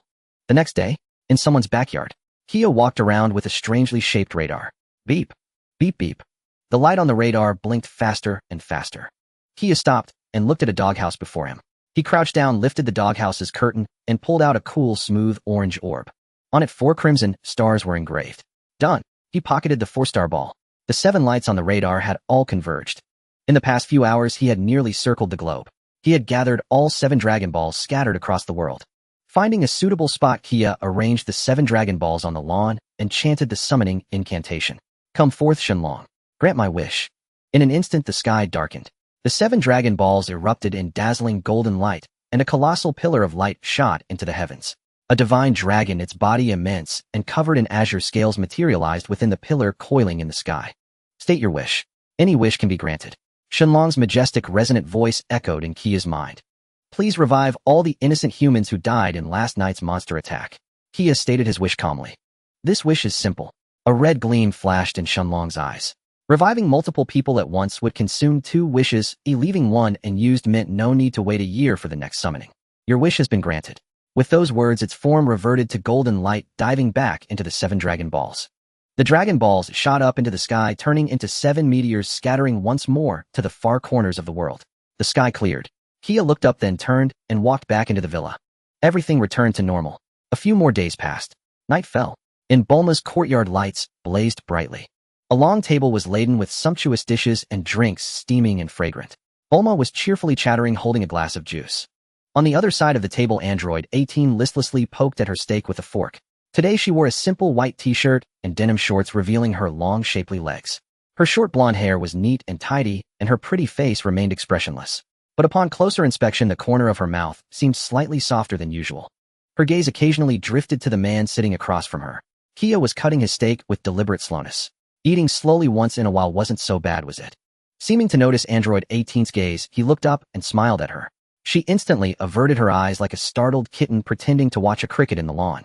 Yet an uncontrollable faint blush crept across her cheeks. That kiss earlier had probably been her boldest moment. Afterward, for some reason, she felt more restrained around Kia. Still, this peaceful, tranquil life didn't seem so bad. She thought to herself, spearing a piece of beef and bringing it to her lips. Just then time stopped. Bulma, holding her juice, froze mid-celebration. A firefly hovering in midair halted, its wing vibrations completely still. The steam rising from the steak solidified into a fixed white mist. The entire world became a perfectly still tableau. The three by the table were also immobilized, but their minds still raced. What's happening? Bulma's mind was filled with terror and questions. Android 18 sensed her bogus confinement and was instantly alert. Who now? Disturbing me again. Only Kia remained calm. His attention was fixed on the empty patch of lawn in the center of the courtyard. The space there was undergoing a subtle distortion. A petite figure materialized out of thin air. Ocean blue hair, light blue skin. She wore a blue robe and a pair of earrings. On her head was a golden hat adorned with a miniature clock symbol. Her appearance caused no energy fluctuation, yet she seemed the sole sovereign of this realm. The supreme Kai of Time Ios. Her gaze landed precisely on Kia. Those pure blue eyes held both scrutiny and an indisputable authority. Kia looked at her and instantly understood everything. So it was her. You've made quite a mess of this universe's space-time. Io spoke. Her voice was crisp and pleasant, yet carried a hint of frost. Come with me. Before she finished speaking, her form had already appeared behind Kia. A small hand clad in a white glove gently grasped his shoulder. No. Android 18's heart roared in fury. She strained with all her might to break free from the confinement. But she could not breach that invisible shackle. She could only watch helplessly as that mysterious woman seized Kia. Damn it. Damn it. Damn it. Move. Move, damn it. Kia sensed Aya's hand on his shoulder. He did not resist, for he knew resistance was futile. In the face of the authority over time, any power seemed pale and feeble. The next instant their forms turned ethereal. Then they vanished from the spot. In the courtyard, time resumed its flow. Wah? Kia. Bulma's juice glass shattered on the ground. She screamed, leaping from her chair, staring in horror at the empty seat. And Android 18. Boom. Golden aura, no longer suppressed, erupted like a volcano. A terrifying blast of air sent the entire table and everything on it flying. She stood up abruptly, her ice blue eyes filled with unprecedented fury and a trace of panic she herself had not noticed. Kia had been taken away right before her eyes by a woman of unknown origin. For years past, in the blink of an eye, many events had unfolded across the universe during this time, yet for the North Kai dwelling on his planet, life remained unchanged. Monotonous and tranquil. Bubbles, faster. Move it. Donning his sunglasses, the North Kai drove his little red car around his pitifully small planet. The monkey Bubbles sprinted desperately ahead, while the grasshopper Gregory fluttered laboriously in the sky. This was his daily amusement. Suddenly, the North Kai, who had been chasing Bubbles, slammed on the brakes. Squeal. The tires left two dark streaks across the grass. The two long antennae atop his head twitched violently, as if receiving an utterly terrifying signal. An indescribable primal dread seized the North Kai's heart. He turned his head stiffly. Two figures had appeared behind him unbeknownst. One, tall and slender with light blue skin, held a long staff, his demeanor gentle and elegant. The other was a gaunt purple-skinned creature resembling a hairless cat. He yawned lazily, exuding an air of drowsy indifference. But the moment the North Kai saw that face, the blood in his veins froze solid. His sunglasses clattered to the ground. BBB. Beerus. Sama. The North Kai scrambled off the car and prostrated himself on the ground in a perfect five-point kneel. His body trembled uncontrollably. Cold sweat instantly soaked his Kai robes. Heavens! Why would this god capable of destroying entire universes suddenly appear in his backwater domain? Yo, North Kai. The god of destruction, Beerus spoke languidly, his voice dripping with condescending scrutiny. Your place is still so cramped. It suffocates me just looking at it. Lord Beerus, mind your words. We are guests. The angel Whis reminded him with a gentle smile. Why, wise? This humble one's abode is small and inadequate. Please forgive my poor hospitality, Lord Beerus, Lord Whis. The North Kai dared not lift his head, his voice trembling uncontrollably. He only wanted to know if he had done something wrong. Was this deity here to destroy his planet? Beerus picked his ears, seemingly uninterested in the North Kai's sycophancy. He cut straight to the point. Enough of this. I ask you, do you know of something called the Super Saiyan God? Super Saiyan God. The North Kai was stunned. What was that? He knew of Super Saiyans. Goku could transform.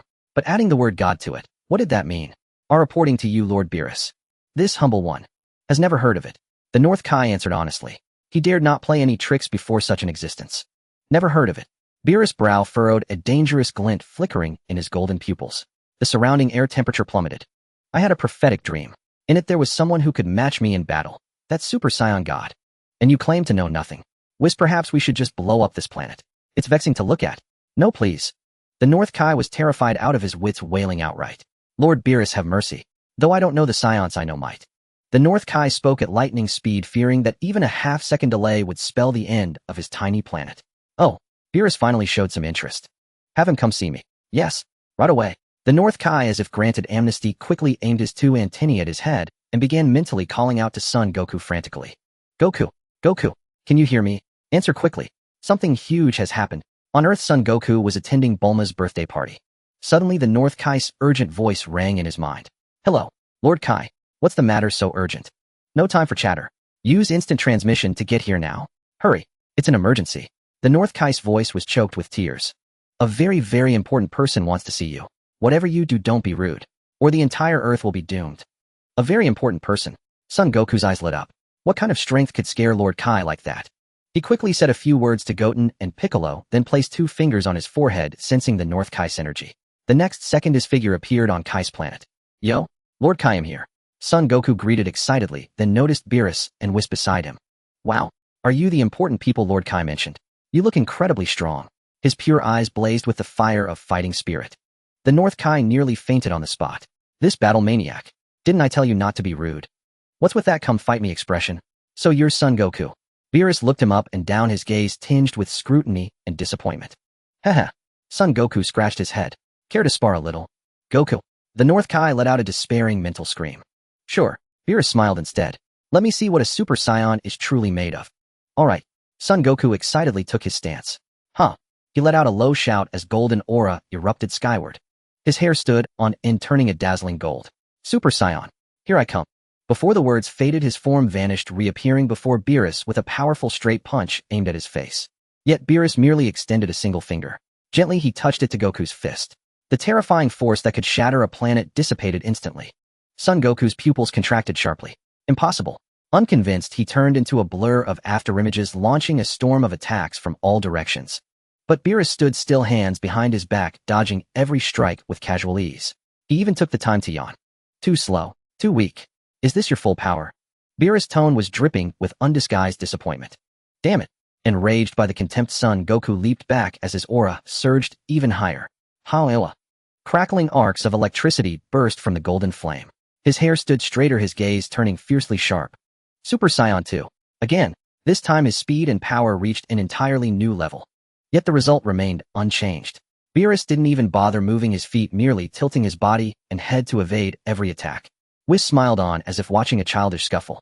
Not over yet. Son Goku's eyes bulged as he let out a sky-shaking roar. Eawawea. An unprecedented colossal energy erupted from within him. The entire Kai planet trembled violently under the pressure. His golden hair grew wildly, cascading down to his waist.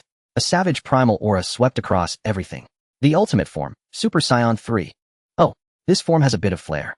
Beerus finally gave him a proper look, but it was merely a bit of flair. This is my ultimate power. Son Goku roared, channeling every ounce of strength into his right fist, transforming into a golden meteor, charging at Beerus. This was his Allor-Nothing's strongest strike. Facing the devastating punch, Beerus simply raised his hand. Striking first, he flicked Son Goku lightly on the forehead. Thud. Son Goku was sent flying back at even greater speed. Then appearing behind Goku, Beerus pressed down hard. Son Goku's motion came to an abrupt halt. The fighting spirit, fury, and defiance in his eyes faded, leaving only endless confusion and emptiness. An incomprehensible, irresistible, indescribable impact surged from his shoulder, spreading through his entire body in an instant. His immense energy, capable of shaking heaven and earth, was nullified completely in a flash like a punctured balloon. The golden hair retracted swiftly. The blazing aura dissipated silently. He reverted to his black-haired base form. Then his eyes rolled back and his body went limp, collapsing downward. Boom. His body cratered the Kai planet. A deathly silence fell over the North Kai's world. The North Kai gaped, bubbles clutched his head, and Gregory fell to the ground. Their minds had completely shut down. Beerus withdrew his finger, gazing at the motionless Son Goku, and shook his head in disappointment. How boring. And I had some expectations. I guess prophetic dreams aren't reliable after all. He turned to Whis, his enthusiasm waning. Let's go, Whis. Find a place with good food, then head back to sleep. Lord Beerus, Whis interjected. There are still several Scions living on Earth. Among them is the Scion Prince Vegeta. Beerus' ears perked up. Perhaps he might know about the Super Saiyan God. Besides, Whis smiled mysteriously. I've heard Earth's cuisine is diverse and delicious. Food. Beerus' eyes lit up instantly. Oh, is that so? Then what are we waiting for? Let's go to Earth now. He patted Whis on the shoulder, already impatient. Whis nodded with a smile, lightly tapping his staff on the ground. A brilliant light enveloped them. Swoosh. Their figures vanished from the Kai planet, leaving behind only a chaotic mess. And Son Goku lying unconscious on the ground along with the pitiful North Kai still prostrate. Upon the azure expanse of the ocean, a luxury yacht rivaling a small aircraft carrier in size sailed steadily. The deck was a cacophony of voices and booming music. Today was Bulma's birthday party, and almost all of their old friends from Earth had gathered. Bulma, happy birthday. Krillin raised his glass, beaming. Come on, everyone cheers. Master Roshi, sporting sunglasses, lecherously scanned the crowd for his prey. Yet Bulma, the guest of honor, seemed distracted. She stood alone by the railing, a glass of champagne in hand, gazing at the shimmering sea with distant eyes. For years. It had been 4 years since Chio was taken away by that mysterious woman. No word, no sign. Is he all right now? What are you thinking about, Bulma? A cool voice sounded behind her. Android 18 approached, holding a glass of juice. She wore a cool sundress, her short blonde hair fluttering gently in the sea breeze. Nothing, Bulma forced a smile. I just wish Chio were here too. At the name, a shadow dimmed Android 18's eyes. She took a sip of her juice, saying nothing. Just then a subtle distortion in space appeared above the yacht. With a soft whoosh, Beerus and Whis materialized out of thin air. They hovered midair, looking down at the lively party below. Mama looks quite lively. Whis smiled, lightly tapping his staff. Their forms silently descended, landing unnoticed in a secluded corner of the party. No one noticed them, except for one person. On the other side of the party, Vegeta sat grim-faced under a sun umbrella. Nearby, his daughter and Trunks were playing and laughing. His wife Sherry was blissfully feeding him peeled grapes. A honey opened wide. Vegeta ate it, then turned his head away. But the moment he turned, his expression froze. That purple cat-like figure. Boom. Vegeta's mind went blank. Memories buried deep in his bloodline like a breached dam instantly overwhelmed his spirit. In his childhood, his father, the proud King Vegeta, groveled like a dog at the feet of that purple being, fawning and cowering. The bone-deep terror spanning decades seized his heart once more. Beerus. Sama. His lips trembled. He couldn't utter a coherent sentence. Darling, what's wrong? You're so pale. Sherry was startled by his sudden reaction. Don't speak. Vegeta's voice was hoarse. He pulled his wife behind him, every muscle in his body taut to the breaking point, cold sweat pouring down his forehead. It's over. Everything is over. Why is Beerus here? On the other side of the deck, Whis was oblivious to the surrounding shock. His attention was entirely captured by a plate of snacks on the table. Oh, these round little things look quite interesting. He elegantly speared a takoyaki with the tip of his staff and brought it to his mouth. After savoring it for a moment, Whis' eyes lit up. Lord Beerus, these things called takoyaki have a chewy texture, rich sauce, and a savory, juicy filling. The flavor is indescribably exquisite. You must try some. Oh, Beerus, who had been scanning for scions, became intrigued by Whis' high praise. He strolled to the table, picked up a takoyaki, and popped it into his mouth. Not bad at all. Beerus' eyes also brightened as he began to survey the long table for his next target. Soon his gaze locked onto a plate of crystal-clear dessert. Pudding. He picked up a small spoon, scooped a bit, and put it in his mouth. In that instant, his entire body stiffened. An indescribably silky texture accompanied by a sweet, eggy aroma exploded on his taste buds. Delicious. A look of delighted surprise crossed Beerus' face. He devoured a small pudding in 2 bites and reached for the rest. But his hand grasped only air. He turned to see a pink fat creature, Majin Buu, hugging the entire tray of pudding, eating with great relish. Beerus frowned and walked over. Hey, you, the pink one. Give me the rest of the pudding. His tone was flat, yet carried an unyielding command. Majin Buu looked up, his mouth stuffed full, and mumbled, no way. This is Buu's. With that, afraid someone might snatch it, he extended his long tongue, and with a few swift licks slobbered over every one of the remaining dozen puddings on the plate. Then he looked at Beerus with a defiant expression. Now they're all covered in Buu's spit. You still want them? The air went still. The party's blaring music screeched to a halt. Everyone felt it. A bone-chilling, soul-shaking, terrifying pressure erupted from the purple cat-like being. The faint, ominous feeling from before instantly solidified into tangible, killing intent. The entire sea was enveloped in this murderous aura. The sky darkened in an instant. The calm sea began to churn violently. The lazy expression on Beerus' face vanished, replaced by a chilling coldness. You? What did you just do? Before his words faded, his figure had already vanished from the spot. Bam, bam, bam, bam, bam. A series of strikes too fast for the naked eye to track rained down on Majin Buu's plump body. Majin Buu's resilient form was battered, dented, and warped, unable to even fight back. Finally, Beerus delivered a sharp chop to Buu's neck. Boom. Majin Buu was blasted like a cannonball into the deep sea, sending up a colossal wave. Buu, Mr. Satan screamed in terror. You bastard. Gohan was the first to react, roaring as he unleashed his full power. The immense aura of his mystic form shot up into the sky. Special beam cannon. Piccolo didn't hesitate, pointing his fingers, a spiraling beam of energy aimed directly at Beerus. Tien Shinhan Krillin. All the warriors attacked at once. Yet in the face of absolute power, it was all futile. Beerus didn't even turn around. Gohan's heavy punch struck only air. Piccolo's special beam cannon was casually crushed in his hand. Tien Krillin and the others were sent flying by an invisible wall of force, crashing heavily onto the deck and falling unconscious. Android 18's form flashed like lightning behind Beerus, her leg arcing in a devastating kick aimed at the back of his neck. But her foot was caught effortlessly by a single hand. Beerus turned his head, his eyes filled with mockery. He flicked his wrist. Android 18 grunted in pain as she was flung away, smashing through the yacht's railing. Just as Beerus turned his gaze to Vegeta. Damn it. Vegeta's eyes turned crimson. He could no longer suppress his rage. If this continued, his family would be in danger. Golden flames crackling with blue electricity erupted from him. For a moment, his power briefly surpassed the limits of Super Saiyan 2. He charged at Beerus like a furious lion. Oh, finally someone a bit more interesting. Beerus showed a flicker of interest. But the result remained unchanged. Beerus effortlessly dodged Vegeta's relentless barrage of attacks, moving as if on a leisurely stroll. Finally, Beerus pressed a palm against his face. Thud. Vegeta's head was slammed into the deck, the sturdy surface instantly spiderwebbed with cracks. Despair. Absolute despair enveloped everyone's hearts. Bulma slumped to the floor, looking at the ruined party and her fallen, unmoving friends, her tears breaking free. Beerus dusted off his hands, seemingly having lost all patience. He floated slowly into the air, looking down upon the blue planet from on high. How utterly boring. Since there's no Super Saiyan God, this planet has no reason to exist. He slowly raised his right hand. A highly concentrated purple energy sphere radiating an aura of annihilation formed in his palm. But then he thought of Earth's delicious food and hesitated, just as he pondered whether to hurl the sphere and annihilate the planet. A long, powerful hand reached out from the void, without warning, tightly gripping Beerus' raised wrist. A calm voice sounded leisurely in Beerus' ear. The Super Saiyan God you're looking for. I know where to find him. Hearing the words, Beerus slowly turned his head, scrutinizing the man who had emerged from the void. Oh. A remarkably human-like, intrigued expression spread across Beerus' face. He loosened his grip, and the sphere of destruction energy silently dissipated into nothingness. Seeing Beerus let go, Chia also withdrew his hand. Beerus looked Chia up and down. You say you know where the Super Saiyan God is, eh? Chia did not answer immediately. With a flicker, he appeared on the battered deck. He stepped over the fallen warriors who had been casually defeated by Beerus and walked straight to Bulma, who was sitting dazed on the floor. Bulma. His voice was not loud, yet it reached everyone's ears clearly.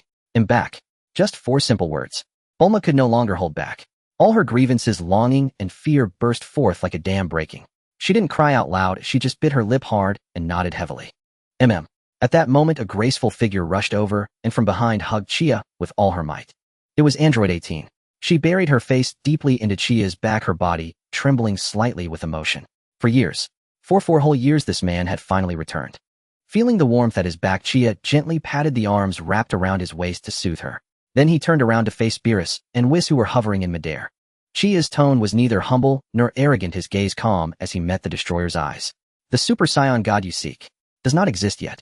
Beerus' brow instantly furrowed, a wave of displeasure radiating once more. Kid, are you messing with me? No. Chia shook his head. Although he doesn't exist, we can create him. Create. Not just Beerus, but everyone on the deck was stunned. What do you mean, Chia? Kuririn asked, clutching his injured arm as he struggled to stand. Chia's gaze swept across the scene as he slowly revealed the legendary secret. To birth a Super Saiyan God, a ritual is required. It requires gathering 5 pure-hearted Saiyans who must pour their pure power and will into a 6th Saiyan. This information exploded like a thunderclap in everyone's hearts. 5 pure-hearted Saiyans. Saiyans. Bulma wiped her eyes and began counting the people present. Vegeta counts as 1. Gohan counts as 1. And Goten and Vegeta's daughter Bra over there. That's 4. Right? And Goku. Bulma exclaimed urgently. Where's Goku? They'll bring him back. The moment Chia spoke, he vanished. In less than half a second, he reappeared, waking the unconscious Son Goku. Ugh. Huh. Chia. You're back. As soon as Son Goku opened his eyes and saw Chia, he was momentarily stunned then overjoyed. Hey, that purple cat. Let's fight again. He immediately spotted Beerus again, his fighting spirit reignited. Shut your mouth, Kakarot. Vegeta shouted with a dark face. Do you want to get us all killed? Enough. Chia interrupted their quarrel, looking at everyone. Now that Goku is back. The number. Just as Chia was about to continue, the Angel Whiz, who had been standing by like an elegant butler, let out a soft, "Oh."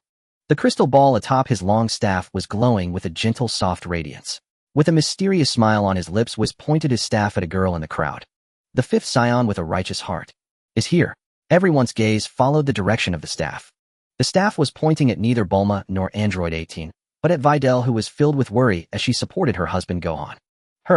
Gohan was utterly bewildered, instinctively shielding Videl behind him. Are you mistaken? Videl is a pure Earthling. That's right. Whiz's smile grew even gentler. However, within her body, a new small life, carrying Scion blood, has already begun to grow. Well, that makes the selection complete. Chia clapped his hands, drawing everyone's attention back. Vegeta, Gohan, Goten, Bra, and the new life in Videl's belly. Exactly 5 pure-hearted Scions. Now the next step is to choose who will receive this power. Chia's gaze fell upon Son Goku. Goku, no problem. Me. In the one. Son Goku pointed excitedly at his own nose. Great. Super Saiyan God, it sounds awesome. TCH, it's always Kakarot. Vegeta voiced his predictable displeasure. Why does he get to take the spotlight every time? Don't say that, Vegeta. Son Goku scratched his head, flashing his signature innocent grin. Let me test the waters this time. Next time I promise it'll be your turn. Next time? For sure. Vegeta was taken aback by the phrase, feeling he had heard it somewhere before. He eventually gave a cold snort and turned away, which was as good as his consent. Then let the ritual begin. On the deck, everyone quickly took their positions. Son Goku stood in the center, took a deep breath, and closed his eyes. Vegeta, Gohan, Goten, Bra, and Videl, who was carefully supported by Gohan, surrounded him in a circle. Vegeta was the first to burst forth with energy, his golden aura shooting up into the sky as he transformed into a Super Saiyan. Gohan also entered his Super Saiyan state. Goten followed suit, transforming into a Super Saiyan. The 5 of them simultaneously reached out and joined hands, encircling Goku. 5 distinct, yet equally pure streams of energy surged from within their bodies. The 5 energies converged, not exploding violently, but merging perfectly into a single dazzling stream of power that poured into Son Goku's body. In that instant, a pillar of light piercing heaven and earth shot up from the yacht. The pillar tore through the clouds. Within the pillar, Son Goku's body was undergoing earth-shattering changes. His black hair first burst outward, turning into the gold of a Super Saiyan. But in the next second, the dazzling gold rapidly receded and faded, transforming into an unprecedented flame-like crimson. The explosive wild aura within him receded like a tidal wave, replaced by a divine realm as profound as the cosmos and as serene as the deep sea. The pillar of light dispersed. A brand new Son Goku appeared before everyone. Red hair, red pupils, his form appearing slightly leaner than his base state, surrounded by a faint flickering red divine aura like dancing flames. The Super Saiyan God was born. Beerus, who had been floating lazily in the air, slowly descended onto the deck. All the lethargy and impatience on his face vanished without a trace. In its place was an excitement he had not felt for tens of thousands of years. He twisted his neck, producing a series of crisp cracks.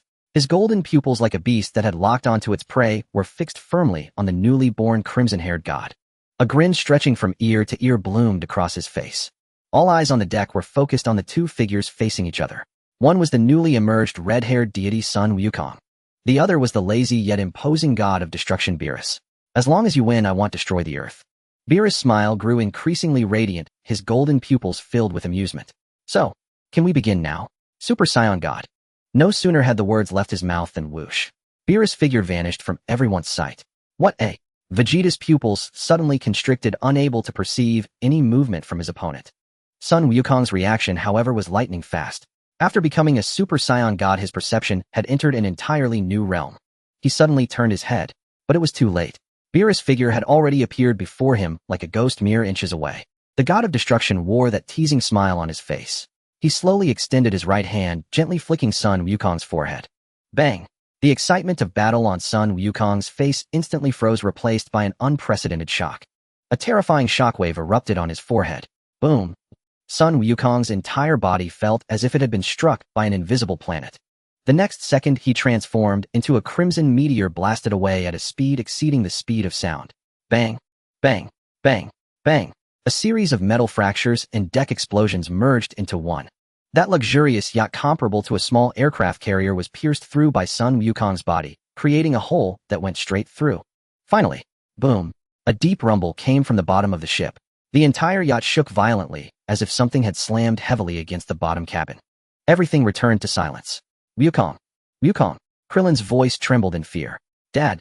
Gohan's eyes were wide with panic, wanting to rush over to help.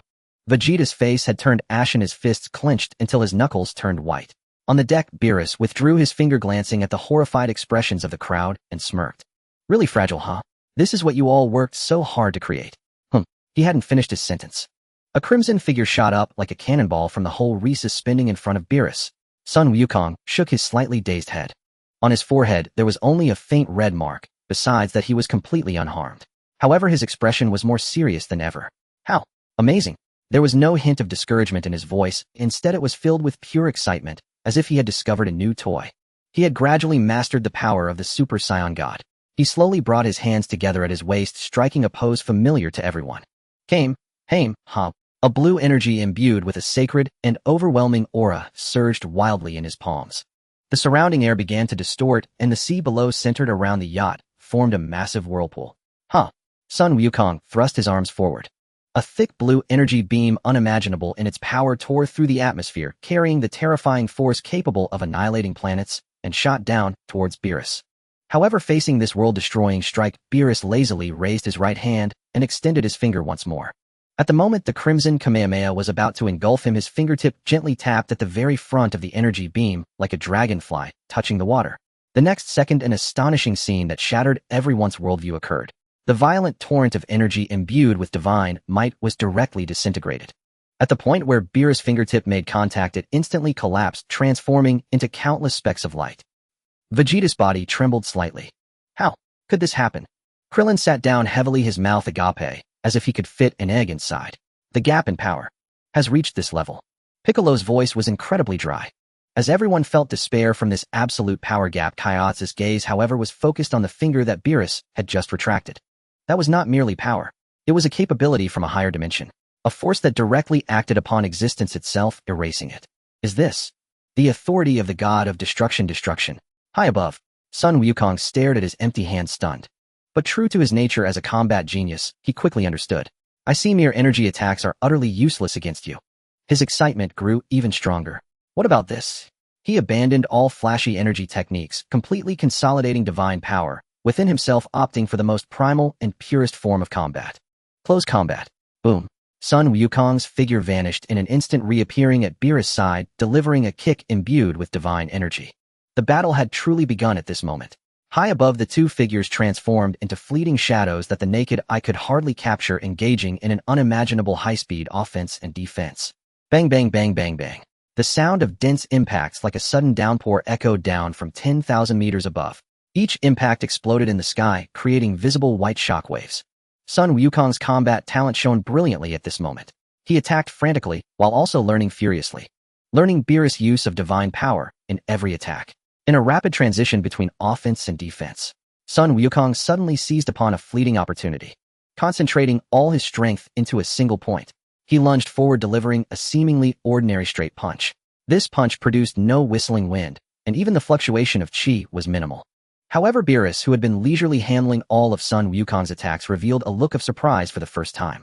Rarely, he raised his entire palm, directly blocking this punch. The fist and palm collided. Boom. A sound unlike any before reverberated like a battle drum of the gods in the heavens. A visible circular ripple of energy expanded with the two as the center. Below, the sea was swept by this energy ripple, instantly forming a massive depression several kilometers in diameter. The yacht shook violently under this residual wave as if it would disintegrate at any moment. Beerus' figure was shaken for the first time, sliding back several meters.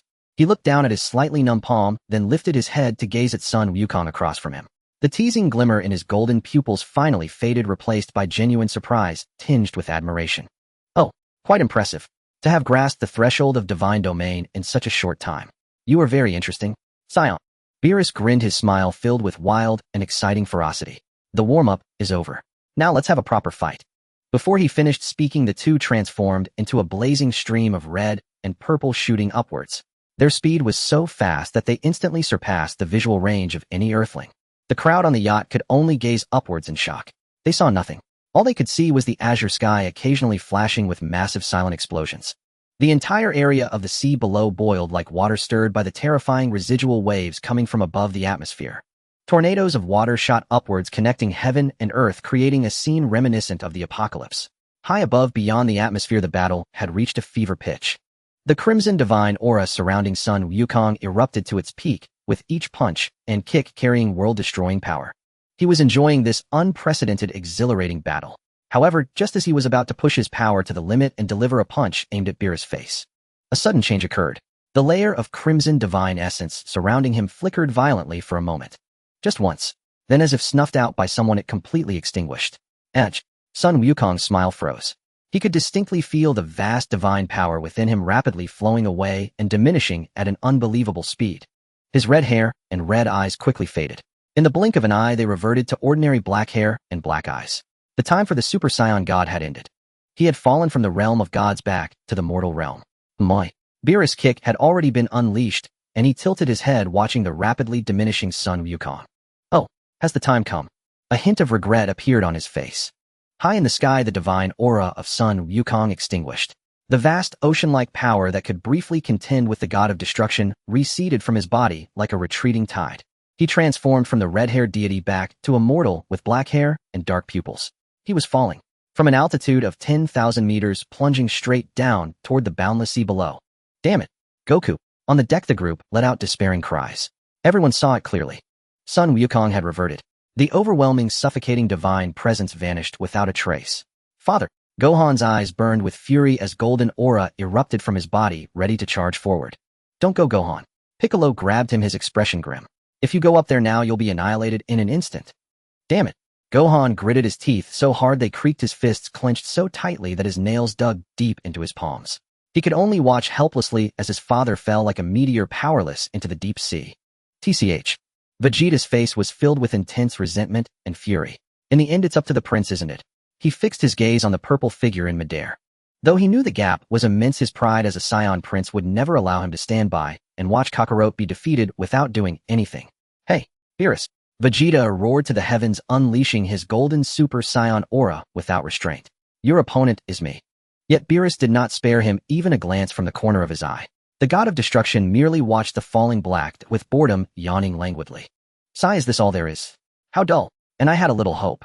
Just as chaos engulfed the deck, plunging everyone into despair and rage. Only Chia remained calm, standing still. His gaze pierced the vast distance, locking firmly onto Sun Wukong's falling form. He did not move, because he could sense it. The chi within Sun Wukong had not completely subsided. Within that mortal body, within those ordinary Saiyan cells, faint, barely perceptible traces of crimson divine essence lingered. They had not vanished. Instead, Sun Wukong's body was greedily absorbing and merging with them like a sponge soaking up water. In the ocean, Sun Wukong's consciousness was not entirely severed. He could feel the weakness in his body. Was it over? No. Only one thought remained in his mind. This battle was not over yet. He had only just begun to fight that guy with all his might, and there was still everyone on Earth. How could it end here? The door to the realm of gods had only opened a crack for him, and it wanted to close. Ha-ya! A roar from the depths of his soul burst from Sun Wukong's chest. Just a moment before his body was about to crash into the sea. Boom! A golden aura shot skyward. It was no longer the crimson of Super Saiyan God, but the golden aura of Super Saiyan familiar to all. Boom! The energy shockwave erupting from his body slammed heavily onto the sea surface. Centered on him, the entire ocean was forcibly depressed into a massive kilometers-wide crater. The seawater was pushed outward, forming a towering tsunami that blotted out the sky. This is a... On the deck, everyone stared in shock. Goku. He transformed into a Super Saiyan again. Krillin was dumbfounded. No. Vegeta's pupils contracted to pinpricks. He could intuitively sense the essence of that power. This feeling. It's completely different from an ordinary Super Saiyan. It's divine chi. Gohan murmured. Father. He's merged the power of the gods into the Super Saiyan form. Oh.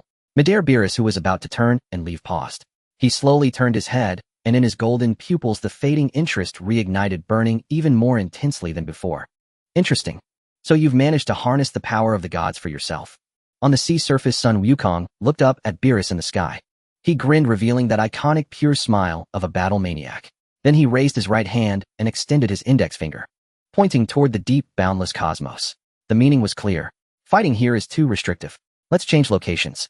To a place where we can both go all out and fight to our heart's content. Beerus instantly understood his intent. The god of destruction's feline face bloomed into an unprecedentedly wild grin. Huh. Good. Excellent. Sun Wukong. He'll remember your name. Come. Let me see just how much amusement a mere mortal who's barely touched the threshold of godhood can bring me. With that whoosh, Beerus' figure transformed into a purple meteor piercing through the atmosphere and heading straight for space. Sun Wukong laughed excitedly and followed close behind.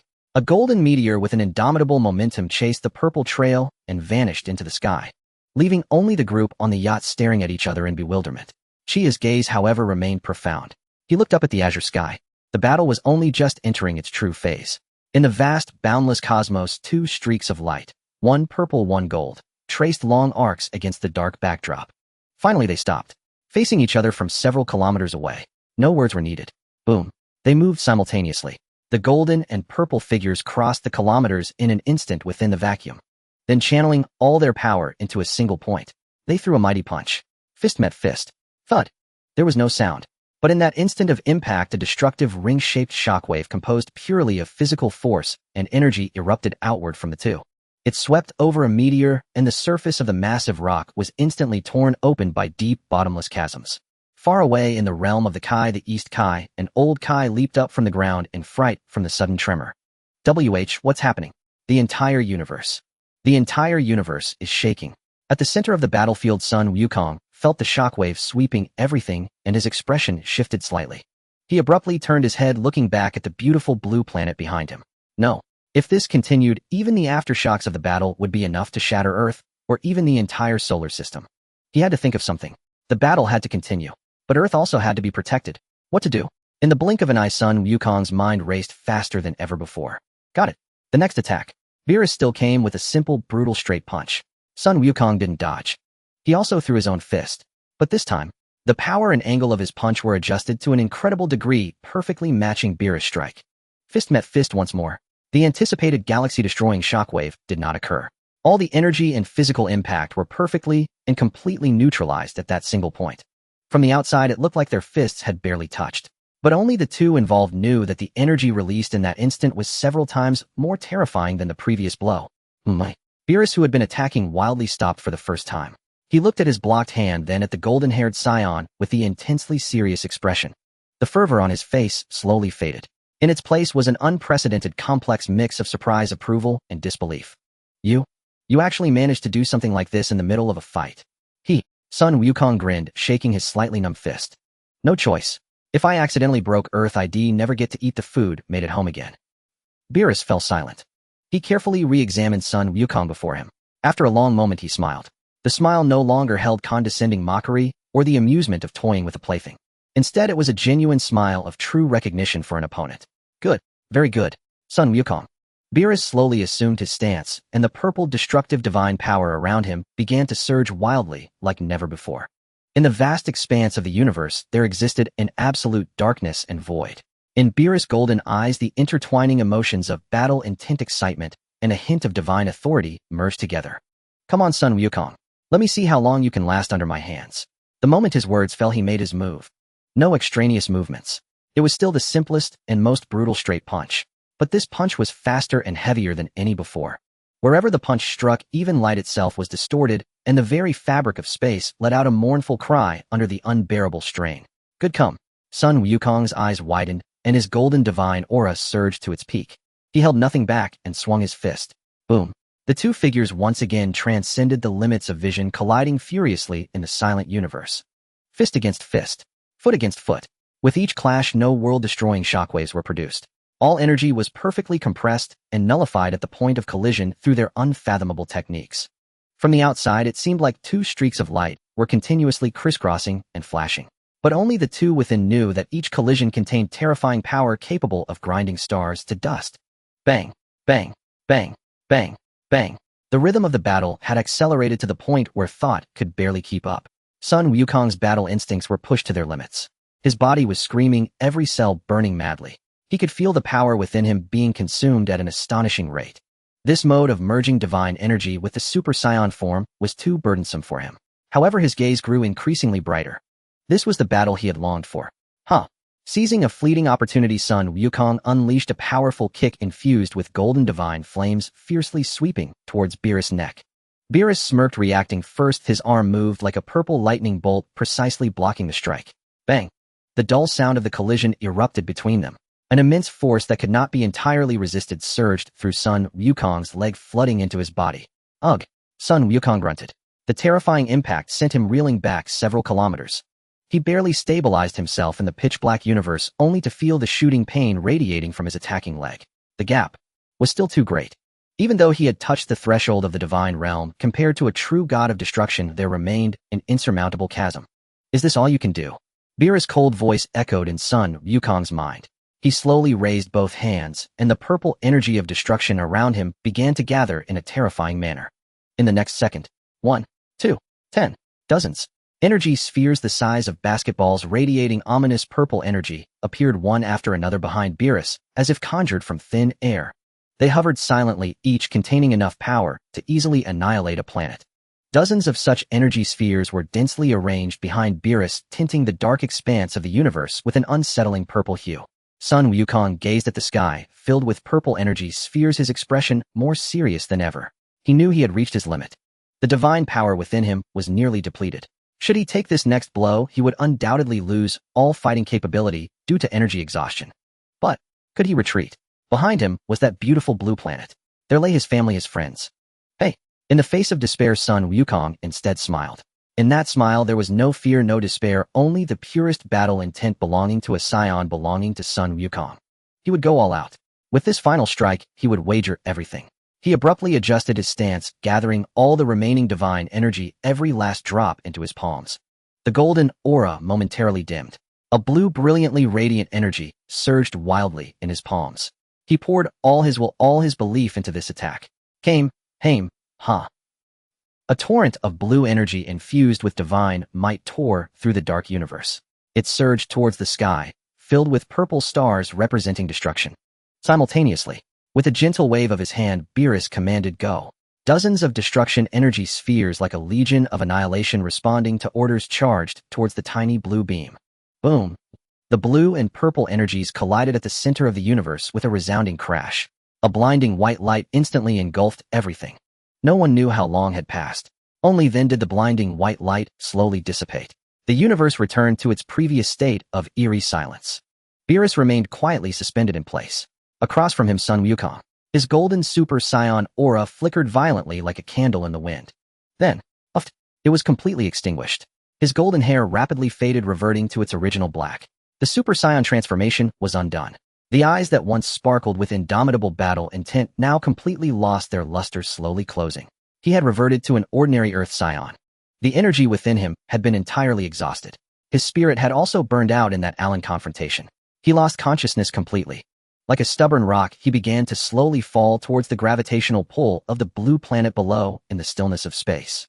Damn it! Vegeta roared, unable to bear it any longer. His entire being erupted with golden energy, transforming into a golden meteor rocketing upwards to catch Sun Wukong. At the same time, swish, a figure silently appeared on the ravaged deck. It was Beerus. He retracted all his energy and returned to his usual lazy demeanor, though his eyes held a trace of emptiness and boredom after the battle. He glanced at Vegeta rushing up, and then cast a glance at the faces of the crowd, pale and engulfed in despair. He smirked and yawned. Finally it's over. While the process was somewhat interesting, the outcome remains the same. So this planet. His words caused everyone's hearts to sink to the bottom. Despair. Utter despair like cold seawater engulfed every individual. It was over. Everything was over. Even Sun Wukong had been defeated. Who could possibly stop this unparalleled god of destruction? At that moment, just when everyone was overwhelmed by fear and helplessness, even breathing became difficult. A calm footstep broke the silence. Tap. Standing silently on the edge of the crowd, as if an outsider, Kairatsu took a step forward. He ignored the overwhelming pressure that could make even gods tremble, his gaze calmly sweeping across the scene. Finally, it landed on Beerus. His calm voice clearly reached everyone's ears like a glimmer of light igniting in the despairing darkness. This battle is not over yet. Chia's voice was silent. Yet on this deck, shrouded in despair, it resonated clearly like thunder. All eyes instinctively converged upon him. That face, which was overly calm, felt so out of place at this moment. Chia. Bulma was the first to call out his name, her tone filled with confusion and concern. What are you saying? Even Goku. Lost. Indeed, even Son Goku, who had combined the power of 6 Saiyans and transformed into the Super Saiyan God, was defeated without any suspense. What can you do by stepping forward? Stop joking. Krillin trembled, all over a shiver mixed with fear and helplessness. That guy is a god of destruction, a true deity. We simply cannot. He could sense that Beerus' seemingly casual gaze had already fallen upon Chia, a hint of displeasure at being disturbed evident in his eyes. Vegeta, who had just brought Goku back to the deck, was even more furious. He carefully placed the unconscious Kakarot down and turned to roar at Chia. You bastard. Is this really the time to be a hero? Are you going to go up there to die against a monster that even the Super Saiyan God can't defeat? However, not everyone on the deck was in chaos. Gohan looked at Chia's upright silhouette, and some forgotten images flashed through his mind. From the arrival of Nappa and Vegeta to Novak, and then to Gula, this man seemed to always create unbelievable miracles at the most critical and desperate moments. Could it be? This time would be the same. Would he win? Oh, Beerus finally spoke up. He tilted his head, observing this human with great interest. You've got some guts, Earthling, but courage alone won't fill your stomach. He extended a finger, and a small point of purple destructive energy began to gather at its tip. Faced with the terrifying power of a god of destruction that could make any deity tremble, Chia's expression remained unchanged. He simply lifted his eyelids and calmly looked at Beerus. Without saying much, Chia stood there quietly. His hair began to defy the wind, the originally jet black strands rapidly being dyed a pure and extreme blue from the roots. But it was not merely blue. Over the azure base, translucent white patterns as clear as crystal interwove and spread. The edges of his hair shimmered with a bright and sacred blue halo. His black pupils in an instant shed all colors, transforming into a blue-white like ice crystals. An indescribable aura slowly yet irresistibly spread from his body. The atmosphere around him was particularly special, a flowing light blue energy possessing a silky quality like smoke. This energy gently enveloped Chia's body, showing no signs of aggression, yet it instilled an absolute suppression in everyone present, emanating from the level of life itself. Everyone on the deck was stunned. Their mouths agape, they even forgot to breathe. This scene before them completely overturned their understanding. What transformation is this? Krillin stammered, feeling utterly numb. So beautiful. Bulma as a woman had a different focus. She was completely entranced by Chia's current sacred and handsome form. Vegeta's pupils had contracted to their utmost. The anger and unwillingness on his face were replaced by emotions named shock and absurdity. He could clearly sense that the aura emanating from Chia, though expressed differently, was fundamentally identical to the Super Saiyan God transformation that Goku had previously undergone. Even in some respects it was purer and stronger. This is impossible. Vegeta muttered to himself in a daze. A mere Earthling. How could he possibly touch the realm of gods? This is absolutely impossible. Beside him, Piccolo and Gohan also wore expressions of horror. At this moment, images of that petite figure who presided over time flashed through Chia's mind. The nest of time. You really have the patience staying here alone for so long without any fear. A crisp and pleasant voice tinged with a hint of laziness rang out. Chia turned to look in the direction of the sound and saw that petite figure. The current Kaioshin of Time Ios had changed into casual attire and was sitting on the divine seat, swinging her two fair little legs and observing him with great interest. Is being afraid useful, eh? Chia countered, his expression calm. Not really. But that is a normal biological reaction. Ios laughed, jumping off the divine seat barefoot and walking step by step towards Chia, looking up at him. I've been watching you for a long time, Chia. A variable not belonging to any history, a soul from beyond the world. Her voice was soft, yet it struck Chia's heart like a heavy hammer. What do you want? Chia's body tensed for a moment, but quickly relaxed. He understood that any struggle in the face of absolute power was meaningless. Don't be nervous. Ios walked around him as if admiring a rare treasure. I mean no harm. On the contrary, I will help you because I value your potential. Potentially. Yes, a unique potential. Ios' eyes sparkled. Whether Science or the Frozen Demon Clan, their strength has a traceable pattern and their limits are clear. But you are different. The quality of your soul makes this Earthling body a blank canvas capable of depicting any miracle. She extended a finger and tapped it on Chia's forehead. I can sense your anxiety. You are worried about future crises. What do you say? Would you like to make a deal with me? Chia did not answer immediately. He was thinking rapidly. What deal? They'll give you a key. Ios' voice was slightly enticing. A key that can unlock your Bodhi's potential, allowing you to touch the realm of the gods. In exchange, in the future, you need to work for me for a while. Deal? The form before him was the result of 4 years of cultivation. A posture that transcended the limits of mortals, truly stepping into the realm of gods. Interesting. The usually lazy god of destruction, Beerus, was suddenly invigorated. The mockery and boredom on his face vanished without a trace. In their place was a profound interest, as if he had discovered an unparalleled treasure. He even subconsciously licked his lips, and within his golden pupils, unprecedented brilliance burst forth. You, my friend, are hiding deep enough. He could feel that this man before him was entirely different from Son Goku. Goku had forcibly pushed open the door to the realm of gods with external force and took a peek inside. While Chia before him, it was as if he had always lived behind that door, only just waking up and peeking his head out. Ha ha ha. Beerus suddenly burst into loud laughter. His laughter was filled with uncontainable excitement and joy. Wonderful. Truly wonderful. I thought today's beautiful dream would only be half realized before waking up, but unexpectedly there's a sequel to come. His surrounding purple destructive energy began to uncontrollably radiate outward, and merely the residual waves made the entire yacht creak as if it would disintegrate at any moment. Hey, Whis! Beerus called out to the angel behind him without looking back. His voice carried a hint of impatient tremor. To let me enjoy myself a bit more, place a layer of protection on this little planet. Whis maintained his eternally graceful posture, glancing at the battle-hungry Beerus, and then at the ethereal and sacred Chia across from him. He sighed. All right, Lord Beerus. With that, he lightly tapped the divine staff in his hand against the deck beneath him. Thud. A soft sound. An invisible ripple containing the power of laws spread instantaneously from the yacht to the entire globe. In an instant, every person on Earth, whether they were working in an office or farming in the fields, felt that the ground beneath their feet seemed to inexplicably become thicker. The entire Earth, with that gentle tap, had its structural resistance elevated by countless magnitudes. After doing all this, Whis gracefully took a half step back and gestured politely. Beerus twisted his neck and a fierce smile erupted on his face, one that could be described as savage. Interesting, Earthling, what is your name? Facing that almost tangible, terrifying battle intent, Chia's expression remained calm. Chia. He simply raised his hand slowly, his body slightly sinking. He assumed a stance that everyone was incredibly familiar with, the starting pose of Earth martial arts. Simple, unpretentious. Yet under the light of his sacred form, it contained a supreme elegance of simplicity. The battle was about to commence. The wild grin on Beerus' face grew even more ferocious. The battle blood within him had reached a complete boil. He could sense that this would be a far more exhilarating and satisfying fight than he had anticipated. Well then, Beerus began, ready to deliver a grand declaration of war. However, Chia had no intention of granting him that opportunity. This old scoundrel had ruined the birthday party Bulma had meticulously prepared and had even injured Android 18. This was unforgivable. He knew Beerus would suppress his power to savor the thrill of battle. Since that was the case, he would just land a beating first. The moment Beerus opened his mouth, Chia vanished from his spot. My. Beerus' golden pupils sharply contracted. He instinctively moved to react. But it was too late. A heavy blow possessing terrifying penetrative force slammed solidly into Beerus' left cheek. That face, still wearing its wild grin, instantly contorted. His features were all scrunched together. Ugh! Beerus couldn't even let out a complete cry of surprise. His entire form transformed into a purple projectile, blasted away by the terrifying force contained within that single punch.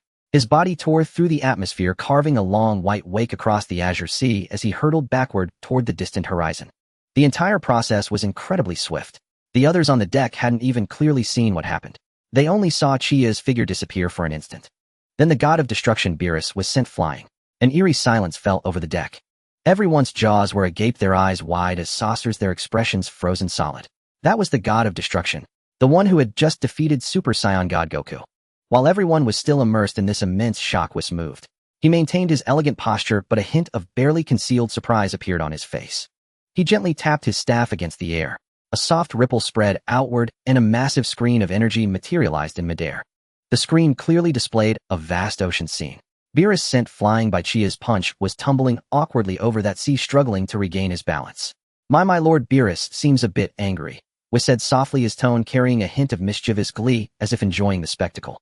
Hearing this, everyone quickly turned their gaze to the screen. Beerus, still in mid-flight, finally managed to halt his momentum. He shook his dazed head, a clear fist print visible on his left cheek. A violent purple energy of destruction erupted from within him.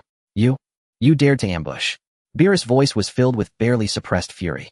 However, his words were interrupted once again. A figure appeared before him like a ghost. It was Chia. Ambush. Chia's ice blue pupils held no trace of emotion. What rules need to be observed when dealing with an uninvited guest who comes to wreck the place? Before his words faded, Chia's arms transformed into countless afterimages, too fast for the eye to follow. The sacred energy interwoven with azure and pure white coalesced on his fists into a torrent capable of annihilating everything. An unrelenting barrage of fists like a violent storm rained down upon Beerus. Each punch carried the terrifying power to shatter a galaxy. Thousands of strikes in an instant. The dense impact sounds merged into a single continuous roar. The spectators before the screen were utterly dumbfounded. Their minds couldn't keep up with this seemingly divine spectacle. In their field of vision, Chia's form appeared almost stationary. Meanwhile, the god of destruction Beerus seemed like a sandbag fixed in place, every part of his body denting wildly at an unimaginable frequency. Beerus was slightly stunned. The opponent's attacks were too fast. With a soft shout from Chia, the final finishing blow descended. Beerus' large frame, like a kite with a broken string, was blasted away once more. This time he flew farther and faster. Yet Chia's assault was far from over. He stood still in midair, watching Beerus become a speck on the horizon, and slowly raised his right hand. He spread his fingers, aiming into the distance. Chasing stars. A brilliant blue-white energy ignited in his palm. The next moment, countless beams of light shot forth. Thousands upon thousands of thick energy beams imbued with terrifying penetrative force streaked across the sky, like a meteor shower, trailing long tails of flame, and bombarded the distant figure of Beerus. The distant horizon was instantly illuminated by this magnificent, yet lethal meteor shower. A thunderous continuous roar echoed. A terrifying chain of massive explosions unfolded at the edge of the sea and sky. One colossal mushroom cloud after another rose in succession. The resulting colossal waves hundreds of meters high surged outward in all directions like an apocalyptic tsunami. On the deck, everyone stared at the world-ending scene on the screen, rendered speechless. It felt as if a lump of cotton was stuck in their throats. They couldn't utter a single word. Was this truly the power a human from Earth could possess? Before the smoke and dust of the explosion had even cleared, Chia's figure vanished again. When he reappeared, he was at the center of the blast, right behind Beerus. At this moment, Beerus looked rather disheveled. The meteor shower had pummeled him senseless, and his consciousness hadn't fully cleared. Chia's gaze remained icy. Without a moment's pause, he raised his right leg high and brought it down like a battle axe. The kick was precise, ruthless, and struck squarely against the completely defenseless kidney of the god of destruction Beerus. An indescribable searing pain shot straight from his kidney to the crown of his head. Beerus instantly curled up like a shrimp and was sent flying into the distance. Before he could recover from the agony of that kidney shot, Chia's follow-up was already upon him. He pressed his palms together, aiming at the back of Beerus' heart. A brilliant blue-white energy sphere instantly coalesced. A violent torrent of energy instantly engulfed Beerus' form. In that moment, the god of destruction became a purple meteor propelled by the energy wave and smashed violently onto a distant desolate island. An earth-shattering roar even from a great distance reached the yacht clearly. On the screen, the massive barren island, which had been reinforced by Whis' divine power, had nearly a third of it erased by that single strike. A bottomless massive crater appeared at the island's center. Thick smoke and dust billowed into the sky. The god of destruction Beerus was lost in the chaos, his fate unknown. From the dust of the massive crater, a strange, eerie laughter suddenly echoed. Ha, ha ha ha, ha ha. The laughter, initially weak, quickly grew vigorous, brimming with unparalleled excitement and fervor. A figure staggered as it rose unsteadily from the crater. It was Beerus. His clothes were tattered and torn, yet the aura of listlessness that had clung to him was now completely swept away. Replacing it was a fighting spirit, more terrifying and condensed than ever before, soaring to the heavens. He licked the blood from the corner of his mouth, and in his golden pupils burned an emotion named ecstasy. Thrilling. Utterly thrilling. How many years? How many years has it been since I last tasted the feeling of being beaten into the ground like this? Beerus twisted his neck, producing a series of sharp cracks. He gazed at Chia in the distance, a savage, yet satisfied smile spreading across his face. Good. Very good. Chia is it. He'll remember you. As a return gift for that hospitality you just showed me. I suppose I should start getting a little serious. The instant his words fell, a surge of purple destruction god power far greater than before erupted from Beerus, like a volcanic blast shooting into the sky. This was no longer the scattered residual energy of before, but terrifying power condensed into a tangible form. The mere release of his aura caused the island, reinforced by Whis, to crack apart once more. The surrounding seawater was forcibly pushed down dozens of meters, forming a massive depression. On the yacht, Krillin's legs gave way, and he collapsed onto the deck, his face pale as a ghost. Well, what the hell? After being beaten like that, he can still get stronger. Just what kind of monster is this guy? Vegeta's fists were clenched so tightly his nails dug deep into his palms. He stared fixedly at the purple figure, radiating boundless pressure within the light screen, his body trembling violently with jealousy and resentment. Damn it. Damn it. So this was a god of destruction. So this was what a true god was like. Within the light screen, facing Beerus, whose aura had completely transformed, Chia's expression remained calm, his crystalline blue-white pupils as placid as a still lake. He had anticipated this. The smooth combo he had landed earlier was satisfying, but it had relied more on surprise. To defeat a genuine god of destruction with just that. It was an absolute fantasy. Beerus moved. His figure vanished from the spot. Chia's body tensed abruptly, and relying purely on his battle-hardened instincts, he sharply veered to the left. A sharp gust of wind grazed past his cheek. It wasn't a fist or a kick, but Beerus' finger. The mere wind from that finger cutting through the air left a terrifying bottomless chasm on the sea surface behind Chia, as if the ocean itself had been cleaved by that single digit. Not bad reflexes. Beerus' mocking praise sounded in his ear. The next instant earth-shattering attacks came surging from all directions. Fists, feet, elbows, knees, fingers. Every part of Beerus' body had become a lethal weapon, launching a storm of furious assaults on Chia from every conceivable angle. Chia's focus was absolute. His sacred blue-white form transformed into an elusive phantom within the impenetrable web of attacks. Bang! Beerus swept a roundhouse kick towards him, carrying the force to shatter galaxies. Chia crossed his arms, precisely blocking in front of him. An immense force transmitted through, sending him flying backward for hundreds of meters, with a numbing sensation spreading through his arms. Before he could stabilize himself, Beerus' form was already upon him, appearing behind him with a knife-hand strike aimed directly at the back of his neck. Without turning his head, Chia twisted his body midair, lifting his right leg like a battle axe to meet Beerus' hand strike in a heavy collision. Thud! The dull impact exploded in the sky, creating a visible ring of white air. The two separated instantly. Then in the very next instant they crashed together once more. The group on the deck watching through Whis' light screen could no longer discern their movements. They could only see two streaks of light, one blue and one purple, colliding at unimaginable speeds across the horizon. Each collision was accompanied by a terrifying shockwave that seemed to drain the color from the world. Boom, boom, boom. The island within the light screen, battered by the aftershocks of their battle, was continuously shaved down, crumbled, and ultimately reduced to dust, sinking into the sea. The sea boiled, churning up colossal waves thousands of meters high, only to be vaporized by the invisible aura upon nearing the battlefield. At the center of the battlefield, the fierce exchange of offense and defense occurred countless times in the blink of an eye. Seizing an opening, Chia's left hand shot out, like a steel vice, firmly clamping down on Beerus' attacking wrist. Beerus' eyes narrowed. He tried to pull his hand back, only to find the other's strength was astonishingly great. Now, Chia's right fist, enveloped in brilliant blue-white energy, mercilessly slammed into Beerus' abdomen. Thud! Beerus' body arched sharply, a flicker of pain crossing his face. But he reacted swiftly, transforming one hand into a claw aimed straight for Chia's heart. Chia's gaze turned icy. He had no choice but to release the wrist and retreat. Beerus let out a savage grin, and a heavy punch imbued with the power of destruction pursued him, aimed directly at Chia's face. Facing this unavoidable punch, Chia advanced instead of retreating. He raised his left hand palm open and gently deflected it with a mysterious, subtle motion. The terrifying punch was forcibly redirected off its course, whistling past his ear. At the same time, Chia's right fist, following the same angle, struck faster despite being thrown later. Smack! A crisp sound. This punch landed squarely on Beerus' face before he could even retract his smile. Beerus' head snapped back, and for a moment he was completely stunned. Hit in the face again. This guy, why does he always aim for the face? Chia, refusing to let up, pressed forward, grabbed Beerus' arm, leveraged his waist, and spun his body. A clean and decisive shoulder throw. Boom. The god of destruction, Beerus, turned into a purple meteor, slammed viciously into the sea below. The terrifying force instantly vaporized the seawater in that area, exposing the seabed tens of thousands of meters deep. However, the next second, a pillar of purple energy shot up from the ocean floor. Beerus, carrying overwhelming fury, charged back. You've thoroughly angered me. His speed was greater, his strength immense. He kicked Chia in the chest, sending him flying back tens of thousands of meters. Then, appearing behind Chia again, he spread his arms wide like a massive vice, clamping down with devastating force. Purple destruction energy surged wildly on his arms. If they closed, the consequences would be dire.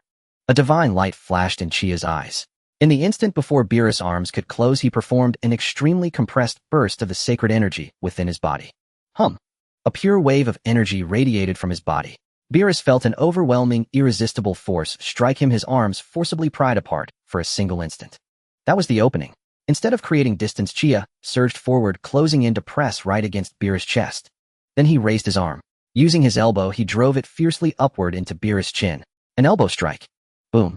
The terrifying force that surged upward sent Beerus soaring like a launched rocket into the sky.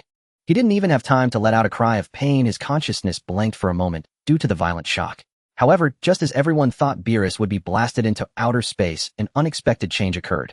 High above the nearly vanishing black that suddenly stopped its ascent. Immediately after, it began to spin rapidly in the air in an unbelievable posture. The speed of the spin increased rapidly. The howling winds gathered around him, and purple destructive energy wrapped around him, forming a massive drill engulfed in purple flames. He transformed into a purple comet descending from the heavens. His target was directly aimed at Chia on the surface of the sea. The power contained in this strike was enough to make one's scalp tingle just by looking at it. However, in the face of this world-destroying blow, Chia's expression showed no change whatsoever. Just as the purple comet was about to touch the top of his head, his figure silently vanished from the spot. Instantaneous movement. Boom. The purple energy comet, having lost its target, crashed into the azure sea. There was no towering wave, because at the moment of contact with the sea, the unimaginable high temperature and destructive energy evaporated all the seawater within a radius of several kilometers. A massive heart-stopping circular scar appeared on the surface of the sea. The white mist, resembling a mushroom cloud after a nuclear explosion, shot up into the sky, obscuring the entire expanse above. That area, even due to the instantaneous disappearance of the seawater, formed a brief, unfathomable vacuum sea pit. A few seconds later, the surrounding seawater reacted madly, rushing toward the center with a thunderous roar. At that moment, amidst the rising immense steam, a purple figure shot out like a specter. It was Beerus. At this moment, the look in his eyes had shifted from previous mockery and frenzy to genuine seriousness. This guy is too slippery. Moreover, every attack targets the vital points and face, utterly disregarding martial ethics. This time, Beerus did not use fists or feet. His long purple tail glowed ominously with a purple halo as destructive energy concentrated at its tip. Sizzle. The space was torn apart. An energy-formed long tail sharp enough to cut through anything swept toward Chia's waist and abdomen. Facing this sudden tricky attack, Chia's gaze sharpened. Instantly, a divine blue-white energy enveloped his left arm, transforming it into an indestructible barrier. He didn't evade, but instead met the attack with pinpoint precision. Clang! The metallic clash resounded through the clouds. Chia's left arm firmly blocked the purple tail whip. At the moment of contact, a terrifying force capable of breaking the continental shelf surged forth. Yet Chia's figure only swayed slightly and did not get pushed back. Instead, at the moment of collision, his left hand's fingers suddenly spread wide, resembling an indestructible claw. He seized Beerus' tail, which was still wildly releasing energy. Beerus' pupils contracted instinctively, wanting to retract his tail. Yet he was horrified to find that the power from Chia's fingers was beyond imagination, firmly locking his tail in place. Now's the time. Chia's eyes sparkled with divine light as he exerted force with his left arm, using Beerus' tail as a pivot to launch himself like a cannonball toward Beerus' body. The distance between them was instantly closed. In the blink of an eye, Beerus decided to give up retracting his tail, instead channeling all his power into his fists, preparing to meet the impending close-range collision. In the next second, the two entered into a high-speed offensive and defensive battle that transcended human comprehension once again. Bang, bang, bang, bang, bang, bang, bang. The blue-white divine figure and the purple embodiment of destruction transformed into two intertwined beams of light within an incredibly small range. Two completely different, yet equally powerful divine forces at the pinnacle of the universe fiercely countered each other. 10,000 times. 100,000 times. 1,000,000 times. In a span of time that an ordinary person cannot even blink, they exchanged countless offensive and defensive moves. Finally, after yet another fierce collision, both captured a fleeting minuscule gap in each other's defense. Without any hesitation, Chia's right hand, with fingers together transformed into a knife hand, the edge enveloped in condensed blue-white energy, struck directly at Beerus' chest. At the same time, Beerus' left hand morphed into a sharp beast claw, swirling with purple destructive power aimed at Chia's throat. Both were lethal moves, risking their lives. However, just as their attacks were about to hit each other, their arms collided violently at an unbelievable angle halfway through. Boom! The offensive momentum was simultaneously halted. Under the immense impact, their fingers instinctively locked together, firmly grasping each other's hands. Their hands tightly intertwined, forming the most primal barbaric grappling posture. Huff! Huff! Beerus breathed heavily, his golden pupils reflecting an uncontrollable madness and excitement. You have truly surprised me too much. Beerus grinned, revealing a savage smile. Chia did not respond, merely gazing calmly into his eyes. The next second, boom, boom, two distinct divine forces surged wildly from their bodies, racing along their arms, pouring into their tightly clasped hands. One was the divine, radiant, blue-white energy flame. The other was the domineering, destructive purple energy flame. Two towering energy pillars shot into the sky, forming an incredibly violent energy clash field between them. Sizzle! The air screamed, the space twisted. The sea surface beneath them bore an unimaginable force, being pressed down by an invisible pressure. A giant depression bowl pit with a diameter of several kilometers which continued to expand was clearly visible to everyone. On the yacht, everyone expressed their astonishment. Is this the battle of gods? What kind of monster are we living on the same planet with? In the grappling field, the veins on Beerus' face bulged as he pushed his strength to the limit without reservation. However, no matter how hard he exerted himself, he could not budge Chia's arm an inch. Chia's hand was as steady as a rock. Just as Beerus prepared to explode further and completely overpower him, Chia's grappling method suddenly changed. He stopped the forward-pushing force, instead gripping Beerus' hand and yanking it backward with great force. Beerus' brain couldn't react in time. Under the immense opposing inertia in the grappling contest, his balance was instantly disrupted, and he staggered uncontrollably toward Chia. Opportunity. Chia's right knee, wrapped in radiant energy, shot up lightning fast. The target was still that familiar spot, the chin. Just as the knee was about to hit with tremendous force, roar. The previously wounded Beerus finally let out a beast-like roar. A terrifying wave of destructive energy erupted from his body, shaking off Chia's grasp. The terrifying explosive force instantly widened the distance between Chia and Beerus. A violent storm of energy centered on the two of them swept in all directions. Beerus stabilized his form 100 meters away, shaking his slightly numb hand. Ha ha ha. Excellent. Truly excellent. Beerus grinned, letting out a hearty, unrestrained laugh. The moment his voice fell, Beerus slowly spread his arms, and the space behind him began to warp and seethe violently. Hundreds of highly condensed purple energy spheres emerged behind him like a galaxy of stars. Within each sphere, a chilling divine power of destruction flowed. The entire sky was dyed an ominous hue by this purple sea of stars. On the yacht, everyone was stunned. What the hell? Huron's voice trembled. If just one of those things falls, the Earth would be gone. Can the recent reinforcement hold? Beerus looked at Chia in the distance, a cruel smile spreading across his face. He raised his hand and waved it forward lightly. Savor this feast of despair. Whoosh, whoosh, whoosh, whoosh, whoosh. The sky-filling purple meteors streaked across the heavens, raining down upon Chia like a natural disaster with the force to annihilate everything. Faced with this cataclysmic scene, Chia's expression remained calm. Slowly he raised his hands. A sacred blue-white energy flowed from his palms. It gently expanded, forming a colossal shimmering bubble radiating a spectrum of light. A magnificent bubble vast enough to encompass a corner of the world appeared between the sea and the sky. It looked so fragile, as if it would burst at the slightest touch. The next second, the first purple energy sphere struck the bubble's surface. There was no earth-shattering explosion. The sphere, brimming with terrifying destructive power, silently sank into the bubble. Then hundreds of purple meteors plunged one after another into the embrace of the giant bubble. Not a single ripple was stirred, they were all devoured. On the yacht, everyone was dumbfounded. Thighs. What kind of move is this? It absorbed all the attacks. Beerus' smile froze on his face. He watched helplessly as his prideful attack was completely consumed by that damned bubble, not a single sphere remaining. After devouring all the energy spheres, the giant bubble's interior began to churn wildly, with countless purple arcs of electricity appearing highly unstable. It's not over yet. Chia's icy blue-white pupils locked onto Beerus in the distance. He abruptly clapped his hands together. In an instant, the colossal bubble began to contract violently. It compressed the energy of hundreds of destruction god orbs into a single point. Finally, an energy sphere no larger than a basketball, its surface covered in blue-purple arcs with its light condensed to the extreme, floated before Chia. Your power, return it to you. Chia's voice was calm. He extended a finger and lightly flicked the compressed energy sphere. Whoosh. The sphere shot towards Beerus as a streak of light faster than visual perception could track. Beerus' pupils shrank to pinpricks. No time to dodge. He abruptly raised his right index finger, and on its tip a crimson point of light, like the core of the sun, flared to life. The crimson point of light instantly expanded. A colossal red energy sphere radiating infinite light and heat materialized before him, like a second sun appearing out of thin air. Boom. The compressed blue-purple energy sphere slammed headlong into the crimson sun. At the moment of contact, the surface of the crimson sun churned and swelled violently, as if on the verge of being detonated from within. But after just 1 second, the crimson energy completely suppressed the violent power within, devouring and annihilating it entirely.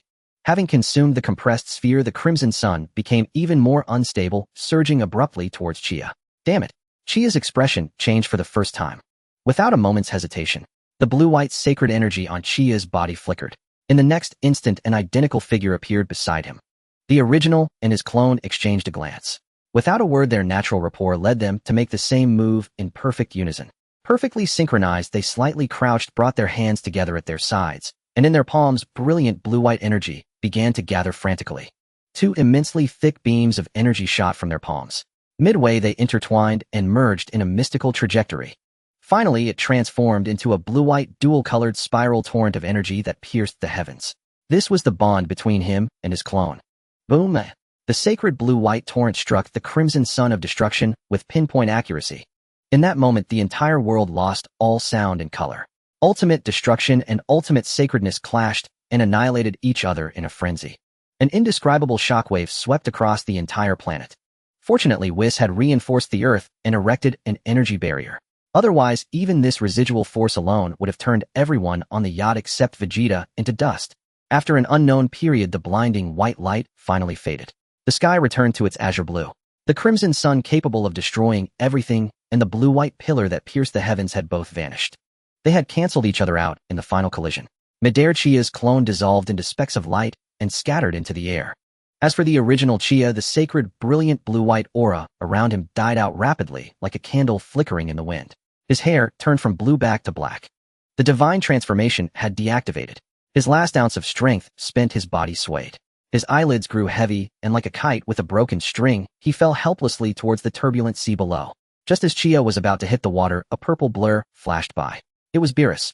He looked at the falling Chia, his expression complex. His long purple tail flicked impatiently, precisely wrapping around Chia's waist and scooping him out of the air. Holding him by the tail, Beerus glanced at the unconscious Chia, hanging from it, and curled his lip. In an instant, he was back on the deck of the yacht. Everyone watched him tensely, not daring to breathe. Beerus looked disdainfully at Chia dangling from his tail, then threw him carelessly towards the group as if discarding trash. Amidst the ensuing commotion, Android 18 moved like lightning, leaping from the crowd. She caught Chia's body steadily midair and landed softly back on the deck. Holding the unconscious Chia, she looked at his familiar features now with black hair and eyes. Her gaze held an inexpressible complexity.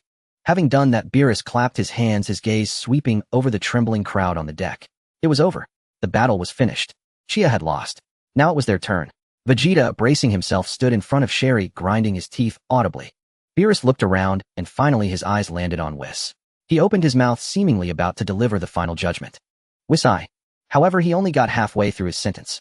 Everyone saw the god of destruction's eyelids suddenly droop. Then again, his head began to bob like a chick pecking at rice. Snore. A clear nasal snore sounded abruptly on the dead-silent deck. Following that, a glistening bubble of snot expanded and contracted at the tip of his nose with each breath. The entire yacht fell into a bizarre silence. Vegeta, Kira, and Bulma. Everyone's eyes were wide, staring in utter bewilderment at the god of destruction who had fallen asleep while standing. What was going on? In the corner, Whis lightly tapped his forehead with his staff, letting out a helpless sigh. Oh dear, honestly. Lord Beerus' habit of suddenly falling asleep is still the same as ever. Old habits. The crowd exchanged glances, their expressions becoming even more vivid. So, when will he wake up? Bulma pressed on a question that weighed heavily on the minds of all Earthlings. Ves tilted his head, thoughtfully tapping his chin with his finger. Hard to say. Based on the energy expenditure from this battle, he has consumed much more energy than last time. Ves revealed a gentle smile, uttering a statement that made everyone feel as if a great burden had been lifted. I estimate he might be asleep for decades this time.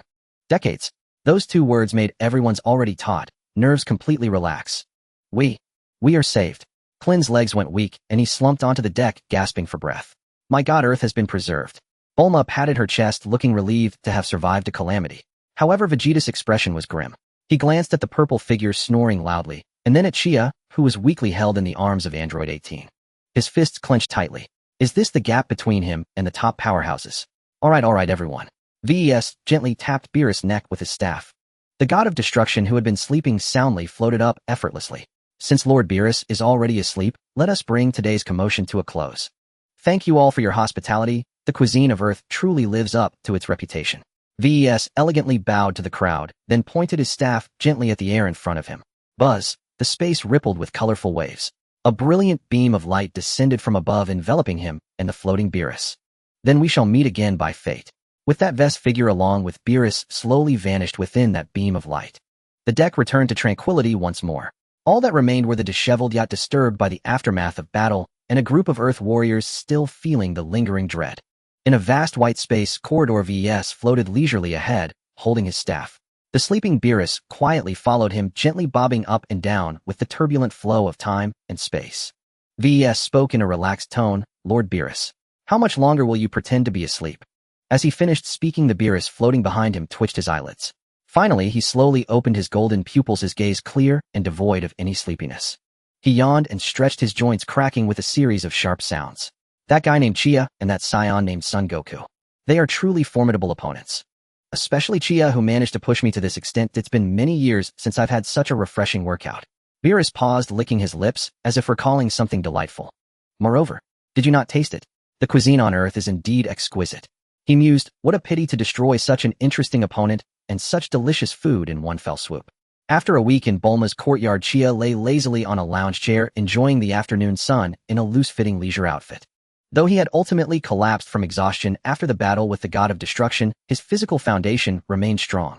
After a week of rest, all fatigue from his body had been completely restored. He squinted his eyes, feeling the warmth of the sun baking against his skin, exuding an air of laziness. Just then, footsteps approached from afar. Chia didn't open his eyes, merely speaking faintly. Is that you, eh? The footsteps stopped beside his lounge chair. A voice filled with tension resonated. It was Vegeta. Dressed in a specially made battle suit, he stood there with clenched fists, radiating a sense of restlessness and dissatisfaction. He seemed to want to say something, but the words stuck in his throat due to his damned pride, making it impossible to utter. Chia finally slowly opened his eyes, his black pupils calm and undisturbed. He looked at the Saiyan prince beside him, whose face was written with, I am conflicted, and a faint smile appeared at the corners of his mouth. You want to ask me how to become stronger? That sentence directly pierced through the thin veil of Vegeta's pride. His body trembled violently, and a hint of embarrassment flickered across his face, as if he had been seen through. But he was no longer the purely proud prince of the past. During his time on Earth, especially after witnessing the battle between Chia and Beerus, his mindset had already changed. He gritted his teeth, forcing out a few words through clenched jaws. That's right. It's already difficult to achieve significant improvement by training on my own. How can I attain your kind of power? And that of the god of destruction? His voice carried an unnoticeable hint of desperation, one he wasn't even fully aware of. Chia sat up straight, taking a sip of juice from the table beside him. There is indeed a method. Vegeta's eyes instantly lit up. Chia looked at him and said slowly, You remember that angel named VES, right?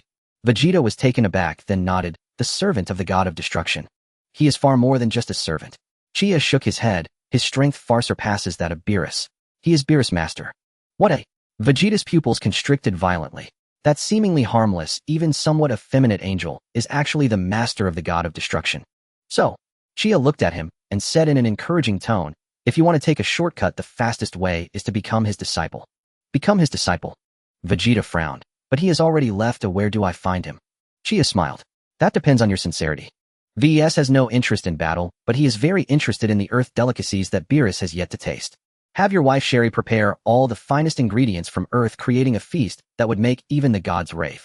Then, Chia paused, speaking in a mysterious tone. Then you just stand beside that pile of food and shout his name loudly.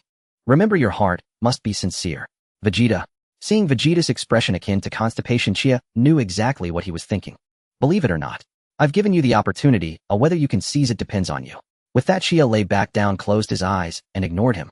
Vegeta stood in place, his face changing from dark to light for a long time. Rationality told him that this method sounded utterly absurd. But the desire to win and the thirst for powerful strength clawed at his heart like a claw. Finally, he gritted his teeth, seemingly resolved to make a decision. Vegeta turned and prepared to leave, seemingly intending to rush home immediately to have Sherry prepare the ingredients. However, he had only taken a couple of steps. A vibrant voice called out from not far away. Hey, Chia, I'm here to see you. Son Goku appeared dressed in an orange martial arts uniform, waving his hand in greeting. He spotted Vegeta, who was about to leave. Hi, Vegeta. Son Goku warmly greeted him. Oh, you're here too. Vegeta snorted coldly, not responding, just pausing his steps slightly. Son Goku scratched his head, his gaze crossing over Vegeta, landing on Chia with a hint of excitement and curiosity on his face. Chia still kept his eyes closed, not changing his posture at all. He simply said faintly towards Son Goku's direction, Go talk to Vegeta. You go find Vegeta? Sun Wukong was stunned. He scratched his iconic crab-like hair, his face full of question marks. Find Vegeta.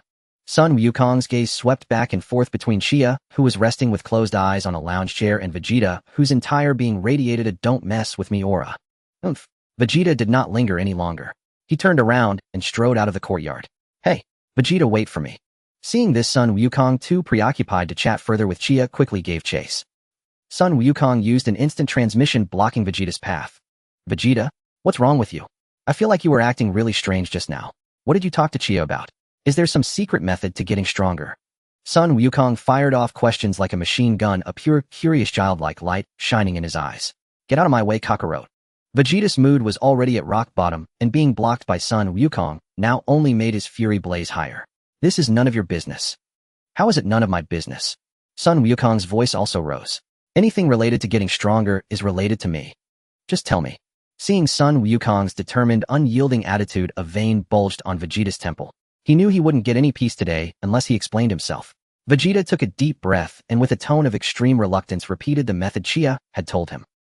Half an hour later, in Sherry's luxurious kitchen, after listening to Vegeta's awkward account and looking at the excited Sun Wukong beside him, Sherry fell into deep thought. So, Sherry tapped her lips with a finger summarizing, you need me to prepare a top-tier feast that would make even a god drool. Vegeta turned his face away, forcing out a single word through gritted teeth. Yes, Sherry. Looking at her husband's shy expression and then at Sun Wukong's exuberant manner, she couldn't help but burst out laughing. The best cuisine in the entire universe, right? Leave it to me. For her, creating amazing food was a piece of cake. With Sherry's immense financial power and network, in just 1 hour the lawn outside was filled with a long table of exotic delicacies. Giant bluefin tuna caught from 10,000 meters beneath the sea, a century-old lava lizard leg roasted in volcanic magma, plus a dazzling array of desserts, grilled meat sushi, meticulously prepared by Earth's top chefs, their aroma soaring to the heavens. Sun Wukong stood by the table drooling like a river. Wow, it smells so good. I want to eat right now. Ready? Sherry considerately handed him a megaphone. Kakarot, you go first. Vegeta gritted his teeth, yielding the honor of being the first to embarrass himself to Sun Wukong. Sun Wukong took the megaphone, cleared his throat, and then yelled with all his might towards the sky. Whis! We've prepared the most delicious food in the entire universe. Come out and eat. After he shouted, there was only silence all around. Nothing but the wind. Sun Wukong scratched his head. No response. Chia said sincerity comes from the heart. Vegeta reminded him with a dark face. Sun Wukong took another deep breath. This time his expression was incredibly serious, his eyes filled with reverence for the food and for the powerful being. Lord Whis, please come out. Just then an elegant, slightly amused voice sounded leisurely behind them. My, what a grand setup. I think I smell an incredible aroma. Their bodies stiffened, and they spun around sharply. There stood the angel Whis in his priestly robes, holding his staff, having appeared silently behind them without a sound. He was smiling, his gaze playfully surveying the entire table of sumptuous delights. Whis picked up a slice of fish and placed it gracefully in his mouth. The next second his eyes flew wide open. He transformed into a blur, zipping frantically along the long banquet table. Delicious. So delicious. The texture of this fish. It melts in your mouth, the aroma of the fat exploding on my tongue. And this dessert. Sweet but not cloying, so smooth and rich. What divine flavor is this? Wah! I'm in heaven. Watching Whis utterly abandon his dignity and devour everything in sight, Vegeta and Sun Wukong were dumbfounded. How many years had this guy been starving? A few minutes later the entire table was cleaned out. Whis patted his stomach contentedly, let out a small burp, a happy blush on his face. Thank you for the meal. So tell me, what is it that you went through all this trouble to call me here for? He looked at Vegeta, a knowing glint in his eyes. Here it comes. Vegeta clenched his fists. Looking directly into Whis' eyes, he mustered all his courage and spoke word by word. I want to get stronger. Please train me. Sun Wukong beside him quickly raised his hand too. And me? I want to join too. Whis tapped his chin with a finger, a playful smile appearing on his face. Train you? It's not impossible. But my training is very tough, you know. No problem. They said in unison, their gazes firm and unwavering. Very well then. Whis lightly tapped the ground before him with his staff. A brilliant rainbow-colored pillar of light descended from the sky, enveloping him, Sun Wukong and Vegeta. Hold on tight, we're leaving. As the words faded, there was a flash of light, and the three vanished instantly. An unknown time later, when Sun Wukong and Vegeta regained their sight, they found themselves on a completely alien planet. The sky here was an eerie purple, and on the land stood a colossal hollowed-out tree of a strange species. Beneath the tree, the god of destruction Beerus lay sprawled on a wooden chair, snoring loudly, a glistening snot bubble at his nose. Whis spoke with a smile. So then your training officially begins now. Sun Wukong and Vegeta instantly straightened up, assuming fighting stances. Was it starting? The legendary angel training. However, Whis' next words left them both stunned. Right, you two should start by washing the sheets and pillowcases. That Lord Beerus hasn't changed in decades. And that garden over there, the grass needs trimming. Oh, and the fish in the pond need to be fed. Whis pointed his staff at a mountain of laundry in the distance, and an overgrown garden, his smile utterly innocent. Sun Wukong, Vegeta, wasn't this supposed to be training? How did it turn into chores? They were Saiyan warriors. Not janitors. What? Not willing. Whis' smile remained gentle, but his eyes became somewhat meaningful. If you're not willing, I can send you back right now. Vegeta's face turned the color of a pig's liver. He looked at the sleeping Beerus, then at the smiling Whis, and finally squeezed out a few words through his teeth. Aye, he'll do it. And so the two top Saiyan warriors in the universe began their careers as the strongest laborers in history in the realm of the god of destruction. Days passed. Washing sheets, mowing the lawn, changing cat litter, mopping the floor. Sun Wukong did it all cheerfully. To him, these tasks were a novel experience. But Vegeta was perpetually on the verge of exploding. He wanted to quit countless times, but the thought of Chia and Beerus' earth-shattering power forced him to swallow his pride and endure. Finally, after a month of their diligent cleaning, Whis called them over one day. All right, since you've performed reasonably well. Today, you'll let me stretch your limbs a bit. Here it was. Sun Wukong and Vegeta's spirits lifted. They instantly powered up, transforming into Super Saiyans and attacked Whis from left and right. However, what happened next made them question their existence. No matter how swift their attacks or how tricky the angle, Whis dodged them all with an effortless, leisurely grace. He didn't even take his hands out from behind his back, simply swaying his body slightly to nullify all their assaults. Too slow. Whis dodged a heavy punch from Vegeta and commented casually, "Your attacks are too slow." "How is this possible?" Vegeta panted heavily, incredulous. "No." Whis shook his head. "Your speed is limited by your brain. You always have to think first, I want to punch, I want to kick, and then have your body execute the command. This process wastes too much time." He looked at their bewildered faces and explained patiently. "If you could act without going through your brain, letting every part of your body make the correct judgment and reaction on its own, then your state of being would reach an entirely new level. The body reacting on its own." Sun Wukong and Vegeta fell into deep thought. This was a theory they had never encountered before. "So, Whis, have you already reached that level?" Sun Wukong asked curiously. "Of course," Whis replied, his face showing it was only natural. Upon hearing this, Sun Wukong suddenly pointed at Whis' feet and said loudly in a very naive tone, "Whis, you stepped in poop." The elegant smile on Whis' face froze. He instinctively looked down. There on his pristine white shoes was indeed a smudge of an indescribable, foul-smelling pink substance. Whis' expression began to turn unnatural. He looked up at Sun Wukong's pure and innocent eyes, twitched the corner of his mouth, and replied slowly, "Ahem, shoes don't react on their own." In the courtyard of Bulma's residence, Chia had just concluded his training for the day. Bare-chested sweat trickled down the contours of his well-defined muscles, evaporating into faint wisps of steam under the afternoon sun. After the battle with the god of destruction, his mastery over his own power had advanced considerably.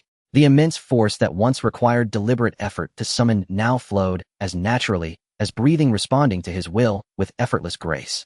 Casually discarding his sweat-soaked shirt, Chia slipped into a loose, white leisure suit and ambled over to the lounge chair in the courtyard, settling into it with comfortable ease. The sunlight was perfect, the breeze gentle. Before long, Android 18 approached with light steps, placing a platter of cut fruit on the low table beside Chia's hand. Chia's nostrils flared slightly, catching the fresh fragrance of the fruit, and he opened his eyes. "You've worked hard," 18 said softly, her voice cool, yet carrying a trace of subtle tenderness in her gaze. "I'm used to this kind of training. It's you who works hard, having to take care of a free spirit like me," he drawled lazily. Android 18 didn't respond, merely silently adjusted the fruit platter, then picked up a slice of watermelon and handed it to Chia. He took it and brought it to his lips. Seeing him eat, 18 took a bite of a honeydew melon and cast him a sidelong glance. "I was thinking, if I have to prepare this for you every time, maybe I should charge a service fee." The remark made Chia pause mid-bite. He looked at her deliberately composed face and found it amusing. "Oh, how much do you want?" 18 didn't answer right away, quietly swallowing the melon before extending a slender fair finger and waving it before Chia's eyes. Her beautiful blue eyes were fixed unblinkingly on him. Intrigued, Chia set down the half-eaten watermelon and leaned forward slightly, guessing, "1 million." 18 shook her head gently, her hair swaying with the motion. 10 million then." Chia's tone grew exaggerated. She shook her head again, her lips pressed into a thin line, as if holding back a smile. 100 million. Chia feigned shock. "That's a truly astronomical service fee."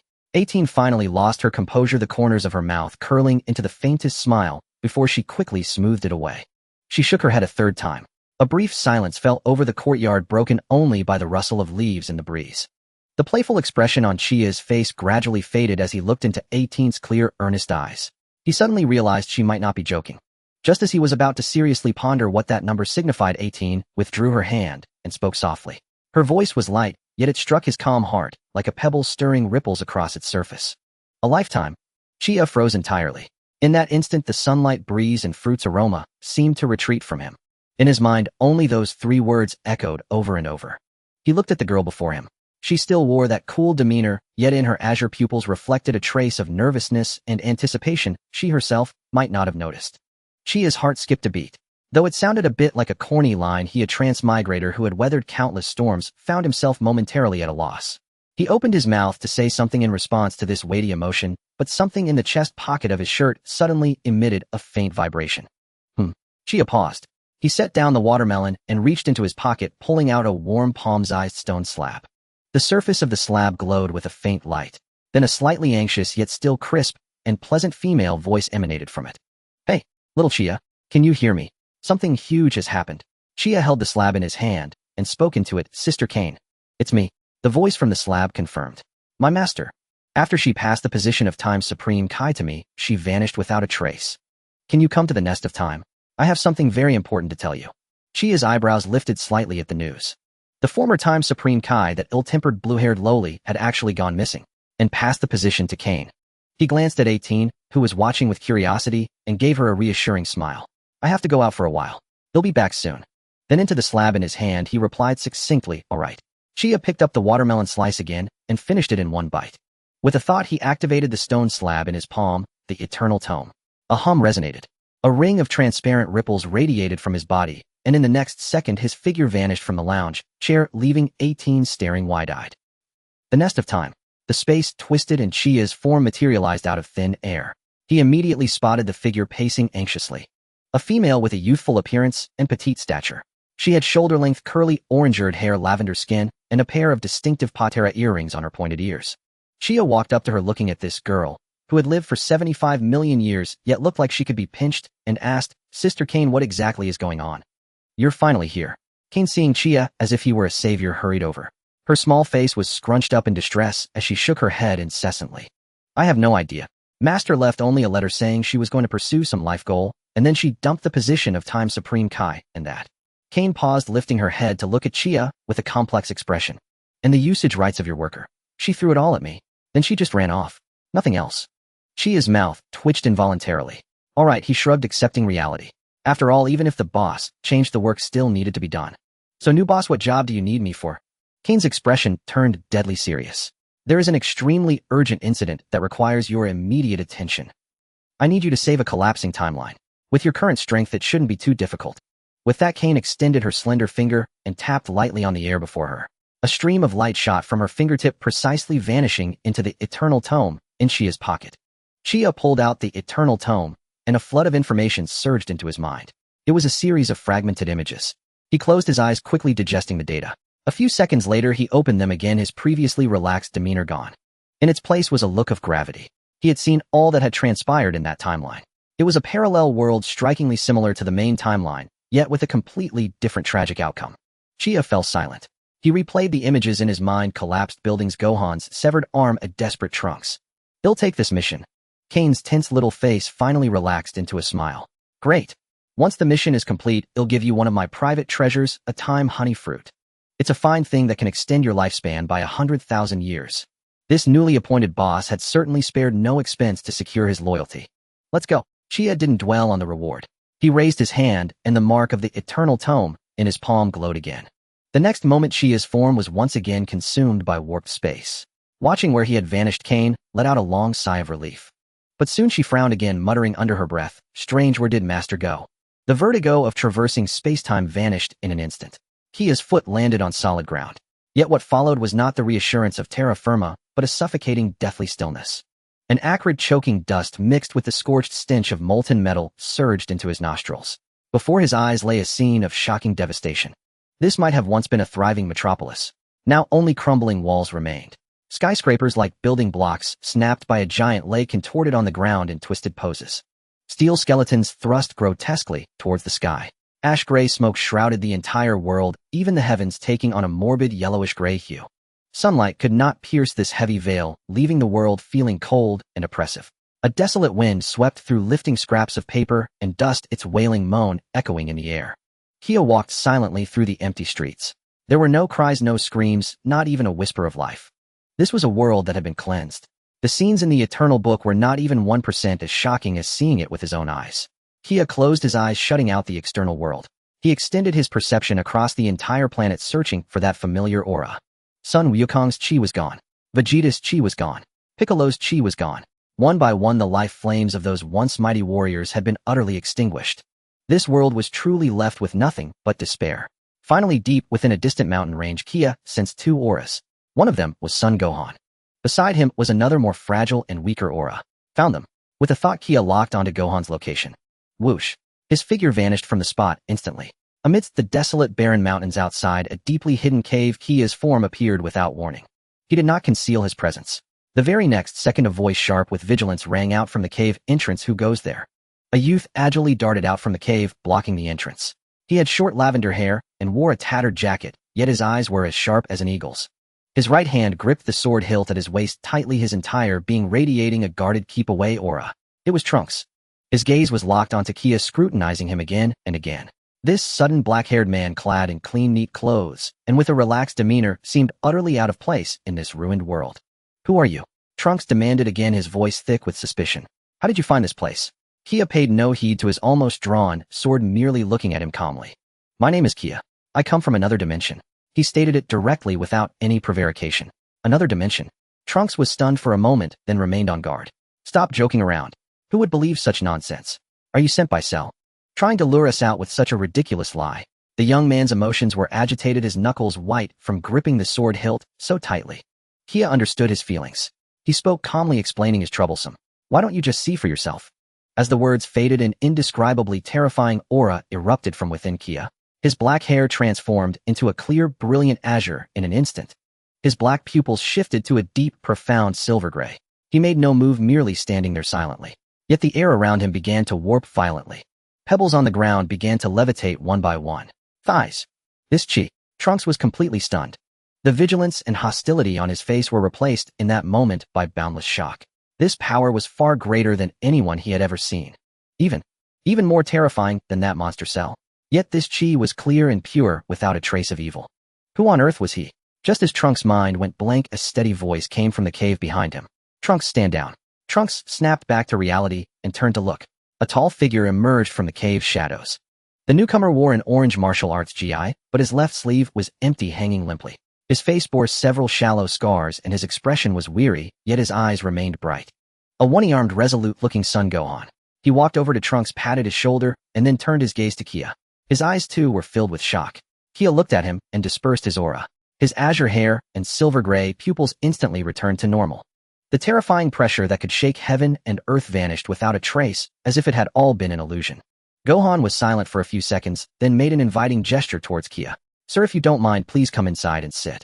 Inside the cave was not large, but was tidy. By the dim light of an old oil lamp, one could see canned food and drinking water stacked in a corner.